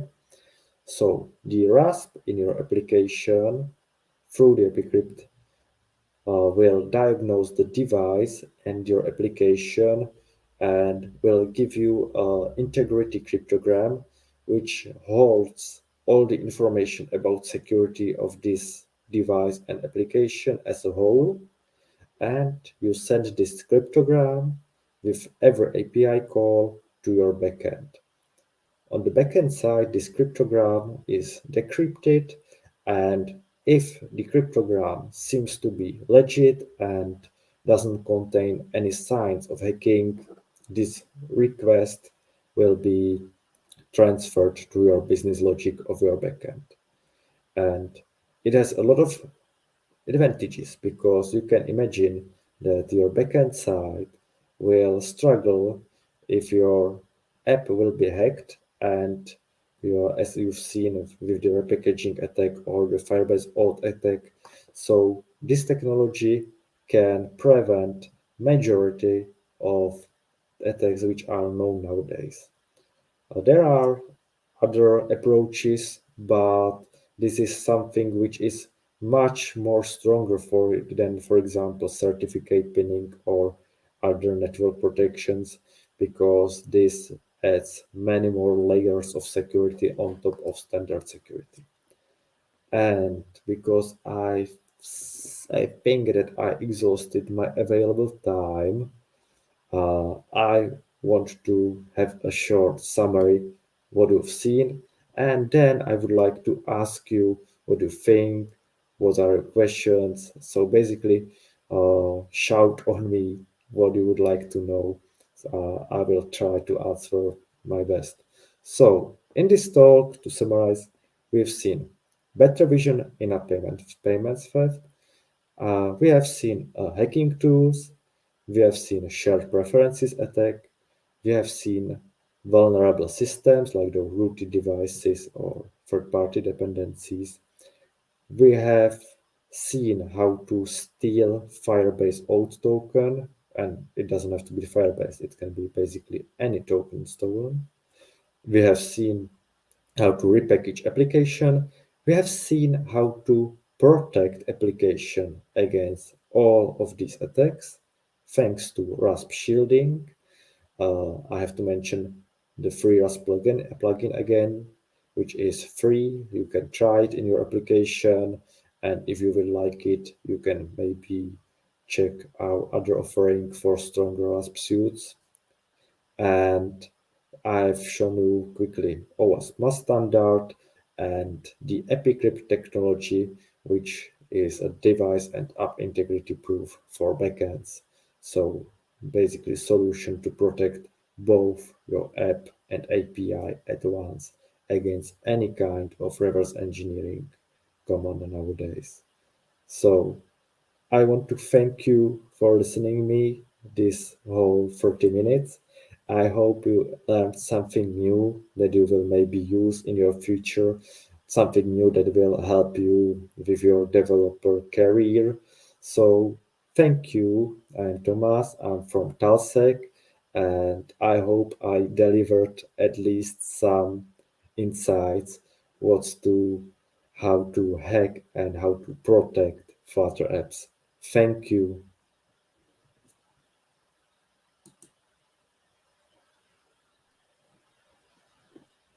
Yeah, thank you very much, Thomas. That was a very insightful talk, and it was nice to just learn about different hacking tools that hackers use to just hack the apps. A lot of Flutter developers might not have noticed, like might not curing the Flutter app part that much, and it was nice to just learn so many things from you.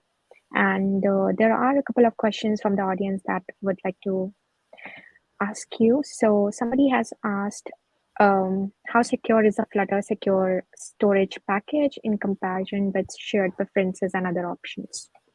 Thank you for this question. I have seen this question a few times in the past, and I know about this Flutter security plugin.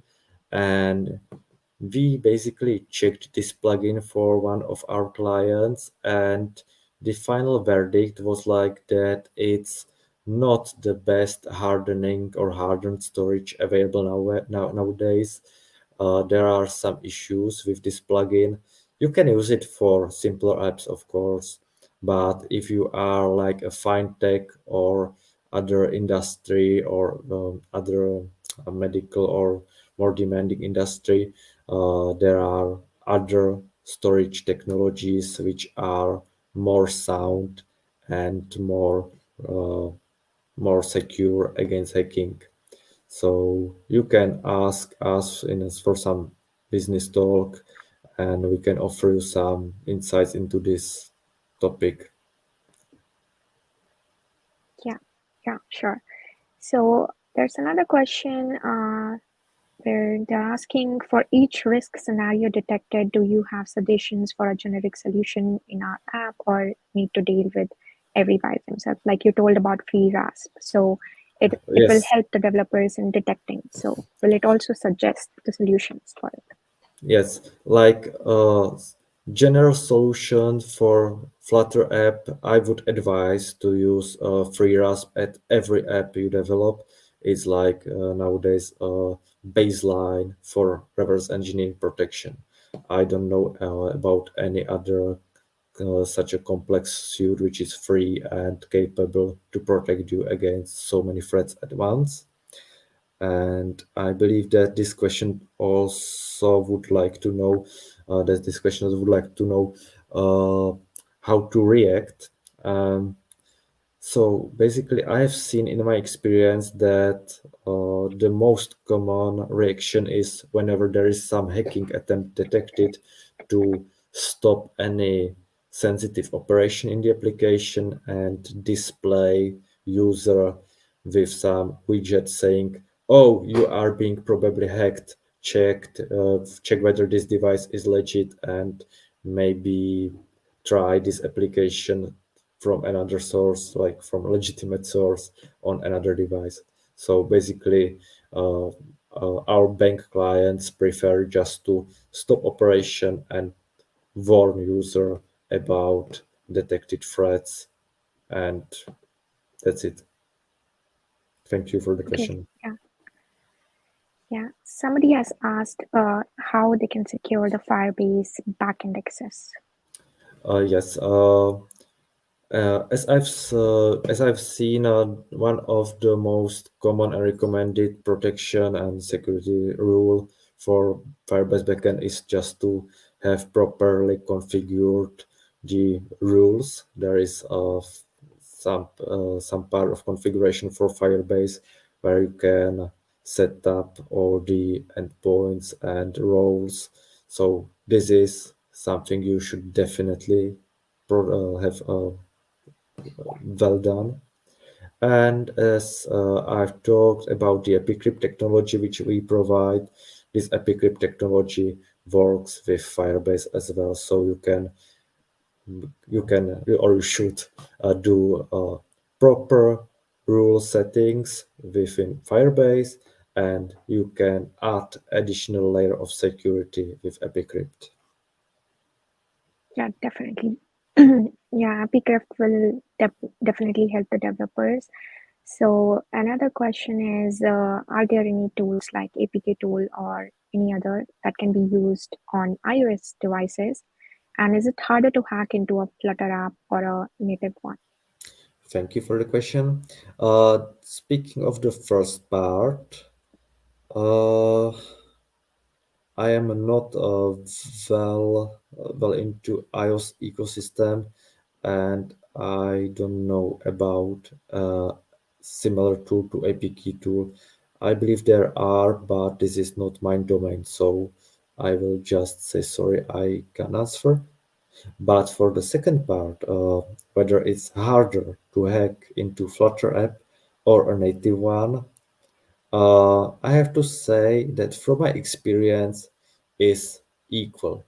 There is no difference between hacking Flutter app or native one. You can basically open or crack open any of these. Since Flutter is younger than native apps, you have to be a little bit more skilled and have better tooling, but majority of vectors, attack vectors, are the same for both these worlds. Thank you for the question. Okay, yeah. So somebody has asked if rooting devices and downloading patched apps seems like a thing that only few users would do. So is it common enough to make a dent in the app revenue by doing that?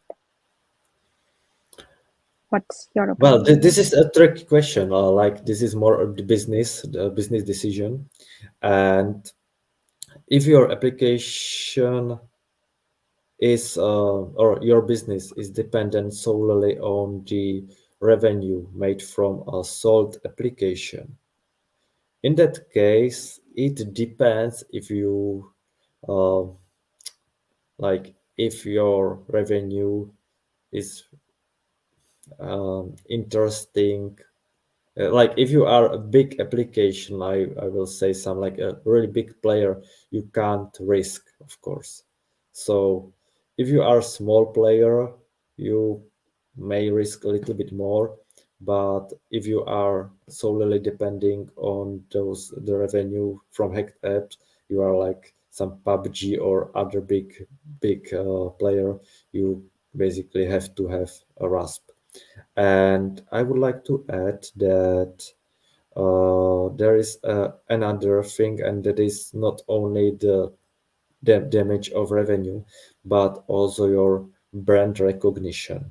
So, for example, a few years ago, Spotify was hacked, and there were available Spotify clones, which was really serious, and that was a real loss in brand recognition. And as I said, there are other precious things, like your application can have embedded other, for example, machine learning models, which are really expensive. You may have some algorithms which are like secret for, you wouldn't like to show them in public. So there are other things which you are protecting with RASP and other technologies. So thank you. Yeah, that's true. Yeah, for a lot of apps, I have noticed, like, I think everyone would have noticed on Play Store or App Store, it's like they use the same logo, so many users get confused and download not the real app, not the original, just a clone app. Yeah, so that's a risky thing, and obviously, like, it's very important to have robust security measures. So another question is, can you suggest some alternative for .environment package to store some crucial data? Because when I use with Flutter Web, we can see it easily using element inspector. This is a tricky question, since there is in fact alternative, but it's nothing I could help you right now. It's called like white box cryptography or complex obfuscation. So if you want to use some secrets in your client's code, which you would then like to embed into client's code, and you can't do anything else, like deliver them from the server side, for example. So in such case, and it's a really common case, like, yes, it's not academically secure, but it's a real world. So in that case, businesses tend to use some obfuscation suite, some white box cryptography to hide those secrets. Thank you for the question. Yeah, definitely. Why, like, that's something people should look into. I had a question. So my question was, if somebody is using different packages, I mean, everyone uses for a lot of things, there are different packages. So is a pre-RASP able to just detect all the like discrepancies even in the packages, or it detects and tells the developer about the same as well, or is there a different tool to even detect? Like if you are being if your application is being backdoored through some third-party application which is collecting some data from within your application and it's doing some bad things from within your application, there is basically nothing we can do about it because we can't know whether you are okay with this code and with this operation. Like you edit this code, so it's your responsibility to be sure that it's okay. So no free RASP won't protect you against malicious third-party dependencies because there is nothing we can do about it, or nothing we can do about it right now. So sorry, but this is a responsibility of every developer to inspect and trust packages which are embedded into application. Thank you for the question. Yeah, definitely. So this question is not related to talk, but if you would like to answer, somebody has asked if you can talk about the future of Flutter and its role in mobile development industry and effects of emerging AI on Flutter developers. Somebody wants to know how if ChatGPT can replace Flutter developers or not.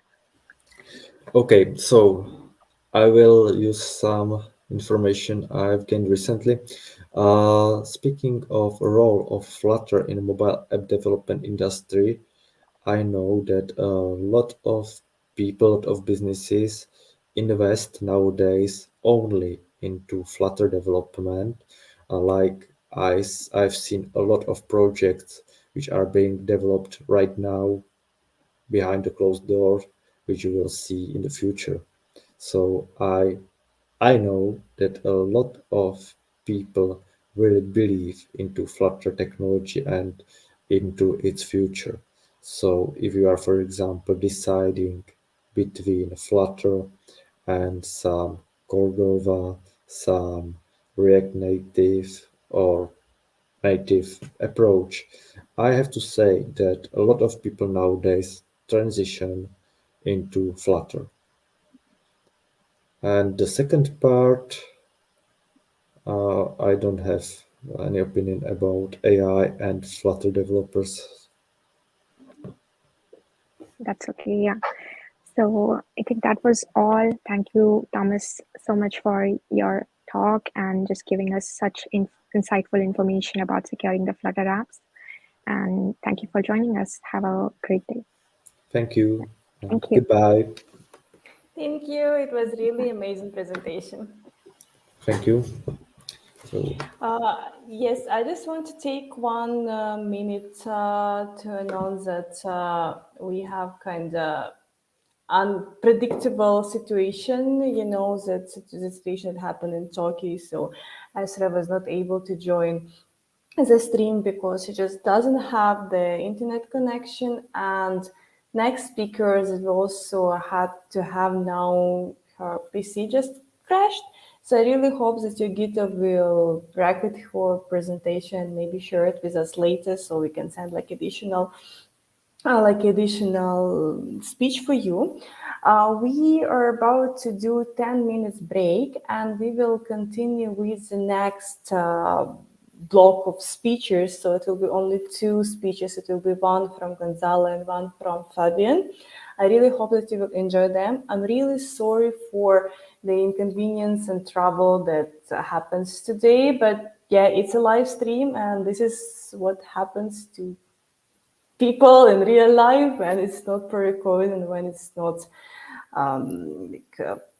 prepared before. So we also have few announcements for you that we would like to mention. Of course, we are about to do next Flutter Global Summit 2023, I think point 2 or volume 2. We'll see how it will sounds better in the future. It will be closer to winter. It will be December, maybe January. We will try to get the best updates for you that we can create. So yeah, you can check junior track for free or senior track early bird price. Also, I think we still have a promo code that works for tomorrow. You can get the ticket just for $99 with Flutter 99. We really love how active you are, how many questions you are asking, and yeah, I really hope to see you tomorrow as well. So you can use the promo code Flutter 99. And one more really important announcement that we have free workshop, completely free workshop from Majid and his co-workers. So they prepared workshop about supercharging Flutter and Firebase by using extensions. It will be 3 hours of free workshops that you can just register and check, and we will send all details to your email. So feel free to join the workshop. Feel free to ask anything that you want from Majid and his co-speaker. Yes, also we have some upcoming events that are coming, yes. So our next event that will be right in 1 week. It will be, let me show you. It will be Angular Global Summit 2023. It will be February 14 and 15th. So please check the information. We also have a special offer for you. With promo code Flutter99, you can join Pro Track, and just for free, you can join Junior Track and know more about Angular. Also, the next event after Angular, we have online summit for Java developers. It will be right in 2 weeks, February 21st and 22nd. Also, the same promo code Flutter99 and junior track for free and senior track for $99. It will be a pleasure to see you there. And of course, we are preparing the best speeches for you. One more, and but not less important, is React Global Online Summit. It's we will have that event April 18th and 19th. We still have the price $99 for the React event, and you can join Junior Track just for free. We already announced for 7 speeches, and I really waiting to announce more speakers for you. It will be really amazing, and it will be our 6th event. So yeah, we are working really hard to keep doing the events. So again, thank you for your time, for listening all my announcements. Please don't forget about workshops that we are having. Don't forget about our day tomorrow that we still have a senior track, and of course you can start registering for our next event, Flutter event, and I can send you some gifts for those who registered first. So yeah, we'll be in touch, and we'll have like 5 minutes break, and we'll come back to you. Thank you.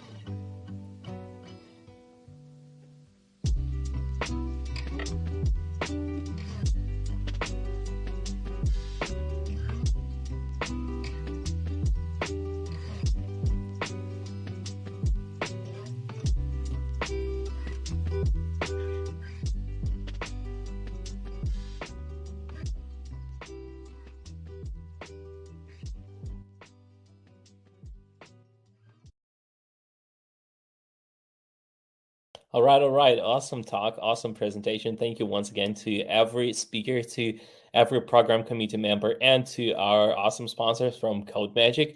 And if you have not checked their product yet, check out their CI/CD platform because it's specifically tailored for Flutter developers. And if you need help with automating your builds, testing, and publishing your mobile apps to the store, definitely check them out. Link will be in the chat. The trial is free. Definitely give it a try. Thank you, CodeMagic, for supporting Flutter Global Summit this year.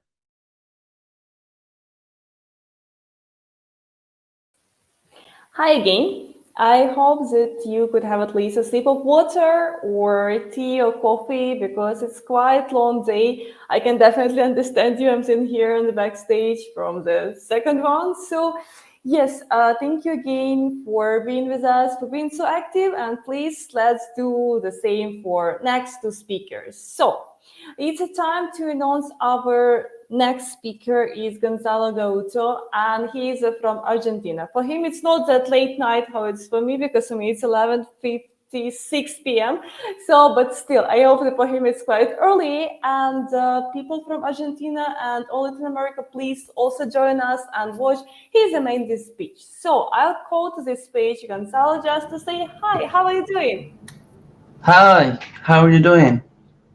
I'm fine. I hope you are not that stressed. Everybody, I want to say that Gonzalo, it's his first speech today, and I did kind of full crash test for him because I moved him few times. True. I'm really sorry for that.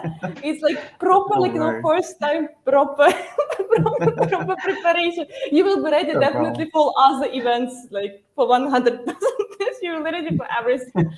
if I don't kill the willing to speak.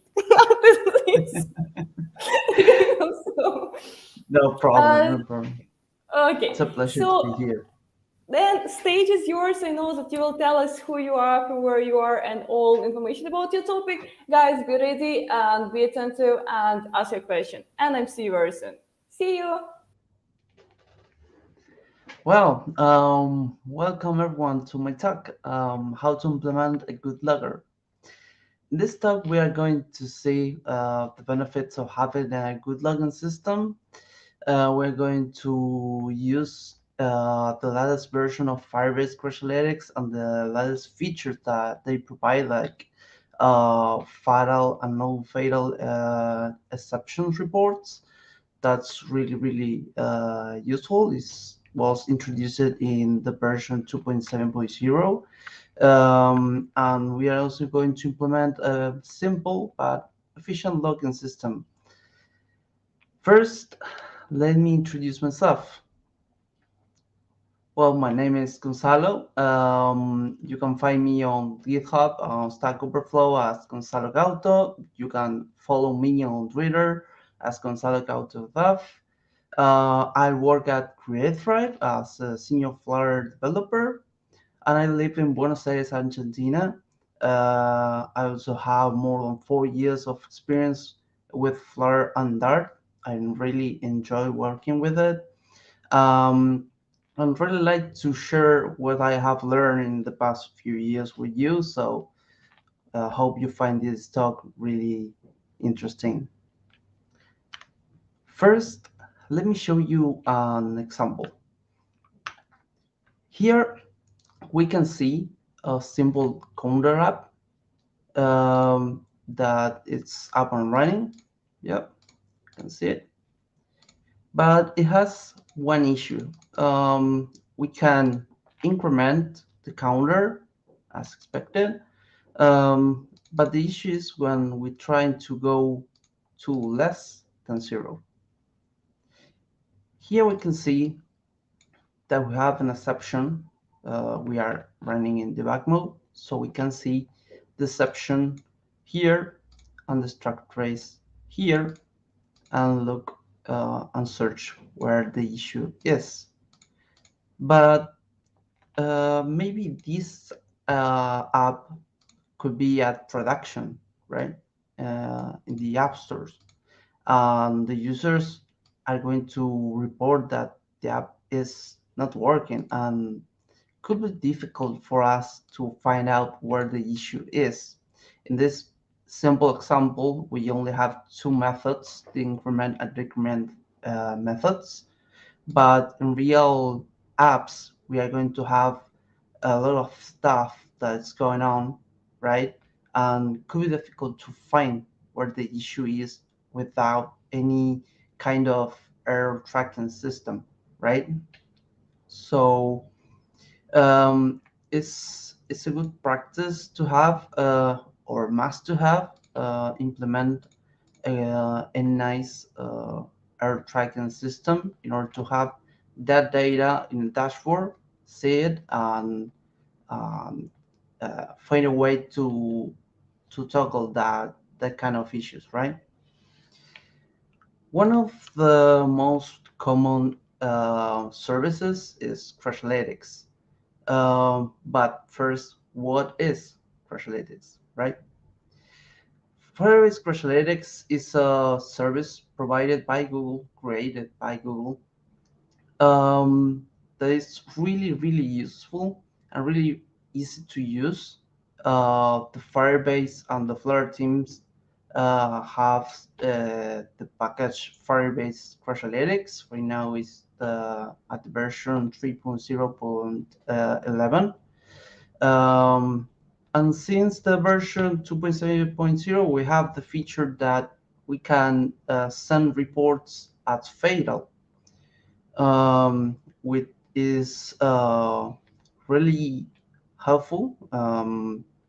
With that, we can send the issues that are happening into the app as soon as they're happening. So it's really, really nice to have. But maybe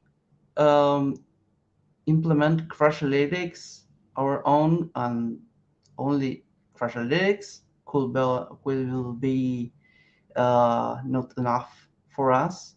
It's also a good practice to have our custom layer or custom service with a login system.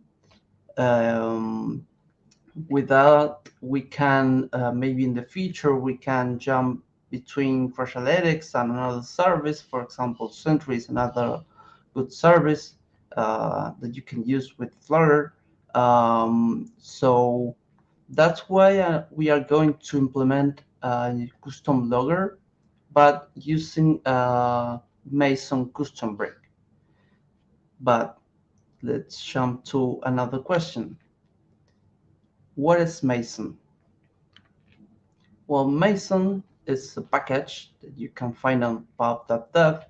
It's a template code generator which helps team generate files quickly and consistently.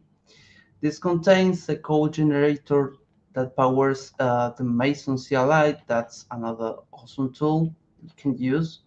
And you can use it to build custom code generator tools. So what break are we going to use? Like I said, we're going to use a custom break that I have built in the last few months that could help you to in order to create your own custom logger service in just a few seconds. The name of the break is custom logger. It's open source. You can go to the repo, see the README. You have nice step-by-step introduction there. You can also, if you have any question regarding the custom logger, you can also open an issue and ask me about it. Maybe we can work together with the community to make it work with another service. Right now we have some supports to Crashlytics, but maybe in the future we can add support for Sentry service and other kind of stuff that could be really, really useful for all of you. So a little description of this break. This provides a way to create a custom logger and has the option to add Firebase Crashlytics package in order to easily report your exceptions using fatal and non-fatal reports. So let's jump into the code. We are back in the same simple example, but we are going to start adding Mason first. I'm going to stop the app here. I'm going to use the Mason init command in order to initialize Mason in the current directory. That's it, really quick. And then we need to install our custom logger brick using the Mason add command. Can start using it. That's it. And then we need to create our service, right? Make a custom service from scratch by hand could take some time. So that's something that is really nice about custom brick, that it's really, really fast when you're using custom bricks. Here we only need to say Mason make, use make command, along with the custom logger brick, that's the name of the brick. And we can pass the output directory if we want to move it to a certain directory. In this case, we are going to implement the custom logger in the lib core folder. The first question that we can see here is, what is your logger name? By default, it's going to pick custom. We can use the name of our company, maybe wherever name you prefer. In this case, we are going to use the default one. It also asks you if you want to use Crashlytics or not. Maybe you are not going to use it right now because you are going to use another service. In this case, we are going to use Firebase Crashlytics, so I'm going to pick the default one. That's yes. And this will ask you about if you're using Flutter or FVM. FVM is Flutter version manager. In order to have multiple versions of Flutter in different projects, it's really useful tool. I'm using right now FVM, so I'm going to pick yes. And this is going to add Firebase Crashlytics in our spec YAML file. Here we can see that we have the Firebase Crashlytics package with the latest version. So that's nice. Then in the code folder, we can see that we have the logger with a contract, a basic contract with the basic methods that we could need. Debug, info, warning, error, critical, exception, all that kind of stuff. Log levels, same. And the custom logger implementation right here. We can start the app again. I recommend do this when you have the Firebase Crashlytics dependency. It's better to stop the app if you have the app running and build it again. So going back to the code, here you can see the Crashlytics instance right here. Some docs here. You are going to need to complete the native configuration in order to be able to send data to Crashlytics without any issue. I have already done that, so I'm assuming that in this demo. But here, by default, you're going to see this comment, and you can jump into the link and go to the Firebase Crashlytics docs. So that's nice. Okay, so we have all the methods here. Really simple, but efficient. And we are going to use, in this case, the exception method, because we are going to report errors. I'm going to pass the error and the stack trace. We can also pass the reason with this an object, and the flag fatal. By default, all the exceptions are reported as fatal. Then it's called the log method.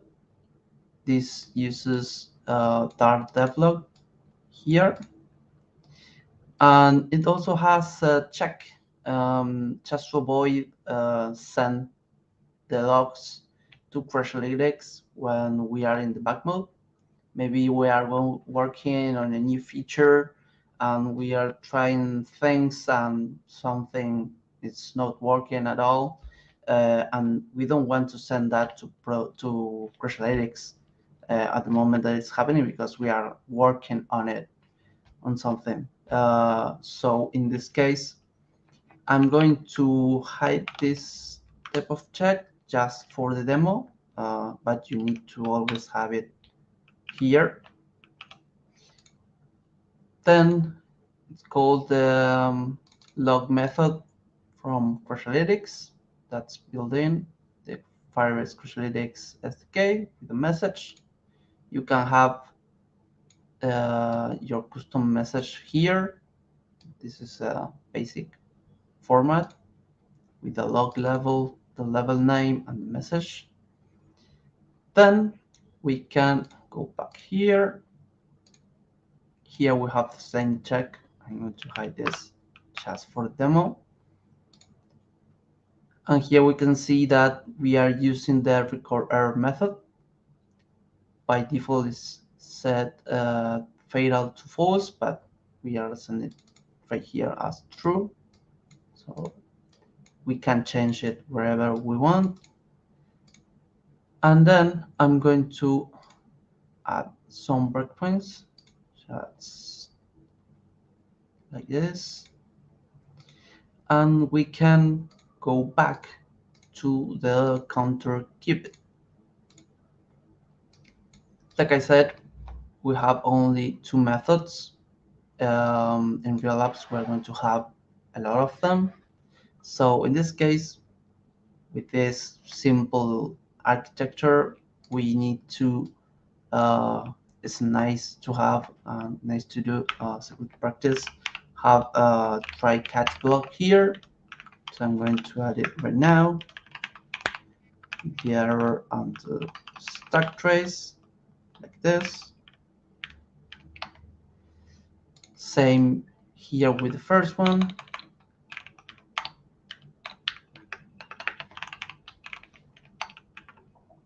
Like this.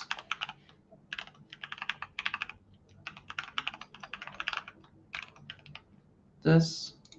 And we can initialize here the custom logger like this, custom logger, custom logger instance, like this.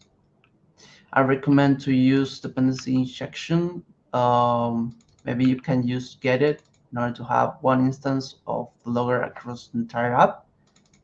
That makes things easier and cleaner. And here we can start using the exception method that's provided by the custom logger. This and like this. So we are good to go. Let me restart the app. Simple hot reload. It's clear. So we can go up without any kind of issue. Going to point there. And when we go less than 0, we can see that we have the error, the struct trace. This sends the log to Firebase Crashlytics, and it also reports the error as fatal. Here we can see the Firebase Crashlytics format. That's how it works when you call Firebase Crashlytics.log. And then we can jump into Crashlytics dashboard.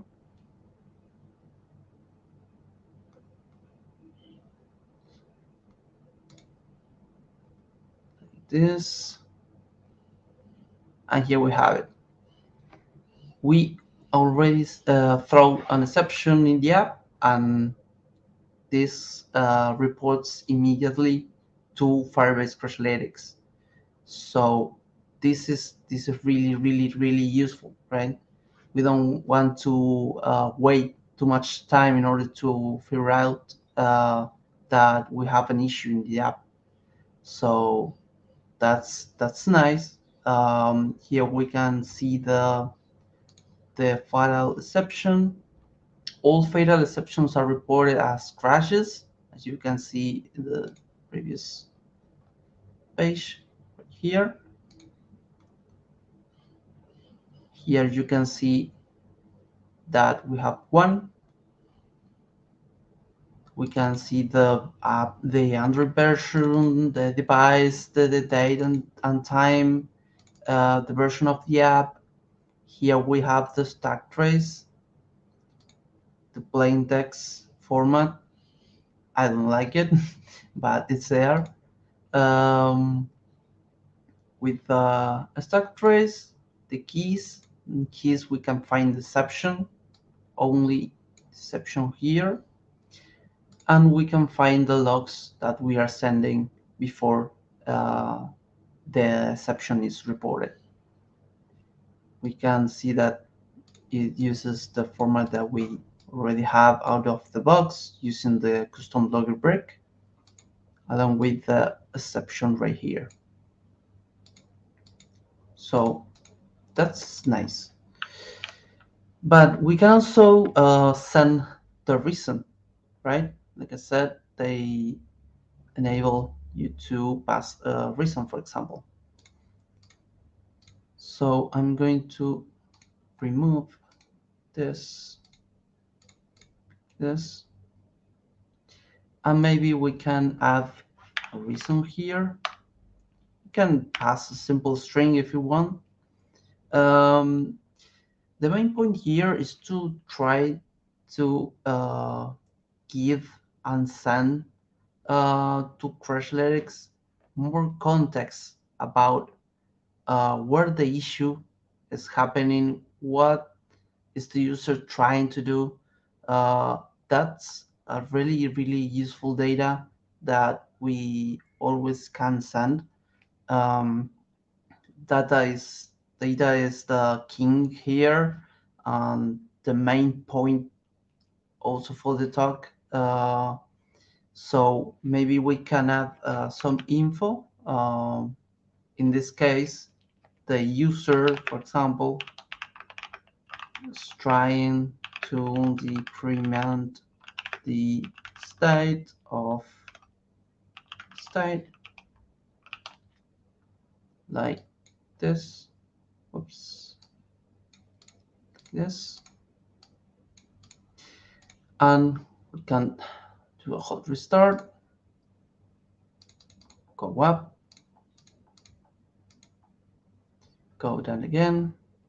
The logs are fine. And we can go back here. We can see the new issue. And should be this one. Yeah. We can see the stack trace again right here. But in keys, we're going to see the reason right here. Like I said, you it's a good practice, at least for me, in my experience. Send all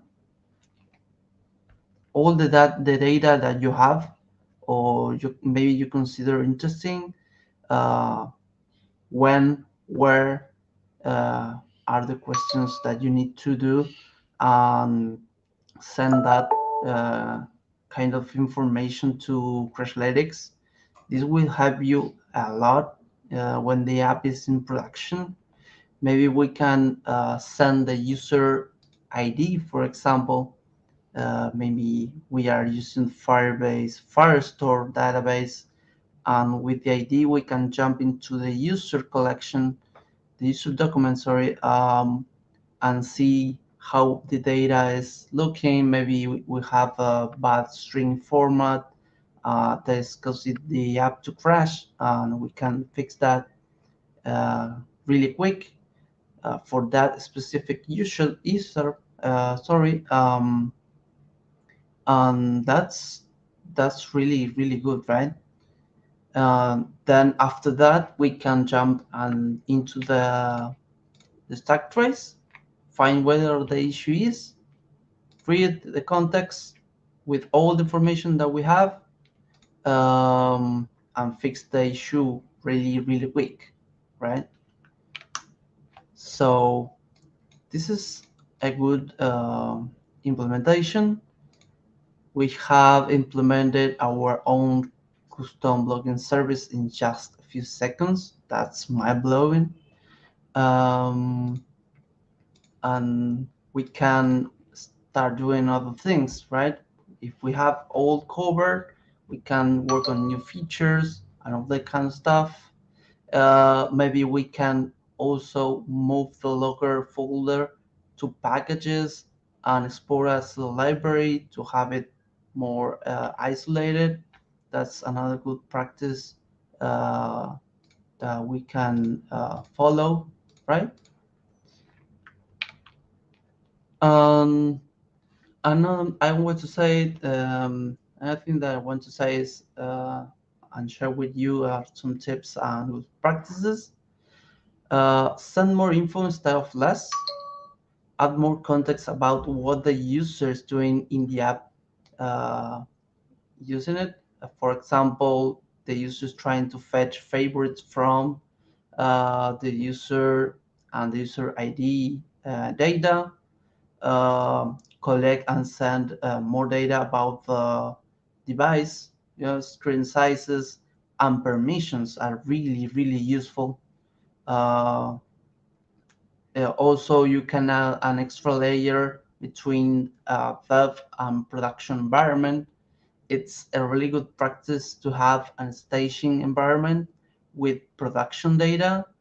If it's possible, you can pass the data between staging and production to keep it up to date. That's a really good practice, because dev doesn't represent user's environment at all, so it doesn't cover all the cases. Maybe the issue could happen only in production and not in dev, so it could make some things difficult to understand. And don't forget about testing. It's a must to have while you are building a new app. With this, we can avoid sending bugs to production, for example. Not all, but most of them. So if we use all of these tips and good practices along with custom logger and Firebase Crashlytics fatal reports, I think we can build a really strong and stable app. So that's a really good thing, right, for us.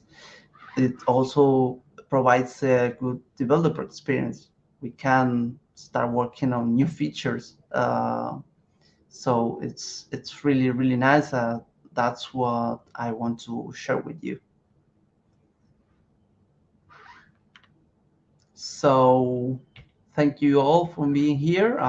You can follow me on Twitter as Gonzalo Gauto, or follow me on GitHub, Stack Overflow, as Gonzalo Gauto. I'm ready for a few questions. Yeah, and we got a lot of questions. It looks like your presentation was very useful and very interesting for our attendees. And yeah, let's start with questions. So let's start with first one, and it's, what are pros and cons of Firebase Crashlytics with Sentry? Okay. You can see the question also on the screen. Yeah.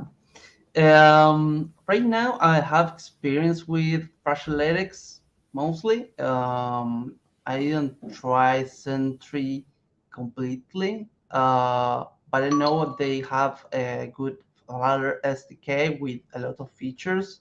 So maybe we can talk later on and try to answer that later. But those are really, really useful tools. And I have some people at the team in FreeThrive that works with Sentry and Firebase Crashlytics too, and they have both really, really good experience with that. So those are really good tools, I think.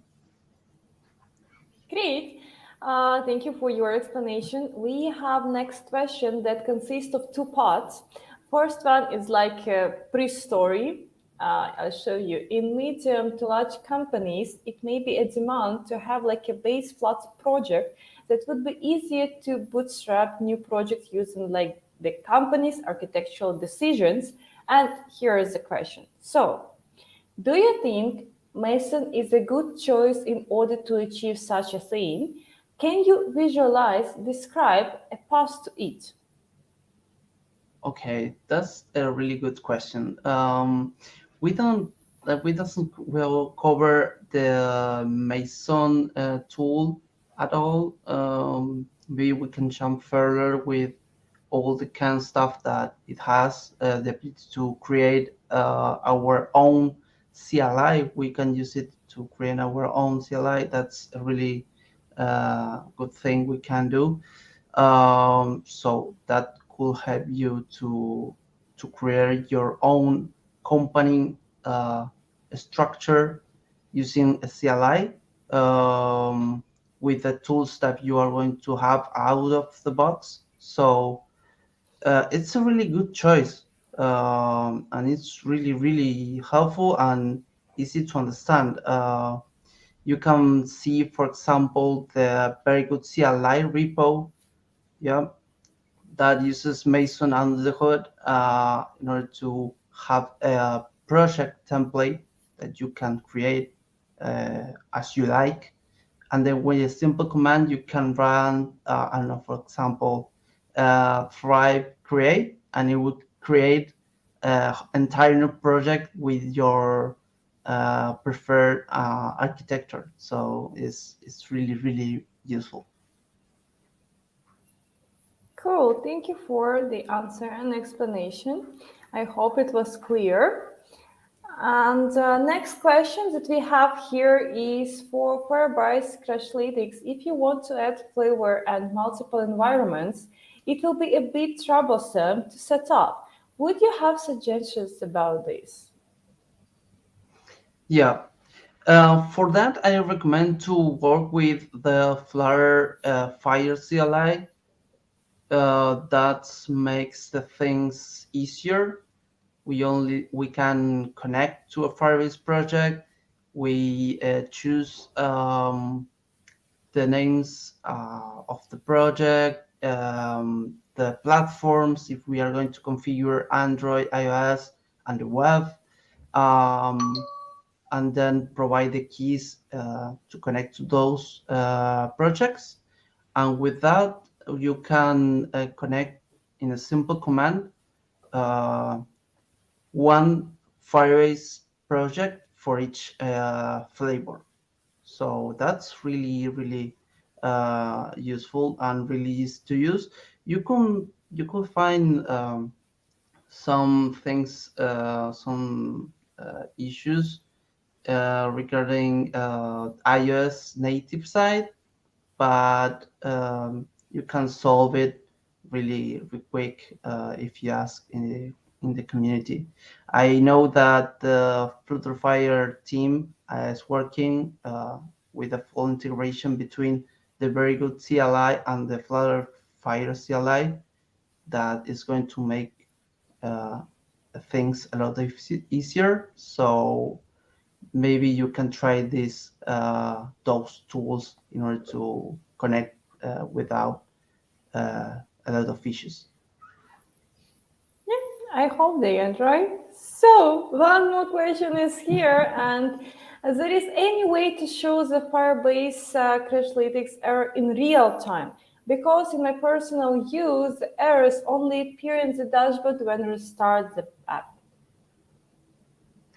Well, like I said in the talk, you can use and report errors as fatal if you are using the latest version of Firebase Crashlytics above the version 2.7.0, if I'm not wrong. And that will send the exception report as soon as happening into the app. So that's, I think that's what you're trying to do here. So maybe you can start using it, because previously we only had the ability to send it as non-fatal reports, and those kind of reports could take some time to be sent to Crashlytics. We have 3 more questions here. One of them is, what is the difference between Flutter package and Mason brick? Okay. I don't know if it's saying about the Mason package. One thing are Flutter package, and another thing could be call it a brick. Bricks are code templates that you can use along with Mason, and with that kind of bricks, that templates, you can create some kind of service or class, or maybe a qubit inside Flutter using Mason bricks. So those are 2 different things, right? One is a package that you can pick from pub.dev, and another one is a code template that you can use along with Mason in order to apply it into a Flutter project. So, and 2 more to go. So how can So how can I customize my logs to be different according to the flavor dev or prod environment? Okay, maybe you can change. That's a really good question, because right now in the custom logger, for example, we only have one type of format when we send the logs with a message, but maybe we can allow a flavor string or some kind format in the constructor in order to enable you to initialize it differently, depends of which flavor you are using it, and change that behavior of the logs and make it more customized. Thank you for the answer. And one more here is there any tools, loggers, to get a better way of finding the location of the widgets with errors related to the position, size, overflow, such as incorrect use of a parent data widget? Okay, that's a difficult one, because we usually have the stack trace. When we have overflows, for example, we are not only throwing an exception inside the Flutter framework. We can see the stack trace, but it's really difficult to read. So I understand that question, but I didn't have experience with the tools that could provide a better way to find the location of those widget errors. So maybe it's a good thing to do some research after the talk and try to find a way, right? Yeah, it's also fine.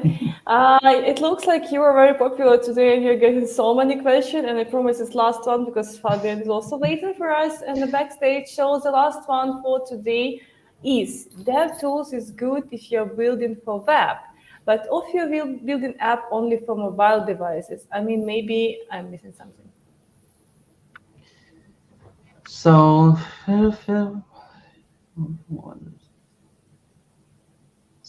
I think she's asking about DevTools if it's good for mobile.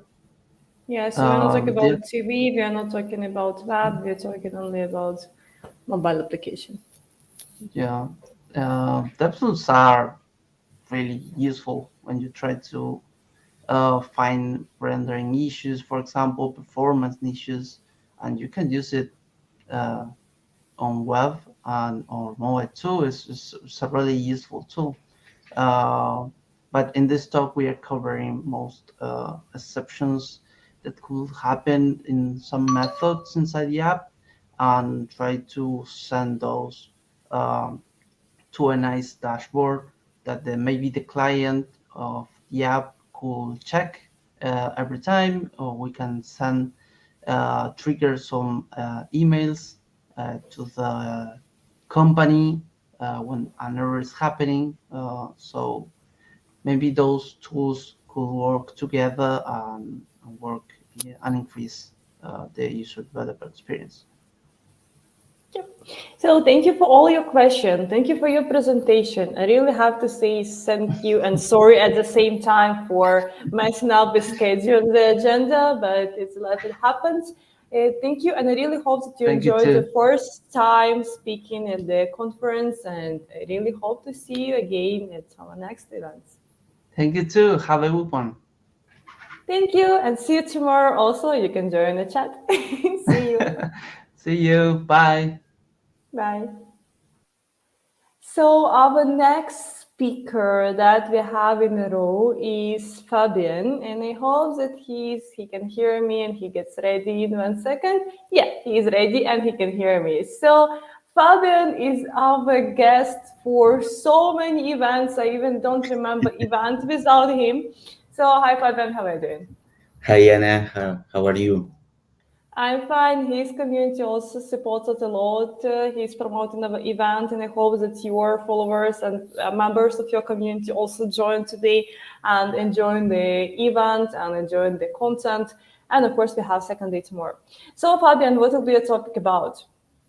Okay, today I'm going to talk about Dart FullStack, how to use Dart Frog. Let me share. Sounds crazy interesting. So yeah, let's start sharing the screen. Yeah, I can see it. I leave you for next 30 minutes. 30, yeah. And come back for the Q&A. See you. Okay, thank you. Okay, hi everybody. I hope I'm ready. Yeah. Okay, so today I'm talking about Dart FullStack with Dart Frog and Flutter. But first of all, let me introduce. Some people don't know me or who am I. I'm Fabián Varela. I'm Flutter developer since fall 2018. I'm from Colombia, and actually I'm the Flutter Colombia co-founder and organizer in my country. And a plus, I like to create minis sometimes. It depends the context, but it's a plus when I don't know, free time. I like to share it. So let's make a TBT and talk about Dart. So Dart was created in 2011 to create console apps, web apps, actually mobile apps with Flutter. You can see, and it has been created or developed by Google, by the Google team. So I like these languages. It's very useful in different platforms. So this is the very, very interesting languages. Okay, the Dart evolution, actually Dart has evolved during 11 years, almost 12 years in some platforms. First of all, Dart start in console. Obviously, all the languages is the basic use in console application. After that, to use in web. However, JS or JavaScript become in the most popular to create web application or websites. But in this case, after years, that is used to the Flutter framework, and in this case is the most popular actually to create multi-platform apps. At the same time, to create backend application or server APIs. It's not popular at all for the moment. And finally, in the past year, and actually, Dart covering desktop and embedded systems like Raspberry, Arduino, and other systems, IoT. And this is a great jumping that has made. Okay, so the first backend precursors or the first backend tools to create with Dart was Aqueduct and Angel.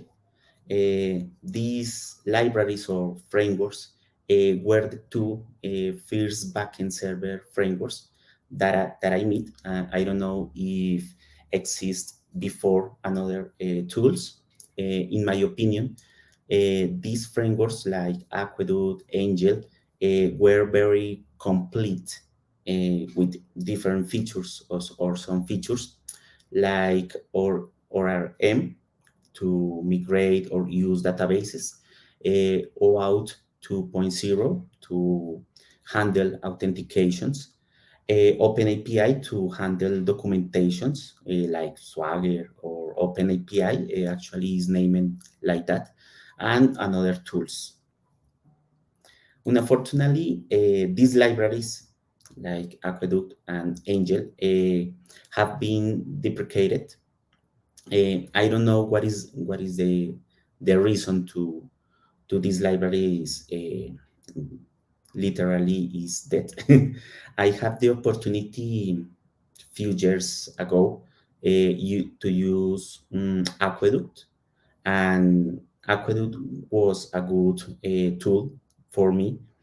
However, exists a package named Angel 3, this new version to Angel.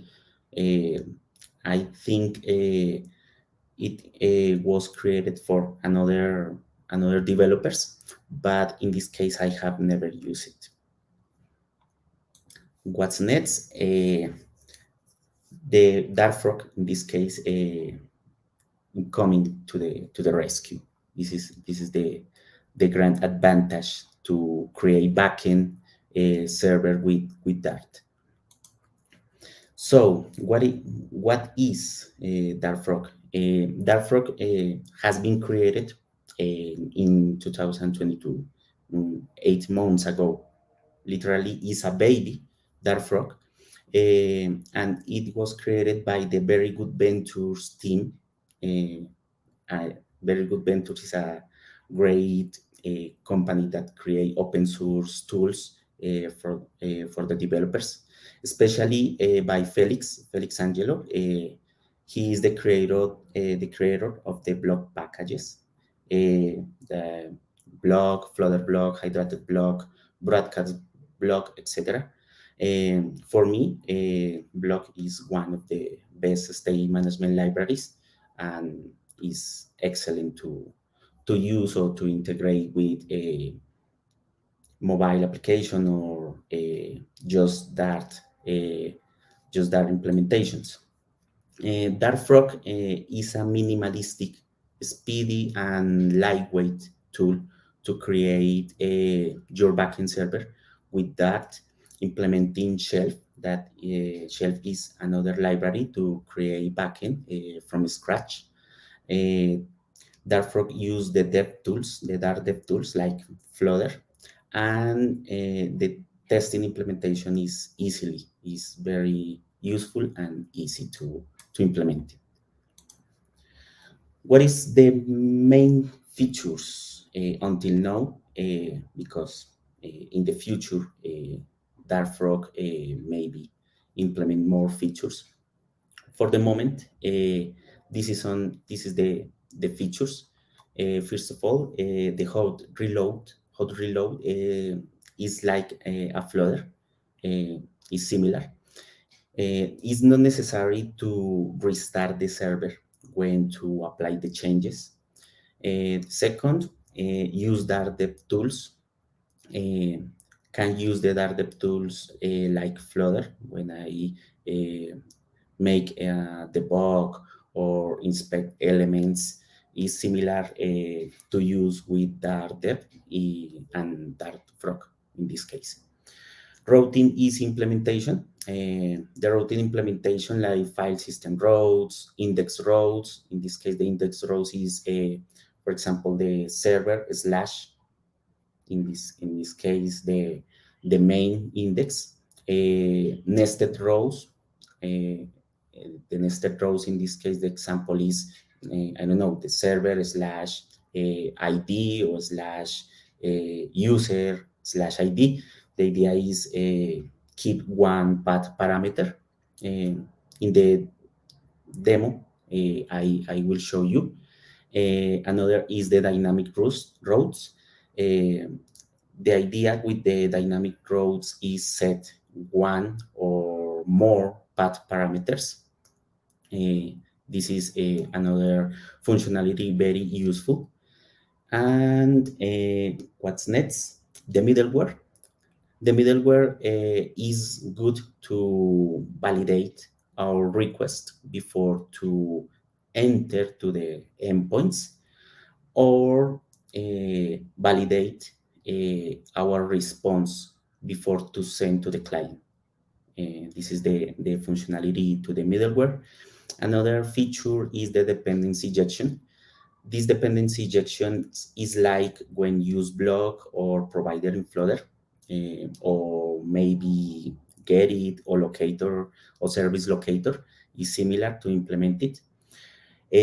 Build to production, even with Docker.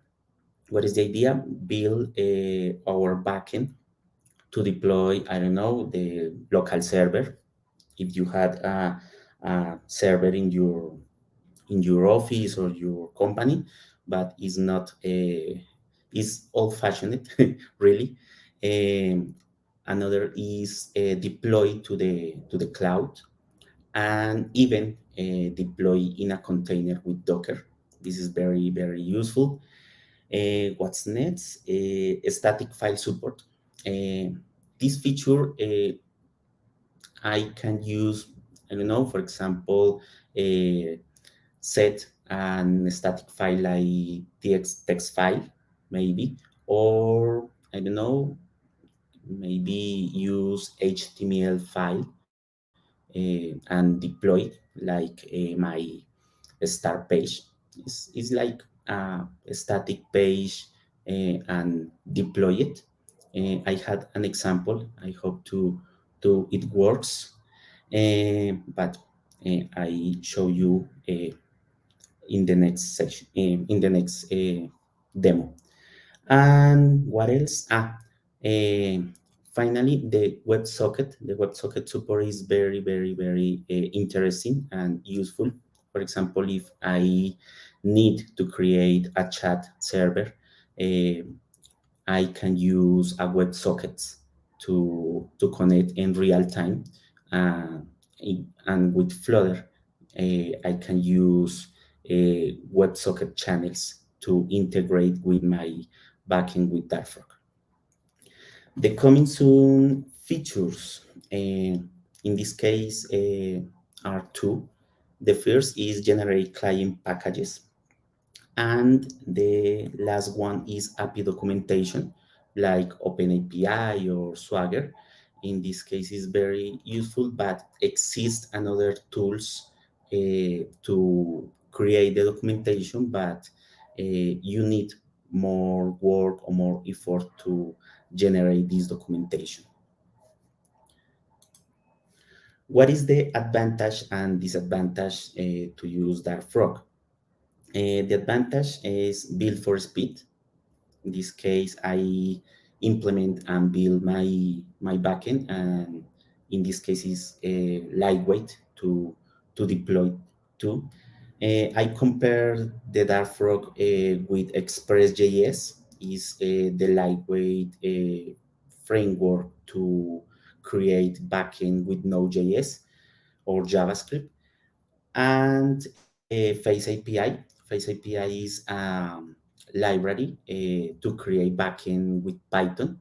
A data or a curious is a Face API was created by a Colombian developer, and this is a good tool to create backend with Python. 100% coverage testing. This is very useful because the tool that I use to create backend cover the 100% testing and show what is the quality of the code that I have used in my backend project. Comprehensive documentation. If you enter to the darfrog.dev, you can read the documentation without problem or without confusions. This is very useful to start with the Darfrog framework or library. Easy system routing, like I said in the before slide, is easy to implement the system routing in the demo I show you. Has a CLI using Mason. Mason is a recommended tool to create templates or boilerplates, and in this case, Darfrog use under the CLI to create the files when I start my project in my backend. And the last advantage is can use like backend for games. Even a few days ago, Felix and Dominic show how to create a game with Flame and Darfrog. In this case, this is the FullStack developer because I use only that to create my backend, to create my video game, and this is very, very interesting to experiment or, I don't know, create a proof of concept. What is the disadvantage for the moment is not bad. Just in this case, the features is not available for the moment, but coming soon in a future, maybe have it. Actually, no has OpenAPI docs.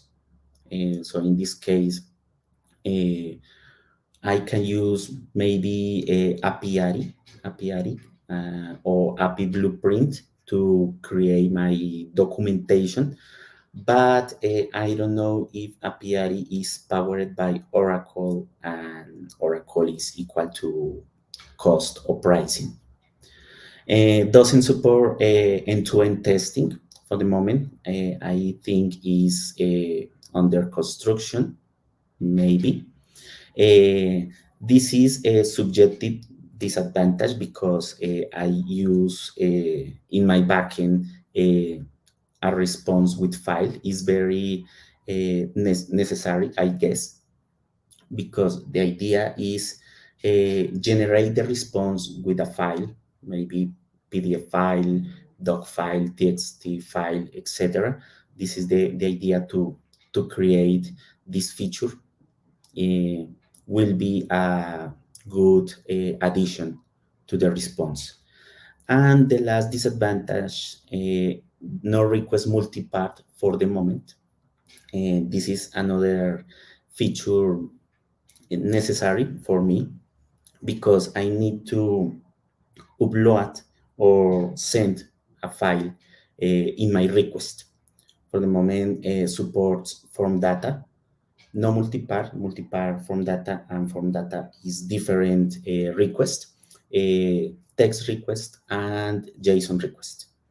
But multipart request is not support, but in my demo, I try to implement a proof of concept about multipart to use in my backend.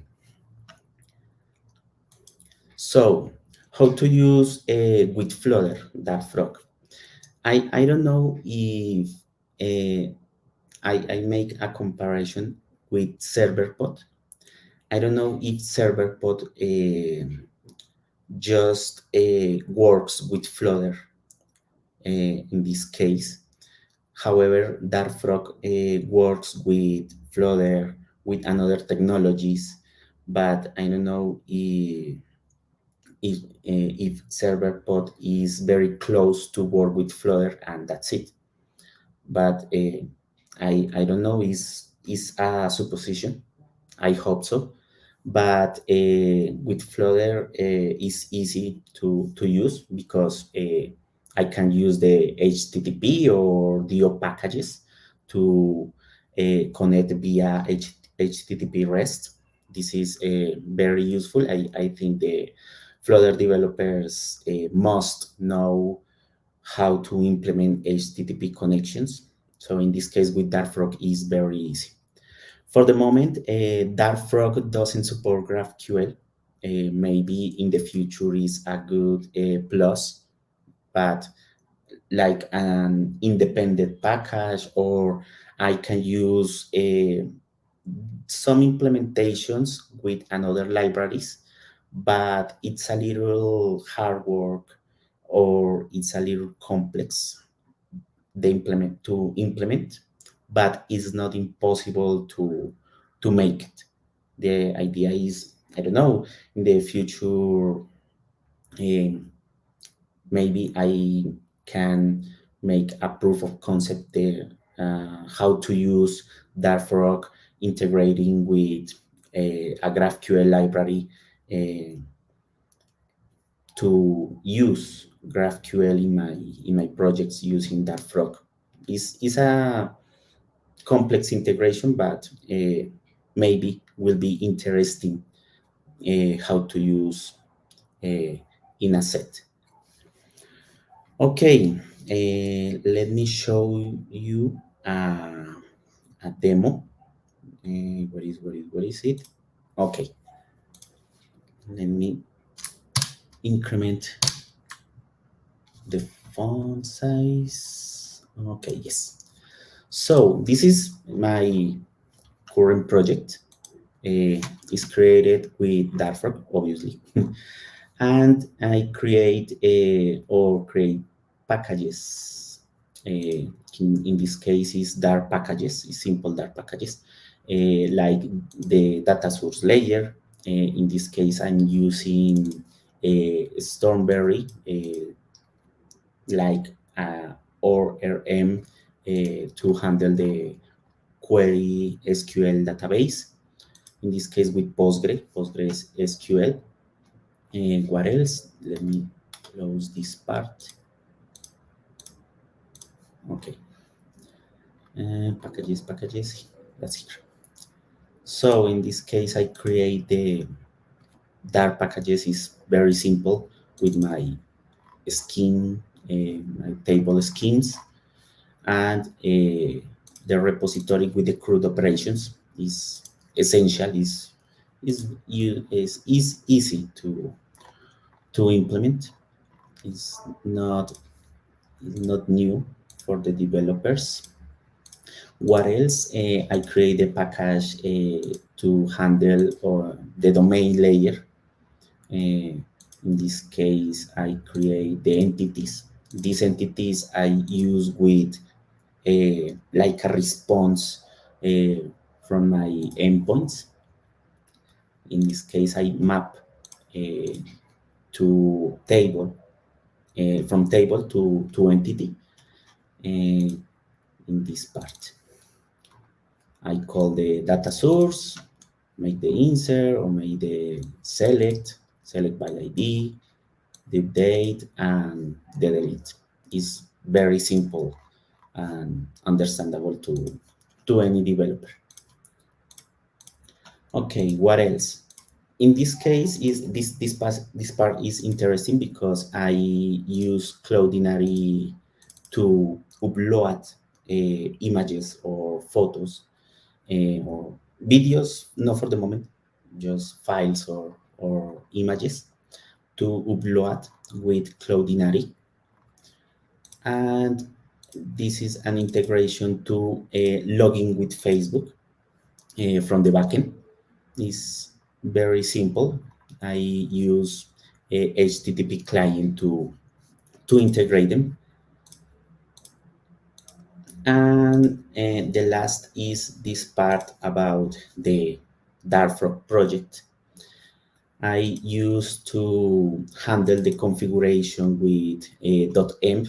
In this case, if I use, I don't know, the development or staging or production environment, I just change the env file. In this case, this is the env file for the developer environment. I use also local storage to, when I upload the file and save in the server. And this is the features that actually doesn't support with Darfrog. The first is the multipart from data to upload a file. If you can see, I implement my own by my own criteria how to use multipart request with Darfrog. Like I said, Darfrog doesn't support for the moment. Maybe, I don't know, in the future, or I can make a pull request or contribute with the project, because the Darfrog project is very, very interesting, and in this case is open source. This is an advantage to contribute it. Okay, what else? In this case, I implement the cross origin because I don't know if Darfrog has the cross origin from the native form, or in this case, use your own cross origin. This is very useful to lock or allow a request or response from trusted sites. So in this case, I implement this part about the cross origin. And the last one is this feature about handle the basic authentication, user and password from the header request, or the bearer authorization, use a bearer token. I don't know if it's necessary to implement or add this feature to the Darfrog project. Maybe could be a good addition, but I don't know, Felix, maybe he liked to add this part, or is by own developer criteria to use it, but is a very useful for for every developer that use authorizations or authentications headers. And this is the part that use the routes. To implement the routes in Dartfrog is very easy. In this case, I create the onRequest method. Always, we must use the context because the context is important, like in Flutter, the build context, or in Flutter is like the request context in Dartfrog, because the request context has the request, in this case, to call the dependencies that have injected previously.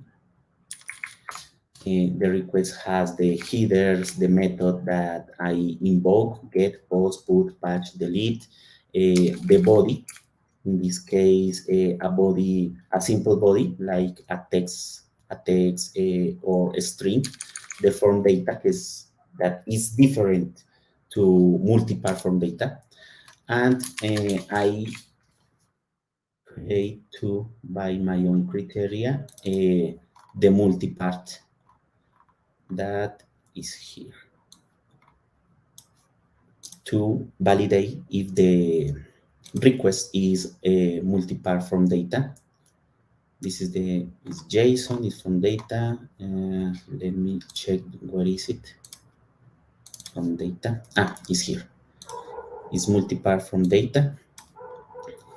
Make the string to decode the request. And this is the multi-part. So what else? Okay, in this case, I implement the login with Facebook. I use the dependency injected. In this case, I implemented in the middleware. Obviously, I can create some middlewares in different routes. For example, here I can create a middleware here and can use this middleware like this middleware at the same time. This is a very feature interesting for me, and injected the dependency like this. I injected the config, the database with my data, in this case the config environment, the repositories, the data source, the local storage, the clients, the integration clients. All in this part is injected and set in the use method that implement the handler or the middleware handle the dependency injections, the request, the response. In this case, handle everything before to pass the endpoint. In this case, pass first in this part, and when validate, I don't know, the headers, the fields, I pass for this way, and execute this part. In this case, show the body with JSON, and for this example, I make a login with Facebook. Let me show you the postman. This is the postman, and it's this. Let me show you. And what is the terminal? To execute, I type Dartfrog dev, and my server is up. Okay, show you. Okay, the middleware is empty. So in this case, let me delete it and run again.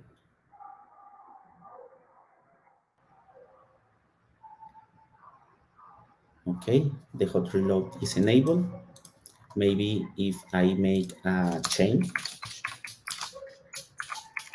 for example, save changes, and the hot reload continue working when I execute the project. Is similar to Flutter. So there is the postman. In this case, is a post with a body, and send the data. Okay. User data. Let me check if the database is up.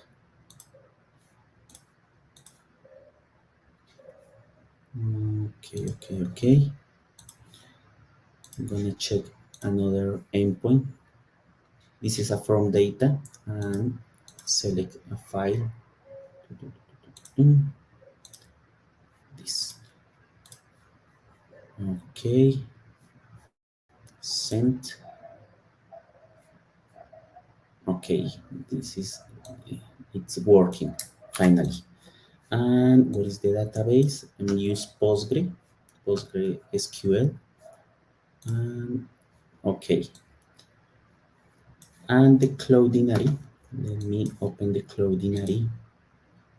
Where is it?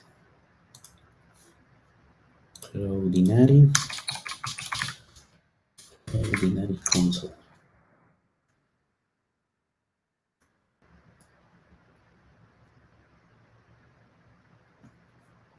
Documents. Okay, this is the image. If I get, or I wanna get the image, this is my response body. Or if I update the image too, this is the CRUD operation, simple. Send. Okay, photo. Change the path parameter. Send again. Okay. In this case, the update was success. And where is the Cloudinary again? It's here. Let me refresh. And in this case, replace the photo without problem. And then delete here. The photo doesn't exist. Change the path parameter and the not content success. And where is it? Refresh. Okay, the photo doesn't exist. And let me run the database. The data was deleted. So if you can see, the Dart Frog implementation is very, very easy to use, to implement without problem, and is very, very lightweight to use, to create, to build. Okay, show you the path parameter. In this case, change because, for example, if is index, it is not necessary to use path parameter, but if I need to implement the path parameter, the correct form maybe is create a file like this.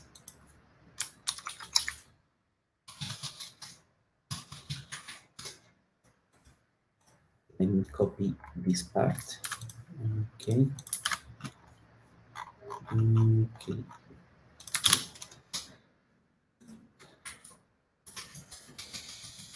Let me remove these methods and change by name. status. Okay, I hope so doesn't have any conflict. That's for depth.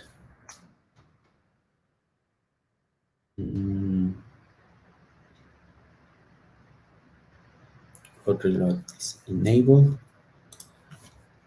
Okay, maybe. Okay, method not allowed. In this case, this is the priority, the method with priority. But I can make this implementation. ID. Set this here. Okay, stop the server. Let me check if this is possible. Okay, this is not the key. Okay.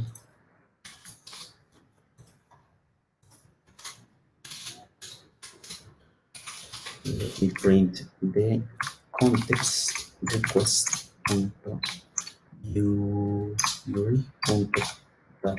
string. Okay, and run again.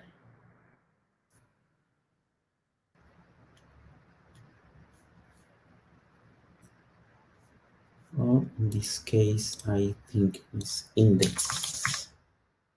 I don't know if had conflict with the path, maybe.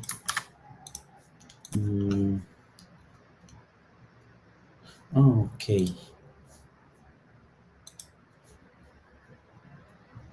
Maybe this path is not like that. Save.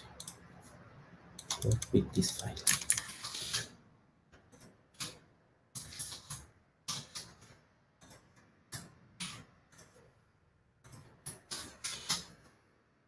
Okay.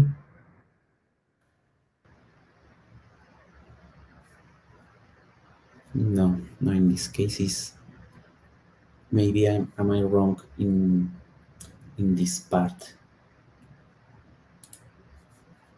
Remove this index.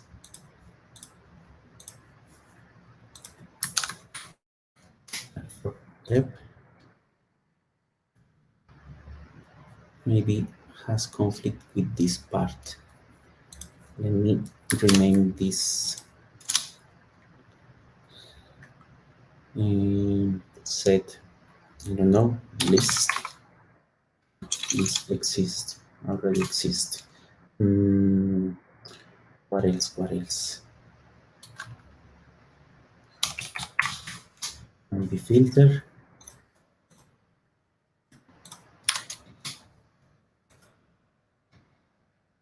Okay.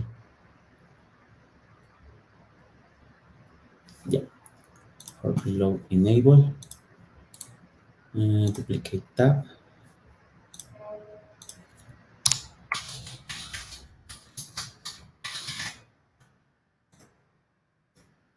Okay, this is the URI, but let me return case http method get and return response.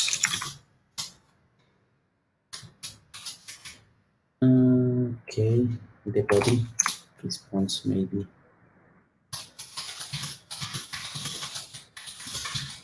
The filter value and name.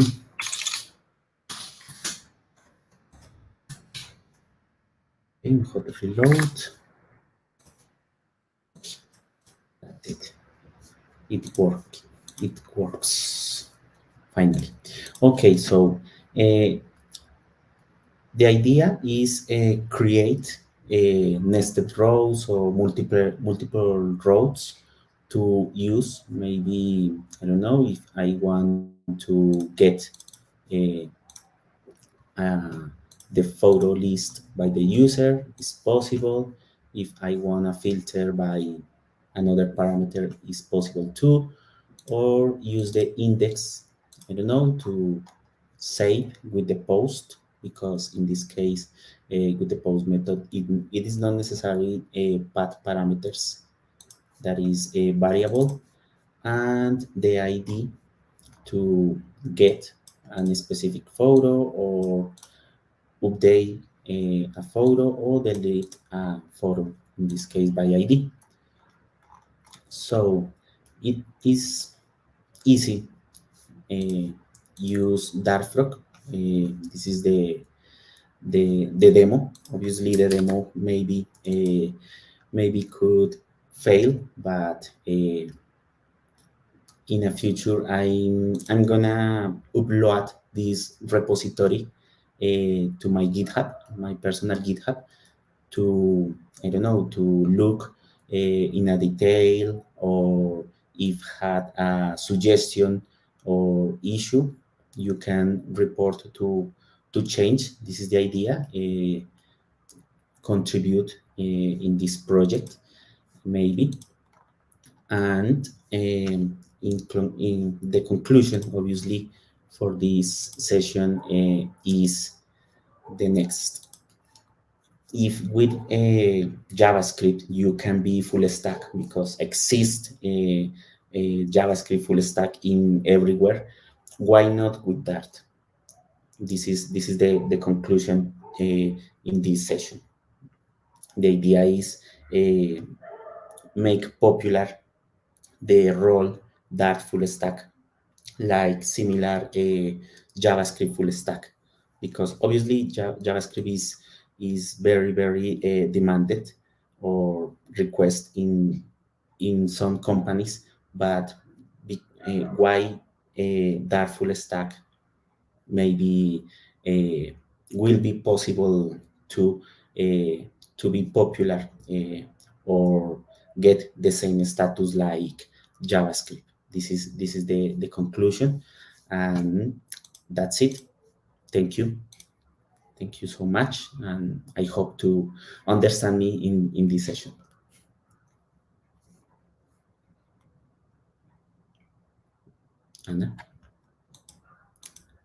Anna, let me alone.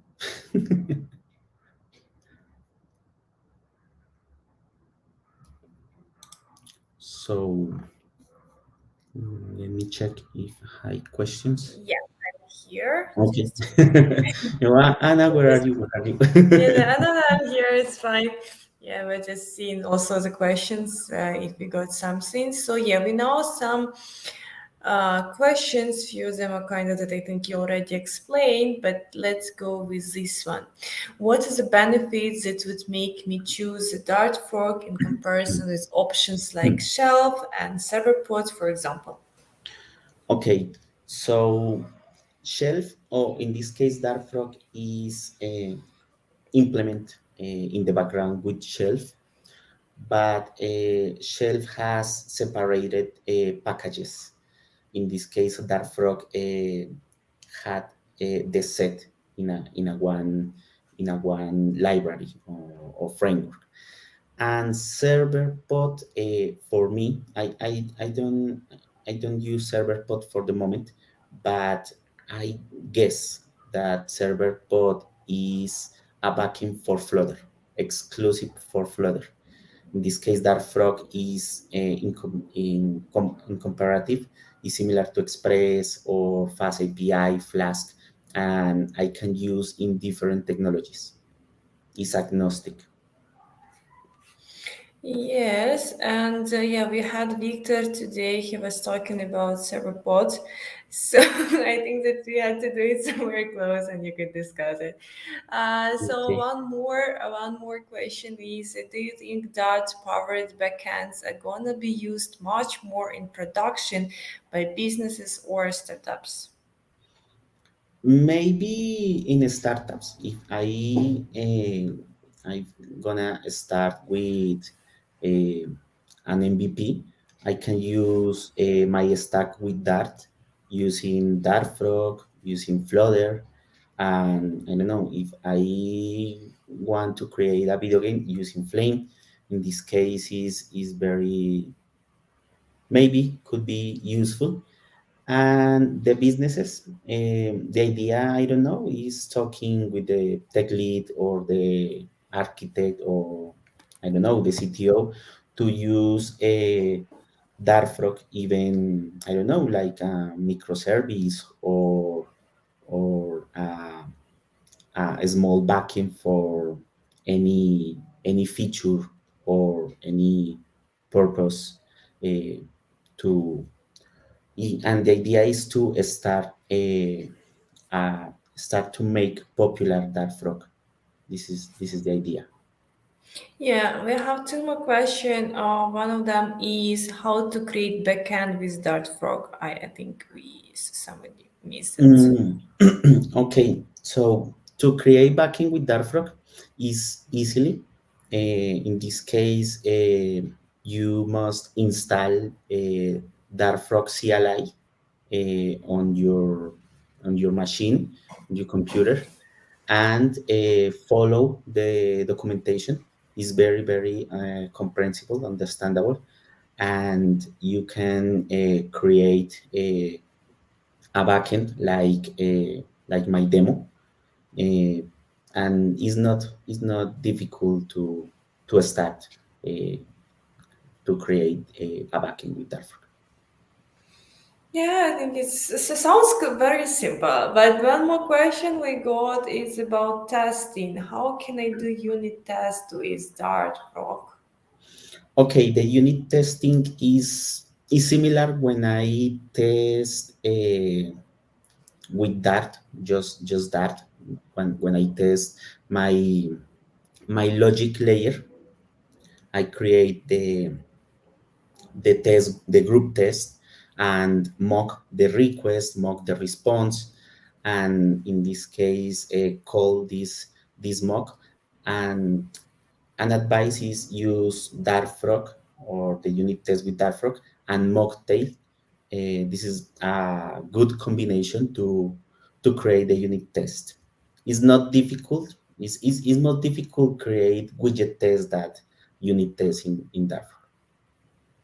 Yeah, I think it's you answered for this question. We can just wait one more second. Maybe we'll get more.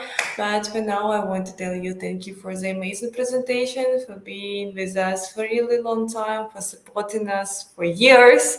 And it's really a pleasure to have known faces in the event.